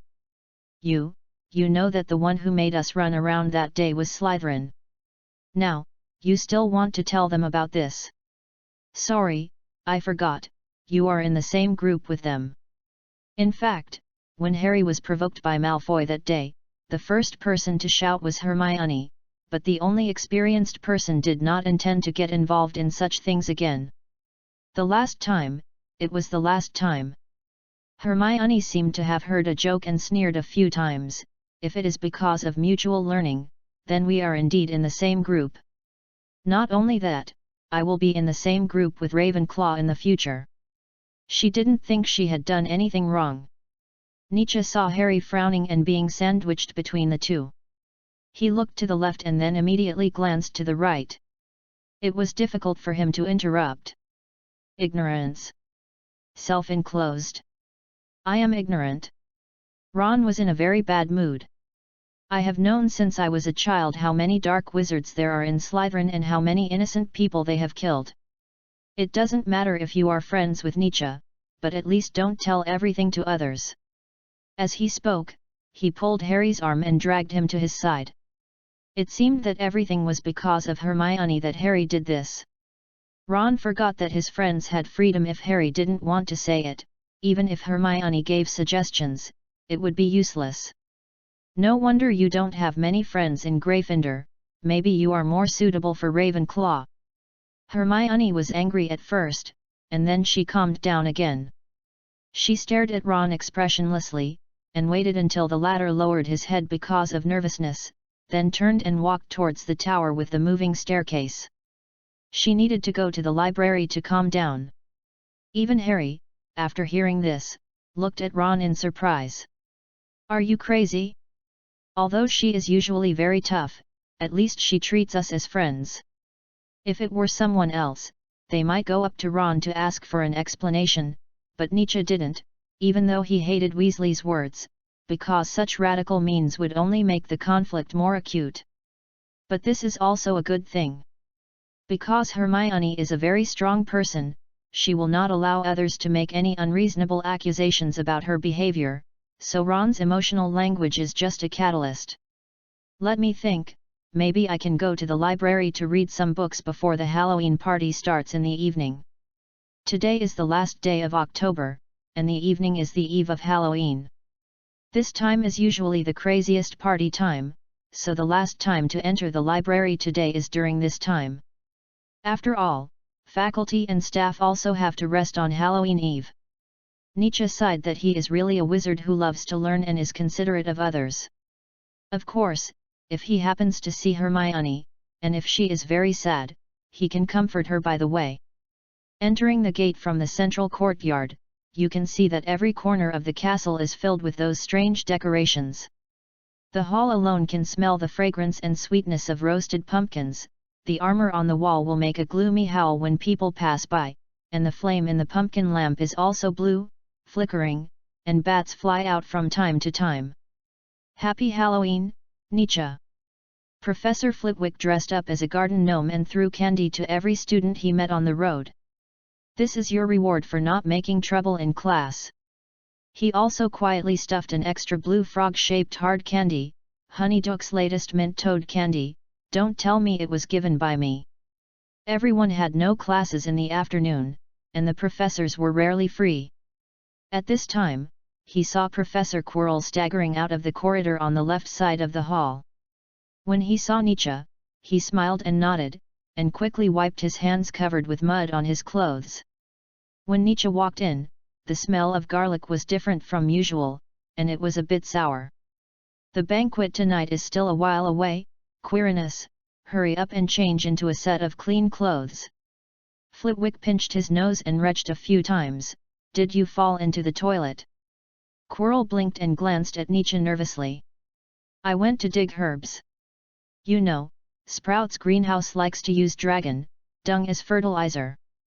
When they were in class on weekdays, they could smell something even with a stuffy nose, and the garlic and pumpkin fragrance could not be covered. Nietzsche narrowed his eyes and looked at the professor from head to toe out of habit, but Quirrell also noticed his gaze, so he quickly waved his hand with a smile and hurried upstairs. As if he didn't want to disturb the interest of the two. Didn't he dislike potions before? Flitwick glanced at his back, muttering while looking at another student. But Nietzsche knew that the professor didn't say everything. If you dig herbs from the greenhouse normally, the mud will not be attached to the side of the shoes. Today's weather is cold and dry, and it is impossible to be muddy on the road. The only wet places outside are the Black Lake and the Forbidden Forest. Did he go to the Forbidden Forest to dig herbs? Nietzsche walked to the 5th floor while thinking. Perhaps the little wizards all wanted to experience the castle during the festival, and Hermione was the only one in the library, so he happened to take a copy of Fantastic Beasts and Where to Find Them and happened to sit opposite Hermione. He didn't say anything, just reading by himself. The quiet atmosphere made Hermione think she was back in elementary school. Today is the first day of Hogwarts-CHAPTER festival. After a while, Hermione was the first to lose her temper. So? Nietzsche raised his head and looked at her strangely. Don't you all like to wear those weird clothes and ask for candy everywhere? The library. She suddenly realized that she couldn't look at the other person with ordinary eyes, but still said with her neck stiff. The library is not suitable to come now. In fact, Hermione didn't read a word. She sat there for several hours, staring at the words on the book, as if she could see the true nature of magic through these Latin words. Miss Granger, maybe you haven't discovered it yourself, but I still want to say since I sat there for 2 hours and 24 minutes, you have only turned the book 3 times, and one of them was forward. What about you? Hermione, who was exposed, simply stopped pretending, pushed the book forward, and said with a red face, Look, I read it so carefully, did you just read the book? Nietzsche raised his head silently and stared at the pair of chocolate eyes. Hermione glared back, not to be outdone. The two of them just stared at each other across the table, as if whoever gave up first would lose. Suddenly, a cough came from the end of the long table, and Madame Pants slapped her chest violently. She had just choked when she was drinking water while watching the duel between the two. When she found that the two turned their heads, she quickly waved her hand to signal. Don't worry about me, you continue. But after such an interruption, they couldn't solidify the atmosphere again. The two pursed their lips and finally laughed together. You should go for a walk with your friends. Hermione lowered her head, her cheeks puffed up again. As a popular person like you will definitely get the most candies from the professors. Nietzsche seemed to reject her proposal. Usually on such festivals, I wait in the house for Mrs. Hudson to bring up the candies that have not been given away. What about you? Me? Hermione looked sad, her eyes full of envy. On holidays like this, I usually stay at home and watch others get candy. But before he finished speaking, Nietzsche waved his wand and returned Fantastic Beasts and Where to Find Them to its original place. Madame Pants at the end of the long table looked at Nietzsche, who stood up to tidy up his clothes, and shook her head and sighed. In fact, she herself didn't know why she felt sorry. Hermione looked at the empty seat opposite and listened to the cheerful voices outside, and sighed. Perhaps the banquet has already started, and Madame Pants will close the library later. She doesn't want to make things too difficult for the faculty and staff, because Hermione knows how precious this kind of entertainment festival is to them. Suddenly, she felt something jumping on her head. She reached out and found it was a blue frog candy. I almost forgot. Professor Flitwick gave me 2. He said. This is the reward for us not making trouble in class. I heard it is the latest product of Honeydukes. Hermione turned around and found Nietzsche leaning against the oak door at the entrance of the library, leaning sideways and winking at her. Obviously, he hadn't left. Seeing the dull Hermione, Nietzsche continued to shout, "Do you still want me to stand at the door with a stack of books?" Of course, what he said was about the second transfer. Hermione heard it, but she deliberately turned around, held the back of the chair with both hands, and lay on the seat, shouting back in the library. "Of course. I stood there waiting for a whole afternoon that day. Dear Madam Pants, what time is it now?" If it were any other time, a student who yelled in the library would definitely be kicked out. But now there were only 3 people here, including the administrator, so she let it go. Mrs. Pants walked away and took the book from Hermione's hand. Watching the show is one thing, but participating in it is another mentality. It's already 6:30 in the evening. She pushed Hermione from behind, winking at Nietzsche, "Let me go, you two have been sitting here for the whole afternoon, and I want to eat some pumpkin pie." Mrs. Pants, wink. She didn't care what Hermione did, and after pushing her out, she closed the door and turned around and left. "The afternoon is over, and I can't move the books now." "Then leave it for next time." Bats fluttered their wings and flew around the hideous pumpkin lanterns, casting shadows that made the light source flicker. Nietzsche stood below, looking at the stiff Hermione, and his chest trembled. The feeling of a heart attack was not painful, but also brought a strong sense of pleasure. He coughed several times but couldn't calm down. "I'm actually quite curious about this festival." "Aha! It's you who want to play." Hermione seized the opportunity, her voice also trembling, "There's really no way, if you must experience this childishness, I can accompany you." But in fact, she was the one who performed the worst and most childish. "Yes, Granger." Nietzsche pulled her arm helplessly, "So please accompany me to observe." Here, 2 lonely souls who could not communicate with their peers on the same channel collided with each other. While the 2 were still walking slowly down from the 5th floor, Quirrell had already searched all the rooms on the 1st floor. The banquet had begun and everyone gathered in the auditorium to celebrate.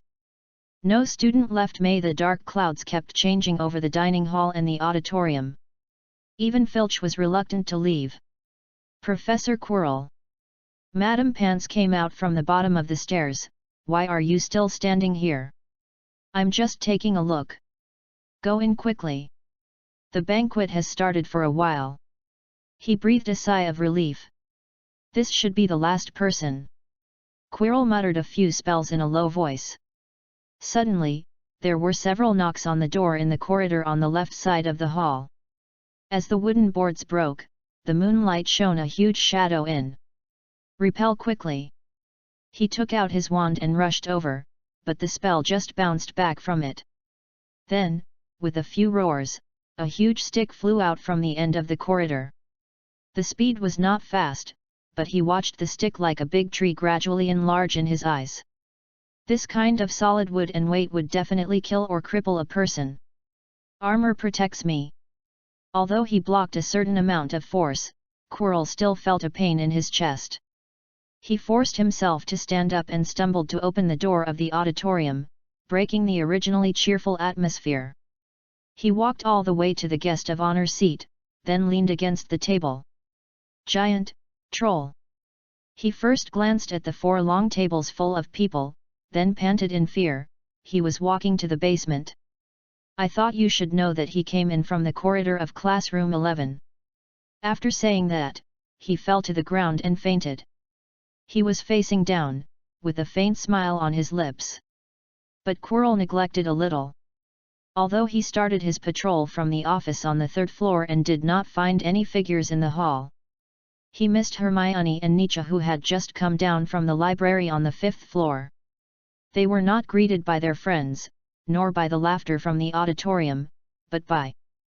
As soon as Nietzsche walked into the hall, he saw a huge monster, about 7 meters tall, with dull skin, as grey as rock, and a small head like a bump on a body like a hill.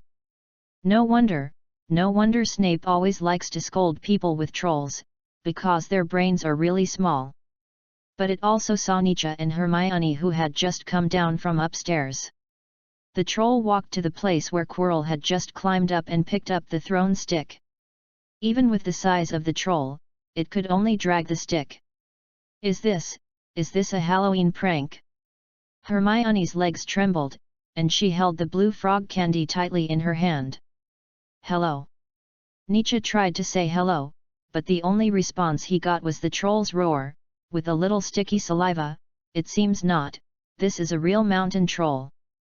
The troll glanced at the little thing under his eyelids, and when he saw the black school robe on his body, his little head immediately made a decision. This is the same clothes as the little man just now.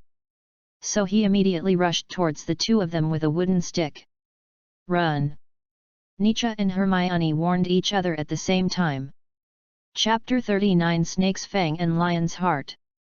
Quirrell naturally couldn't watch the students in front of the 4 tables in the auditorium, counting one by one from the 1st grade to the 7th grade to see if there were any missing people. Because of this, he could only take precautions and patrolled around the 1st floor several times. How could an adult mountain troll run into the school? Professor Sprout hurriedly threw down the food, ran to the unconscious Quirrell and lay down to check, and took out a small bottle of potion from his pocket and poured it into his mouth. In just a few seconds, Quirrell's slightly sunken chest immediately returned to normal. Everyone was talking to each other in panic, looking at the door of the auditorium nervously, and the voices were noisy. Dumbledore shouted several times but failed to suppress the students' voices. Finally, Dumbledore put his wand against his throat. Quiet! The amplification spell amplified his low voice infinitely, and the students below could feel the trembling of the cups. Prefects of each college, count the number of people and take everyone back to the dormitory immediately. This news was really disappointing. The banquet had just begun, and the pumpkin pie in my hand was not cold yet, but the food on the table had been removed. Don't worry, everything will be the same when we return to the lounge. But when Professor McGonagall had just finished comforting, bad news came out one after another. She saw Gryffindor's prefect, Percy Weasley, hurriedly pushed through the crowd and ran to her to announce that one person was missing. At the same time, Snape on the other side also heard the news about Gemma Farley. The deans of Slytherin and Gryffindor seemed to have a telepathic connection. They turned their heads at the same time and saw the worry and irritability in each other's eyes.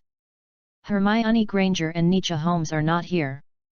Professor McGonagall immediately made a judgment and issued a new order to them: prefects, take the rest of the people away, Filius and Severus follow me. The deputy headmaster's voice was not loud, but the news still spread from the front row of students to the back. Today is Halloween, how could the two of them? Well, a man and a woman stay away from the banquet. And it's no wonder that the group of snakes, lions, eagles, and badgers inevitably make associations. Draco sneered at the corner of his mouth. This is simply God's will. Oh my God, I just came down from up there not long ago. If they didn't go back to their respective lounges immediately. Pans gasped, but despite this, he still thought positively. I should have gone with them if I had known. Although she knew very well that Nietzsche and Hermione would not go back to their respective lounges immediately after coming out of the library, she couldn't help but deceive herself. And the news that Nietzsche and Hermione were in danger soon reached Harry's mouth. Wait a minute, Severus, go to the 4th floor first. Dumbledore raised his head and just glanced at it, and the 4 ghosts floating in the sky came to him. What are you waiting for? Find Nietzsche's location quickly. Ms. Grey, Bloody Baron, Headless Nick, and the Fat Friar quickly passed through the wall. They were the ones who were good at finding people. An adult mountain troll doesn't run very fast, but it has big feet. After discovering Nietzsche and others, it chased them all the way from the marble stairs in the hall to the corridor on the 2nd floor. This narrow passage is not so friendly to Nietzsche and Hermione. Why can't any of the classroom doors be opened directly? Hermione had to pull each door she passed. This area that was only for students to enter and exit was very suitable as a temporary shelter for the two of them. Nietzsche panted and pushed Hermione away impatiently. A chair flew over their heads with a whistling sound. Soft legs and feet. Shoes stick to the ground. The two fought back at the same time, but the spells that could make life lose its ability to move only made it reach out and scratch its granite-like skin bathed in the moonlight. Just as described in the book, it has super high magic resistance. I remember that in Hogwarts, A History of the School, it was introduced that the security guard of this castle is a troll. Hermione had no strength left, and Nietzsche could only pull her arm with his backhand. Hermione. Although I am very happy that you are popularizing science for me now, but, the troll will not give you extra points. Several spells in a row did not have the effect of stopping it. It is better to say that the troll became more angry. He was more and more sure that Nietzsche was the attacker, and Hermione must be his companion. Since it is a companion, it must be an attacker. So it threw the wooden stick in its hand out with force. This kind of corridor cannot allow the two to hide. If they bend down and fall, the troll will take the opportunity to catch up. Wingardium Leviosa. Hermione subconsciously stood in front of Nietzsche, and the giant tree-like stick floated up. Then, she waved her wand like a performer, raised her hands above her head, and slowly clenched her left hand into a fist. Just like that, a solid piece of wood broke due to the pressure of magic. When the troll stared at his weapon being destroyed in amazement, Nietzsche thought of a good idea. There must be a weakest point. Run! He shouted at Hermione, wait for me in the circular corridor, at the corner of the school infirmary. The girl didn't ask why. She always trusted the other party in this critical moment, so she ran away. Nietzsche pulled his school robe back and took out a modern crystal from his left waist. Colt, the Rolls-Royce of pistols, Nietzsche didn't want to wait for the giant to come out of his astonishment, just raised his hand, roughly aimed at the position of the head, put his thumb on the double action mode, and pulled the trigger 3 times in a row. .357 Magnum may be late, but it will never jam. Where did you get it? Transfiguration? Hermione was startled by 3 loud noises behind her, and she didn't know why her face turned pale. Impossible, transfiguration can't create gunpowder out of thin air. Even if Nietzsche remembered the structure of the entire gun, he couldn't change the original properties.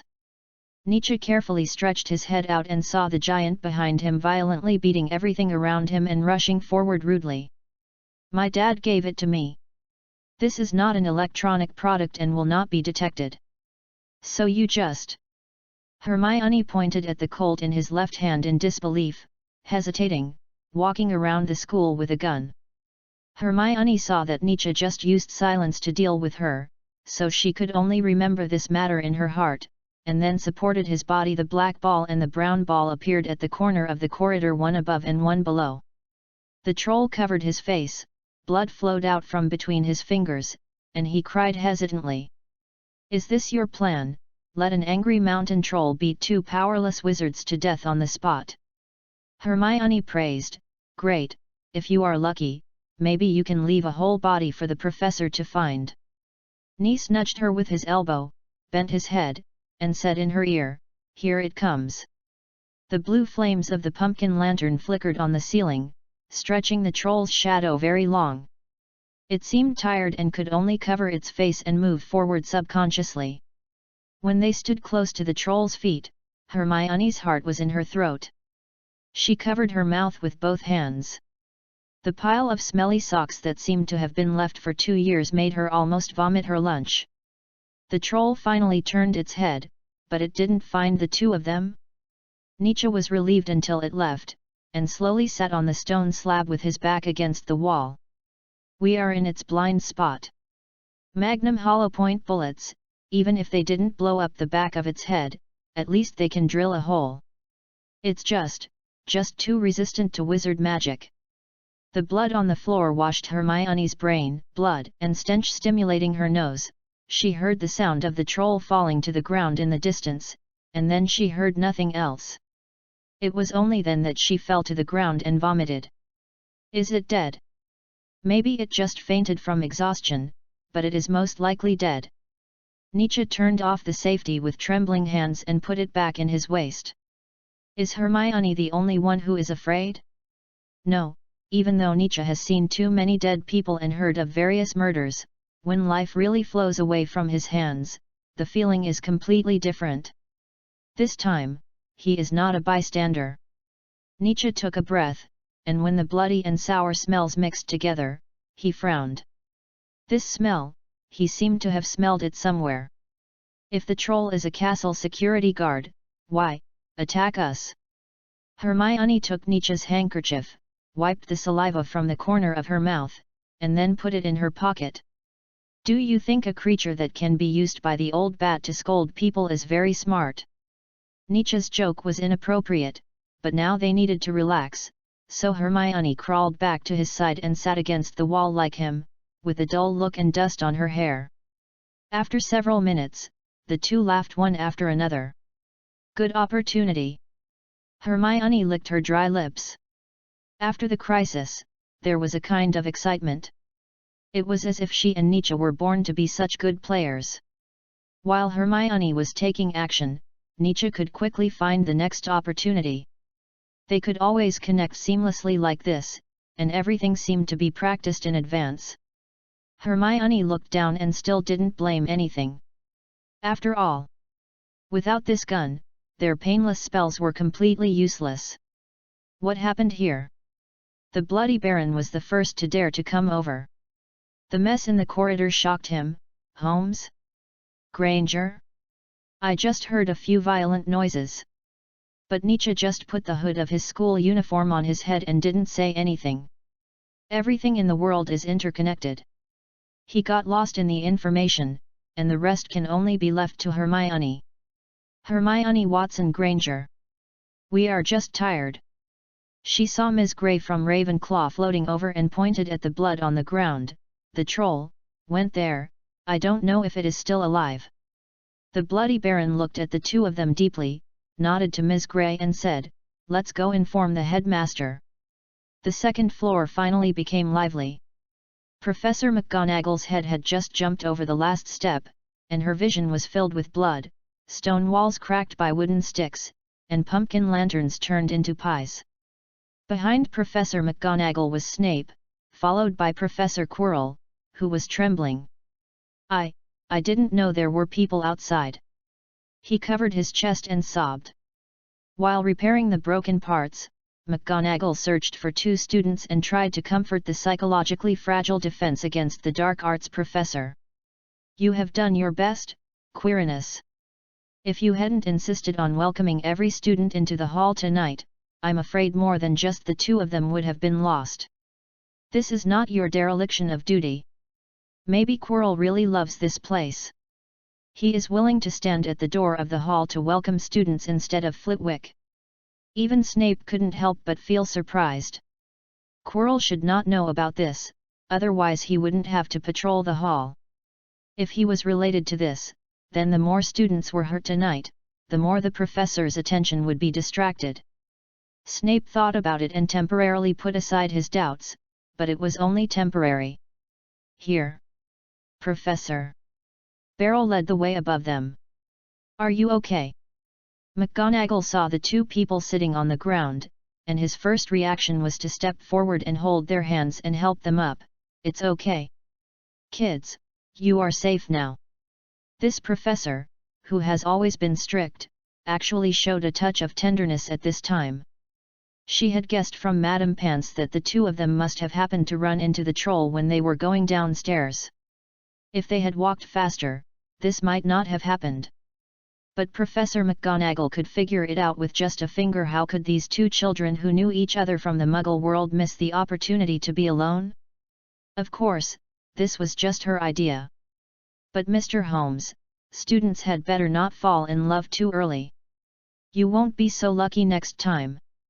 She then immediately changed her face and reminded Nietzsche. Hermione, like a frightened rabbit, suddenly raised her head and looked at the professor in astonishment.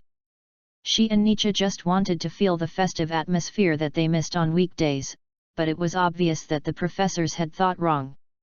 Snape followed the blood trail and found the body of the mountain troll at another corner of the circular corridor.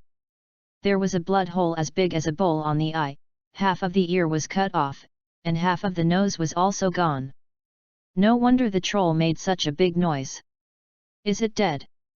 Quirrell was shocked by the unexpected scene. What kind of black magic is this wound? Even if 2 first-year students use the killing curse, at most they can only make the troll cough a few times. Snape knelt on one knee, enduring the stench and observing closely. If you want to destroy the troll's skin with brute force, you need the sharpest weapon. Even if Hermione and Neely used perfect transfiguration to make a sword, they could only barely scratch it, and could not achieve such power at all. But Snape suddenly thought of something. Regardless of the dirtiness of the blood, he stretched out his finger and scratched it. After poking around in the eye, the fingertips finally touched a small hard object in the rotten flesh. Pinching it out, it looked like a small flower made of metal. Muggle weapons. Snape admitted the fear in his heart. If he had been tougher at Holmes's house at that time, the hole in his head might be bigger than the one on the troll. He ignored Quirrell, who looked confused, and strode back with the hollow point bullet in his hand. Nietzsche, I think you need to explain this thing. Chapter 40 The Principal's Office.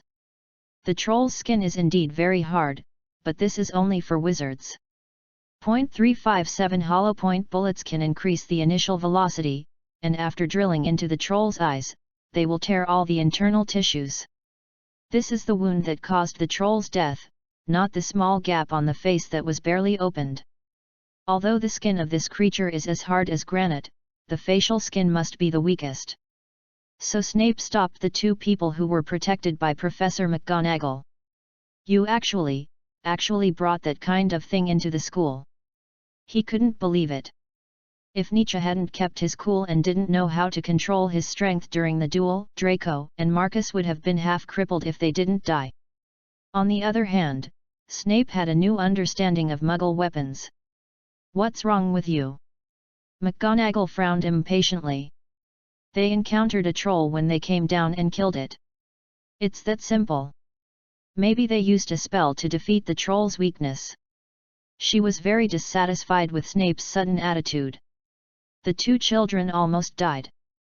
Even if they used some not-so-good spells to kill the troll, they should have waited for them to rest for a while, instead of immediately interrogating them like criminals. But Snape bypassed her and walked straight to Nietzsche, ignoring his confusion and innocence.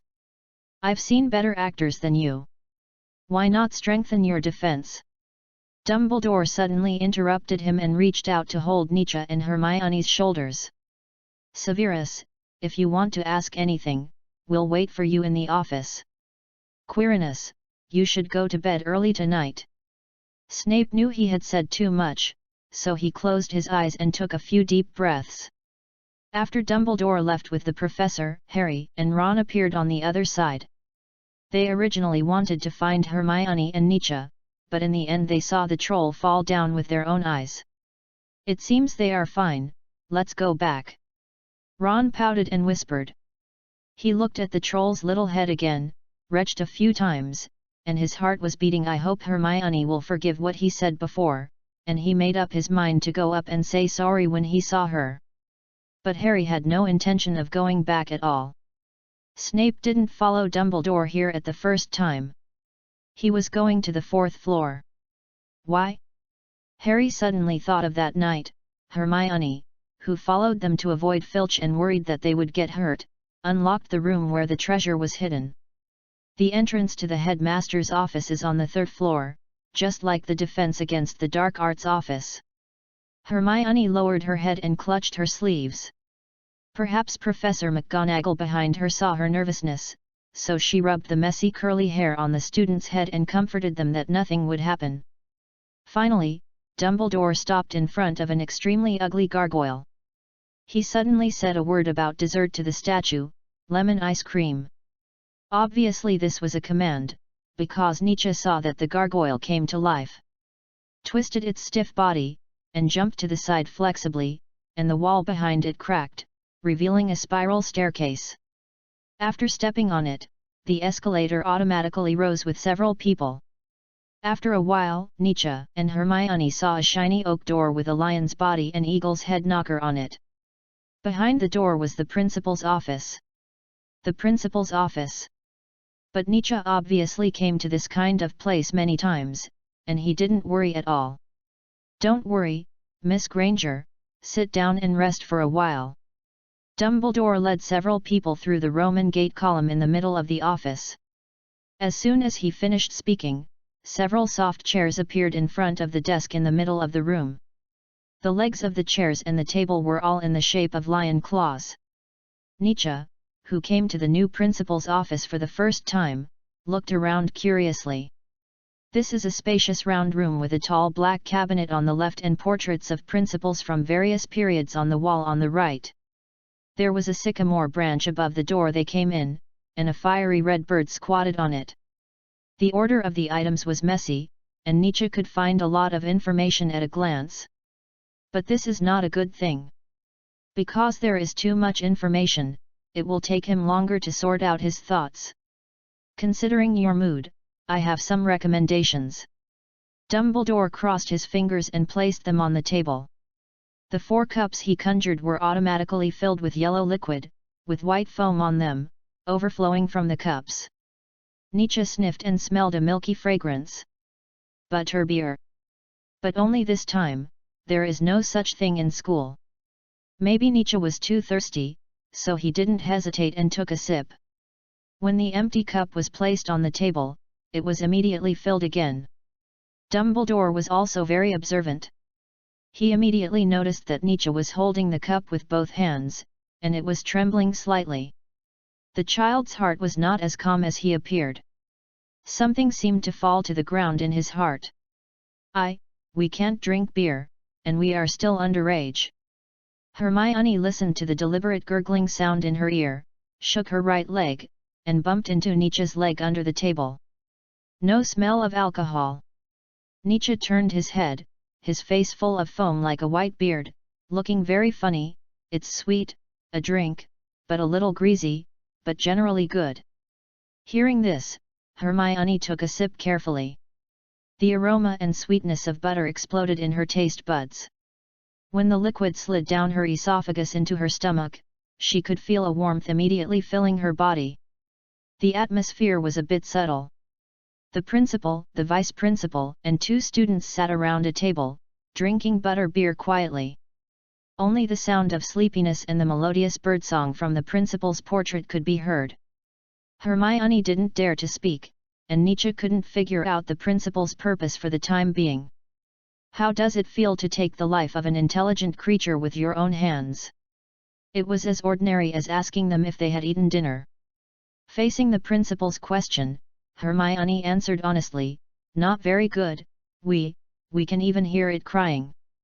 After the excitement of surviving the disaster, only confusion and regret were left, especially the wailing of crying because of pain that could not echo in the ears of the 2 for a long time. As if she had killed someone. "I can understand."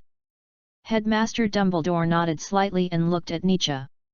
He understood that it was just a psychological treatment for the 2 of them. "Headmaster, we are human beings with complex and rich emotions and thoughts. In fact, I haven't even killed a chicken myself. It's different to watch others kill people and to kill people yourself." When he thought of the cry, he felt uneasy. Maybe the troll is innocent, maybe it doesn't know what happened, maybe it thought of its mother before it died? Once his thoughts diverged, Nietzsche couldn't stop them.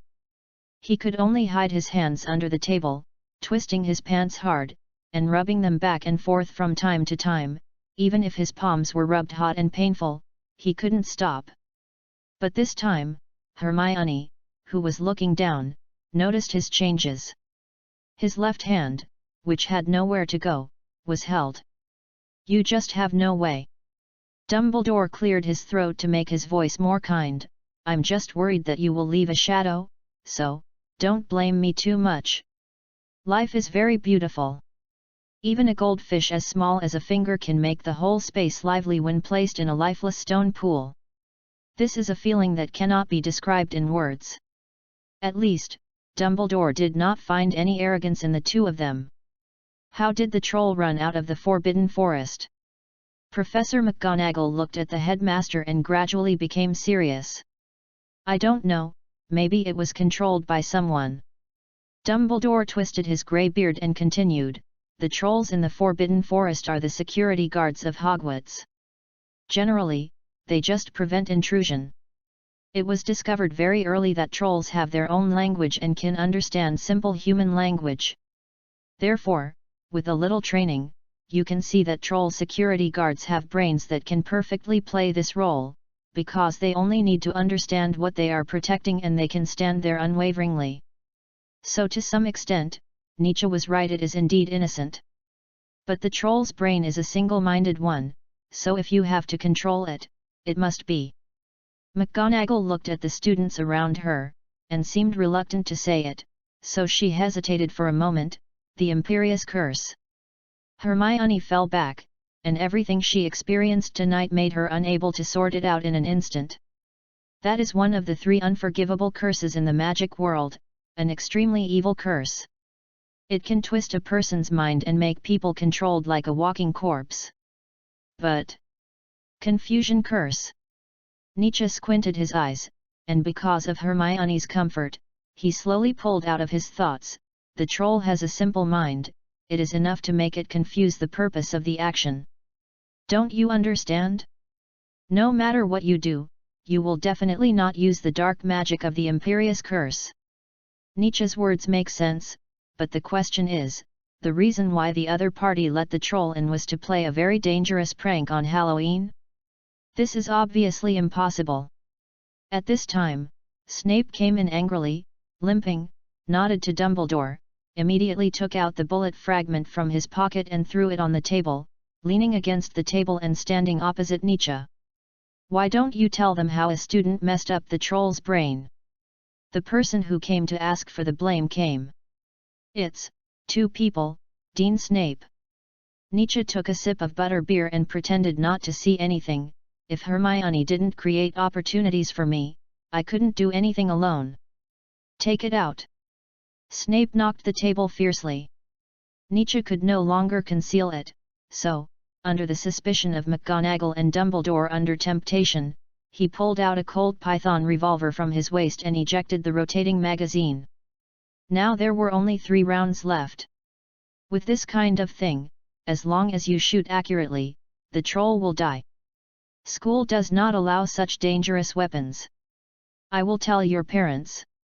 He smiled confidently, as if he had pinched the 7 inches of Nietzsche's slippery snake. In fact, my father asked me to bring it here. Nietzsche blinked and looked at him without showing any weakness. Why don't you let me say that their son can only stand there and wait to die next time he encounters a troll? School plus almost murder equals complaint.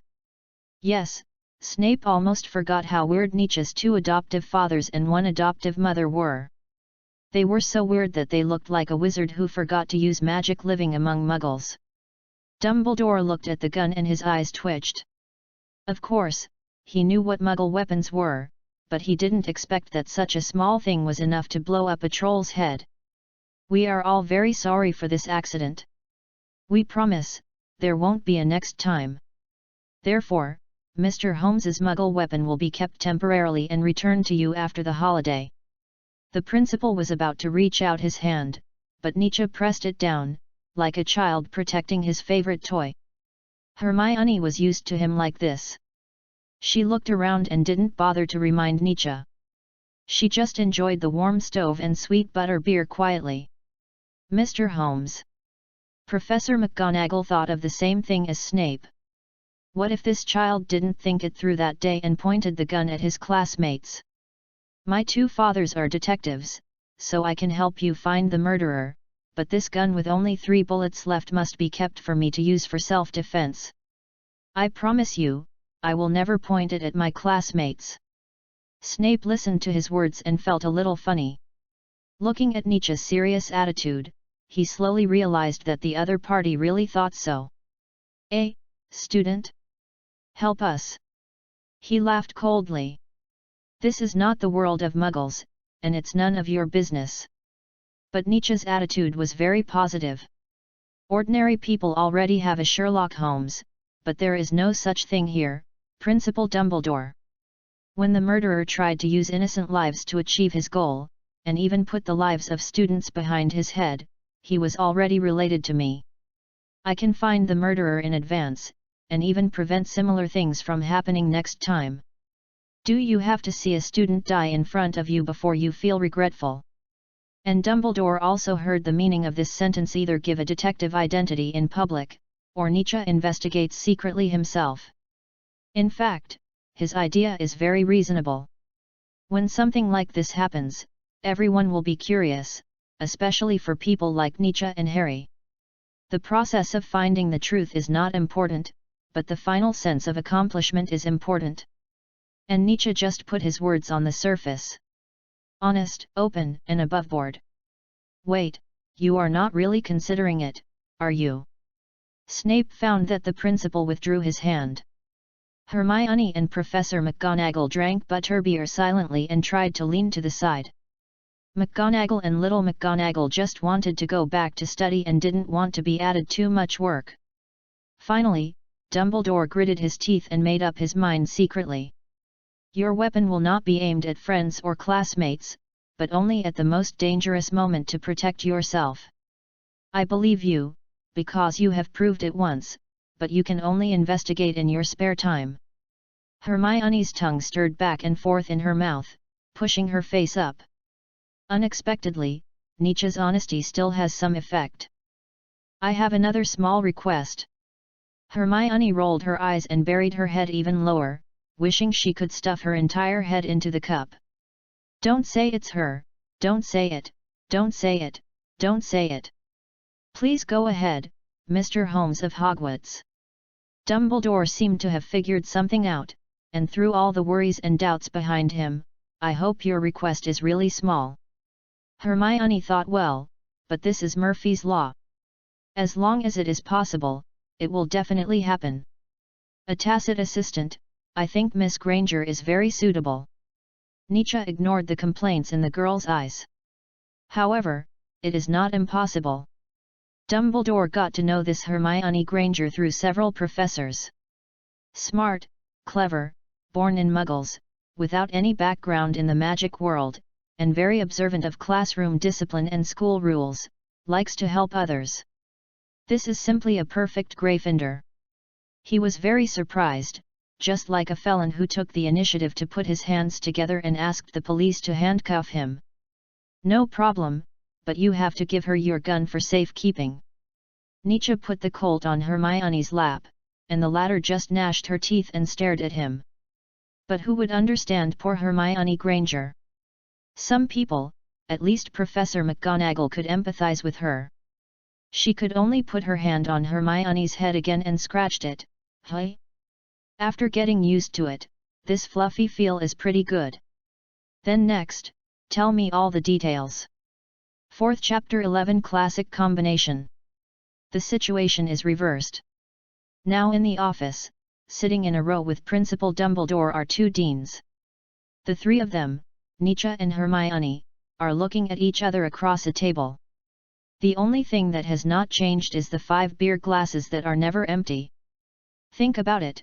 Why does a magic school dedicated to learning emphasize the room at the end of the corridor on the 4th floor?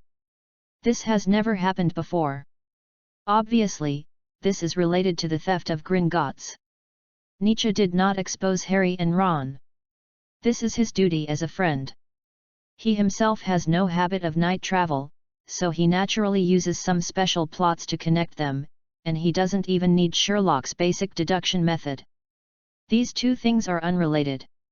Snape said coldly, and he was arguing next to him. The person in charge of Gringotts said that the thieves went to an empty vault. Obviously, someone didn't expect the owner of the vault to take it away in advance. As a result, there is an extra room in the castle that is forbidden to enter this year. What did Principal Dumbledore say before the start of school?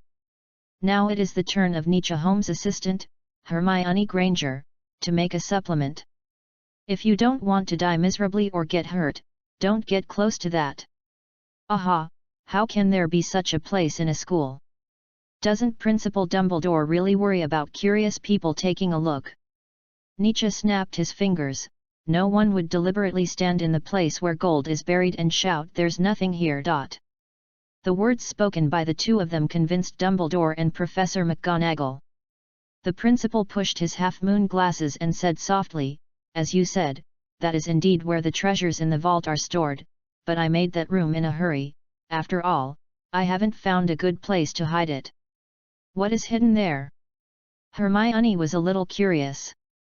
"My friend's relics are probably targeted by someone with ulterior motives."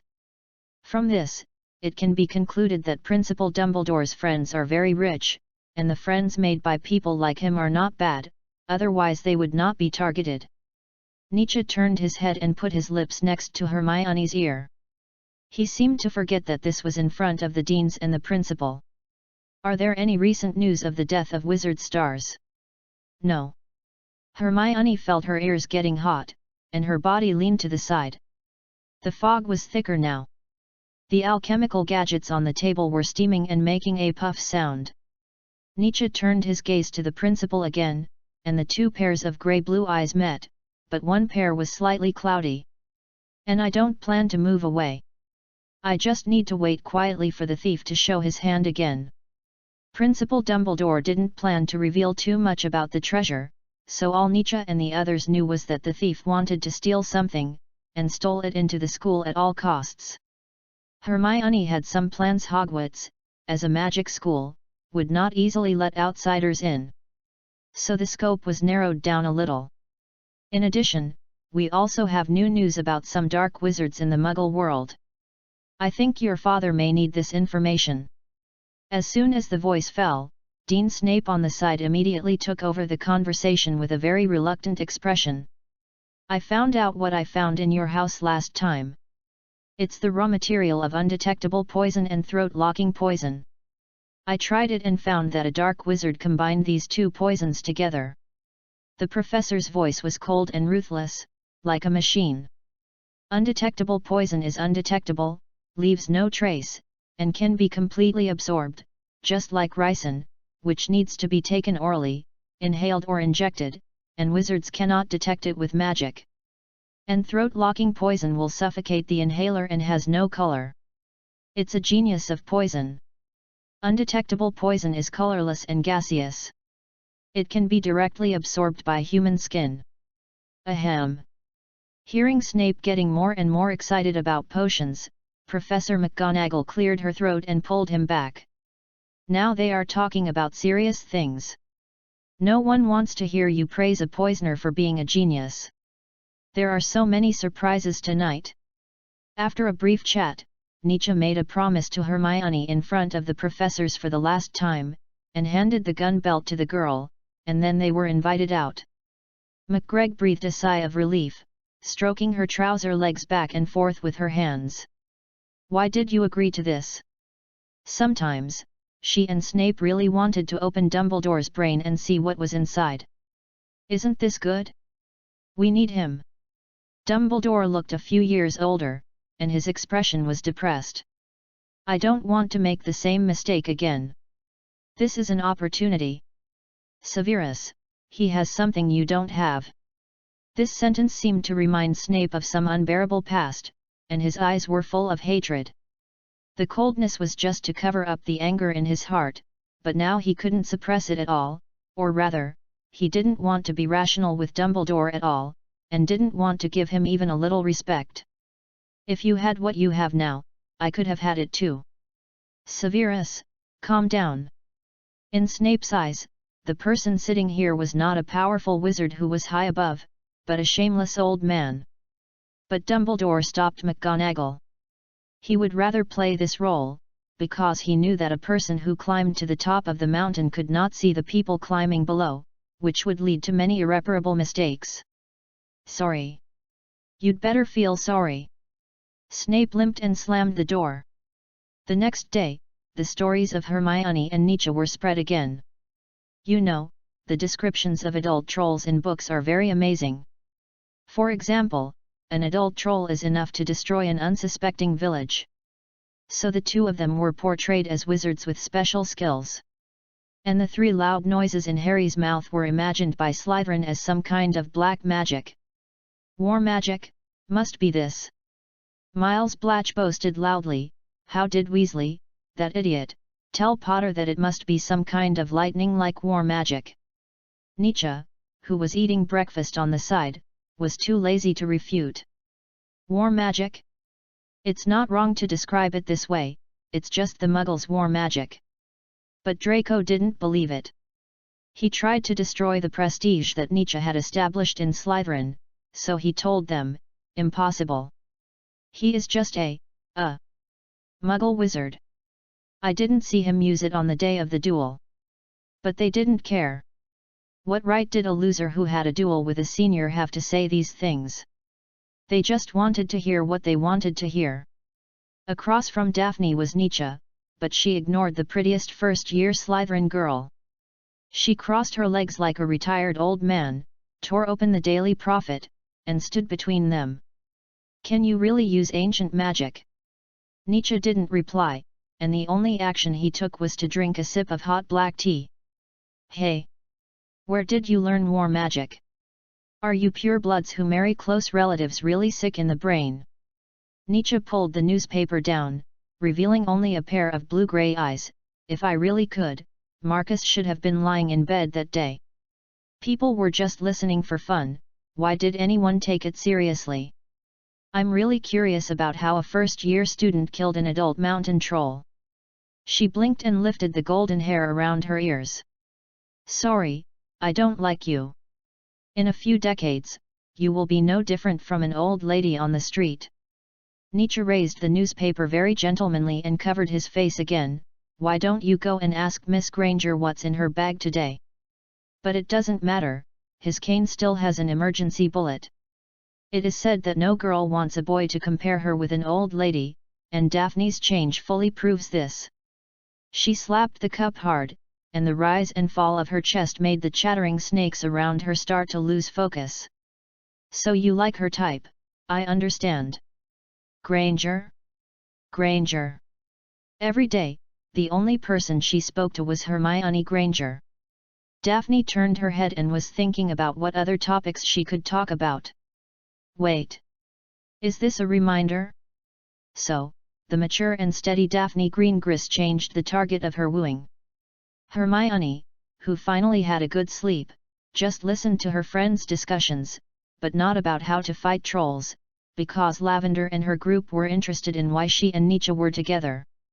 It's strange, why did you come out of the library with him? Chapter 42. Don't ignore every detail. We just walked around the castle, after all, last night was Halloween. Just walking around. Then, what else? Lavender looked at the confused Hermione, raised her hand and rubbed her brows. She didn't expect that this kind of academic bully was really slow to react in some aspects, but it doesn't matter, for the sake of homework, she and Parvati will take action. So she moved her eyes to the Slytherin side, just in time to see Daphne showing off. What a snake demon! Lavender pulled Hermione's sleeve, pointed over there and said, aren't you worried? Hermione felt strange about this, and said in a trance, what's strange? They were just chatting. They will be snatched away, I know the character of those people, think about it, one day Nietzsche will have a new desk mate, and then you can only watch that Medusa take your place and let him forget you bit by bit. To be honest, Gryffindor's nickname-giving skills are really amazing. But if Daphne is Medusa, then what is she? Perseus? Hermione shook her head to clear her mind.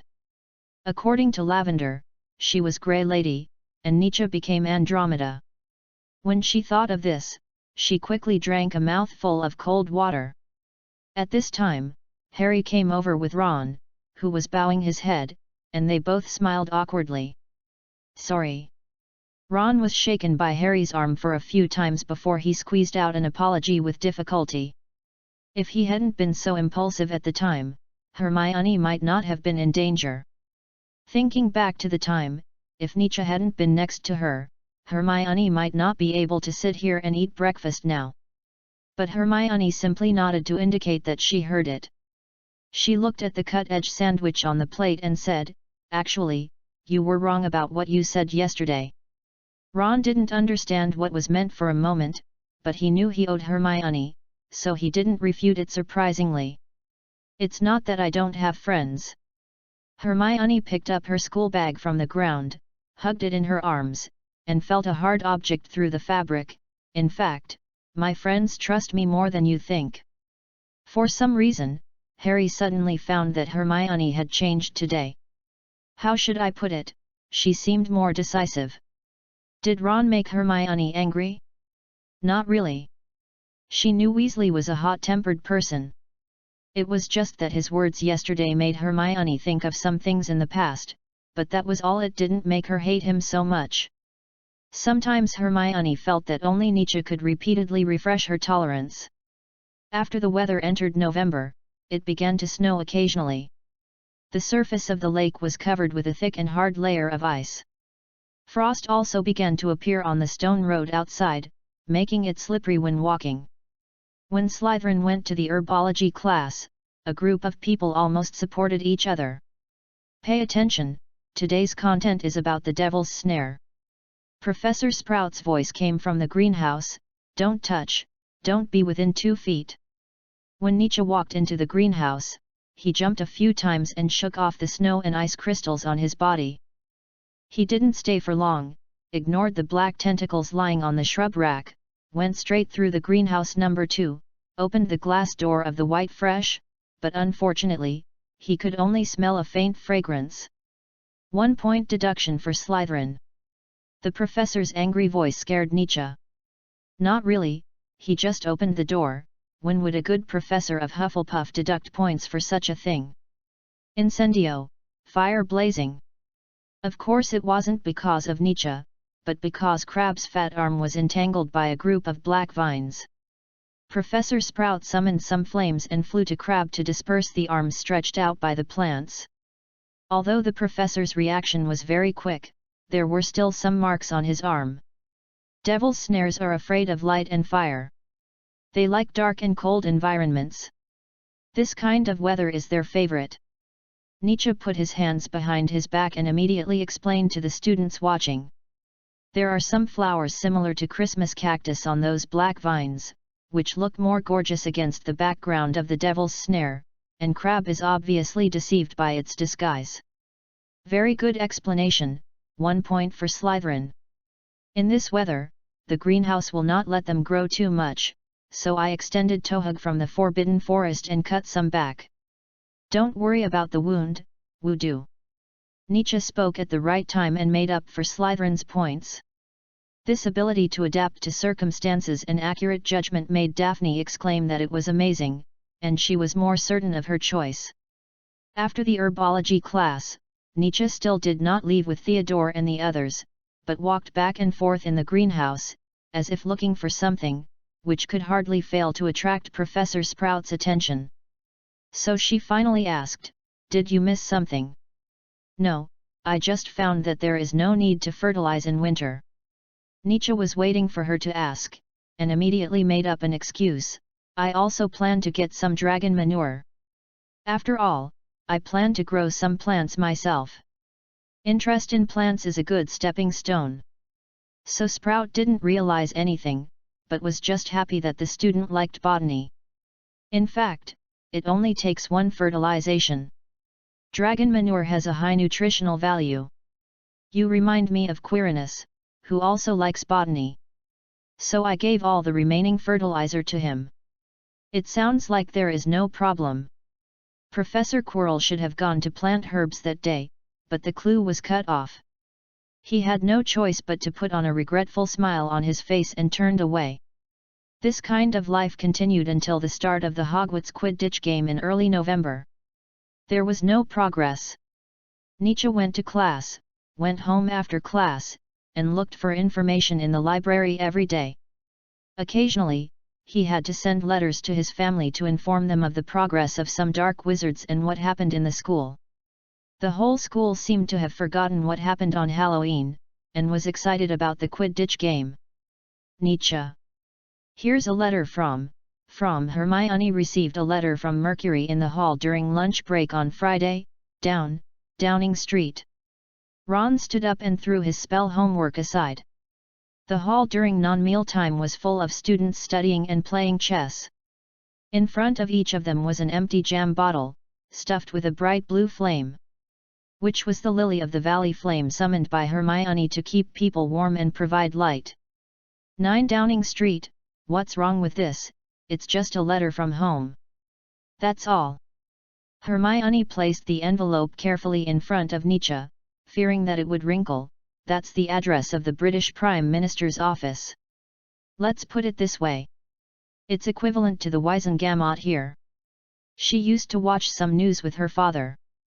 I didn't expect that Nietzsche's British warehouse manager would actually mean this. It's from Sherlock. I told him what happened in school recently and wanted him to help me with some advice. Nietzsche tore the letter roughly. What he never expected was that this time, Sherlock didn't play his word game, but seriously stated the recent progress André Minder. Needless to say, it must be written by Watson. Only the last paragraph sounds like Sherlock Holmes' tone. Don't miss any seemingly meaningless details, and don't rush to be the second Sherlock. You are the Sherlock Holmes of the wizarding world. Use the wizard's way of thinking. You are right. Nietzsche understood what he meant. Sherlock is ultimately just an ordinary detective, but when encountering wizards, his deductive method cannot be used.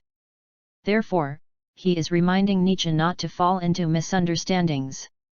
Any details, including the wizard's lifestyle, habits, psychological characteristics. What are you holding in your hand? Potter. Books in the library cannot be borrowed. Snape suddenly appeared behind them. Also, magic is prohibited in the school. Gryffindor will be deducted a total of 10 points. He ignored Nietzsche on the side and just took away the magical Quidditch in front of Harry. However, Snape's wound on his right leg had not healed yet. He limped and walked slowly. After he walked out of the hall, he looked back again, but this time he was not staring at Harry Potter, but Hermione next to him. As soon as he saw Potter sitting there, he wanted to find something to do, and he had to deliberately avoid other people and only scold Harry and Ron. What's wrong with his leg? Maybe it was injured by something in the room. Nietzsche looked at Snape's back and had some ideas. I know what you want to say, Harry, but unfortunately, the thief can't be Snape. Ron seemed very angry because of the targeting just now. After confirming that the old bat was really far away, he refuted. Why not? He decided to support Harry. You can't think of all professors as saints like Dumbledore. Because the order to check the room was issued by Dumbledore, and he and I know everything. If Hermione had a cat's tail, it would be up to her head now. Besides, he has been in this school for more than 10 years. But Harry firmly believed in his guess and did not refute it. Just said, maybe he released the troll and deliberately made a noise, so that Dumbledore would let him go to check. I know what this is called darkness under the lamp. But Harry never thought about why Snape entered the school to teach for so many years. If it was really Snape, then as long as any flaws were revealed, all the previous efforts would be wasted and the reputation built up in the past 10 years would be destroyed, and he would also need to predict the inheritance of Dumbledore's friends more than 10 years in advance. Nietzsche shook his head and held a licorice wand in his mouth. Snape is not a thief, because his behavior habits cannot lead to clues pointing to him. So what is hidden underneath? What kind of relic is it that Dumbledore would not reveal easily? Great, it's on the shelves. But I can't be happy. After all, Fawkes knows that putting it on the shelves equals losing money. But the only thing I can guarantee is that it won't be discontinued suddenly. If you don't believe it, you can go to the forum or leave a message in the comment area to find Fawkes's previous books. The pen name is only different from the current one by one. May. Well, there's nothing much to say. It's the first time it's on the shelves, so I can only beg everyone who passes by to support it if you think it's interesting and acceptable. I don't ask for rewards, just subscriptions are enough. QWQ. In fact, Fox's content is quite mixed. At the beginning, I wrote it for fun, mixing Star Wars, Lord of the Rings, and Marvel. I found that people read it, so I continued to write novels. I also plan to write a Hogwarts fan version of Breaking Bad. Gussenberg is of course our Professor Snape. But later I found that I didn't have a good grasp of the plot, so I could only write about interesting settings. So sometimes, I still like your complaints and corrections. At least it's not a standalone. The last book was completed with about 1.4 million, so it won't be abandoned. As for future development, the sugar may be less than the first book, but there will be many classic characters, such as Irene and Sherlock's nemesis. What will be the fate of Quirrell? Guess. I beg you again, it will be on the shelves on Friday, and it will never be abandoned. After all, I am a dead loser who only focuses on being a perfect attendance, so. Let's go. Chapter 43 Dangerous Quidditch. For ordinary people, what is worth stealing is nothing more than the material that is within reach, including but not limited to money, jewelry, and food. For the powerful class, what is worth stealing is the fruits of victory of others, but that is an ideological battle. What about the wizards? Maybe it is gold galleons, but a powerful wizard like Dumbledore will definitely not deliberately protect these, so it is probably some kind of magic, similar to the sword in the stone and Merlin's scepter in the legend of King Arthur. Nietzsche suddenly realized that he had to start from wizard culture. It's time to go, the Quidditch game is about to start. Theodore hurriedly said hello and immediately ran away with his friends. If you walk slowly, there will be no good position. You go first, In fact, Nietzsche didn't want to stand in the freezing cold wind just to watch an aerial olive football. Harry patted his shoulder and walked out with a hot dog coated with ketchup by Seamus in his mouth. He actually hoped that Nietzsche would come to see his first game. After all, it is not easy for him to surpass the opponent's field. More. Today is the match anyway, so why not tell me that I'm the new seeker for the Gryffindor team? Let's go. I'll ask Professor Binns about wizard culture during the next History of Magic class. It doesn't take much time. Hermione teased, you don't want to go because you're jealous, do you? Envy? Him? Nietzsche turned his head and looked at Harry, who was chatting and laughing with his friends. The joy and nervousness on his face were rare. He shrugged his nose and finally walked out of the castle under Hermione's pull. Walk through the courtyard, walk out of the gate along the cobblestone road, and you can see a huge stadium in the distance. On the match day, the whole school is on holiday. No wonder the wizards are so happy. The cold wind with snowflakes and rain made Nietzsche's face hurt. He reluctantly freed his hands and pulled the wizard hat to prevent it from being blown away by the wind. Take it. Hermione suddenly stuffed the jam bottle with bluebell flames in her arms into his hands. The frozen hands gradually felt the pain again, and only felt the warmth after the senses were restored. Nietzsche pursed his lips tightly, holding the bottom of the bottle with his left hand, while Hermione covered the bottle cap with her right hand. The two of them held the bottle for warmth and headed towards the Quidditch field with the others. But what the two did not know was that the little lions behind were still secretly talking about them. Parvati snorted lightly, and all the words were included in it, just like this, and they still say they are friends. The field is oval, and the audience seats are divided into 4 by the students themselves. Each college has its own banner. With so many people, it is not easy to find a high platform second only to the teacher's seat and the lecture room. But Nietzsche did not need to worry soon, because he saw Daphne secretly waving at this side. Granger, right. After seeing the two people coming, she carefully looked at the girl in front of her. If you don't worry about being gossiped, then this is the best position. Very beautiful? At least it's not as good as hers. Daphne is very confident about her appearance. Why worry? You know, there are many freshmen in your college who like to learn something from us. It's not the first time Hermione has seen Daphne. She always saw her figure in the previous confrontation with Malfoy. Obviously, Daphne is a member of the Pure-Blood group. But the strange thing is, why is she so polite? I've heard about it a long time ago. Although Daphne was watching the small gate where the players came out, her mind was never away from the two of them. So how much did you ask those people to pay for the joining fee? Hermione looked at them with an idiot look, and then said, no fees, it's all based on hobbies. If you find it troublesome, you can leave at any time. There is such a good thing. It's the first time Daphne heard of such a rule. Don't you worry about other things?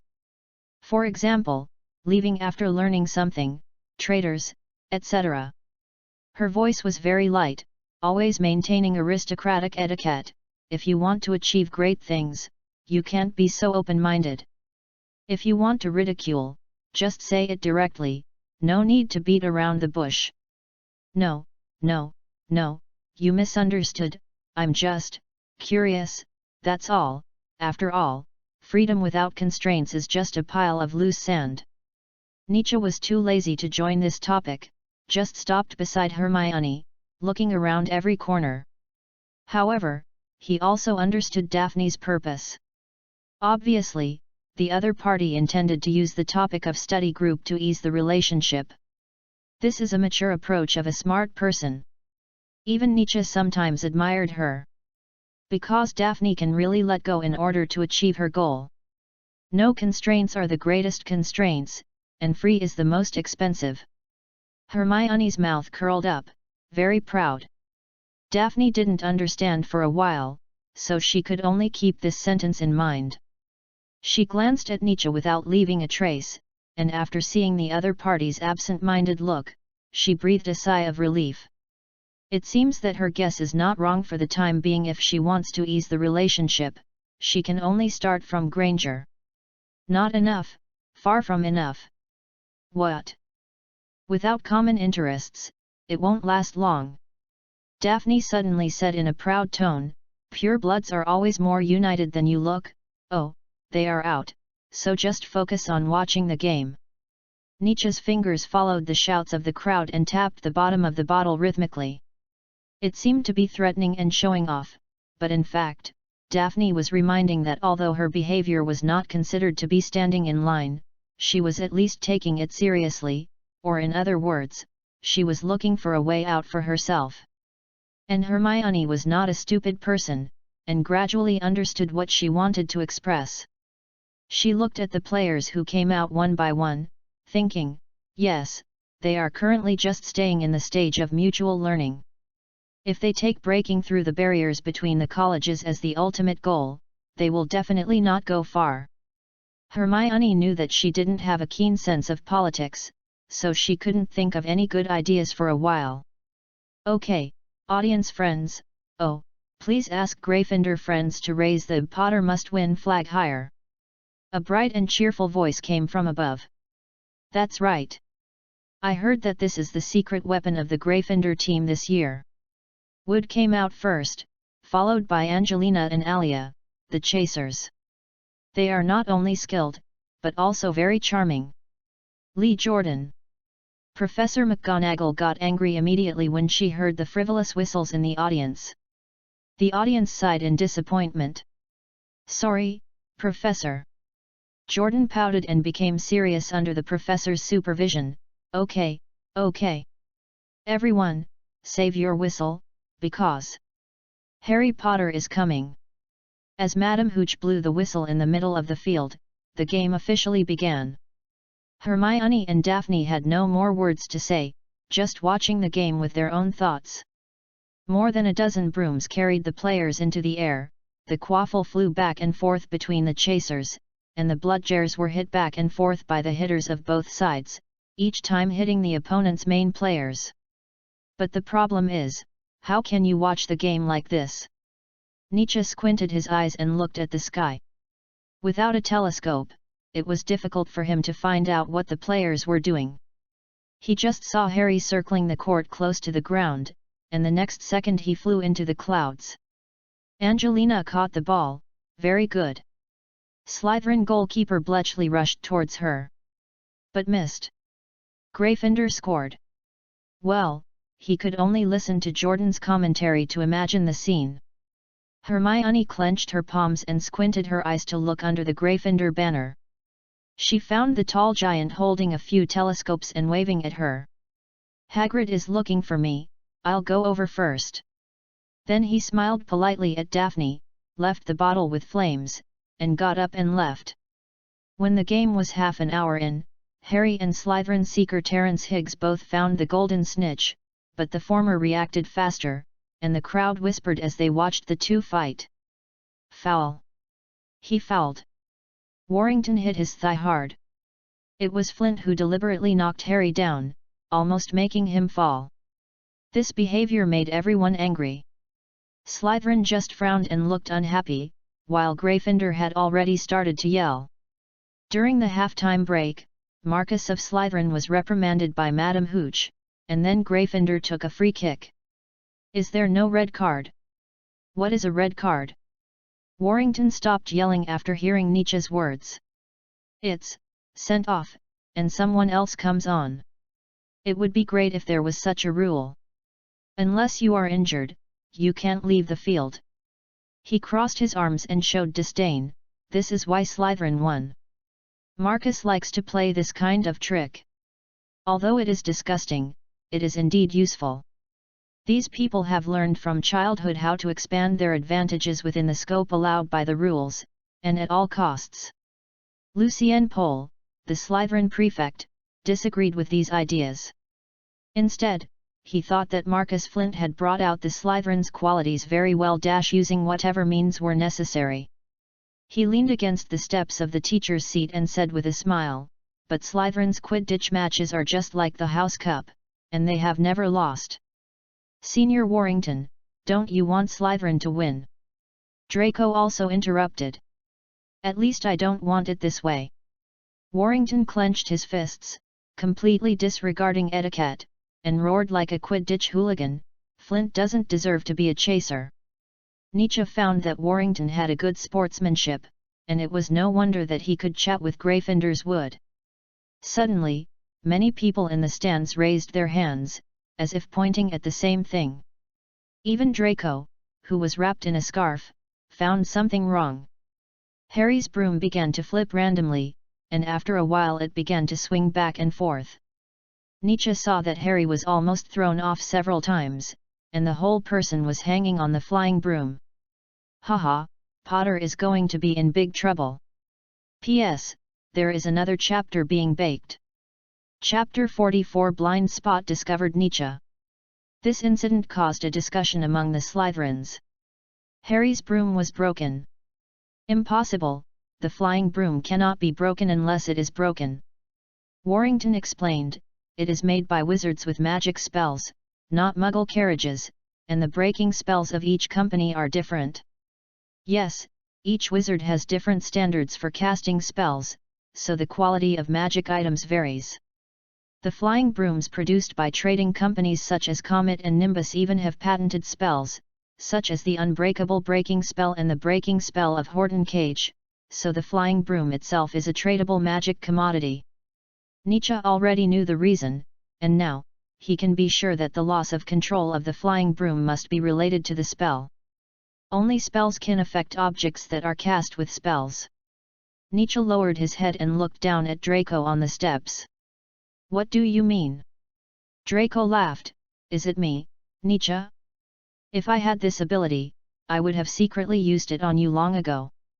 I don't think you have this ability, but I just think, he must be the one who hates Harry Potter the most to choose to take action in this situation. Nietzsche instructed, take out your wands first.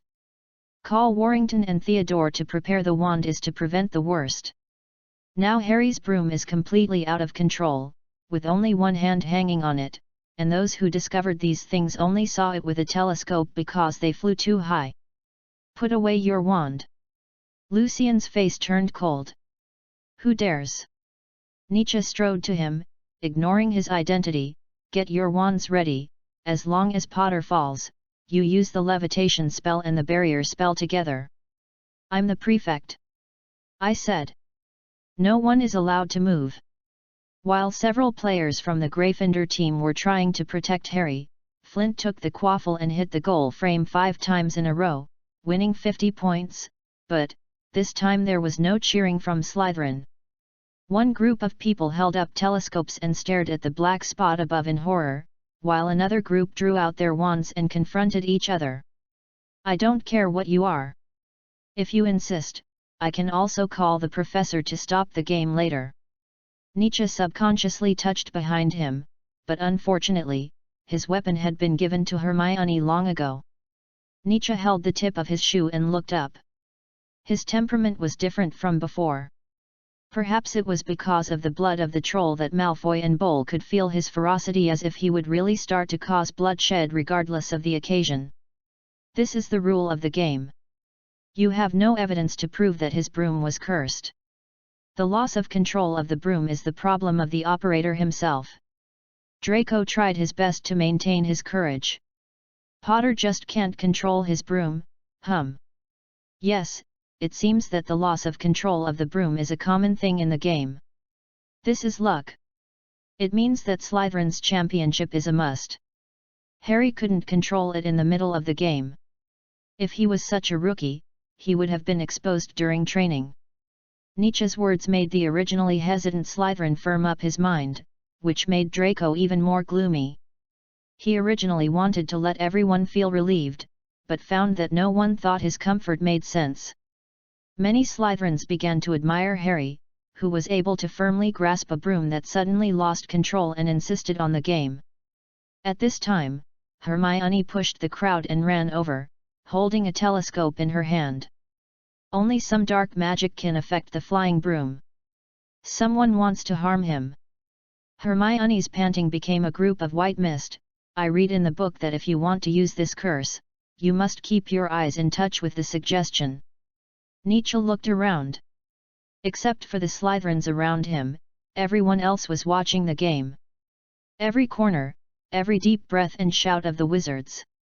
His sight circled the entire Quidditch field, taking in all the subtle changes. What should I do? Hermione just wanted to find a way. Maybe someone is pretending, but the subconscious thoughts cannot be changed.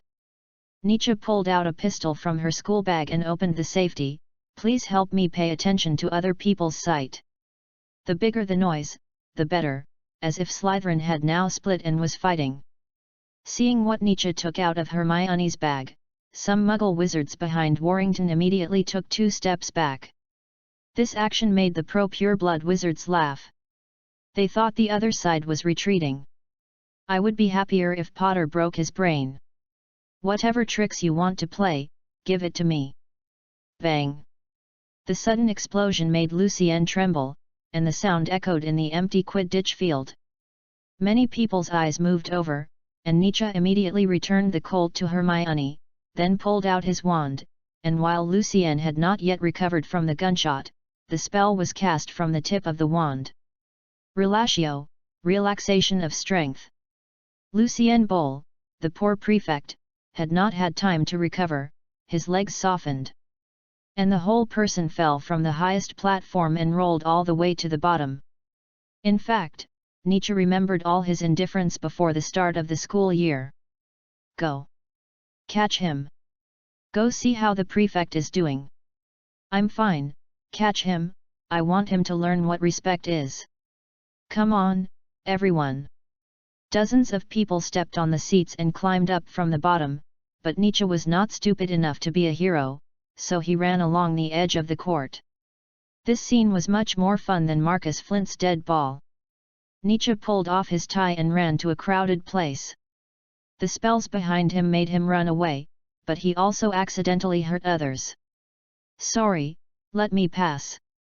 He quickly hit back and shouted, they did it, those are Slytherin 5th and 6th graders. They think Harry Potter deserves it.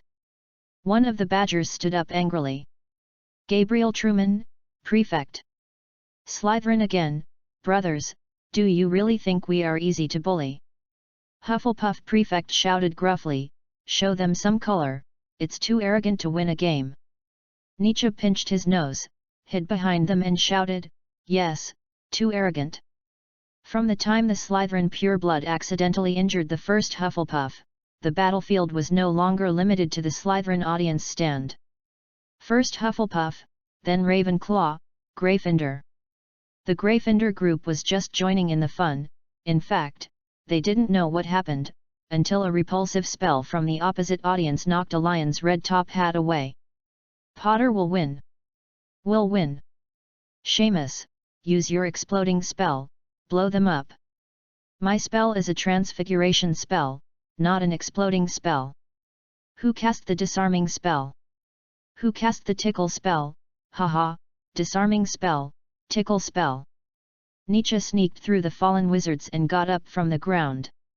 Looking at the chaos of spells flying in front of him, he smiled and patted the dust on his robe, as if all this had nothing to do with him.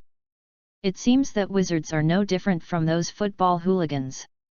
The only ones who can survive are the teacher's seats and the commentary room. After Lee Jordan ducked his head to avoid a red spell splashing in from the window gap, he immediately hugged his legs and squatted under the table. He looked at Professor McGonagall and said, This time has nothing to do with me. I didn't say anything provocative. I was just concentrating on explaining. Chapter 45 Hermione in the Wind.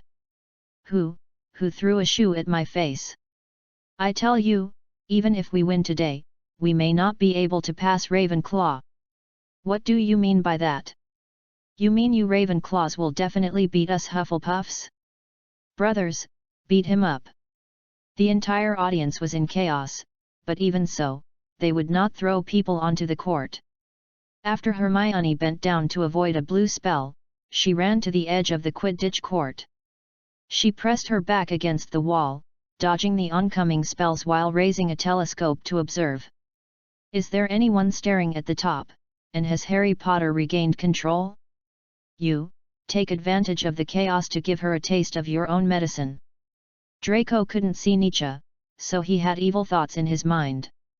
Goyle rushed out of the crowd and was about to pounce on Hermione, but he was hit by the blue spell in midair and fainted on the spot. He snored on his face like a dead pig. Get away! Bastard! Hermione kicked him away. I don't know if she was scolding Goyle who wanted to attack her, or Nietzsche who caused the trouble. Where is it? Who is that person? Learn his way of thinking. Granger, you have been with Nietzsche for so long that you can understand the meaning. What would you do if someone suddenly started fighting next to you when you were concentrating? If it were a wizard, he would definitely be impatient, or simply stay away from the battlefield. Hermione turned the camera and moved away from the corner of the audience.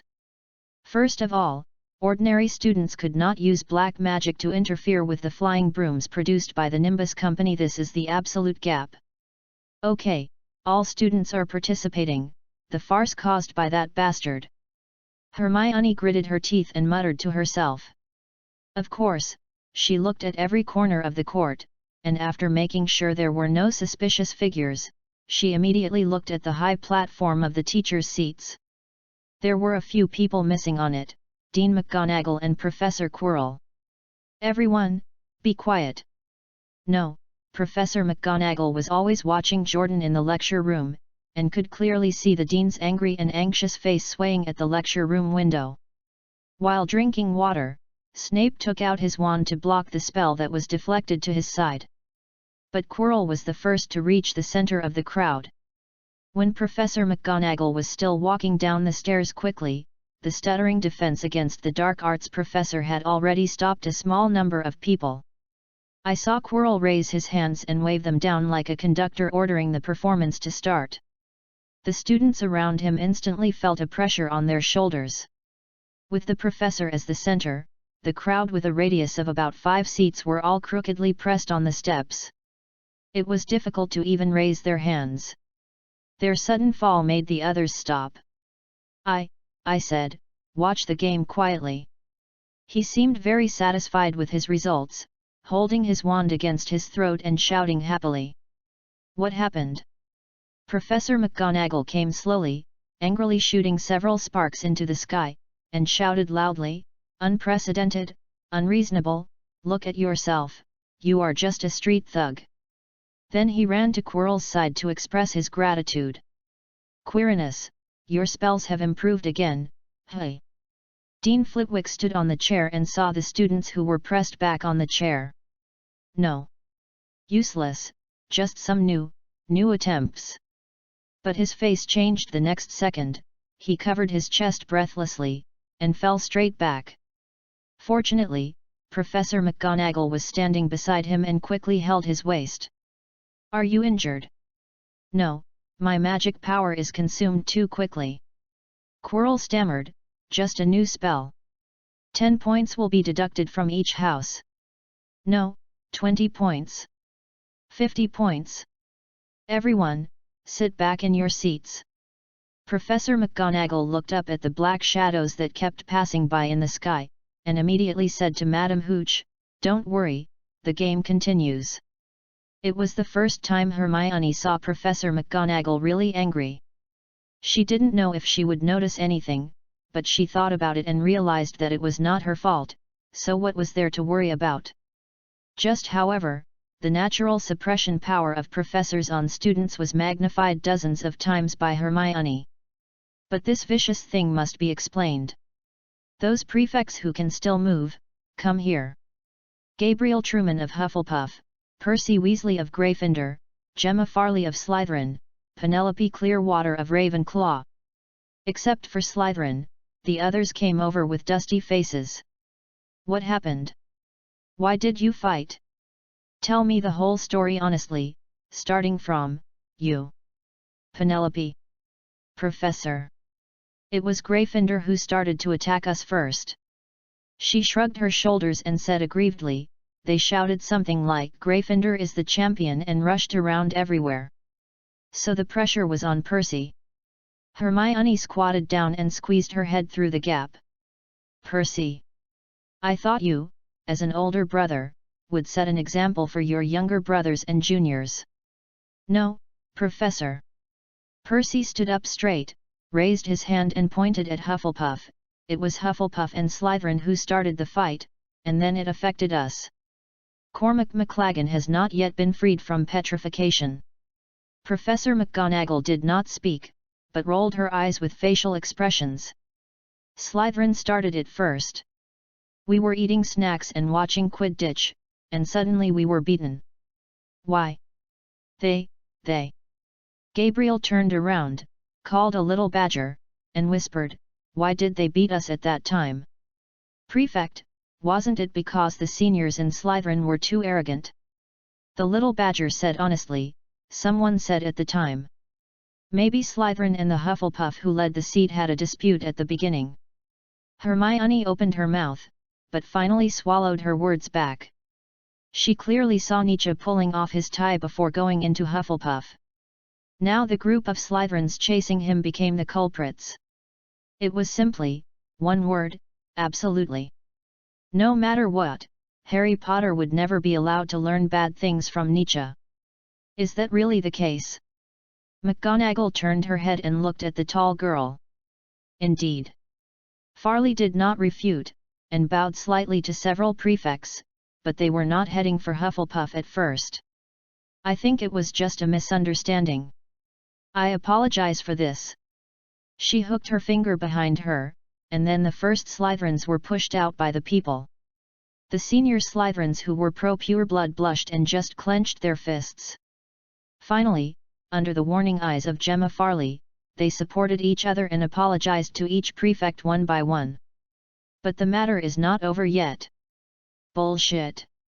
If they have a misunderstanding, why should they insult Hufflepuff's Quidditch and insult us?" A hand suddenly raised in the crowd, with a yellow and black tie in the palm of the hand. The badger was Nietzsche, who casually took a tie from the unconscious Hufflepuff student. The voice made by deliberately hoarse throat made the professor in front of him not hear anything wrong. And his words made the other Hufflepuffs nod and shout. The little badgers, who had nowhere to vent their anger, followed Nietzsche's lead and waved their fists, throwing their ties and hats forward. Hufflepuffs have always been united when facing outsiders. Those yellow and black ties and paper hats with Quidditch team badges were thrown towards Slytherin. Everything exceeded Hermione's expectations, and she could only step aside helplessly. "Wait, everyone, this has nothing to do with us." Warrington stood up and acted very calm. Originally, those Slytherins thought that Warrington, a half-blood who had been bullied by Marcus, came to protect them, but they didn't expect that he turned sideways, raised his hand and pointed at them, with anger on his face. He said, "These shameful guys enjoy laughing at others, even in Quidditch, they like to play some tricks. We Slytherins will never associate with such people." In fact, what Warrington said was not wrong. Even those Slytherins who just wanted to protect themselves were unwilling to be involved. So those people took a few steps back and kicked those senior wizards who supported each other out of Slytherin temporarily. They retreated as far as they could from this incident and didn't want to get involved with the scapegoat. Warrington. If you want to count it this way, Nietzsche was the first to take action. One of them shouted. "Yes, it was me." Nietzsche pushed the crowd aside and walked out from the other side. "Respected Dean, they stopped me from preventing Harry from falling, and I can testify that they did humiliate Hufflepuff. As for the insult, they all fought because of accidental injuries, and it is normal to get some advantage with words." Nietzsche knew that the professor was angry, so he lowered his attitude. And when he narrated the whole process, he looked at Professor McGonagall sincerely. He did not lie, but just spoke selectively. In order to prevent Slytherin from returning to the original position, he also specifically brought out Warrington and Theodore. When Potter's broom lost control, I asked Not, Hubble and others to keep an eye on Harry, so that when he fell, he could effectively prevent him from getting hurt and continue the wonderful game. But obviously some people are used to Mark Slytherin's shameless behavior. Dean McGonagall, if Harry Potter is injured, Gryffindor will lose its seeker and can only wait for failure. Nietzsche's words not only cut off the group of seniors, but also attracted a wave of goodwill from the Slytherins. Percy Weasley excitedly shook Nietzsche's hands.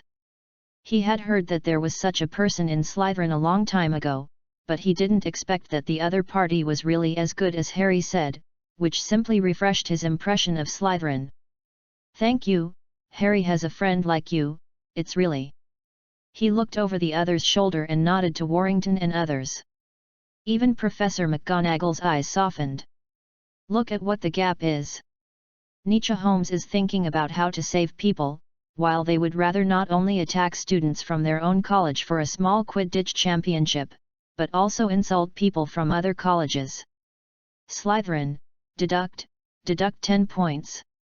Quirrell ignored Snape's murderous eyes, held on to the chair, and stood up while panting weakly. "But because of Nietzsche's behavior, add another 20 points. At this time, Snape finally came out from behind the crowd, and Professor McGonagall held the boy's shoulders and stood in front of him. "Minerva, if I remember correctly, I am the head of Slytherin." Snape was very smooth. "Hitting people is a violation of Hogwarts school rules. I think Nietzsche and them should be handed over to me. Quirinus has already deducted his points just now, which is reasonable." Quirrell nodded in agreement. It seemed that he and Professor McGonagall were on Nietzsche's side. Professor McGonagall naturally didn't have a good face for Snape.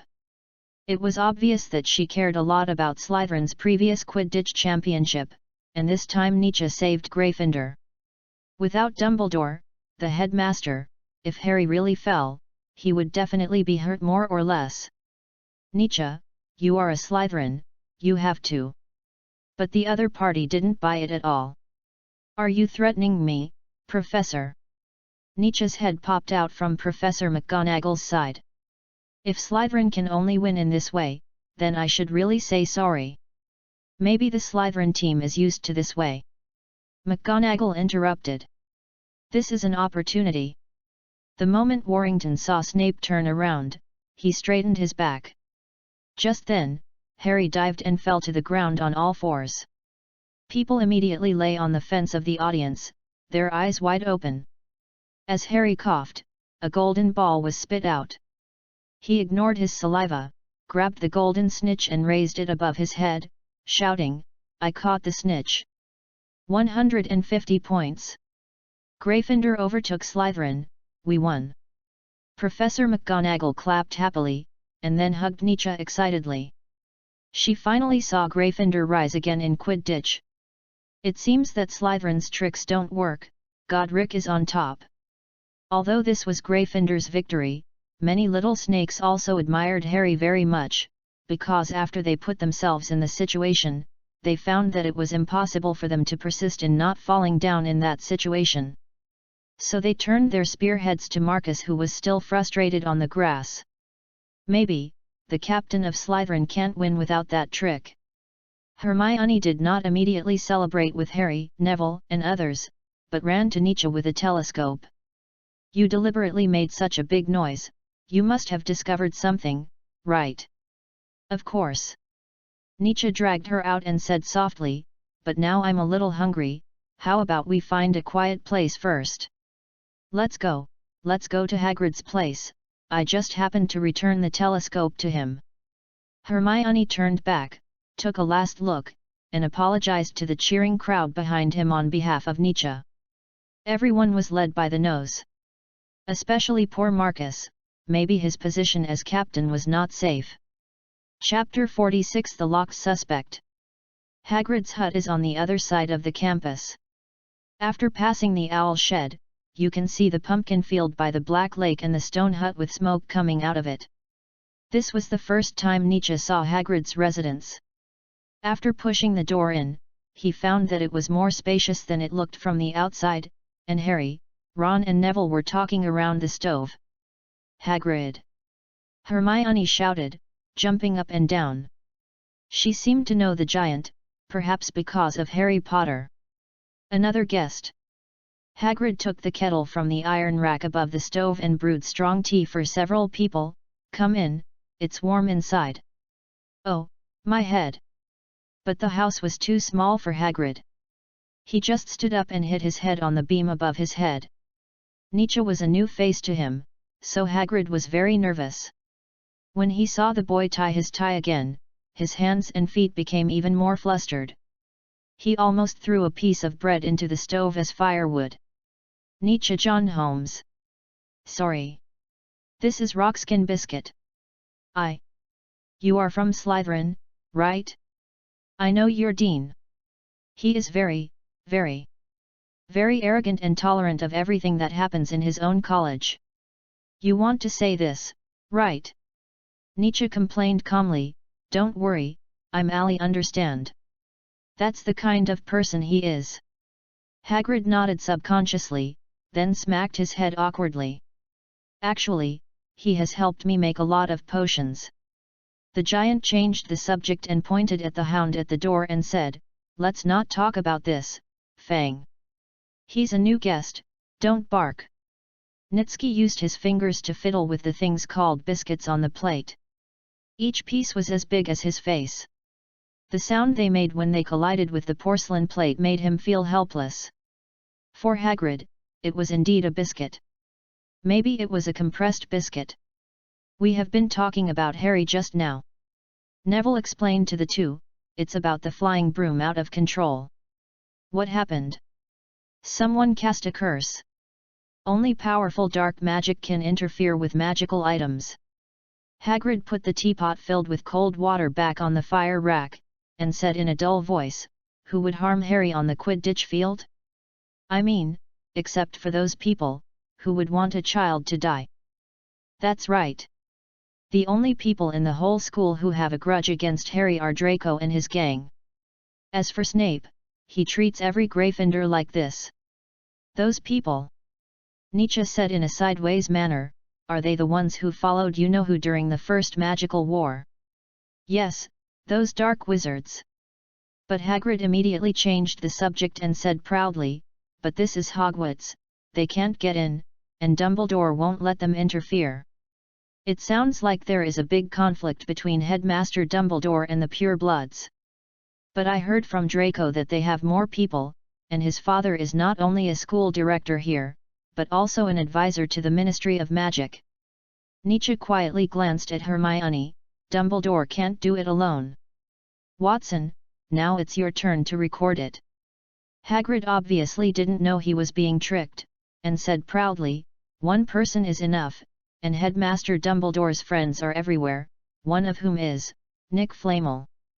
The legendary Nick Flamel. Neville was shocked. No. That's right. Hagrid hesitated. He probably didn't say much, but just gave these little wizards a popular science about Professor Dumbledore, whom he respected the most. But Hermione didn't want to care about these. You know, such a big commotion on the Quidditch field was just to find some clues, so she took the rock cake from Nietzsche and threw it in the middle of the table. This thing is not that good looking, so did you find it? Of course, dear Miss Granger, it's really hard for you to cooperate with me. Nietzsche sighed. Since Slytherin and Hufflepuff started fighting, I went to the teacher's seat to call the professor. In order to prevent the farce from being escalated, Nietzsche disguised himself as a student from another college and went to the teacher's seat to call the professor. He lowered his head, bent his waist, and covered half of his face with a scarf from someone unknown. No one could immediately recognize that he was a Slytherin student, not to mention that the students in the audience were in a big fight at the time. The first reaction of the two old professors, Flitwick and Sprout, was surprise and a little panic. This was a fight at the level of the entire school. So after hearing Nietzsche's announcement, they immediately took action to protect the students closest to them. Quirrell's first reaction was to look at both sides of the teacher's seat, and when he found that several other professors had begun to stop it, he stood up and took out his wand. And Snape stared at the sky, without blinking, and could only use his peripheral vision to confirm the danger around him. Ron couldn't wait to shout, so, in that case, it was Professor Snape who was casting a spell on Harry's broomstick. Aha! I knew that the old bat had bad intentions. He is cheating outside the court. But he has no reason. Is it just because of this reason? Hermione hesitated. Why not Professor Quirrell? Neville tried to bite a hole in the rock cake, and said incoherently, didn't Nietzsche see two professors watching the game in the sky? Quirrell? The professor who stuttered. Ron slapped his thigh and laughed. Impossible, he might have been scared by the situation at that time. Don't you know what he is like normally? Quirinus didn't give a good impression. He stuttered and looked timid. What reason did he have to do this? You don't know him at all. Hermione was very disgusted with this disrespectful attitude towards professors. Professor Quirrell was the first professor who ran to the center of the crowd to stop this farce. He glared at Nietzsche as he spoke. Ron smiled awkwardly, picked up his teacup, and fell silent with Neville. But Nietzsche reacted immediately. Ron's laughter reminded him. He was the first to come to the center of the crowd. He seemed to be confirming with Hermione, how is his performance? Hurry up, I need you to observe all the details, every second since he came over. I heard from Professor Flitwick that he used a new spell. Hermione described how Quirrell overwhelmed dozens of students by himself under the circumstances at the time, and even Harry opened his mouth. They thought the professor was just bragging in class. Did Quirrell really expel those vampires? I suddenly remembered something. Nietzsche stood up suddenly, then gave Hagrid a reassuring smile. Thank you for your hospitality. Professor Quirrell's new spell may be related to the experiment. I'm leaving first. It's too abnormal. If Snape cast a small curse on Harry for the victory of the Quidditch game, he can completely understand it, because this is always his style. Professor Quirrell has always disliked the limelight. He is the kind of wizard who will run away if he is laughed at in person, and he won't even say anything to deduct points, as if he has forgotten that he is a professor. During the class on weekdays, most of the discipline has to be maintained by Nietzsche. When facing an emergency, a person's behavior is impossible to be contrary to his daily personality, because this is a reflection of the subconscious. It can't be Snape, he has been a professor here for decades. Hermione chased out of the stone house in the cold wind. Let them doubt, Hermione. Nietzsche looked at the Hogwarts castle in the distance, stretched out his hand and patted his stiff face. Don't alarm them, Professor Quirrell is too abnormal, as if he did it on purpose. But what if Snape was just for the competition? She didn't dare to think about it. Nietzsche, you must be sure, this is an accusation involving student safety. So I'm going to confirm it now. Nietzsche raised his hand and wiped the rain off her shoulders. Believe me. Hermione could only stand there and watch Nietzsche turn around and leave. Believe him. In fact, Nietzsche didn't say everything.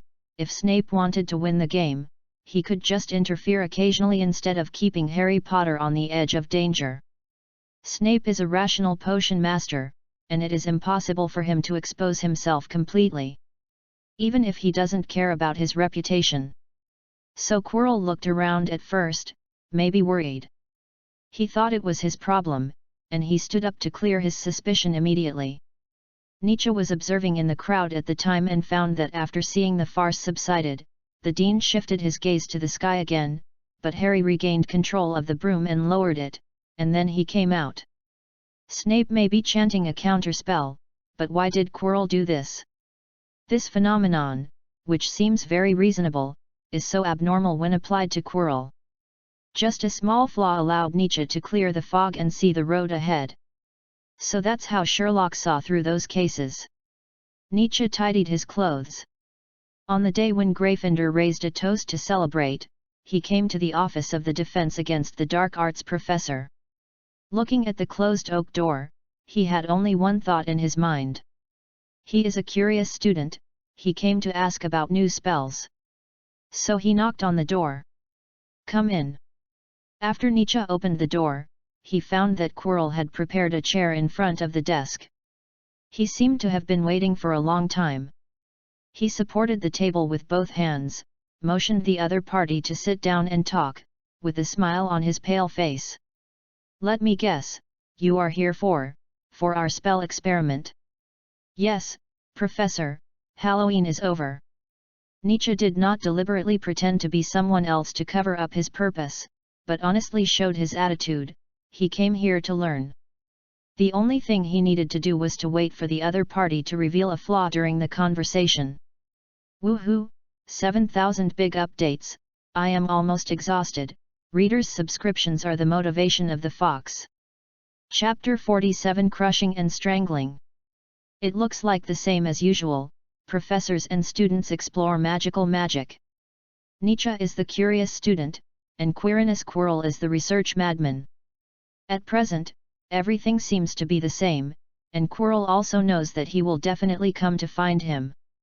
He was very confident about this. Today's Quidditch match was really thrilling. I heard that Professor Snape cursed Harry Potter's broomstick for the match. Snape. Quirrell widened his eyes, his voice trembling with fear. I thought he was just a little mean to people.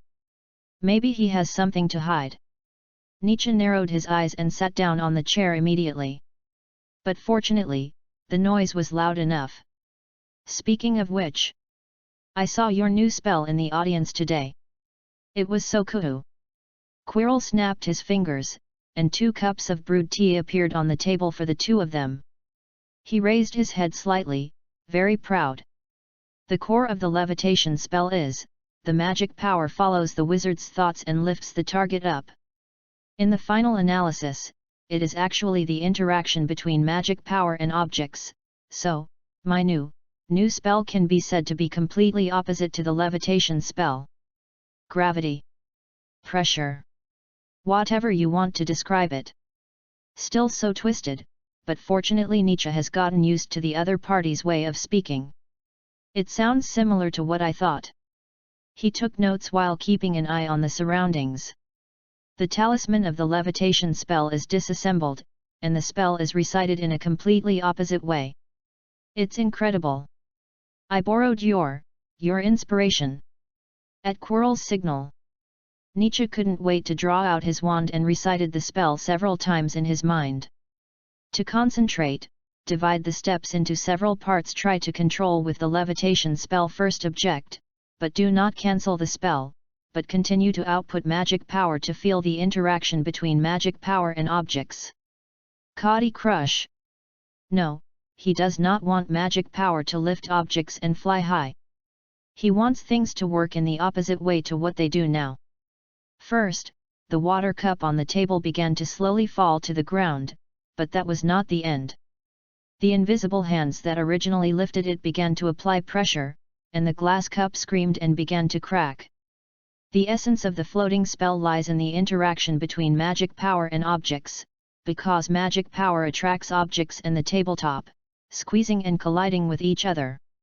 As the water cup shattered, the liquid inside splashed onto Quirrell's body. He seemed to be startled and leaned back.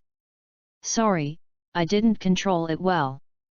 Nietzsche looked at the other party's crimson wizard robe and showed some apology. "Clean it up." Quirrell waved his wand subconsciously. "It's okay, everyone's first time is always very impatient. Regarding the issue of spells and magic, I think you should have read enough in the Forbidden Area. I've also finished reading your notes." Nietzsche was very humble, so he stood up and walked to the bookshelf on the left, took out Quirrell's notes from his youth from his arms, and put them back. "It's interesting that wizards rely heavily on spells, and Professor Quirrell is no exception, and uses them more maturely. Quirrell's hobby after class is pressing flowers, so his mind must be more delicate. That is to say, on Halloween, he would not allow himself to run around with a bad smell. No matter how he performs, the subconscious reaction can never deceive people. It seems that standard spells have more room for development."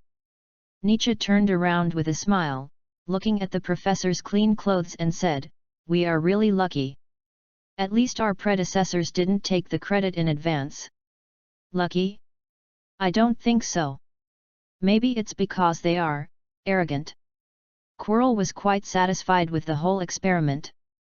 In fact, he might have had similar ideas at the beginning, but after seeing the black magic, he threw it behind his mind. If you have to say lucky, it should be him. He was lucky to meet Nietzsche, lucky to find like-minded students, and lucky to find a new path. Maybe we can find more new ideas. He quickly glanced at the window behind the professor. "Is that an owl?" "Aha, a letter from my friend." The owl took a letter from the package with its beak and stuffed it directly through the gap in the window. From the moment it fell on the windowsill, Nietzsche found the mimeographed badge on it. It was an open book, with a crown on each page, which looked like two fortresses. If Nietzsche remembered correctly, this was a letter from Oxford University. It sounded ridiculous. A professor sitting in a magic school seemed to have dealings with a Muggle school. No. That's right, it's indeed a letter from a Muggle. Quirrell hesitated and continued, "This is a friend I met from outside when I was traveling. It is said that he is more knowledgeable than most people. The attitude of the magic world towards Muggles has always been very overbearing. Unless they are family members of wizards, any Muggle who knows about magic needs to have his memory erased. This is clearly written in the book introducing the magic world. Then there are two possibilities: either Quirrell concealed his identity, or the other party knew the existence of wizards." Nietzsche sighed in his heart. To be honest, he really didn't want Professor Quirrell to be the person he was looking for, because he had finally made the professor's changes better, so he seemed very self-deceiving. "It seems that every genius wizard is not so pure-blooded," he said in a joking tone. The firelight of the fireplace illuminated the sweat on the professor's forehead clearly, but Quirrell did not feel hot and wrapped his clothes tightly. While opening the envelope, he said, "Why do you say that? After all, the more you see, the more you understand. Naturally, you will not be like those pure-bloods, staring at the theory of bloodline in a daze. All-powerful wizards are also trying to surpass themselves. The mind that is not shackled will have more choices. Maybe. There are still some exceptions." Quirrell lowered his voice. "Wasn't that mysterious man also pure-blooded?" "Maybe he is not. Maybe, that person who can't even mention his name is actually just purebloods who make him think he is pure-blooded. Quillo opened his mouth and was about to say something when he suddenly frowned and put his hands on both sides of his head and began to rub again. This is an old problem. Every time at a certain time, the professor will have a headache. At this time, he became even more panicked, and didn't care about the Muggle letter, and immediately pushed away Nietzsche, who came forward to show concern. Let me go, wait for you to practice the new spell, but we still have a lot of things to study. Is it the curse of defense against the dark arts? Nietzsche's movements were very stiff, and he didn't want to leave just like that. I've heard about this course, Professor. Yes, it's a curse. I'm not worried about this, but I don't want you to be contaminated too much. Quirrell was stunned for a while, and then immediately admitted it. It seems that the reason for his weakness is this invisible and intangible curse, and every time the curse takes effect on him, Quirrell just wants his students to stay away. Until Nietzsche is pushed out of the door, Quirrell clings to the door frame, and the whole person lies on the ground like a puddle of mud. Master! Quirinus, I want you to kill him. Kill that dirty mudblood. No, I want him to feel the pain himself. No, it's not the time yet.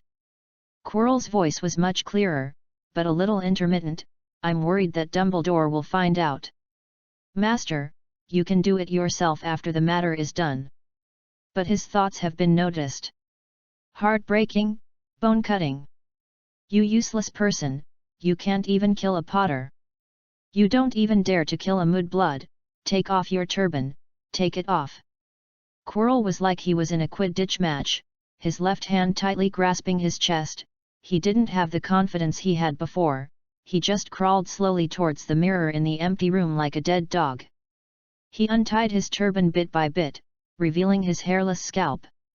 Do you think the great Voldemort, now, has not much time left, said a hoarse voice. Look, he even has difficulty talking to people now. Quirrell, you think so, right? Quirrell turned his head with lifeless eyes, and there was a wrinkled face on the back of his head. The hoarse voice, the one he called Master, was Voldemort, the dark wizard who could not even mention his name, just like he excused Snape. Maybe he had something to hide? But now Quirrell didn't dare to make any sound, and could only fill himself with fear and terror. Ah! That's it, keep your respect. Voldemort looked at himself in the mirror, choosing you as a container. Maybe it was a mistake in itself, that damn mudblood. What a horrible scene! Two faces born on one head. Voldemort's entire face seemed to be squeezed out of Quirrell's original skin. There was only a pair of red pupils in the dark eye sockets, and where the nose should have been, it was as if someone had cut 2 notches on the back of Quirrell's head with a dagger. This is the great Voldemort. Slytherin's mudblood, hey? If it weren't for the fact that he was still useful. Master, I'd help you get rid of him. Idiot! Voldemort cursed with his eyes drooping. Forget it, you'd better help me get a body before your vitality runs out. There's really nothing that can make me worry-free. This is the curse of defense against the dark arts. The reason for Quirrell's weakness was not a lie. Voldemort was indeed a curse to him, and he was tortured all the time. Fortunately, his goal had been achieved, because Nietzsche had seen his extremely abnormal behavior, and Quirrell did not cover himself up, just casually exposed everything. After Nietzsche came out of the office, he did not immediately return to the lounge, but found an empty classroom with no one to sort out his thoughts. How could a wizard who is used to solving problems with magic make such a mistake? No. He was deliberately letting people find him, but that reckless look did not seem to be pretended. But what does Quirrell want me to see? Think about it carefully, Holmes. By the way, Hagrid said that the only wizards who want to harm Harry now are dark wizards, because this involves the first magical war, the you-know-who died because of Harry Potter, so they want revenge. Could Quirrell be that dark wizard? Nietzsche didn't think so. To know why Quirrell was afraid of his position, it might be because of the curse, and this curse might be the unspeakable secret. In the empty classroom, Nietzsche moved all the tables and chairs to the edge and walked back and forth in the center of the classroom alone. This is a revenge that was ordered. Nietzsche seemed to be standing in front of another self, and he said to him seriously in his fantasy. If he was the knife in the Quidditch incident, then who was the thief? Good question. Nietzsche waved his wand, moved 2 chairs, and placed the other empty chair opposite him. In fact, the thief is the hand that drives the professor's knife. How could a thoughtful professor tolerate the stench of the troll? This was obviously a signal. Nietzsche later distinguished the difference between dragon dung and trolls in the herbology class. Quirrell was indeed lying that day, or he was deliberately reminding others in a way. So now the most dangerous person is Quirrell. You can try to communicate with him. There is no way to communicate. Professor Quirrell doesn't want me to be contaminated by the curse. This shows that the curse is contagious in his view, and the spread means that he may be monitored. Once there is direct communication, the curse will spread. He was deliberately avoiding it, and the so-called physical weakness should be a side effect of some control method. The perfect answer is in front of you. Everything is still in time. The next day, Nietzsche ran to the 3rd floor with a note. Listed above are the questions he asked from others. Asking for dessert, Nietzsche said dozens of names to the ugly gargoyle statue, and the statue didn't give way until he said cockroach pile. Nietzsche rubbed his eyes, but his spirit was unusually excited. Principal. Hey? Why are you here? Dumbledore didn't even have time to change his pajamas. If I remember correctly, today is Sunday, and Slytherin doesn't have early classes on weekends. It's Professor Quirrell, he's in danger now. Nietzsche walked straight over and grabbed the water on the table and took a sip. And he repeated the whole reasoning process at a very fast speed, from the abnormal behavior of the professor at the beginning to the triple relationship between the dark wizard, Gringotts, and Quirrell. Dumbledore's lips were slightly open, like a trance old man, and he groaned in his throat. Nietzsche once thought that the principal fell asleep while standing. So, you think there is a dark wizard left over from the magic war, threatening Quirrell with some kind of curse? Dumbledore suddenly said, that makes sense. No wonder he wants to steal that thing. But the principal's focus is completely different from what Nietzsche saw. This made Nietzsche feel depressed. He was already irritable because he hadn't slept all night, and he didn't care about his identity as a student, and spoke a little louder. I think what we should pay attention to now is Quirrell. Sir. I don't care what gold galleons are buried there, or what are the relics of Nick Flamel, these things are not as important as a life. Mr. Holmes. Although I don't know how you know, what I am protecting is life. Strictly speaking, it should be a precious opportunity. This is why Nietzsche is tired of it. The old principal just likes to tell riddles. The riddle man, get out of Hogwarts. Ah, no, Hogwarts was originally the riddle man. What do you mean? Let me be frank. If it is true as you said, then Professor Quirrell's situation is not just dangerous. Dumbledore figured out what happened after Nietzsche's description, so his expression was full of sadness, and the meaning was self-evident. He was powerless. Principal, if you still admit the relationship between us, you might as well make it clear.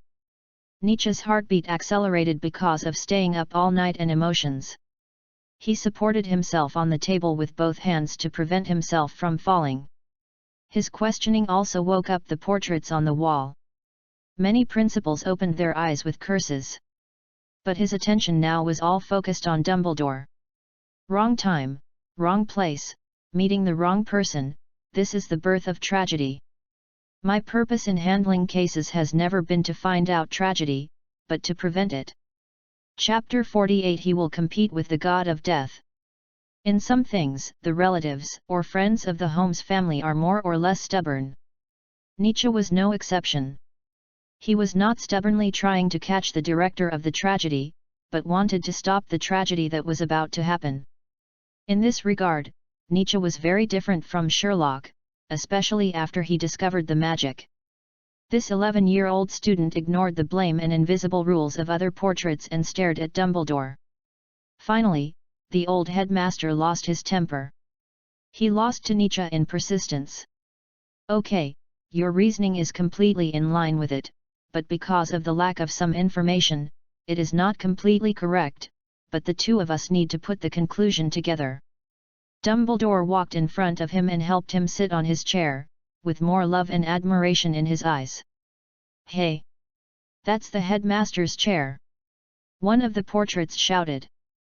Nietzsche looked over there and found that the gloomy old man sitting on the luxurious soft chair was Phineas Nigellus Black.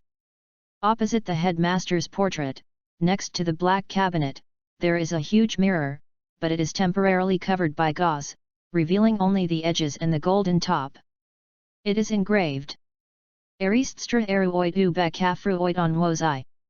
Turn it upside down, it is a complete sentence, what I show is not your face, but desire. Then, Dumbledore's voice attracted him. When did it start? From when Quirinus resigned from Muggle studies and went to the Albanian forest. Dumbledore waved his hand to lower the curtain, blocking the portrait. Relax, just listen carefully. That was when Quirrell was full of theories and wanted to obtain first-hand practical information about black magic for his new position. Then, Dumbledore pulled out a Muggle newspaper from the drawer. It was the Tirana Daily in southeastern Europe. The time was around 1990. The news on it described the sudden death of a large number of animals in the forest. Nietzsche had seen this report before. Because of this, a law to protect wild animals was launched for a while. Quirinus was originally an expert in Muggle studies, so he naturally saw the news.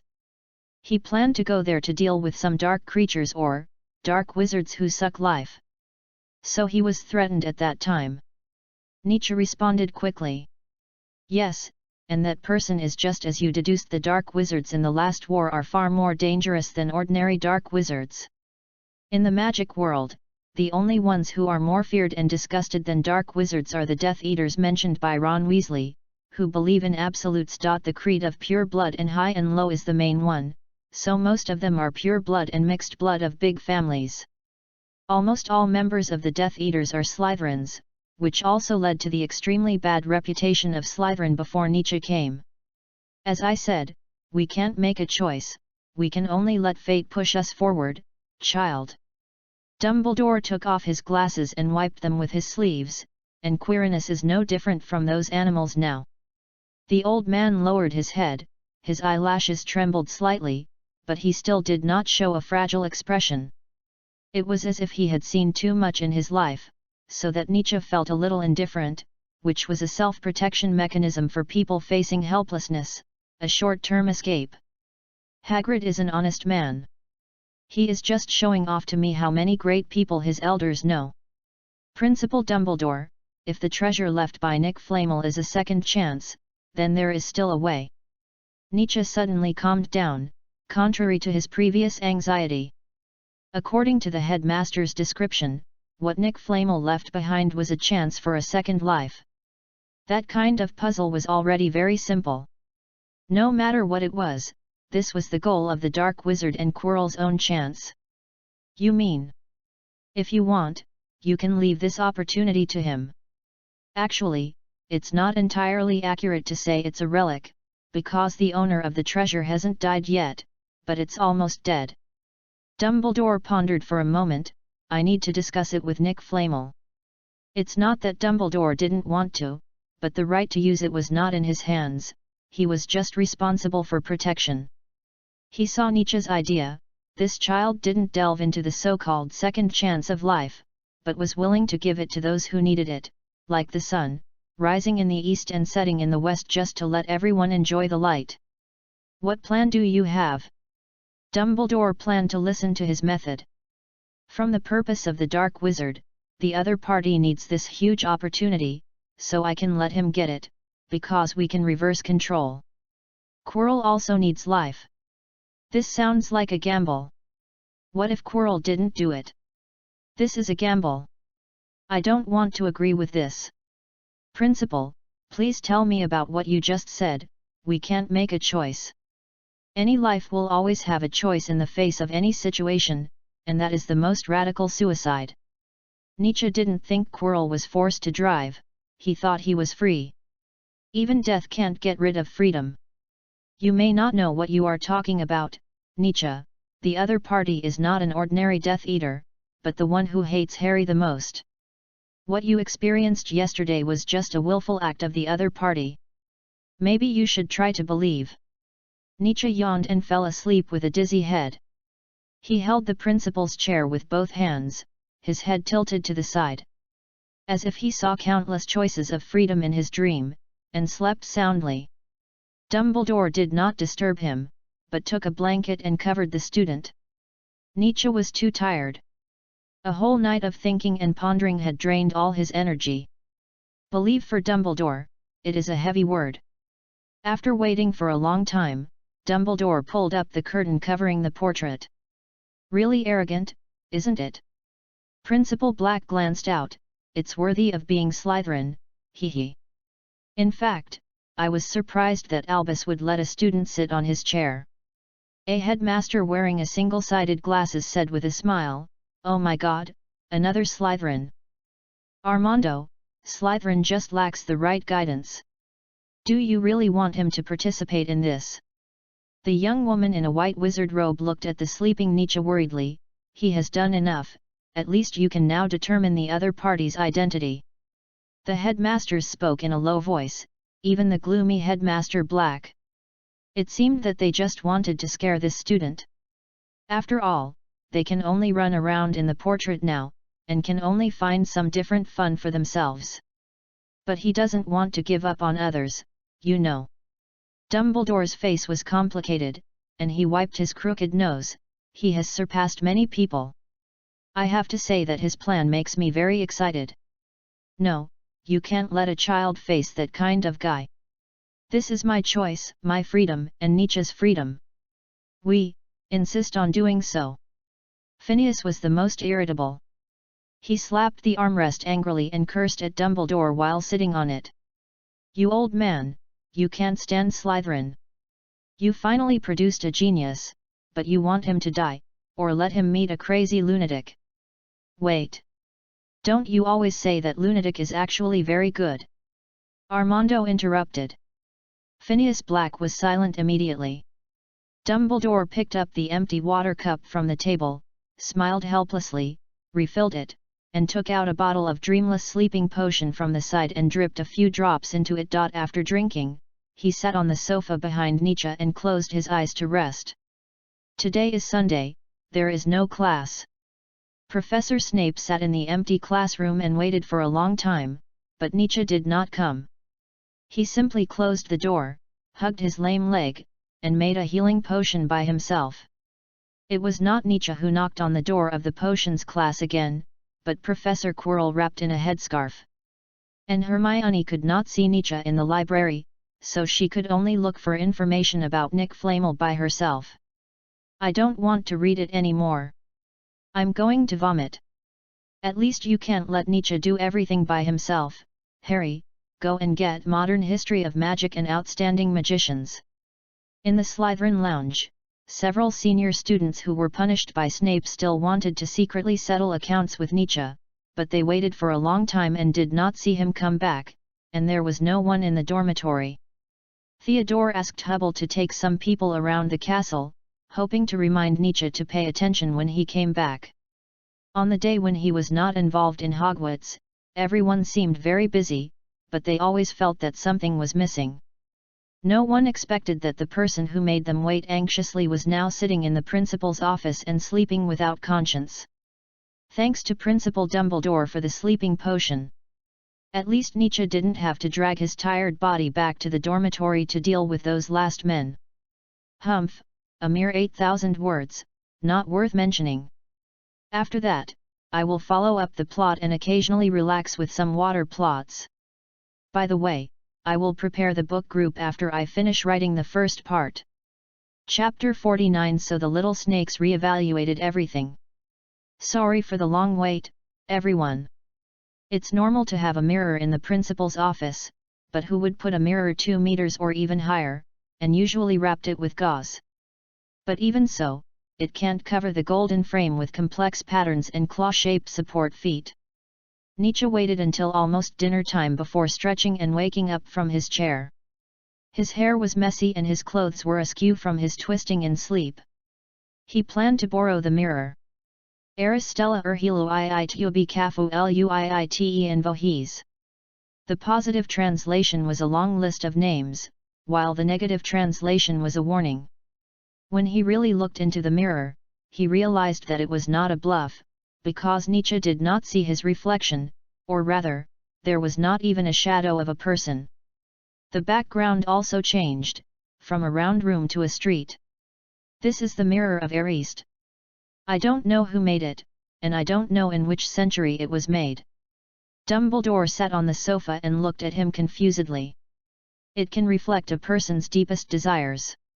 Is it a destined result? Unfortunately, it's not.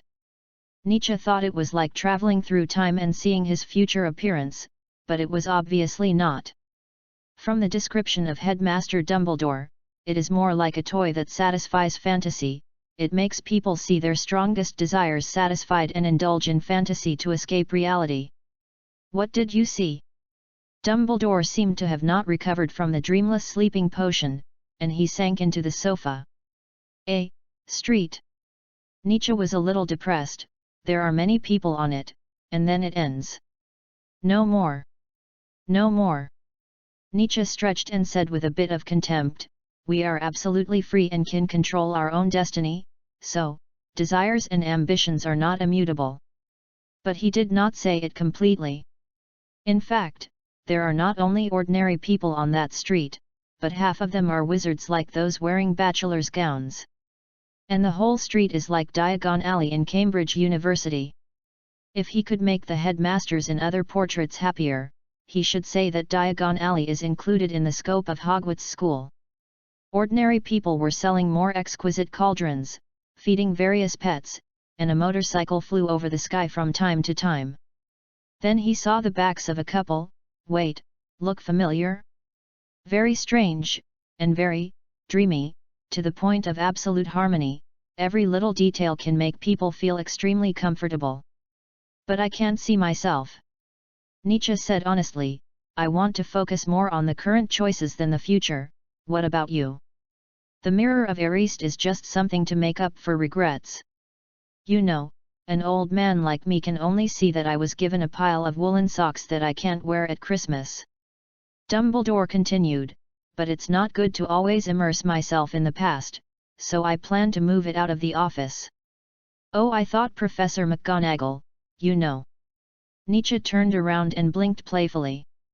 Woolen socks represent family affection. Maybe Dumbledore was crying that no one loved him and he could only sit alone in school on Christmas. It was not until Nietzsche left the principal's office that Dumbledore came back to his senses. He laughed dumbly and cursed in German in a low voice, "Little bastard. The weather is even colder now. The outside of Hogwarts is filled with white. It seems that it has been snowing all day. The snowflakes are big, but it is normal. After all, there are more than 30 days until Christmas. No matter how cold the wind outside is, it cannot penetrate the castle of Hogwarts." After finishing the class on Monday morning, the little wizards immediately crowded into the castle. Those places with fireplaces: the hall, the lounge, the library. Of course, you can also be like the Weasley twins, who were sent to the office for violating school rules. Be careful, I heard that the shameless seniors want to take action when you leave school. Theodore concentrated on the chessboard. In the wizarding world where entertainment is scarce, the only things that can make students relax are gobstones and wizard chess. It is actually chess, but it is enchanted. The way the chess pieces eat each other is to smash each other. If the chess strategy is too bad, the commander will even be pointed out by the king and queen. Sitting opposite Theodore Nott is Ron, and the two are playing a tense and exciting wizard chess. This is Slytherin after the Quidditch game. Even Ron has to recognize a fact, maybe except for Malfoy's group, maybe they are all good. They dare, ahaha, 2 steps diagonally, knights. There is nothing they dare not do. Theodore not deliberately turned his head away and didn't look at the chessboard. After Slytherin lost, Marcus was furious and he blamed you for the mistake.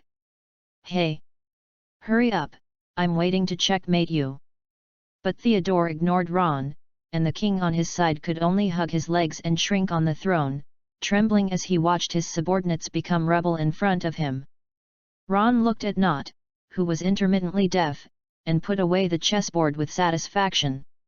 He had figured out this group of Slytherins. When they showed this look, they basically admitted defeat, but they wouldn't say it directly. But it didn't matter, as long as he won. At worst, I can ask Hermione to help you, or you can stay at school during the Christmas holidays. Looking at Ron's familiar tone, those who didn't know would think that Nott was a Hufflepuff. Since the Quidditch incident, many Gryffindors have seen Percy Weasley and Nietzsche shaking hands. That's the Weasley family. You know how much they don't get along with Slytherin. Don't try to drag me down, why don't you go and help him yourself? Hermione sat at the front of the long table, with the others on her left and right. I don't want to go home with injuries. Then return the things to me.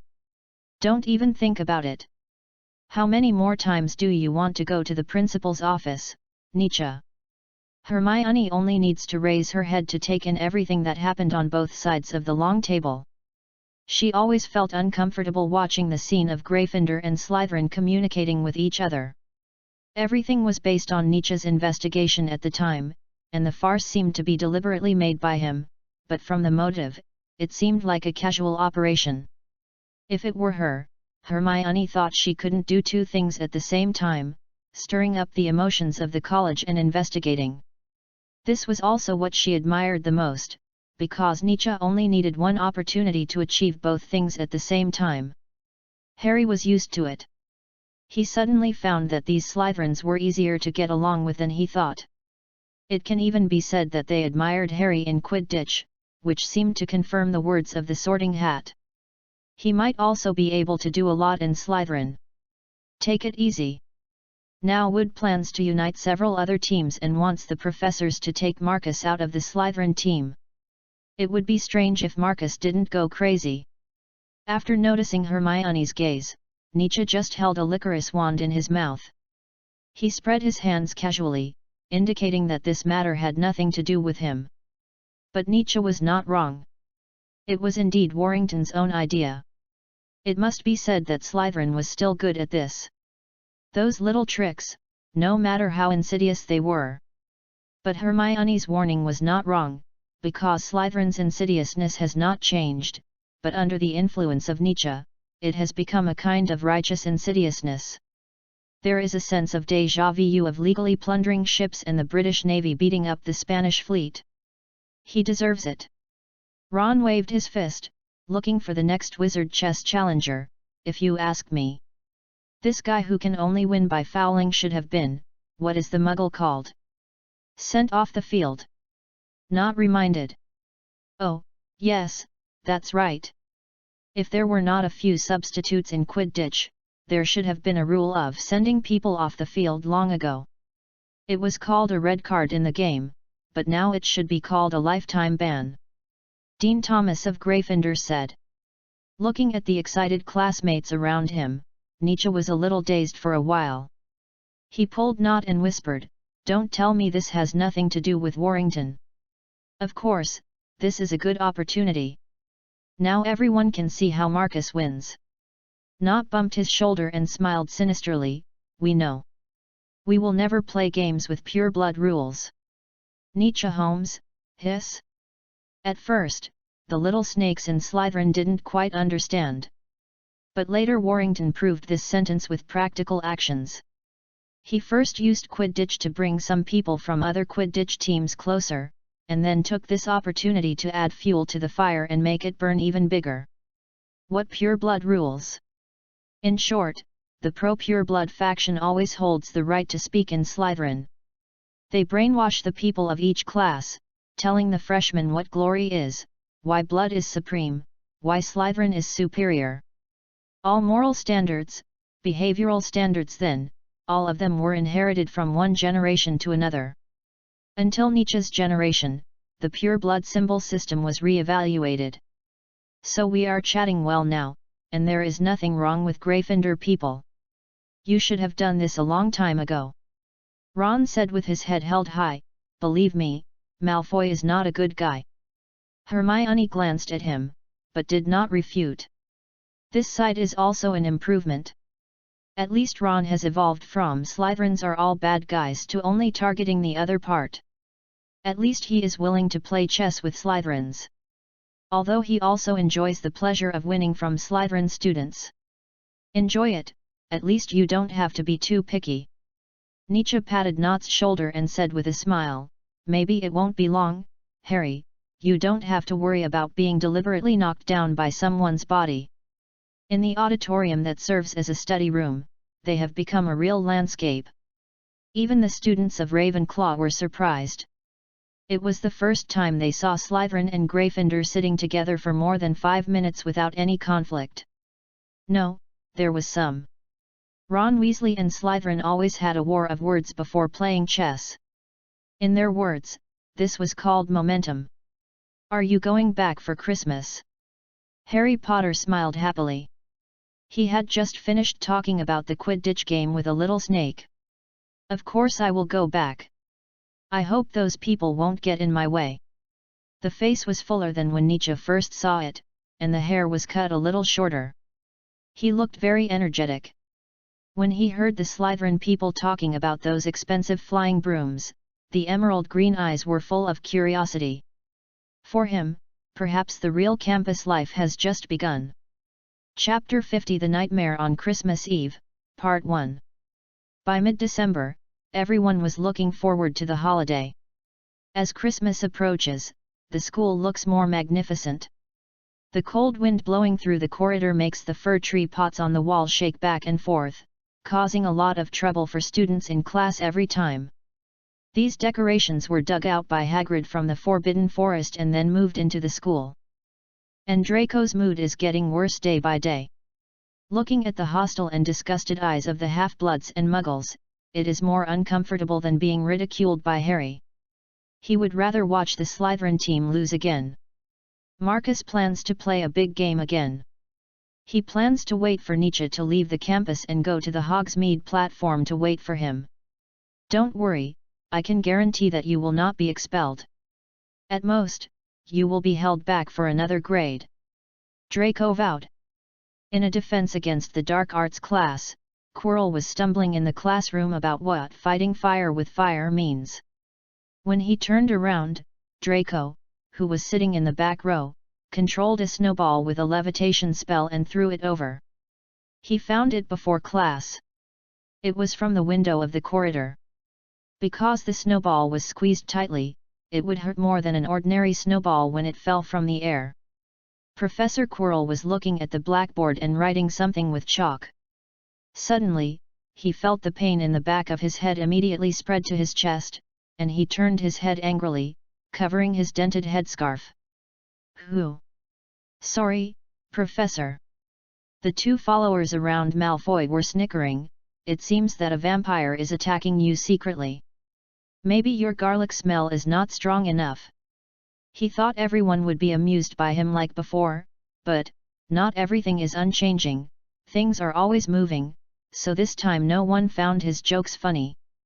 1/3 of the Slytherins just glanced at him, and the other third didn't even turn their heads. It is indeed a vampire, Professor. Nietzsche said calmly, I can testify to this point. Maybe garlic alone is not enough. Only by throwing the vampire into the sun can it work. That makes sense. Quirrell walked down from the podium. Nietzsche sat in the front row, so the professor's eyes were angry and hesitant at first, and he walked very slowly, but when he walked through the first 3 rows, his eyes immediately became scary, completely different from before. Draco Malfoy had only seen this kind of eyes once. The only time was when he was detained for the first time because of Snape, and he had. Maybe it was even more terrifying than Dean Snape's, as if he wanted to peel off a layer of skin from him. At worst, I'll just deduct points. Deduct points. Quirrell's left hand fell on his thigh, and his thumb and middle finger kept tapping rhythmically. Anger flowed down his arm and gushed out from his fingertips. I think vampires shouldn't be afraid of deducting points. In this way, the professor still tried his best to keep smiling. He didn't even draw out his wand, but just flicked his hand, and Draco was lifted up by magic. This familiar scene made the other party start to struggle, but how could the resistance of the flesh resist magic? Quirrell waved his hand and threw Draco out of the classroom window. Puff! After everyone heard the sound of Draco being thrown into the snow, Quirrell snapped his fingers and repaired the broken glass. One hand cast a silent and wandless spell to lift Goyle and Cleopatra out of the classroom window. Puff! After everyone heard the sound of Draco being thrown into the snow, Quirrell snapped his fingers and repaired the broken glass. Rab and the others were so nervous that they were numb. The rest of them sat up straight and stared at the blackboard. As if a good student didn't want to miss any knowledge. Quirrell came to his senses after doing all this, and walked back to the podium with his head down. Wait until Friday, it will be the most fun time. After the last potion class before the holiday, there will be a Christmas party in the evening. The fir trees in the corridor are hung with colorful balls and upside-down icicles, and the hall is hung with wreaths made of mistletoe. When Hermione passed by, she took a look and ran away immediately. In the corners covered with mistletoe, there were several pairs of wizards hugging below. Is this something she can see? Is this what she should see at her age? Now, we are not celebrating tomorrow's departure, but welcoming the new arrival. Dumbledore, wearing a purple wizard robe, stood in the middle of the seats, raised his glass to the students below, and deliberately shook it in the direction of Slytherin and Gryffindor. Nietzsche also shook the cup filled with pumpkin juice. Bread, mushrooms, and roasted turkey were all the must-have foods for Christmas. Although they were not as good as those at the beginning of the school year, they were not bad either. At least the roasted turkey was covered with sauce and was not so dry. When the banquet was halfway through, everyone was excited. Butterbeer, does anyone need it? The Weasley brothers ran to everyone and shouted secretly, we only charge 5 nuts for hard work, and we can fill a whole cup of beer from the hogshead. Only Quirrell could not blend in. He sat between Flitwick and Professor Snape, smiling a little reluctantly. You will definitely achieve great things. You will definitely. Flitwick, with brandy on his beard, shouted at the top of his throat, just follow the development of you and Nietzsche, and you will surpass me in no time. The headmaster of Ravenclaw would shout at Professor McGonagall from time to time, as if to show off, Ravenclaw is the best. Flitwick, who was drunk, acted more like an elder than a colleague in front of Quirrell. He patted the other's shoulder, muttered something incomprehensible, and then buried his face in a plate full of chicken bones. When the dean fell, he and Snape were left staring at each other. I heard that you were in class. I'll go out for some fresh air first. Quirrell said with a wry smile before he finished speaking. After helping Flitwick up, he lowered his head and walked out of the hall immediately without looking back. When he reached the door, he looked back at the students who were playing, which made Quirrell's back look even more lonely. The professor walked to the center of the hall and was startled by the draft. Why did you come out? Then why did you come out too? Nietzsche answered the question with a question. The two walked to the door one after the other, the grey scenery unfolded in front of them, and the laughter and firelight were behind them. I came out to get some fresh air. What a coincidence, me too. Nietzsche stood on tiptoe and looked into the distance, and take care of the terrain, so that I won't be chased away by others. If I'm sent back petrified, I'll be laughed at. Quirrell thought silently at first, and then suddenly laughed. Well, I'm also preparing to leave, because, you know, Snape still wants to come to me for a score. It was Malfoy who made the mistake first. He always protects his shortcomings when he shouldn't. Yet, every time. Quirrell thought of his childhood, with some resentment in his eyes, "Do you know why I want to learn the dark arts? It's because the professors always protect their shortcomings and smooth things over. People are not born good or bad.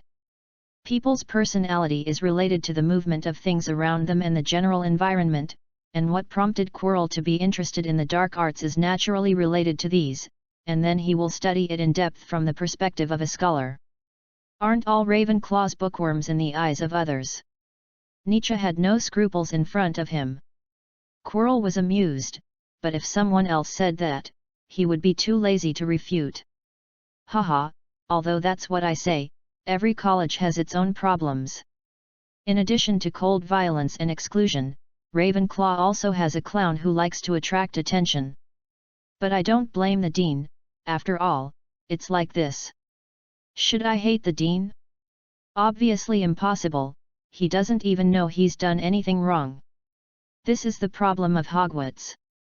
It's helpless for the old professors to still treat education in the way of the last century, because they don't realize that the current situation of wizards is different from the past.